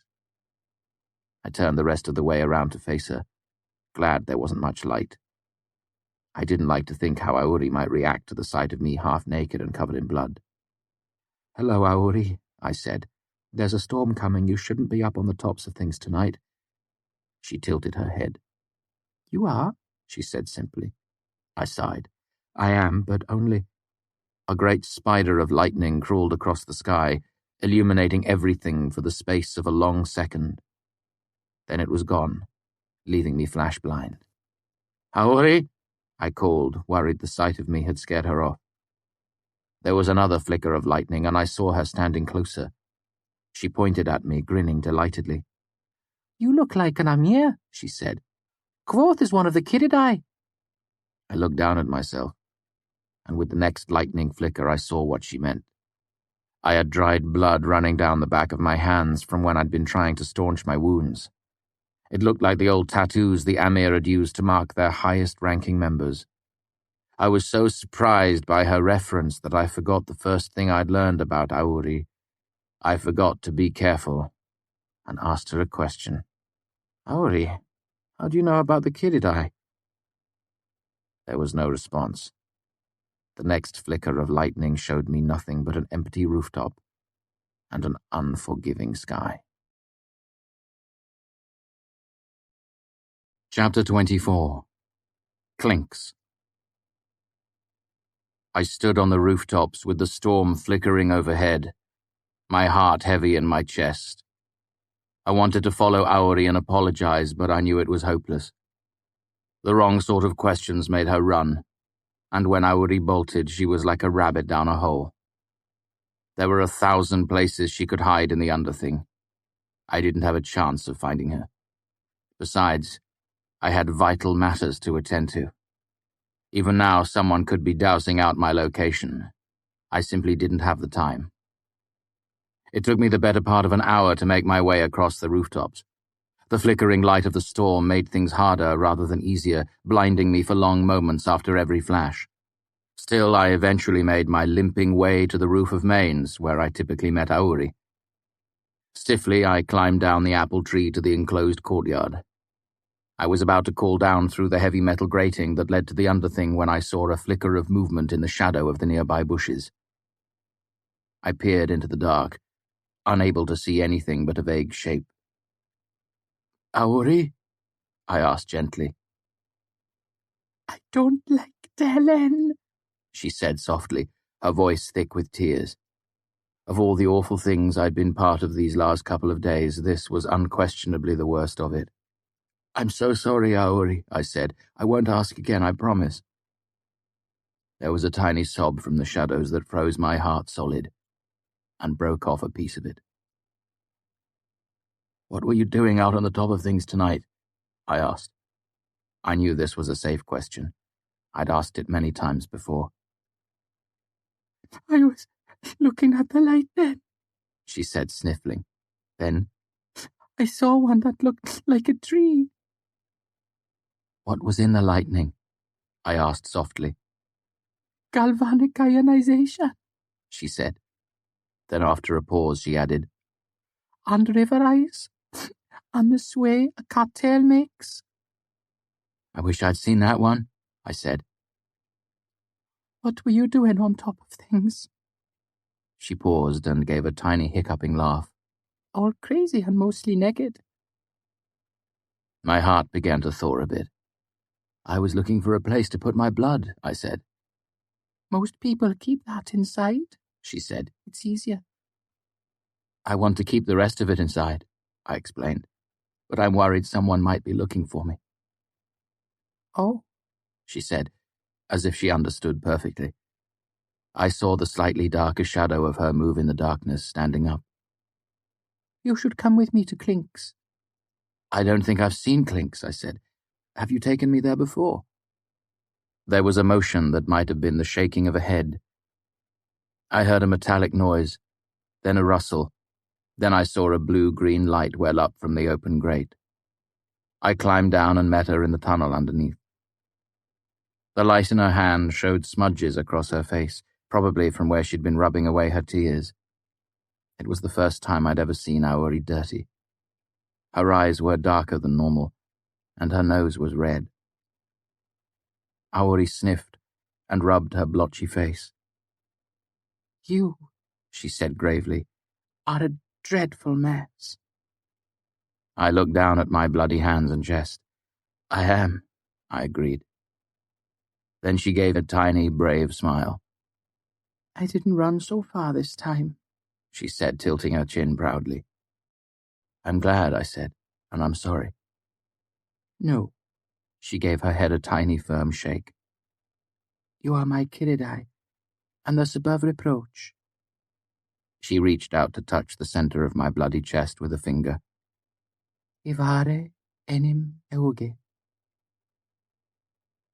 Auri led me through the maze of tunnels that comprised the underthing. We went farther down, through vaults, past Cricklet. Then we moved through several twisting hallways and down again, using a stone spiral staircase I'd never seen before. I smelled damp stone and heard the low, smooth sound of running water as we descended. Every once in a while there was the gritty sound of glass on stone, or the brighter tinkling sound of glass on glass. After about 50 steps, the wide spiraling staircase disappeared into a vast, roiling pool of black water. I wondered how far the stairs continued below the surface. There wasn't any smell of rot or foulness. It was fresh water, and I could see ripples as it swirled in the stairwell and spread out into the dark beyond where our lights could reach. I heard the clink of glass again, and saw 2 bottles spinning and bobbing on the surface, moving first one way, then another. One ducked under the surface, and didn't come up again. There was a burlap sack hanging from a brass torch bracket mounted into the wall. Auri reached into the bag and pulled out a heavy stoppered bottle of the sort that might have once held Breeden beer. She handed me the bottle. They disappear for an hour, or a minute, sometimes for days, sometimes they don't come back at all.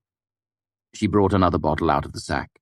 It's best to have at least 4 going at once. That way, statistically, you should always have 2 moving around. I nodded, and I pulled a strand of burlap from the tattered sack and daubed it with the blood that covered my hand. I uncorked the bottle and dropped it inside. Hair too, Auri said. I pulled a few from my head and threaded them through the bottle's mouth. Then I drove the cork in hard and set it floating. It rode low in the water, circling erratically. Auri handed me another bottle, and we repeated the process. When the 4th bottle was swept out into the swirling water, Auri nodded and dusted her hands briskly against each other. There, she said with a tone of immense satisfaction. That's good.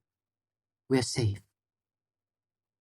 Hours later, washed, bandaged, and considerably less naked, I made my way to Willem's room in the mews. That night, and for many to come, Will and Sim took turns watching over me as I slept, keeping me safe with their Allah. They were the best sort of friends, the sort everyone hopes for but no one deserves, least of all me. Chapter 25. Wrongful Apprehension. Despite what Will and Sim believed, I couldn't believe Devi was responsible for the malfeasance against me. While I was painfully aware that I knew next to nothing about women, she had always been friendly to me, even sweet at times. True, she had a grim reputation, but I knew better than anyone how quickly a handful of rumors could turn into full-blown fairy stories.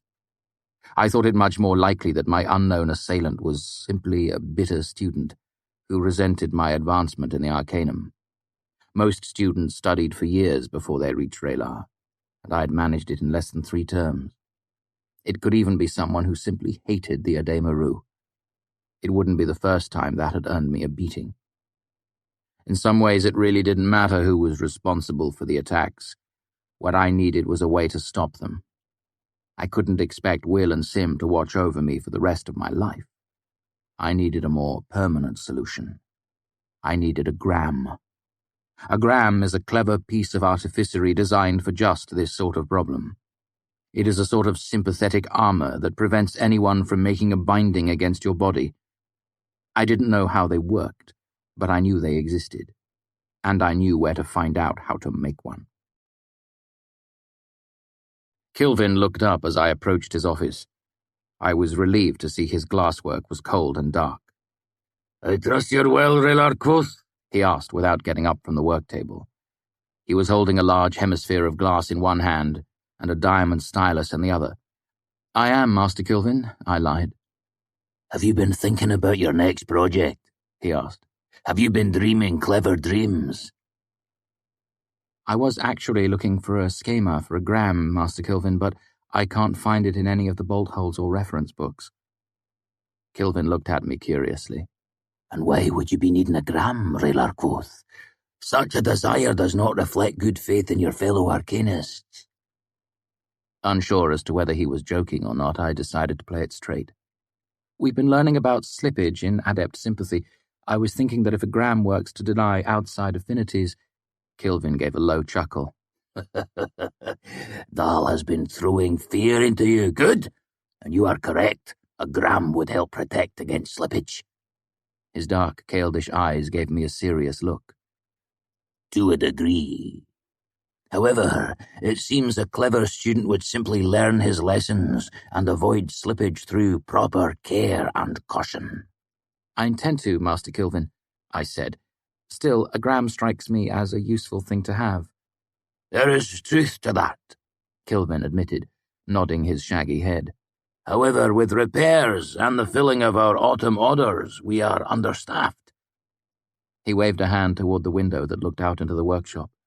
I cannot spare any workers to make such a thing, and even if I could, there is an issue of cost. They require delicate work, and gold is needed for the inlay. I'd prefer to make my own, Master Kilvin. Kilvin shook his head. There is a reason the schema is not in the reference books. You are not far enough along to be making your own. One must be careful when meddling with sigildry and one's own blood. I opened my mouth to say something, but he cut me off. More important, the sigildry necessary for such a device is only entrusted to those who have reached the ranks of Elthe. The runes for blood and bone have too great a potential for misuse. His tone let me know there was nothing to be gained by arguing, so I shrugged it off as if I couldn't care less. It's no matter, Master Kilvin. I have other projects to occupy my time. Kilvin gave me a wide smile. I am sure you do, Raylar Kvothe. I am waiting with great eagerness to see what you will make for me. A thought struck me. To that purpose, Master Kilvin, could I have the use of one of the private workrooms? I'd rather not have everyone looking over my shoulder while I'm tinkering. Kilvin's eyebrows went up at this. Now I am doubly curious. He set down the hemisphere of glass, got to his feet, and opened a drawer in his desk. Will one of the first-floor workrooms suit you, or is there a chance of something exploding? I will give you one on the third floor if that's the case. They're colder, but the roof is better suited for that sort of thing. I looked at him for a moment, trying to decide if he was joking. A first-floor room will be fine, Master Kilvin, but I'll need a small smelter and a little extra room to breathe. Kilvin muttered to himself, then brought out a key. How much breathing will you be doing? Room 27 is 500 feet square. That should be plenty, I said. I also might need permission to get precious metals from stocks. Kilvin chuckled at this and nodded as he handed me the key. I will see it is done, Raylar Kvothe. I look forward to seeing what you will make for me. It was galling that the schema I needed was restricted. But there are always other ways of finding information, and there are always people who know more than they are supposed to. For example, I didn't doubt Manad knew how to make a gram. Everyone knew he was an Elir in title only, but there was no way he would share the information with me against Kilvin's wishes. The university had been Manad's home for 30 years, and he was probably the only student who feared expulsion more than me. This meant my options were limited. Other than a lengthy search of the archives, I couldn't think of any way to get a schema on my own. So, after several minutes of racking my brain for a better option, I made my way to the Bale and Barley. The Bale was one of the more disreputable taverns this side of the river. Anchor's wasn't seedy in the strictest sense, it simply lacked pretension. It was clean without smelling of flowers and inexpensive without being tawdry. People visited Anchor's to eat, drink, listen to music, and occasionally have a friendly fight. The Bale was several rungs farther down the ladder. It was grubbier, music was not a priority, and the fights were usually only recreational for one of the people involved. Mind you, the bail wasn't as bad as half the places in Tarbine, but it was the worst you were likely to find this close to the university. So despite being seedy, it had wooden floors and glass in the windows, and if you passed out drunk and woke up missing your purse, you could content yourself with the fact that nobody had knifed you and stolen your boots as well. As it was still early in the day, there were a bare handful of people scattered around the common room. I was glad to see Sleet sitting in the back. I hadn't actually met him, but I knew who he was. I'd heard stories. Sleet was one of the rare, indispensable people who have a knack of arranging things. From what I'd heard, he'd been a student on and off for the last 10 years. He was talking with a nervous-looking man at the moment, and I knew better than to interrupt.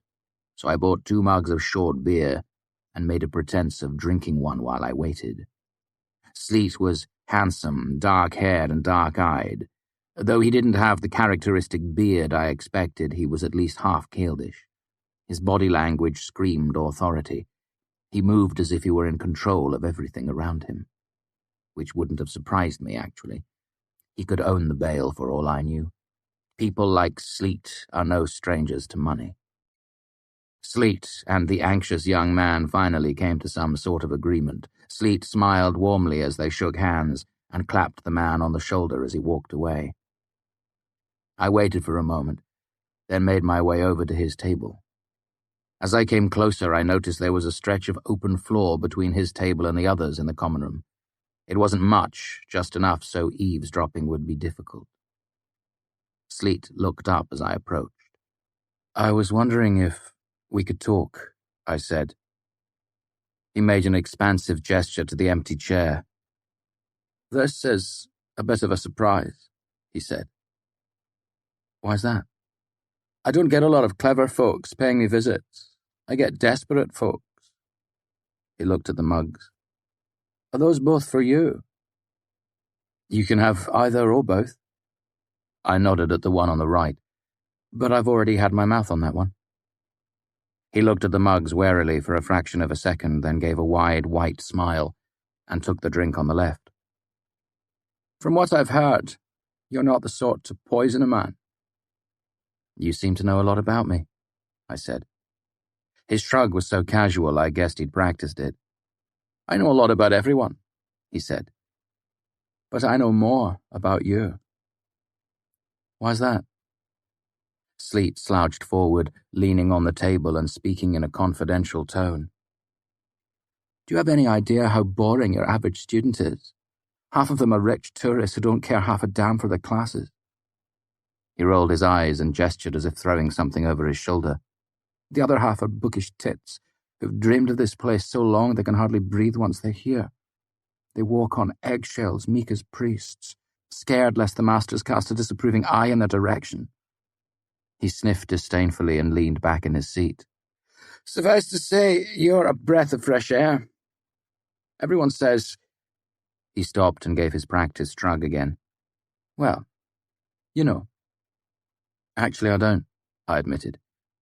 "What do people say?" Sleet gave me a sharp, beautiful smile. "Ah, that's the problem, isn't it? Everyone knows a man's reputation except the man himself. For most men, this isn't a bother, but some of us labour over our reputations. I have built mine brick by brick. It is a useful tool." He gave me a sly look. "I expect you understand what I am talking about." I allowed myself a smile. "Perhaps." "What do they say about me, then? Tell me and I'll return the favour." "Well," I said, "you're good at finding things. You're discreet but expensive." He waved his hands, irritated. "Vagaries. Details are the bones of the story. Give me bones." I thought. "I heard you managed to sell several vials of Regimignal Neratum last term, after the fire in Kilpin's shop, where all of it was supposedly destroyed." Sleet nodded, his expression giving away nothing. "I heard you arranged to get a message to Vienne's father in Emlyn despite the fact that there was a siege going on." Another nod. You got a young prostitute working in buttons, a set of documents proving she was a distant bloodline cousin of the Baronet Gamray, allowing her to marry a certain young gentleman with minimal fuss. Sleet smiled. I was proud of that one. When you were an Elir, I continued, you were suspended for 2 terms on charges of wrongful apprehension. 2 years later, you were fined and suspended again for misuse of university equipment in the Crucible. I've heard Jameson knows the sort of business you do, but he's paid to turn a blind eye. I don't believe the last one, by the way. Fair enough, he said easily. Neither do I. Despite your extensive activities, you've only been brought up against the Iron Law once, I continued. Transport of contraband substances, wasn't it? Sleet rolled his eyes. You know, the damnedest thing, I was actually innocent of that one. Heffron's boys paid off a constable to fake some evidence. The charges were withdrawn after only 2 days. He scowled. Not that the masters cared. All they gave a damn about was that I was out there besmirching the university's good name. His tone was bitter. My tuition tripled after that. I decided to push matters a bit. Several months ago you poisoned a young earl's daughter with venetacin and only gave her the antidote after she signed over the largest of the fiefdoms she stood to inherit. Then you staged it to look like she'd lost it playing a game of high-stakes faro. He raised an eyebrow at this. Do they say why? No, I said. I assume she tried to default on her debt to you. There's some truth to that, he said. Though it was a bit more complicated, and it wasn't venetacin. That would be extraordinarily reckless. He looked offended and brushed at his sleeve, plainly irritated. Anything else? I paused, trying to decide if I wanted to get confirmation about something I'd suspected for some time. Only that last term you put Ambrose Jackiss in touch with a pair of men who have been known to kill people for money? Sleet's expression remained impassive, his body loose and relaxed, but I could see a slight tension in his shoulders. Very little escapes me when I'm watching closely. They say that, do they? I gave a shrug that put his to shame. My shrug was so nonchalant it would make a cat jealous. I'm a musician. I play 3 nights a span in a busy tavern. I hear all manner of things. I reached for my mug. And what have you heard of me? The same stories everyone else knows, of course. You convince the masters to admit you to the university, though you're just a pup, no offence. Then 2 days later, you shame Master Hemi in his own classroom and get away bird-free. Save for a whipping. Save for a whipping, he acknowledged, during which you couldn't be bothered to cry out or bleed, even a little.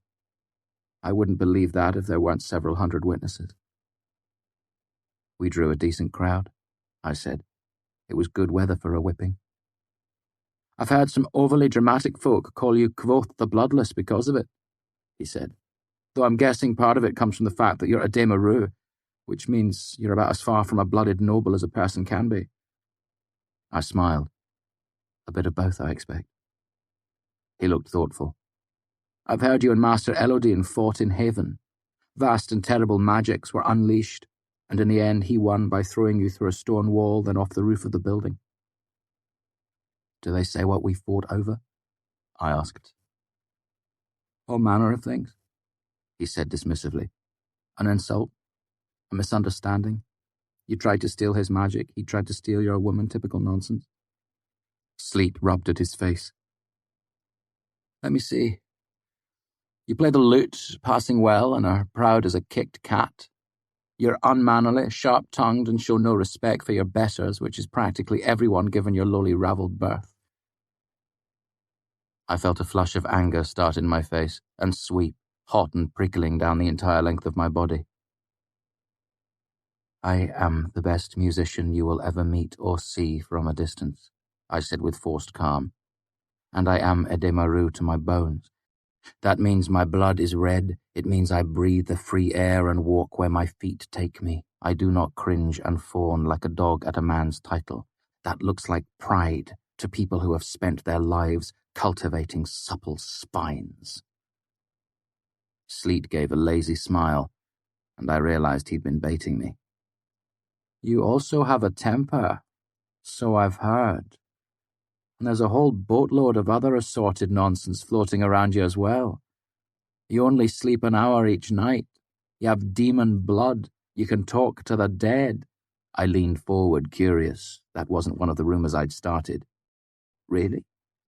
Do I talk to spirits, or are they claiming I'm digging up bodies? I'm assuming spirits, he said. I haven't heard anyone mention grave robbing. I nodded. Anything else? Only that you were cornered in an alley last term by two men who killed people for money, and despite the fact that they had knives and caught you quite unaware, you blinded one and beat the other senseless, calling down fire and lightning like Tabor in the Great. We looked at each other for a long moment. It was not a comfortable silence. Did you put Ambrose in touch with them? I asked at last. That, Sleet said frankly, is not a good question. It implies I discuss private dealings after the fact. He gave me a flat look, no hint of a smile anywhere near his mouth or eyes. Besides, would you trust me to answer honestly? I frowned. I can say, however, that because of those stories, nobody's much interested in taking that sort of job again, Sleet said conversationally. Not that there is much call for that sort of work around here to begin with. We're all terribly civilized. Not that you would know about it, even if it were going on. His smile came back. Exactly. He leaned forward. Enough chatter then. What is it you're looking for? I need a schemer for a piece of artificing. He set his elbows on the table. And? It contains sigildry Kilvin restricts to those of Elthe rank and higher. Sleet nodded matter-of-factly. And how quickly do you need it? Hours? Days? I thought about Will and Sim staying up nights to watch over me. Sooner is better. Sleet looked thoughtful, his eyes unfocused. It's going to cost, and there's no guarantee I'll be able to produce it on an exact schedule. He focused in on me. Also, if you get caught, you'll be charged with wrongful apprehension at the very least. I nodded. And you know what the penalties are? For wrongful apprehension of the arcane not leading to injury of another, I recited, the offending student may be fined no more than 20 talents, whipped no more than 10 times, suspended from the arcanum, or expelled from the university. They fined me the full 20 talents and suspended me 2 terms, Sleet said grimly. And that was only some Raylar-level alchemy. It will be worse with you if this is Elthe-level stuff. How much? I asked. To get hold of it in a few days. He looked up at the ceiling for a moment. 30 talents. I felt the bottom drop out of my stomach, but I kept my face composed. Is there any room to negotiate that? He gave his sharp smile again. His teeth were very white. I also deal in favors, he said, but a 30-talent favor is going to be a big one. He looked at me thoughtfully. We could perhaps work out something along those lines, but I feel obliged to mention that when I call a favor due, it's due. At that point, there isn't any negotiation. I nodded calmly to show him I understood, but I felt a cold knot forming in my gut. This was a bad idea. I knew it in my bones. Do you owe anyone else? Sleet asked. And don't lie to me, or I'll know. 6 talents, I said casually, due at the end of the term. He nodded. I'm guessing you didn't manage to get it off some moneylender. Did you go to Heffron? I shook my head. Devi.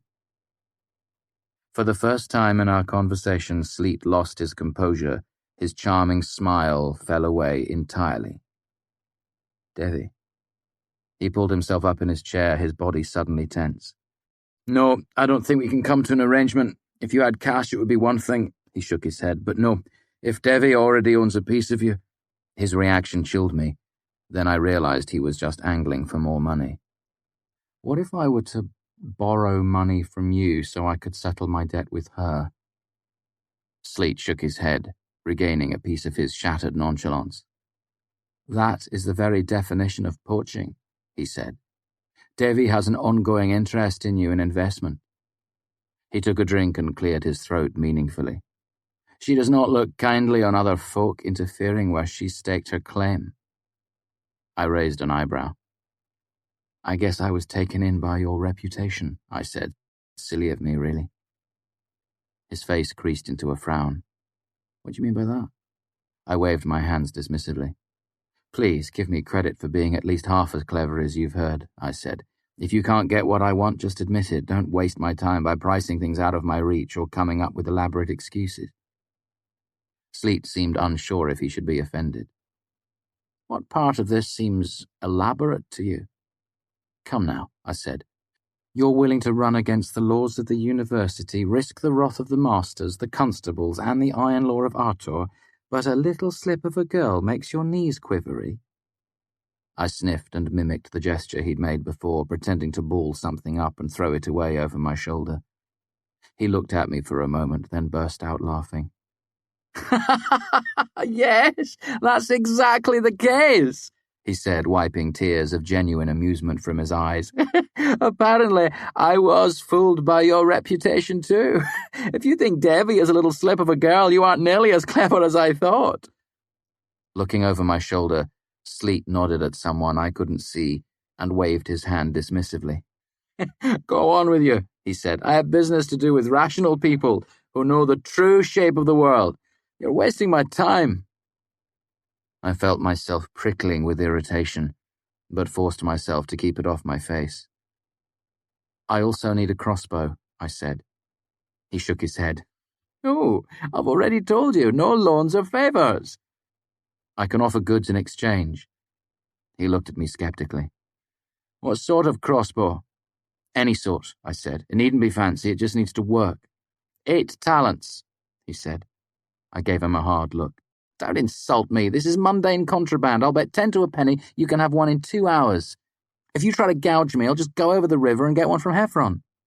Get one from Heffron, and you'll have to carry it back from Imre, he said. Constable would love seeing that. I shrugged and began to get to my feet. 3 talents and 5, he said. It'll be used, mind you, and a stirrup, not a crank. I calculated in my head. Will you accept an ounce of silver and a spool of finely drawn gold wire? I asked, bringing them out from the pockets of my cloak. Sleet's dark eyes unfocused slightly as he did his own internal calculations. You drive a tight bargain. He picked up the spool of bright wire and the small ingot of silver. There's a rain barrel behind the Grimsome Tannery. The crossbow will be there in 15 minutes. He gave me an insulted look. 2 hours? You don't know anything about me at all. Hours later, Fela emerged from the shelves in the archives and caught me with one hand against the 4-plate door. I wasn't pushing on it exactly, just pressing, just checking to see if it was firmly closed. It was. I don't suppose they tell Scrivs what's behind this? I asked her without any hope. If they do, they haven't told me yet, Fela said, stepping close and reaching out to run her fingers along the grooves the letters made in the stone. Valaritas. I had a dream about the door once, she said. Valaritas was the name of an old dead king. His tomb was behind the door. Wow, I said, that's better than the dreams I have about it. What are yours? She asked. Once I dreamed I saw light through the keyholes, I said, but mostly I'm just standing here staring at it, trying to get in. I frowned at the door. As if standing outside while I'm awake isn't frustrating enough, I do it while I'm asleep too. Fela laughed softly at that, then turned away from the door to face me. I got your note, she said. What's the research project you were so vague about? Let's go somewhere private to talk, I said. It's a bit of a story. We made our way to one of the reading holes, and once the door was closed, I told her the whole story, embarrassments and all. Someone was practicing malfeasance against me. I couldn't go to the masters for fear of revealing I was the one who had broken into Ambrose's rooms. I needed a gram to protect myself, but I didn't know enough sigildry to make one. Malfeasance, she said in a low voice, slowly shaking her head in dismay. You're sure? I unbuttoned my shirt and took it down off my shoulder, revealing the dark bruise from the attack I'd only managed to partially stop. She leaned in to look at it. And you really don't know who it might be? Not really, I said, trying not to think of Davy. I wanted to keep that particular bad decision to myself for now. I'm sorry to drag you into this, but you're the only one. Fela waved her hands in negation. None of that. I told you to ask if you ever needed a favor, and I'm glad you did. I'm glad you're glad, I said. If you can get me through this, I'll owe you instead. I'm getting better at finding what I want in here, but I'm still new. Fela nodded. It takes years to learn your way around the stacks. It's like a city. I smiled. That's how I think of it too. I haven't lived here long enough to learn all the shortcuts. Fela grimaced a bit. And I'm guessing you're going to need those. If Kilvin really believes the Sigildry is dangerous, most of the books you want will be in his private library. I felt a sinking sensation in my stomach. Private library? All the masters have private libraries, Fela said matter-of-factly. I know some alchemy, so I help spot books with formulae Mandrag wouldn't want in the wrong hands. Scribs who know Sigildry do the same for Kilvin. But this is pointless then, I said. If Kilvin has all those books locked away, there's no chance of finding what I'm looking for. Fela smiled, shaking her head. The system isn't perfect. Only about a third of the archives are properly catalogued. What you're looking for is probably still in the stack somewhere. It's just a matter of finding it. I wouldn't even need a whole schema, I said. If I just knew a few of the proper runes, I could probably just fake the rest. She gave me a worried look. Is that really wise? Wisdom is a luxury I can't afford, I said. Will and Sim have already been watching over me for 2 nights. They can't sleep in shifts for the next 10 years. Fela drew a deep breath, then let it out slowly. Right. We can start with the catalogued books first. Maybe what you need has slipped past the scribs. We collected several dozen books on Sigildry and closeted ourselves in an out-of-the-way reading hole on the 4th floor. Then we started going through them one at a time. We began with hopes of finding a full-fledged schema for a gram, but as the hours slid by, we lowered our hopes. If not a whole schema, perhaps we could find a description of one. Perhaps a reference to the sequence of runes used, the name of a single rune, a hint, a clue, a scrap, some piece of the puzzle. I closed the last of the books we had brought back to the reading hall. It made a solid thump as the pages settled together. Nothing? She asked tiredly. Nothing. I rubbed my face with both hands. So much for getting lucky. Fela shrugged, grimacing halfway through the motion, then craned her head to one side to stretch a kink out of her neck. It made sense to start in the most obvious places, she said, but those will be the same places the scribs have combed over for Kilvin. We'll just have to dig deeper. I heard the distant sound of the belling tower and was surprised at how many times it struck. We'd been researching for over 4 hours. You've missed your class, I said. It's just geometries, she said. You're a wonderful person, I said. What's our best option now? A long, slow trawl of the stacks, she said. But it's going to be like panning for gold, dozens of hours, and that's with both of us working together so we don't overlap our efforts. I can bring in Will and Sim to help, I said. Willem works here, Fela said, but Simon's never been a scriv. He'll probably just get in the way. I gave her an odd look. Do you know Sim very well? Not very, she admitted. I've seen him around. You're underestimating him, I said. People do it all the time. Sim's smart. Everyone here is smart, Fela said, and Sim is nice, but that's the problem, I said. He's nice, he's gentle, which people see as weak, and he's happy, which people see as stupid. I didn't mean it like that, Fela said. I know, I said, rubbing at my face. I'm sorry. It's been a bad couple of days. I thought the university would be different from the rest of the world, but it's just like everywhere else. People cater to pompous, rude bastards like Ambrose, while the good souls like Simon get brushed off as simpletons. Which one are you? Fela said with a smile as she began to stack up the books. Pompous bastard or good soul? I'll research that later, I said. Right now I've got more pressing concerns. Chapter 26. Trust. While I was fairly sure Devi wasn't behind the malfeasance, I'd have to be a fool to ignore the fact that she had my blood. So when it became clear that making a gram was going to require a great deal of time and energy, I realized the time had come to pay her a visit and make sure she wasn't responsible. It was a miserable day, chill with a clammy wind that cut through my clothes. I didn't own gloves or a hat and had to settle for putting up my hood and wrapping my hands in the fabric of my cloak as I pulled it more tightly around my shoulders. As I crossed Stonebridge, a new thought occurred to me. Maybe someone had stolen my blood from Devi. That made better sense than anything else. I needed to make sure the bottle with my blood was safe. If she still had it and it hadn't been tampered with, I'd know she wasn't involved. I made my way to the western edge of Imre, where I stopped at a tavern to buy a small beer and warm myself by the fire.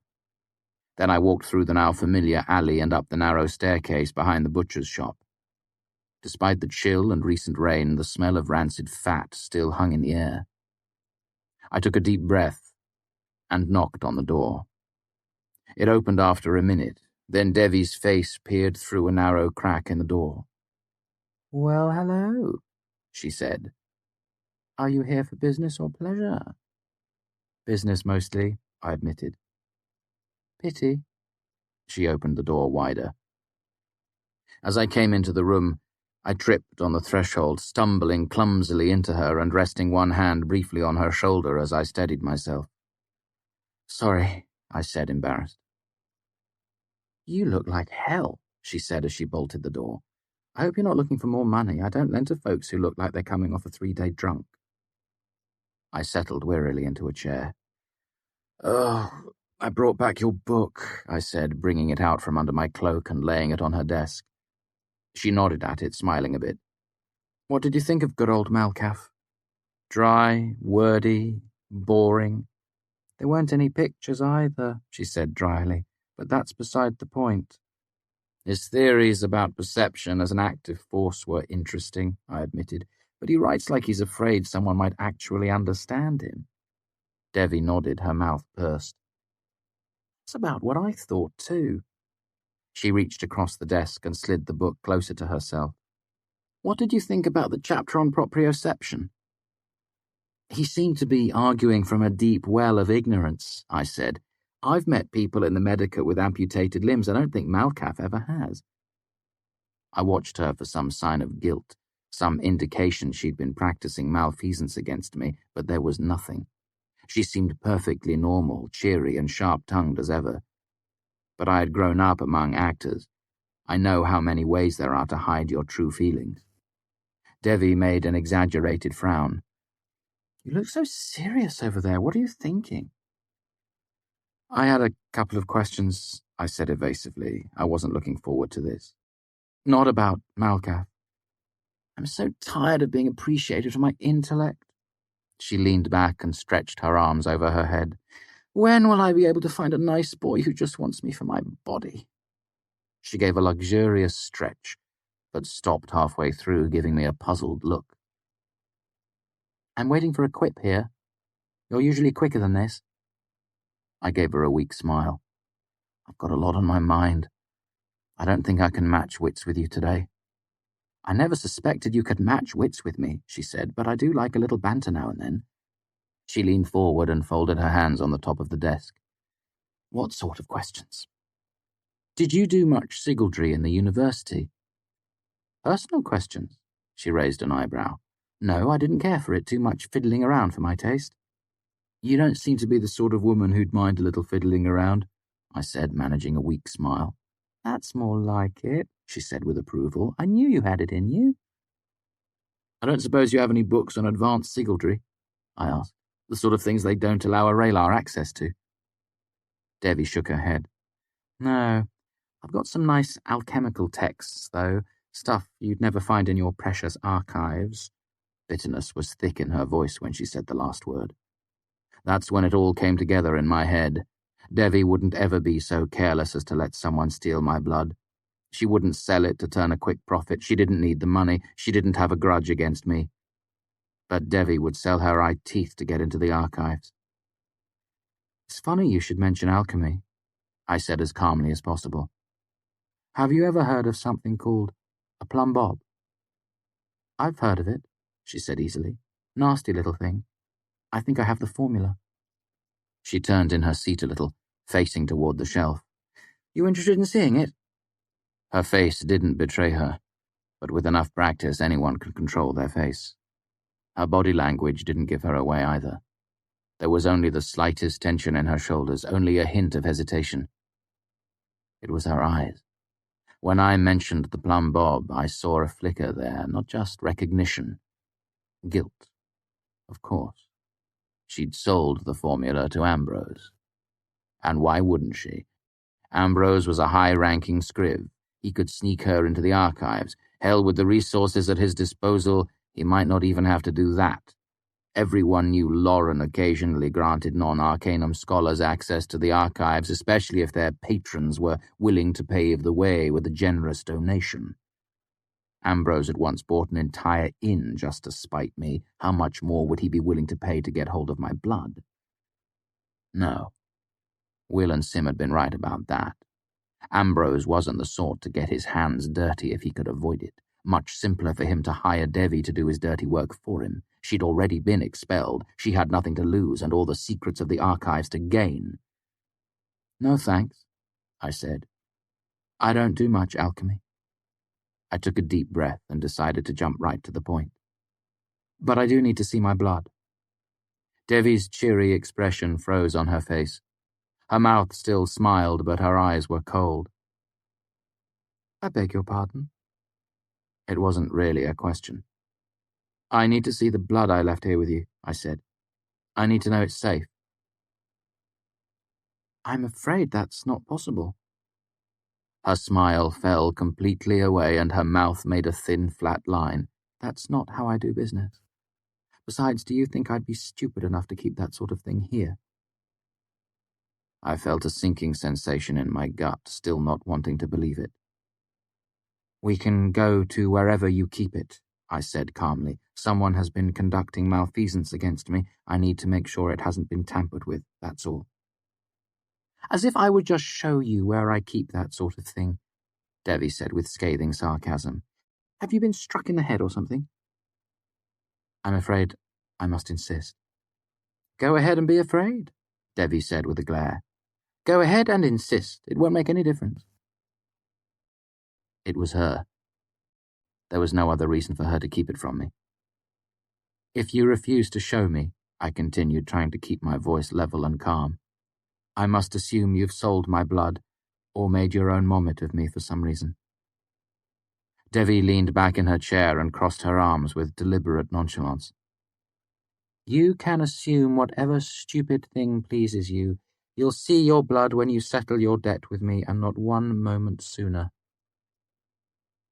I brought out a wax doll from underneath my cloak and rested my hand on the desk so she could see it. Is that supposed to be me? She said. With hips like that? But the words were just the shell of a joke, a reflex action. Her tone was flat and angry. Her eyes were hard. With my other hand, I brought out a short strawberry blonde hair and fixed it to the doll's head. Devi's hand went unconsciously to her own hair, her expression shocked. Someone has been attacking me, I said. I need to make sure my blood is. This time, when I mentioned my blood, I saw her eyes flicker to one of her desk drawers. Her fingers twitched slightly. I met her eye. Don't, I said grimly. Devi's hand darted to the drawer, yanking it open. I didn't doubt for a second that the drawer held the mommet she'd made of me. I couldn't let her get hold of it. I concentrated and murmured a binding. Devi's hand came to a jarring halt halfway to the open drawer. I hadn't done anything to hurt her, no fire, no pain, nothing like what she'd done to me over the last several days. It was just a binding to keep her motionless. When I'd stopped at the tavern to warm myself, I'd taken a pinch of ash from their fireplace. It wasn't a great source, and it was farther away than I'd like, but it was better than nothing. Still, I could probably only hold her like this for a few minutes before I drew so much heat from the fire that I extinguished it. But that should be enough time for me to get the truth out of her and reclaim the mommet she'd made. Devi's eyes grew wild as she struggled to move. "How dare you!" she shouted. "How dare you!" "How dare you!" I spat back angrily. "I can't believe I trusted you! I defended you to my friends!" I trailed off as the unthinkable happened. Despite my binding, Devi started to move, her hand inching its way into the open drawer. I concentrated harder and Devi's hand came to a halt. Then slowly it began to creep forward again, disappearing into the drawer. I couldn't believe it. "You think you can come here and threaten me?" Devi hissed, her face a mask of rage. "You think I can't take care of myself? I made Rayla before they threw me out, you little slipstick. I earned it. My Allah is like the ocean in storm." Her hand was almost completely inside the drawer now. I felt a clammy sweat break out across my forehead and broke my mind 3 more times. I murmured again, and each piece of my mind made a separate binding, focusing on keeping her still. I drew heat from my body, feeling the cold crawl up my arms as I bore down on her. That was 5 bindings in all, my outside limit. Devi went motionless as stone, and she chuckled deep in her throat, grinning. "Oh, you're very good. I almost believe the stories about you now, but what makes you think you can do what even Elxadal couldn't? Why do you think they expelled me? They feared a woman who could match a master by her 2nd year." Sweat made her pale hair cling to her forehead. She clenched her teeth, her pixie face savage with determination. Her hand began to move again.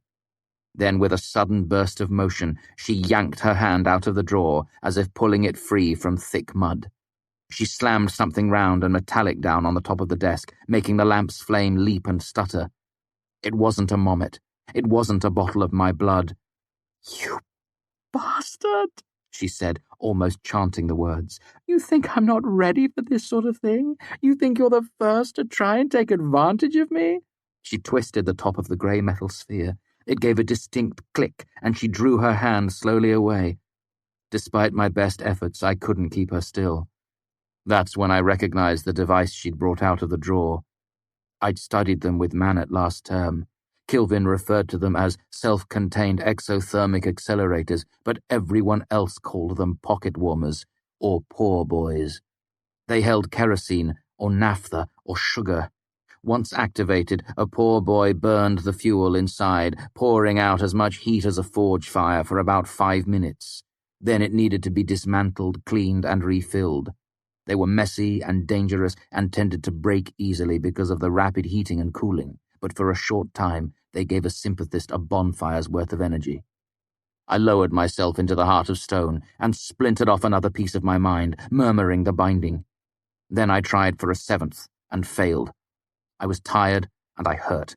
The cold was leeching up my arms, and I had been through so much in the last few days.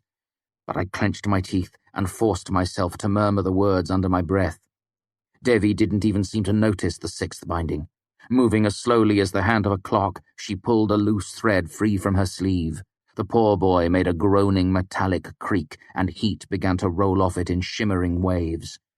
"I don't have a decent link to you right now," Devi said, as the hand holding the thread moved slowly back toward the poor boy. "But if you don't loose your binding, I'll use this to burn every scrap of clothing off your body and smile while you scream." It's strange what thoughts flash into your head in these situations. The first thing I thought of wasn't being horribly burned. It was that the cloak Fela had given me would be ruined, and I'd be left with only 2 shirts. My eyes darted to the top of Devi's desk, where the varnish was already starting to blister in a ring around the poor boy. I could feel the heat radiating against my face. I know when I'm beaten. I broke the bindings, my mind reeling as the pieces slid back together.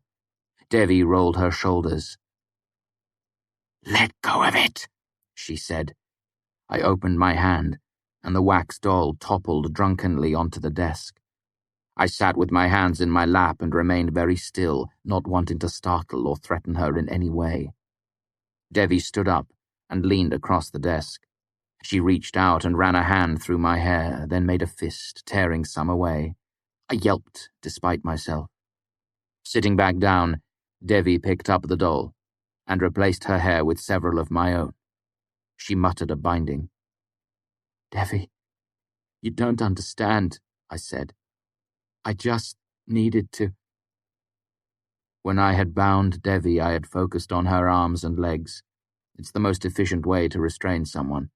I'd had limited heat to work with and couldn't waste energy on anything else. But Devi had heat to spare right now, and her binding was like being shut in an iron vice. I couldn't move my arms or legs or jaw or tongue. I could barely breathe, only taking tiny, shallow breaths that didn't require any movement of my chest. It was horrifying, like having someone's hand around my heart. I trusted you. Devi's voice was low and rough, like a fine-toothed surgeon's saw cutting away an amputated leg. I trusted you. She gave me a look that was pure fury and loathing. I actually had someone come here looking to buy your blood. 55 talents. I turned him away. I denied even knowing you because you and I had a business relationship. I stick to the bargains I make. Who? I wanted to shout, but I could only make an inarticulate sound. Devi looked at the wax doll she held, then at the poor boy charring a dark ring into the top of her desk. Our business relationship is now over, she said tightly. I am calling your debt due. You have until the end of the term to get me my money. 9 talents. If you are 1/2 breath late, I will sell your blood to recover my investment and wash my hands of you. She eyed me coldly. This is better than you deserve. I still have your blood. If you go to the masters at the university or the constable in Imre, it will end badly for you. Smoke was curling up from the desk now, and Devi moved her hand to hold the momed over the creaking metal of the poor boy. She murmured, and I felt a prickle of heat wash over my whole body. It felt exactly like the sudden fevers that had been plaguing me for days. When I release this binding, you will say, I understand, Devi, then you will leave. At the end of the term, you will send someone with the money you owe. You will not come yourself. I do not ever want to see you again. Devi looked at me with such contempt that I cringed to remember it. Then she spat on me, tiny flecks of saliva striking the poor boy and hissing into steam. If I glimpse you again, even out of the corner of my eye, it will end badly for you. She lifted the wax momet over her head, then brought it down sharply on the desk with her hand flat on top of it. If I'd been able to flinch or cry out in panic, I would have. The momet shattered, arms and legs breaking away, the head skittering off to roll across the desk and onto the floor. I felt a sudden jarring impact as if I'd fallen several feet and landed flat on a stone floor. It was startling, but nowhere near as bad as it could have been. Through the terror, some small part of me marveled at her precision and control. The binding that held me fell away, and I drew a deep breath. I understand, Devi, I said, but can... Get out! She shouted. I got out. I would like to say it was a dignified exit, but that would not be the truth. Chapter 27. Pressure. Will and Sim were waiting for me in the back corner of Anchor's. I brought over 2 mugs of beer and a tray laden with fresh bread and butter, cheese and fruit and bowls of hot soup thick with beef and turnip. Willem rubbed one eye with the palm of his hand. He looked a little peaked under his dark, Caldish complexion, but other than that he didn't seem much the worse for 3 nights of short sleep. What's the occasion? I just want to help you two keep your energy up, I said. Way ahead of you, Sim said. I had a refreshing nap during my sublimation lecture. His eyes were a little dark around the edges, but he didn't seem much the worse for wear either. Willem began to load up his plate. You mentioned you had news. What sort of news? It's mixed, I said. Which do you want first, good or bad? Bad news first, Simon said. Kilvin won't give me the plans I need to make my own gram. It's the sigildry involved, runes for blood and bone and such. He feels they're too dangerous to be taught to Rayla. Simon looked curious. Did you say why? He didn't, I admitted. But I can guess. I could use them to make all manner of unpleasant things, like a little metal disc with a hole in it. Then, if you put a drop of someone's blood in it, you could use it to burn them alive. God, that's awful, Sim said, setting down his spoon. Do you ever have any nice thoughts? Anyone in the Arcanum could do the same thing with basic sympathy, Willem pointed out. There's a big difference, I said. Once I made that device, anyone could use it again and again. That's insane, Simon said. Why would anyone make anything like that? Money, Willem said grimly. People do stupid things for money all the time. He gave me a significant look, such as borrowing from bloodthirsty gatasaurs. Which brings me to my second piece of news, I said uncomfortably. I confronted Devi. Alone, Simon said. Are you stupid? Yes, I said, but not for the reasons you think. Things got unpleasant, but now I know she wasn't responsible for the attacks. Willem frowned. If not her, then who? There's only one thing that makes sense, I said. It's Ambrose. Will shook his head. We've already gone through this. Ambrose would never risk it. I held up a hand to stop him. He'd never risk malfeasance against me, I agreed, but I don't think he knows who he's attacking. Willem closed his mouth and looked thoughtful. I continued. Think about it. If Ambrose suspected it was me, he'd bring me up on charges in front of the masters. He's done it before. I rubbed my wounded arm. They'd discover my injuries and I'd be caught. Will looked down at the tabletop. Graham, he said, it makes sense. He might suspect you of hiring a thief, but not that you'd break in yourself. He'd never do something like that.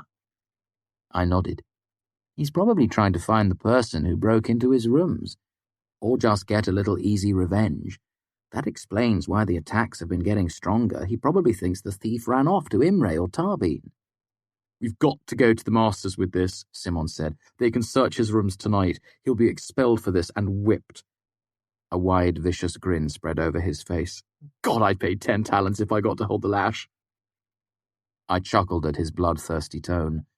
It took a lot to get on Sim's bad side, but once you made it, there was no going back. We can't, Sim. Sim gave me a look of sheer disbelief. You can't be serious. He can't get away with this. I'd get expelled for breaking into his rooms in the first place, conduct unbecoming. They wouldn't expel you for that, Sim said, but his voice was far from certain. I'm not willing to take the risk, I said. Heme hates me, Brandia follows Heme's lead, I'm still in Lauren's bad books. And somehow he still finds the strength to pun, Willem muttered. That's 3 votes against me right there. I think you don't give Lauren enough credit, Willem said. But you're right. They'd expel you. If for no other reason, they'd do it to smooth things over with Baron Jackas.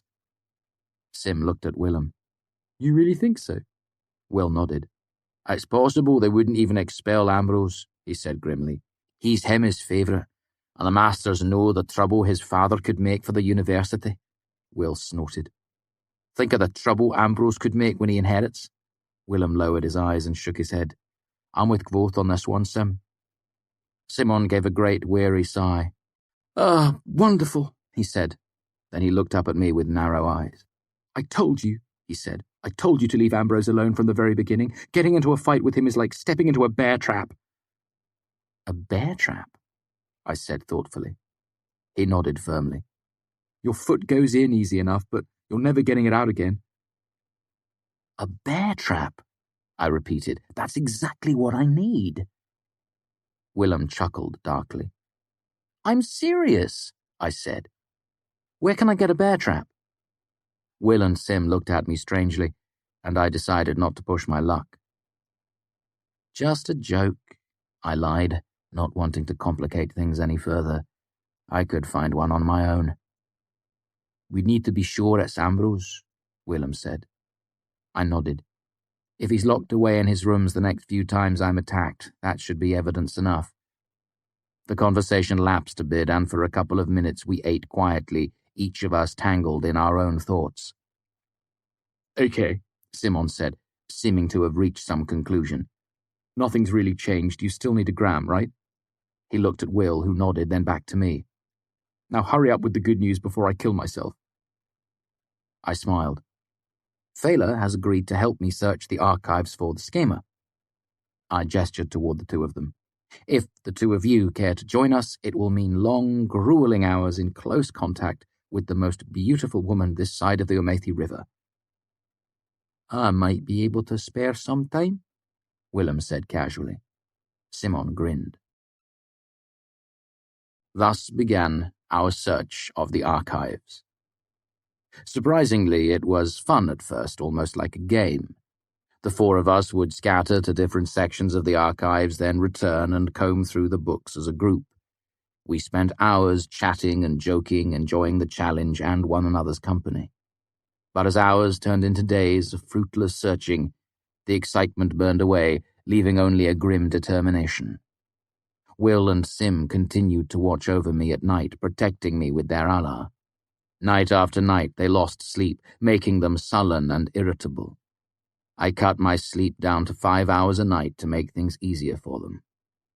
Under ordinary circumstances, 5 hours of sleep would be a great plenty for me, but I was still recovering from my injuries. What's more, I needed to constantly maintain the Allah that kept me safe. It was mentally exhausting. On the third day of our search, I nodded off while studying my metallurgy. I only dozed off for half a minute before my head lolled, startling me awake. But the icy fear followed me for the rest of the day. If Ambrose had attacked at that moment, I could have been killed. So even though I couldn't afford it, I began dipping into my thinning purse to buy coffee. Many of the inns and cafes near the university catered to noble tastes, so it was readily available, but coffee is never cheap. Nalroot would have been less expensive, but it had harsher side effects that I didn't want to risk. In between bouts of research, we set about confirming my suspicions that Ambrose was responsible for the attacks. In this, if nothing else, we were lucky. Will watched Ambrose return to his room after his rhetoric lecture, and at the same time I was forced to stave off Binder's chills. Thaler watched him finish a late lunch and return to his rooms, and a quarter of an hour later I felt a sweaty prickle of heat along my back and arms. Later that evening, I watched him head back to his rooms in the Golden Pony after his shift in the archives. Not long after, I felt the faint pressure in both my shoulders that let me know he was trying to stab me. After the shoulders, there followed several other prods in a more personal area. Will and Sim agreed that it couldn't be a coincidence. It was Ambrose. Best of all, it let us know that whatever Ambrose was using against me, he kept it in his rooms. Chapter 28. Kindling. The attacks weren't particularly frequent, but they came with no warning. On the 5th day after we started searching for the schema, when Ambrose must have been feeling particularly cussed or bored, there were 8 of them. 1 as I was waking up in Willem's room, 2 during lunch, 2 while I was studying physiognomy in the Medica, then 3 in quick succession while I was cold-smithing iron in the fishery. The next day there were no attacks at all. In some ways that was worse. Nothing but hours of waiting for the other shoe to drop. So I learned to maintain an iron-hard Allah as I ate and bathed, as I attended class and had conversations with my teachers and friends. I even maintained it while dueling in adept sympathy. On the 7th day of our search, the distraction and my general exhaustion led to my first defeat at the hands of 2 of my classmates, ending my perfect string of undefeated duels.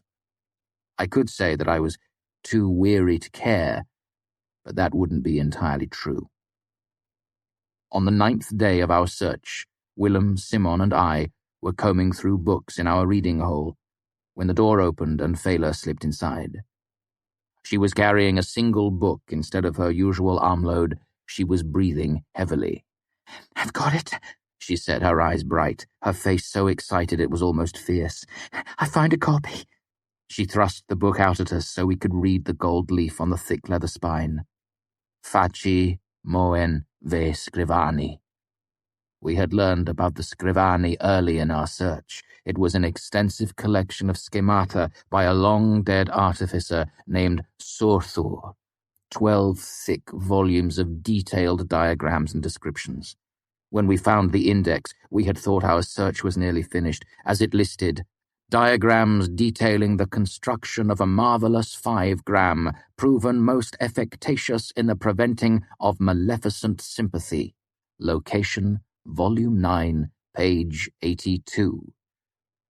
We tracked down 8 versions of the Scrivani in the archives, but we never found the whole set. Volumes 7, 9, and 11 were always missing, no doubt tucked away in Kilvin's private library.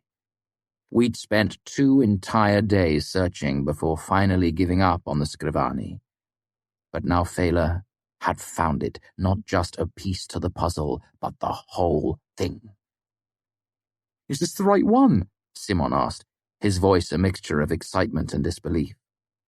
Fela slowly removed her hand from the lower binding, revealing in bright gold 9. I scrambled up out of my chair, almost knocking it over in my rush to get to her, but she smiled and held the book high over her head. "First you have to promise me dinner," she said. I laughed and reached for the book. "Once this is over, I'll take everyone to dinner." She sighed. "And you have to tell me I'm the best scriv ever." "You're the best scriv ever," I said. "You're twice as good as Will could ever be, even if you had a dozen hands and 100 extra eyes." "Eck." She handed me the book. "Here you go." I hurried to the table and cracked the book open. "The pages will be missing or something like that," Simon said in a low voice to Will. "It can't be this easy after all this time. I know something's going to spike our wheel." I stopped turning pages and rubbed my eyes. I squinted at the writing. "I knew it," Sim said. He leaned his chair back on 2 legs, covering his tired eyes with his hands. "Let me guess. It's got the grey rot or bookworm or both." Fela stepped close and looked over my shoulder. "Oh no," she said mournfully. "I didn't even look. I was so excited." She looked up at us. "Do any of you read Eld Ventic?" "I read the chittering gibberish you people call a Turin," Willem said sourly. "I consider myself sufficiently multilingual." "Only a smattering," I said. "A few dozen words." "I can," Sim said. "Really?" I felt hope rising in my chest again. "When did you pick that up?" Sim scooted his chair across the floor until he could look at the book. "My first term as an Elia, I heard some Elvintic poetry. I studied it for 3 terms with the Chancellor." "I've never cared for poetry," I said. "Your loss," Sim said absently as he turned a few pages. "Elvintic poetry is thunderous. It pounds at you." "What's the meter like?" I asked, curious despite myself. "I don't know anything about meter," Simon said distractedly as he ran a finger down the page in front of him. "It's like this. Sought we the Scrivani word work of Sorthur, long lost in ledger, all hope forgotten, yet fast found for friendship, fair the book bringer. Hot comes the huntress Fela, flushed with finding, breathless her breast, her high blood rising to ripen the red cheek rouge bloom of beauty." "That sort of thing," Simon said absently, his eyes still scanning the pages in front of him. I saw Fela turn her head to look at Simon, almost as if she were surprised to see him sitting there. No, it was almost as if up until that point he'd just been occupying space around her like a piece of furniture. But this time, when she looked at him, she took all of him in. His sandy hair, the line of his jaw, the span of his shoulders beneath his shirt. This time, when she looked, she actually saw him. Let me say this. It was worth the whole awful, irritating time spent searching the archives just to watch that moment happen.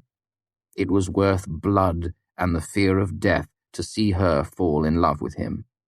Just a little. just the first faint breath of love, so light she probably didn't notice it herself. It wasn't dramatic like some bolt of lightning with a crack of thunder following. It was more like when flint strikes steel, and the spark fades almost too fast for you to see. But still you know it's there, down where you can't see, kindling. Who read you Eldvintic poetry? Will asked. Fela blinked and turned back to the book. Puppet, Sim said. the first time I met him. Puppet? Will looked as if he would tear out his own hair. God pound me! Why haven't we gone to him about this? If there's an Turin translation of this book, he'll know where it is. I've thought the same thing 100 times these last few days, Simon said, but he hasn't been doing well lately. He wouldn't be much help. And Puppet knows what's on the restricted list, Fela said. I doubt he'd just hand something like that over. Does everyone know this puppet person except for me?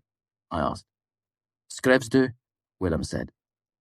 I think I can piece most of this together, Simon said, turning to look in my direction. Does this diagram make any sense to you? It's perfect nonsense to me. Those are the runes, I pointed, clear as day, and those are metallurgical symbols.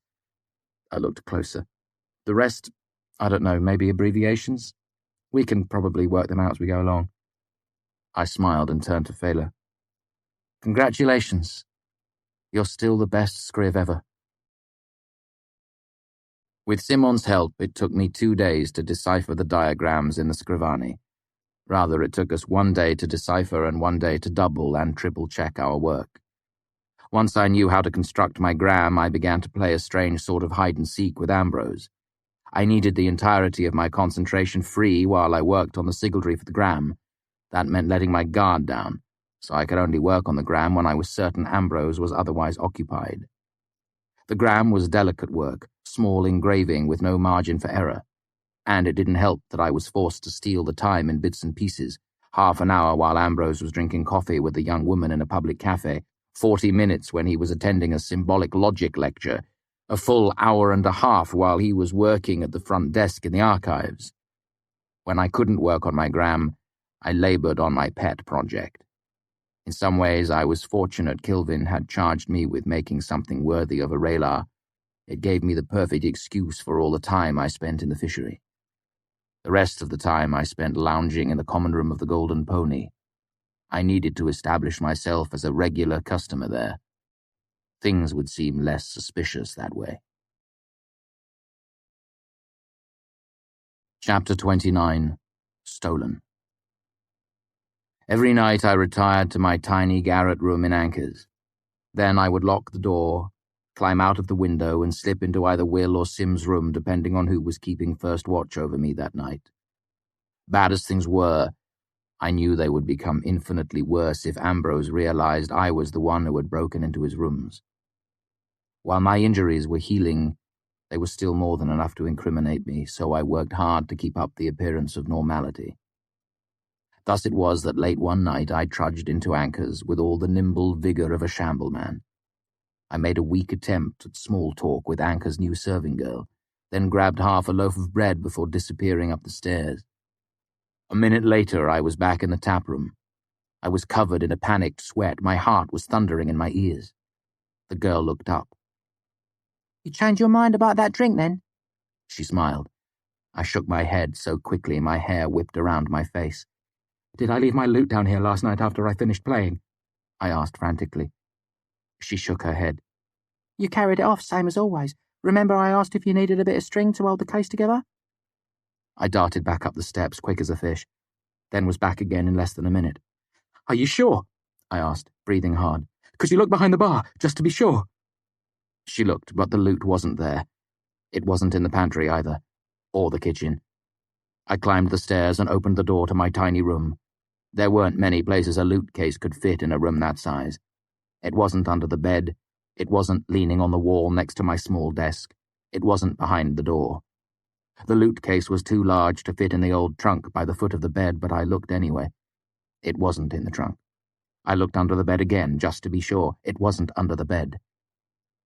Then I looked at the window. At the simple latch I kept well oiled so I could trip it while standing on the roof outside. I looked behind the door again. The loot wasn't behind the door. Then I sat on my bed. If I'd been weary before, then I was something else entirely now. I felt like I was made of wet paper. I felt like I could barely breathe, like someone had stolen my heart out of my chest. Chapter 30. More Than Salt. Today, Elodine said brightly, we will talk about things that cannot be talked about. Specifically, we will discuss why some things cannot be discussed. I sighed and set down my pencil. Every day I hoped this class would be the one where Elodine actually taught us something. Every day I brought a hardback and one of my few precious pieces of paper ready to take advantage of the moment of clarity. Every day some part of me expected Elodine to laugh and admit he'd just been testing our resolve with his endless nonsense. And every day I was disappointed. The majority of important things cannot be said outright, Elodine said. They cannot be made explicit. They can only be implied. He looked out at his handful of students in the otherwise empty lecture hall. Name something that cannot be explained. He pointed at Uresh. Go. Uresh considered for a moment. Humor. If you explain a joke, it isn't a joke. Elodine nodded, then pointed at Fenton. Naming? Fenton asked. That is a cheap answer, Rayla, Elodine said with a hint of reproach. But you correctly anticipate the theme of my lecture, so we will let it slide. He pointed at me. There isn't anything that can't be explained, I said firmly. If something can be understood, it can be explained. A person might not be able to do a good job of explaining it, but that just means it's hard, not that it's impossible. Elodine held up a finger. Not hard or impossible? Merely pointless. Some things can only be inferred. He gave me an infuriating smile. By the way, your answer should have been music. Music explains itself, I said. It is the road and it is the map that shows the road. It is both together. But can you explain how music works? Elodine asked. Of course, I said, though I wasn't sure of any such thing. Can you explain how music works without using music? That brought me up short. While I was trying to think of a response, Elodine turned to Fela. Love? She asked. Elodine raised an eyebrow as if mildly scandalized by this, then nodded approvingly. Hold on a moment, I said. We're not done. I don't know if I could explain music without using it, but that's beside the point. That's not explanation, it's translation. Elodine's face lit up. That's it exactly, he said. Translation. All explicit knowledge is translated knowledge, and all translation is imperfect. So all explicit knowledge is imperfect? I asked. Tell Master Brangier geometry is subjective. I'd love to watch that discussion. Not all knowledge, Elodine admitted, but most. Prove it, I said. You can't prove non-existence, Uresh interjected in a matter-of-fact way. He sounded exasperated. Flawed logic. I ground my teeth at that. It was flawed logic. I never would have made that mistake if I'd been better rested. Demonstrate it, then, I said. Fine, fine. Elodine walked over to where Fela sat. We'll use Fela's example. He took her hand and pulled her to her feet, motioning me to follow. I came reluctantly to my feet as well, and Elodine arranged the two of us so we stood facing each other in profile to the class. Here we have two lovely young people, he said. Their eyes meet across the room. Elodine pushed my shoulder, and I stumbled forward half a step. He says hello, she says hello, she smiles, he shifts uneasily from foot to foot. I stopped doing just that, and there was a faint murmur of laughter from the others. There is something ephemeral in the air, Elodine said, moving to stand behind Fela. He put his hands on her shoulders, leaning close to her ear. She loves the lines of him, he said softly. She is curious about the shape of his mouth. She wonders if this could be the one, if she could unclasp the secret pieces of her heart to him. Fela looked down, her cheeks flushing a bright scarlet. Elodine stalked around to stand behind me. Kvothe looks at her, and for the first time he understands the impulse that first drove men to paint, to sculpt, to sing. He circled us again, eventually standing between us like a priest about to perform a wedding. There exists between them something tenuous and delicate. They can both feel it, like static in the air, faint as frost. He looked me full in the face, his dark eyes serious. Now, what do you do? I looked back at him, utterly lost. If there was one thing I knew less about than naming, it was courting women. There are 3 paths here, Elodine said to the class. He held up one finger. First, our young lovers can try to express what they feel. They can try to play the half-heard song their hearts are singing. Elodine paused for effect. This is the path of the honest fool, and it will go badly. This thing between you is too tremulous for talk. It is a spark so faint that even the most careful breath might snuff it out. Master Namer shook his head. Even if you are clever and have a way with words, you are doomed in this, because while your mouths might speak the same language, your hearts do not. He looked at me intently. This is an issue of translation. Elodine held up 2 fingers. The second part is more careful. You talk of small things, the weather, a familiar play. You spend time in company. You hold hands. In doing so, you slowly learn the secret meanings of each other's words. This way, when the time comes, you can speak with subtle meaning underneath your words, so there is understanding on both sides. Elodine made a sweeping gesture toward me. Then there is the third path, the path of Kvothe.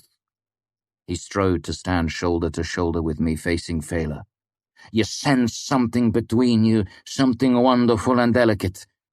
He gave a romantic, love-lorn sigh.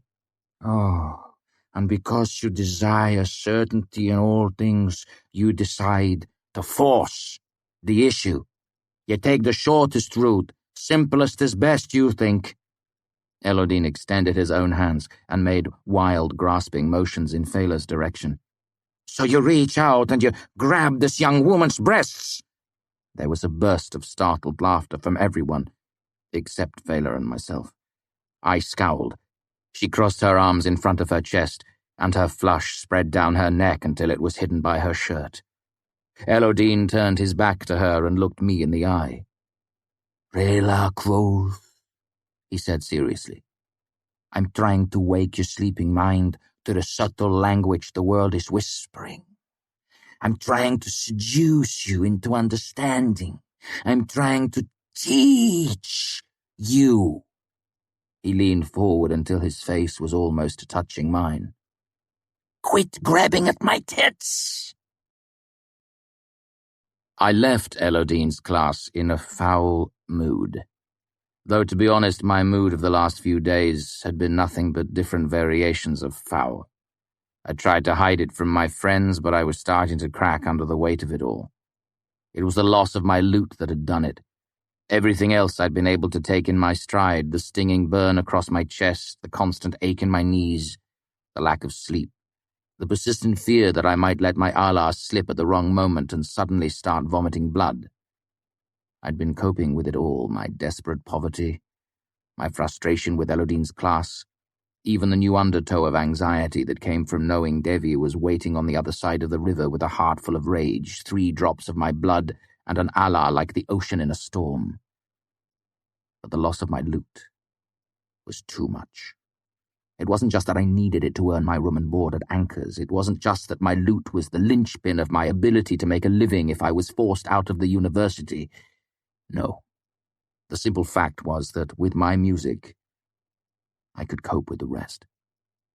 My music was the glue that held me together. Only 2 days without it, and I was falling apart. After Elodine's class, I couldn't bear the thought of more hours hunched over a work table in the fishery. My hands ached at the thought of it, and my eyes were gritty with lack of sleep. So instead, I wandered back to Anchor's for an early lunch.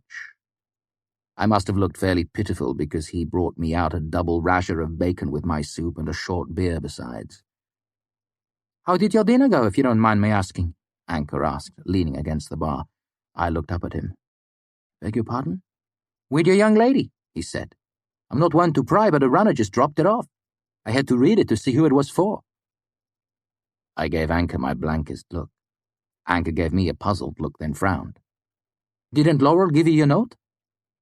I shook my head, and Anchor cursed bitterly. I swear some days the light should shine straight through that girl's head. He began to rummage around behind the bar.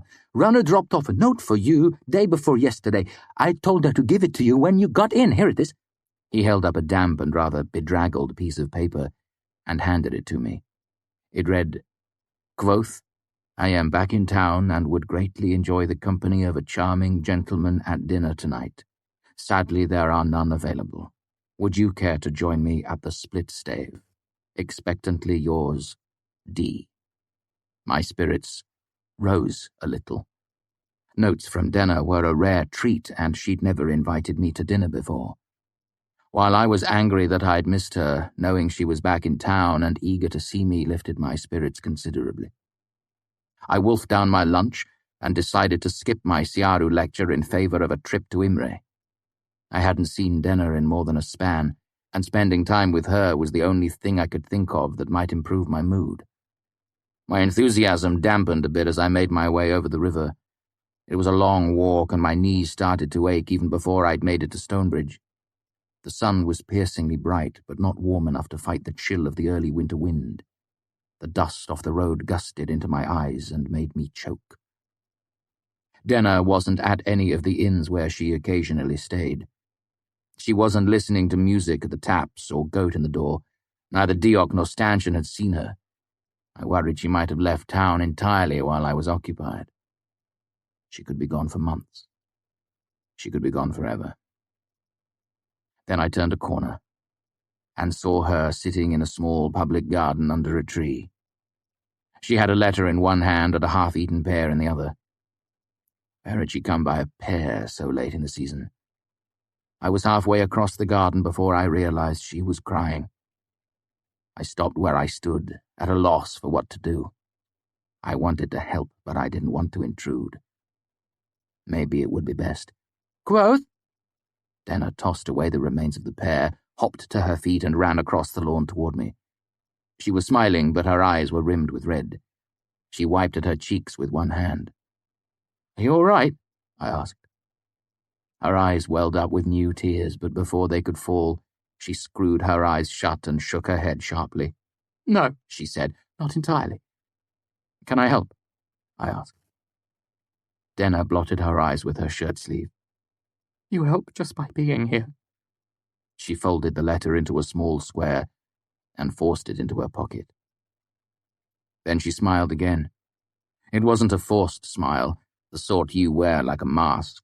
She smiled a true smile, lovely, despite the tears. Then she tilted her head to one side and gave me a closer look, her smile fading into a look of concern. What about you? She asked. You look a little peaked. I gave a weak smile. Mine was forced, and I knew it. I've been having a rough time lately. I hope you don't feel as rough as you look, she said gently. Have you been getting enough sleep? I haven't, I admitted.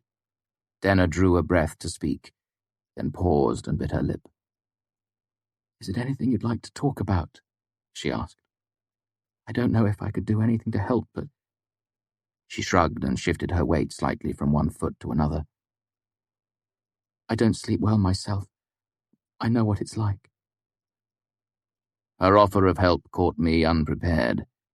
It made me feel... I cannot say exactly how it made me feel.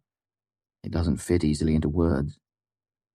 It wasn't the offer of help itself. My friends had been working tirelessly to help me for days. But Sim's willingness to help was different than this. His help was dependable as bread. But knowing Denner cared, that was like a swallow of warm wine on a winter night. I could feel the sweet heat of it in my chest. I smiled at her, a real smile. The expression felt odd on my face, and I wondered how long I'd been scowling without knowing it. "You're helping just by being here," I said honestly. "Just seeing you does wonders for my mood." She rolled her eyes. "Of course. The sight of my blotchy face is a panacea." "There isn't much to talk about," I said. "My bad luck got tangled up with my bad decisions, and I'm paying for it." Denner gave a chuckle that hovered on the edge of being a sob. "I wouldn't know anything about that sort of thing," she said, her lips making a wry twist. "It's worse when it's your own stupid fault, isn't it?" I felt my mouth curve to mimic hers. "It is," I said. "Truth be told, I'd prefer a bit of a distraction to a sympathetic ear." "That I can provide," she said, taking hold of my arm. "Lord knows you've done the same for me often enough in the past." I fell into step alongside her. "Have I?" "Endlessly," she said. "It's easy to forget when you're around." She stopped walking for a moment, and I had to stop too, as she'd linked her arm in mine. "That's not right. I meant to say that when you're around, it's easy to forget." "Forget what?" "Everything," she said, and for a moment her voice wasn't quite as playful. "All the bad parts of my life. Who I am. It's nice to be able to take a vacation from myself every once in a while. You help with that. You're my safe harbor in an endless, stormy sea." I chuckled. "Am I?" "You are," she said easily. "You are my shady willow on a sunny day." "You," I said, "are sweet music in a distant room." "That's good," she said. "You are unexpected cake on a rainy afternoon." "You are the poultice that draws the poison from my heart," I said. Denner looked uncertain. "I don't know about that one. A heart full of poison isn't an appealing thought." "Yeah," I admitted. "That sounded better before I actually said it." "That's what happens when you mix your metaphors," she said. A pause. "Did you get my note?" "I got it today," I said, letting all my regret pour into my voice. "Just a couple of hours ago." "Ah," she said. "That's too bad. It was a good dinner. I ate yours too." I tried to think of something to say, but she simply smiled and shook her head. "I'm teasing. The dinner was just an excuse, actually. I've something to show you. You're a hard man to find. I thought I was going to have to wait until tomorrow when you sang at Anchor's." I felt a sharp pang in my chest, so strong even Denner's presence couldn't entirely overwhelm it. "It's lucky you caught me today," I said. "I'm not sure I'll be playing tomorrow." She cocked her head at me. "You always sing on Felling night. Don't change that. You're hard enough for me to find." "You're a fine one to talk," I said. "I can never catch you in the same place twice." "Oh, yes, I'm sure you're always looking for me," she said dismissively, then broke into an excited grin. "But that's beside the point. Come on. I'm sure this will distract you." She began to walk faster, tugging at my arm. Her enthusiasm was infectious, and I found myself smiling as I followed her through the twisting streets of Imre. Eventually, we came to a small storefront. Denner stepped in front of me, almost bouncing with excitement. All signs of her weeping were gone, and her eyes were bright. She put her cool hands over my face. "Close your eyes," she said. "It's a surprise." I closed my eyes, and she led me by the hand for a few steps. The inside of the shop was dim and smelled of leather. I heard a man's voice say, "Is this him, then?" followed by the hollow sound of things moving around. "Are you ready?" Denner said into my ear. I could hear the smile in her voice. Her breath tickled the hairs on the back of my neck. "I have no idea," I said honestly. I felt the breath of her stifled laugh on my ear. "Okay, open them." I opened my eyes and saw a lean, older man standing behind a long wooden counter. An empty loot case lay open like a book in front of him. Denner had bought me a present. A case for my loot. A case for my stolen loot. I took a step closer. The empty case was long and slender, covered in smooth black leather. There were no hinges. 7 bright steel clasps circled the edge so the top lifted off like the lid of a box. The inside was soft velvet. I reached out to touch it and found the padding soft but resilient like a sponge. The velvet's nap was nearly 1/2 inch thick and a deep burgundy colour. The man behind the counter gave a thin smile. "Your lady has good taste," he said, "and a serious mind about what she desires." He lifted the lid. "The leather is oiled and waxed. There's 2 layers with rock maple boughs beneath." He ran a finger along the bottom half of the case, then pointed at the corresponding groove on the lid.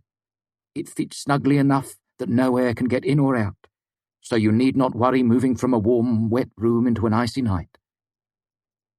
He began to snap shut the clasps around the edge of the case. "The lady objected to brass, so these are fine steel, and once they're in place, the lid is held against a gasket. You could submerge it in a river and the velvet will stay dry inside." He shrugged. "Eventually the water would permeate the leather, of course, but there's only so much one can do." Flipping the case over, he rapped a knuckle hard on the rounded bottom. "I've kept the maple thin, so it is not bulky or heavy, and reinforced it with bands of glanced steel." He gestured to where Denner stood, grinning. "The lady wanted Ramsden steel, but I explained that while Ramsden is strong, it's also rather brittle. Glanced steel is lighter and retains its shape." He looked me up and down. "If the young master wishes, he could stand on the bowl of the case without crushing it." His mouth pursed slightly and he looked down at my feet. "Though I would prefer if you did not." He turned the case right side up again. "I have to say this is perhaps the finest case I have made in 20 years. He slid it across the counter toward me. "I hope you find it to your satisfaction." I was driven speechless. A rarity. I reached out and ran a hand along the leather. It was warm and smooth. I touched the steel ring where the shoulder strap would attach. I looked at Denner, who was practically dancing with delight. Denner stepped forward eagerly. "This is the best part," she said, flipping open the clasps with such familiar ease. I could tell she'd done it before. She pulled off the lid and prodded the inside with a finger. "The padding is designed to be moved and reset, so no matter what loot you have in the future, it will still fit. And look." She pressed the velvet where the neck would rest, twisted her fingers, and a lid popped up, revealing a hidden space underneath. She grinned again. "This was my idea too. It's like a secret pocket." "God's body, Denner," I said. "This must have cost you a fortune." "Well, you know," she said with an air of affected modesty, "I had a little set aside." I ran my hand along the inside, touching the velvet. "Denner, I'm serious. This case must be worth as much as my loot." I trailed off and my stomach made a nauseating twist. The loot I didn't even have anymore. "If you don't mind my saying so, sir," the man behind the counter said, "unless you have a loot of solid silver, I'm guessing this case is worth a damn sight more than that." I ran my hands over the lid again, feeling increasingly sick to my stomach. I couldn't think of a word to say. How could I tell her someone had stolen my loot after she'd gone through all the work of having this beautiful gift made for me? Denner grinned excitedly. "Let's see how your loot fits." She gestured, and the man behind the counter brought out my loot and set it in the case. It fit snugly as a glove. I began to cry. "God, I'm embarrassed," I said, blowing my nose. Denner touched my arm lightly. "I'm so sorry," she repeated for the 3rd time. The 2 of us sat on the curb outside the small shop. It was bad enough bursting into tears in front of Denner. I'd wanted to compose myself without the shopkeeper staring at me too. "I just wanted it to fit properly," Denner said, her expression stricken. "I left a note. You were supposed to come to dinner so I could surprise you. You weren't even supposed to know it was gone." "It's okay," I said. "It's obviously not," Denner said, her eyes starting to brim with tears. "When you didn't show up, I didn't know what to do. I looked for you everywhere last night. I knocked on your door, but you didn't answer. She looked down at her feet. I can never find you when I go looking. Denna, I said, everything's fine. She shook her head vigorously, refusing to look at me as tears started to spill down her cheeks. It's not fine. I should have known. You hold it like it's your baby. If anyone in my life had ever looked at me the way you look at that lute, Denna's voice broke and she swallowed hard before words started pouring out of her again. I knew it was the most important thing in your life. That's why I wanted to get you somewhere safe to keep it. I just didn't think it would be so... She swallowed again, clenching her hands into fists. Her body was so tense she was almost trembling. God, I'm so stupid. I never think. I always do this. I ruin everything. Denna's hair had fallen around her face, so I couldn't see her expression. What's wrong with me? She said, her voice low and angry. Why am I such an idiot? Why can't I do just one thing right in my whole life? Denna. I had to interrupt her, as she was barely pausing to breathe. I laid my hand on her arm and she grew stiff and still. Denna, there's no way you could have known, I interrupted. You've been playing for how long, a month? Have you ever owned an instrument? She shook her head, her face still hidden by her hair. I had that lyre, she said softly. But only for a few days before the fire. She looked up at last, her expression pure misery. Her eyes and nose were red. This happens all the time. I try to do something good, but it gets all tangled up. She gave me a wretched look. You don't know what it's like. I laughed. It felt amazingly good to laugh again. It boiled up from deep in my belly and burst out of my throat like notes from a golden horn. That laugh alone was worth 3 hot meals and 20 hours of sleep. I know exactly what it's like, I said, feeling the bruises on my knees and the pull of half-healed scars along my back. I considered telling her how much of a mess I'd made of retrieving her ring, and then decided it probably wouldn't help her mood if I explained how Ambrose was trying to kill me. Denna, I am the king of good ideas gone terribly wrong. She smiled at that, sniffing and rubbing at her eyes with a sleeve. We're a lovely couple of weepy idiots, aren't we? We are, I said. I'm sorry, she said again, her smile fading. I just wanted to do something nice for you, but I'm no good at these things. I took hold of Denna's hand in both of mine and kissed it. Denna, I said with perfect honesty, this is the kindest thing anyone has ever done for me. She snorted indelicately. Pure truth, I said. You are my bright penny by the roadside. You are worth more than salt or the moon on a long night of walking. You are sweet wine in my mouth, a song in my throat, and laughter in my heart. Denna's cheeks flushed, but I rolled on unconcerned. You are too good for me, I said. You are a luxury I cannot afford. Despite this, I insist you come with me today. I will buy you dinner and spend hours waxing rhapsodic over the vast landscape of wonder that is you. I stood and pulled her to her feet. I will play you music. I will sing you songs. For the rest of the afternoon, the rest of the world cannot touch us. I cocked my head, making it a question. Denna's mouth curved.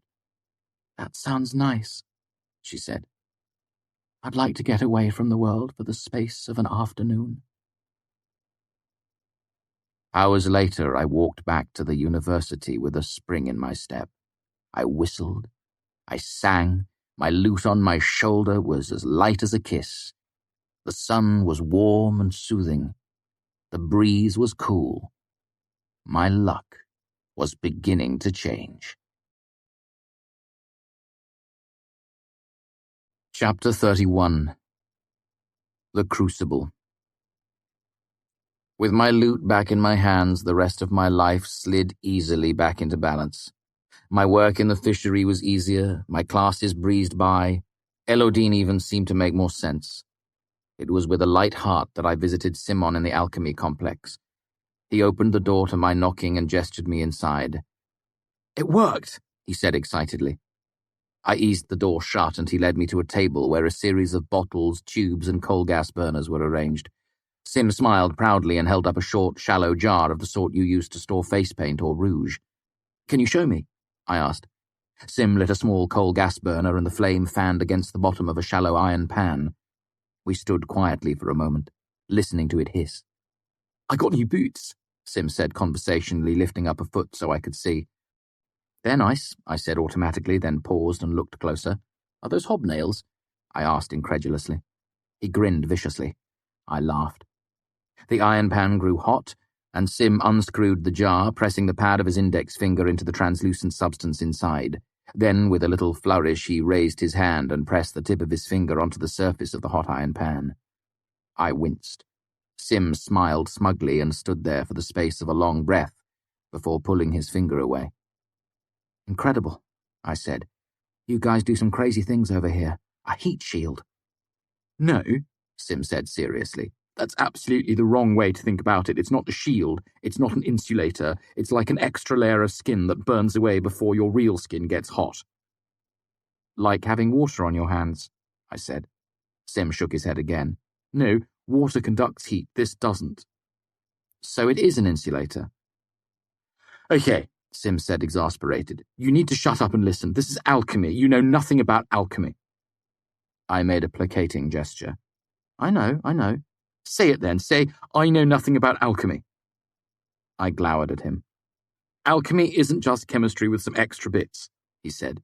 "That means if you don't listen to me, you'll jump to your own conclusions and be dead wrong. Dead and wrong." I took a deep breath and let it out. "Okay, tell me." "You'll have to spread it on quickly," he said. "You'll only have about 10 seconds to get it spread evenly onto your hands and lower arms." He made a gesture to his mid-forearm. "It won't rub away, but you will lose a bit if you chafe at your hands too much. Don't touch your face at all. Don't rub your eyes. Don't pick your nose. Don't bite your fingernails. It's sort of poisonous." "Sort of?" I asked. He ignored me, holding out the finger he'd pressed onto the hot iron pan. "It's not like armor gloves. As soon as it's exposed to heat, it begins to burn away." "Will there be any smell?" I asked. "Anything that will give it away?" "No, it doesn't really burn, technically. It simply breaks down." "What does it break down into?" "Things," Simon said testily. "It breaks down into complicated things you can't understand because you don't know anything about alchemy." "Is it safe to breathe?" I amended. "Yes. I wouldn't give it to you otherwise. This is an old formula, tried and true. Now, because it doesn't transmit heat, your hands will go straight from feeling cool to being pressed up hard against something burning hot." He gave me a pointed look. "I advise you to stop touching hot things before it's all used up." "How can I tell when it's about to be used up?" "You can't," he said simply, "which is why I advise using something other than your bare hands." "Wonderful." "If it mixes with alcohol, it will turn acidic. Only mildly, though. You'd have plenty of time to wash it off. If it mixes with a little water, like your sweat, that's fine. But if it mixes with a lot of water, say 100 parts to 1, it will turn flammable." "And if I mix it with piss, it turns into delicious candy, right?" I laughed. "Did you make a bet with Willem about how much of this I'd swallow? Nothing becomes flammable when you mix it with water." Sim's eyes narrowed. He picked up an empty crucible. "Fine," he said. "Fill this up then." Still smiling, I moved to the water canister in the corner of the room. It was identical to the ones in the fishery. Pure water is important for artificing too, especially when you're mixing clays and quenching metals you don't want contaminated.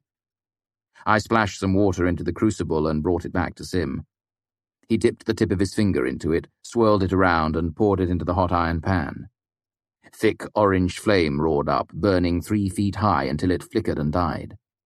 Sim set down the empty crucible with a slight click and looked at me gravely. "Sit." I looked down at my feet. "I know nothing about alchemy." Sim nodded, seeming pleased. "Right," he said, turning back to the work table. "Let's go over this again." Chapter 32. Blood and Ash. Leaves crunched underfoot as I made my way through the forest to the north of the university. The pale moonlight filtering through the bare trees wasn't enough to see clearly, but I had made this trip several times in the last span and knew the way by heart. I smelled wood smoke long before I heard voices, and glimpsed firelight through the trees. It wasn't really a clearing, just a quiet space hidden behind a rocky outcrop. A few pieces of field stone and the trunk of a fallen tree provided makeshift seats. I had dug the fire pit myself a few days ago. It was over a foot deep and 6 across, lined with stones. It dwarfed the small campfire currently burning there. Everyone else was already there. Moeller and Failer shared the log bench. Willem was hunkered down on a stone. Sim sat cross-legged on the ground, poking at the fire with a stick. Will looked up as I came out of the trees. In the flickering firelight, his eyes looked dark and sunken. He and Sim had been watching over me for almost 2 whole span. "You're late," he said. Sim looked up to see me, cheerful as always, but there were marks of exhaustion on his face too. "Is it finished?" he asked, excited. I nodded. Unbuttoning my cuff, I rolled up my shirt sleeve to reveal an iron disc slightly larger than a Commonwealth penny. It was covered in fine sigildry and inlaid with gold. My newly finished gram. It was strapped flat against the inside of my forearm with a pair of leather cords. A cheer went up from the group. "Interesting way to wear it," Moeller said. "Fashionable in a sort of barbarian raider way." "It works best in contact with skin," I explained, "and I need to keep it out of sight since I'm not supposed to know how to make one." "Practical and stylish," Moeller said. Simon wandered over and peered at it, reaching out to touch it with a finger. "It seems so small." "Ah!" Sim cried out as he jumped backward, wringing his hand. "Black damn!" he swore, embarrassed. "I'm sorry, it startled me is all." "Kissed and Crail," I said, my own heart racing. "What's the matter?" "Have you ever touched one of the Arcanum Gilders?" he asked. "The ones they give you when you become a full Arcanist?" I nodded. It sort of buzzed, made my hand go numb, like it had fallen asleep. Sim nodded toward my gram, shaking his hand. "It feels like that. Surprised me." "I didn't know the Gilders acted as grams too," I said. "Makes sense, though." "Have you tested it?" Willem asked. I shook my head. "It seemed a little strange for me to test it myself," I admitted. "You want one of us to do it?" Simon laughed. "You're right, that's perfectly normal." I also thought it would be convenient to have a physiker nearby. I nodded in Moeller's direction, just in case. "I didn't know I was going to be needed in my professional capacity tonight," Moeller protested. "I didn't bring my kit." "It shouldn't be necessary," I said as I brought a block of sympathy wax out of my cloak and brandished it. "Who wants to do the honours?" There was a moment of silence. Then Fela held out her hand. "I'll make the doll, but I'm not sticking it with a pin." "Venata," Willem said. Simon shrugged. "Fine, I'll do it, I guess." I handed the block of wax to Fela and she began warming it with her hands. "Do you want to use hair or blood?" she asked softly. "Both," I said, trying not to let my growing anxiety show. "I need to be absolutely sure of it if I'm going to be able to sleep at night." I pulled out a hat pin, pricked the back of my hand, and watched a bright bead of blood well up. "That won't work," Fela said, still working the wax with her hands. "Blood won't mix with wax. It'll just bead up and squish out." "And how did you come by that tidbit of information?" Simon teased uneasily. Fela flushed, ducking her head a little, causing her long hair to cascade off her shoulder. "Candles. When you make coloured candles, you can't use a water-based dye. It needs to be powder or oil. It's a solubility issue. Polar and non-polar alignments." "I love the university," Sim said to Willem on the other side of the fire. "Educated women are so much more attractive." "I'd like to say the same," Moeller said dryly, "but I've never known any educated men." I bent down and picked up a pinch of ash from the fire pit, then dusted it over the back of my hand where it absorbed the blood. "That should work," Fela said. "This flesh will burn, to ash all things return," Willem intoned in a sombre voice, then turned to Simon. "Isn't that what it says in your holy book?" "It's not my holy book," Simon said, "but you're close. To ash all things return, so too this flesh will burn." "You two are certainly enjoying yourselves," Moeller observed dryly. "I'm giddy thinking of a full night's sleep," Willem said. "An evening's entertainment is coffee after cake." Fela held out the blob of soft wax and I pressed the wet ash into it. She kneaded it again, then began to mould it, her fingers patting it into a man-shaped doll in a few deft motions. She held it out for the group to see. "Kvothe's head is way bigger than that," Simon said with his boyish grin. "I also have genitals," I said as I took the mommet from Fela and fixed a hair to the top of its head. But at a certain point realism becomes unproductive.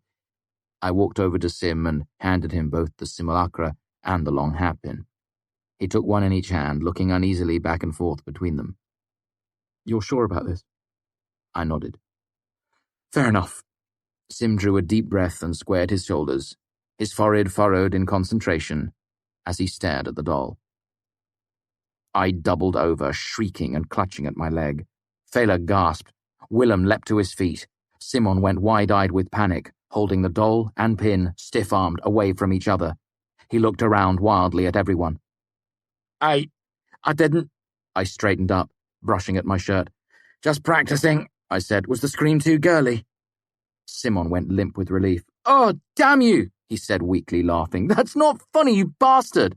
He continued to laugh helplessly as he wiped away the sheen of sweat from his forehead. Willem muttered something in Siaru and returned to his seat. "You three are as good as a travelling troupe," Mola said. Simon took a deep breath and let it out slowly. He reset his shoulders and brought the doll and the pin up in front of him. His hand shook.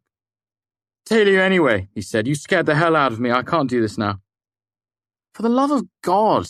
Mola stood and walked around the fire pit to stand over Simon. She held out her hands. "Give it to me." She took the mommet and pin and turned to look me in the eye. "Are you ready?" "Just a second." After 2 span of constant vigilance, letting go of the alar that protected me felt like prying open a fist gone stiff from clutching something too long. After a moment, I shook my head. I felt strange without the alar, almost naked. "Don't hold back, but hit me in the leg just in case." Mola paused, murmured a binding, and drove the pin through the leg of the doll. Silence. Everyone watched me motionless. I didn't feel a thing. "I'm fine," I said. Everyone started to breathe again as I gave Mola a curious look. "Was that really everything you had?" "No," Mola said frankly as she pulled the pin out of the doll's leg and knelt to hold it over the fire. "That was a gentle test run. I didn't want to listen to your girly scream again." She pulled the pin back out of the fire and stood up. "I'm going to come charging in for real this time." She poised the pin over the doll and looked at me. "You ready?" I nodded.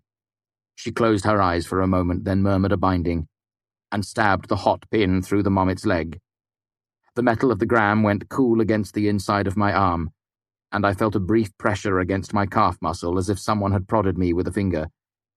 I looked down to make sure Simon wasn't getting some revenge by poking at me with a stick.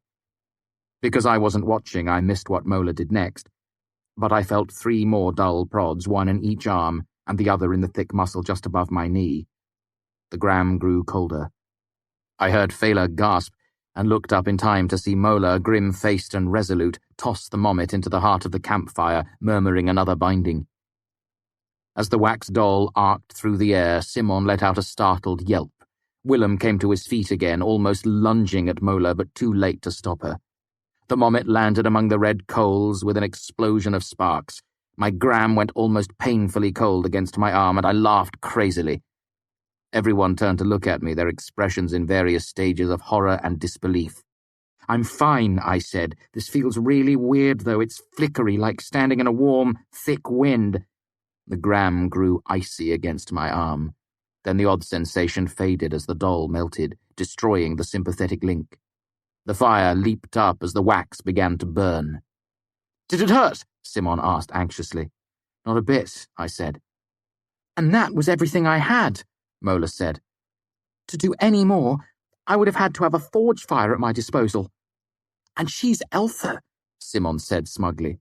"I bet she's 3 times the sympathist Ambrose is."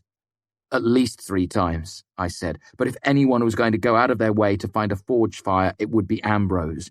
You can overwhelm a gram if you throw enough at it." "So we're going ahead with things tomorrow?" Mola asked. I nodded. I'd rather be safe than sore. Simon poked a stick at the spot in the fire where the doll had landed. If Mola can do her worst and it just rolls off you, it might be enough to keep Devi off your back too. Give you some breathing room. There was a brief moment of silence. I held my breath, hoping Fela and Mola wouldn't take any particular note of his comment. Mola raised an eyebrow at me. Devi? I glared at Simon and he gave me a piteous look, like a dog that knows it's going to be kicked. I borrowed some money from a gaelet named Devi, I said, hoping she'd be satisfied with that. Mola continued to look at me. And? I sighed. Ordinarily, I would have avoided the subject, but Mola tended to be insistent about this sort of thing, and I desperately needed her help for tomorrow's plan. Devi used to be a member of the Arcanum, I explained. I gave her some of my blood as collateral for a loan at the beginning of the term. When Ambrose started attacking me, I jumped to the wrong conclusion and accused her of malfeasance. Our relationship went sour after that. Mola and Fela exchanged a look. You do go out of your way to make life exciting, don't you? Mola said. I already admitted it was a mistake, I said, irritated. What else do you want from me? Are you going to be able to pay her back? Fela interjected into the conversation before things became heated between Mola and me. I honestly don't know, I admitted. With a few lucky breaks and some long nights in the fishery, I might be able to scrape enough together by the end of the term. I didn't mention the whole truth. While I might have a chance of earning enough to pay Devi back, I wouldn't have a chance in hell of making my tuition at the same time. I didn't want to spoil everyone's evening with the fact that Ambrose had won. By forcing me to spend so much time hunting for a gram, he'd effectively driven me out of the university. Fela tilted her head to one side. What happens if you can't pay her? Nothing good, Willem said darkly. They don't call her Demon Devi for nothing. I'm not sure, I said. She could sell my blood. She said she knew someone willing to buy it. I'm sure she wouldn't do that, Fela said. I wouldn't blame her, I said. I knew what I was getting into when I made the deal. But it's just the way the world works, I said firmly, not wanting to dwell on it any more than necessary. I wanted the evening to end on a positive note. I, for one, am looking forward to a good night's sleep in my own bed. I looked around to see Will and Sim nodding weary agreement. I'll see everyone tomorrow. Don't be late. Later that night, I slept in the luxury of my narrow bed in my tiny room. At some point, I stirred awake, dragged into consciousness by the sensation of chill metal against my skin. I smiled, rolled over, and slid back into blissful sleep. Chapter 33. Fire. I packed my travel sack carefully the next evening, anxious that I might forget some key piece of equipment. I was checking everything a third time when there was a knock on the door. I opened it to see a young boy of 10 or so standing there breathing hard. His eyes darted to my hair and he looked relieved. Are you Kvothe? Kvothe, I said, and yes, I am. Got a message for you. He reached into a pocket and pulled out a bedraggled piece of paper. I held out my hand and the boy took a step back, shaking his head. The lady said you'd give me a jot for bringing it to you. I doubt that, I said, holding out my hand. Let me see the note. I'll give you a halfpenny if it's really for me. The boy scowled and grudgingly handed it over. It wasn't even sealed, just folded over twice. It was also vaguely damp. Looking at the sweat-soaked boy, I could guess why. It read, Kvothe, your presence is graciously requested for dinner tonight. I've missed you. I have exciting news. Please meet me at the Barrel and Boar at 5th Bell. Yours, Denner. Postscript. I promised the boy a halfpenny. 5th Bell? I demanded. God's black hands, how long did you take to get here? It's past 6th Bell already. That ain't my fault, he said, scowling fiercely. I've been looking all over for hours. Anchors, she said. Take it to Kvothe anchors on the other side of the river. But this place ain't by the docks at all, and there ain't any anchors on the sign outside. How's the one supposed to find this place? You ask someone, I shouted. Black Dan boy, how thick are you? I fought down a very real urge to strangle him and took a deep breath.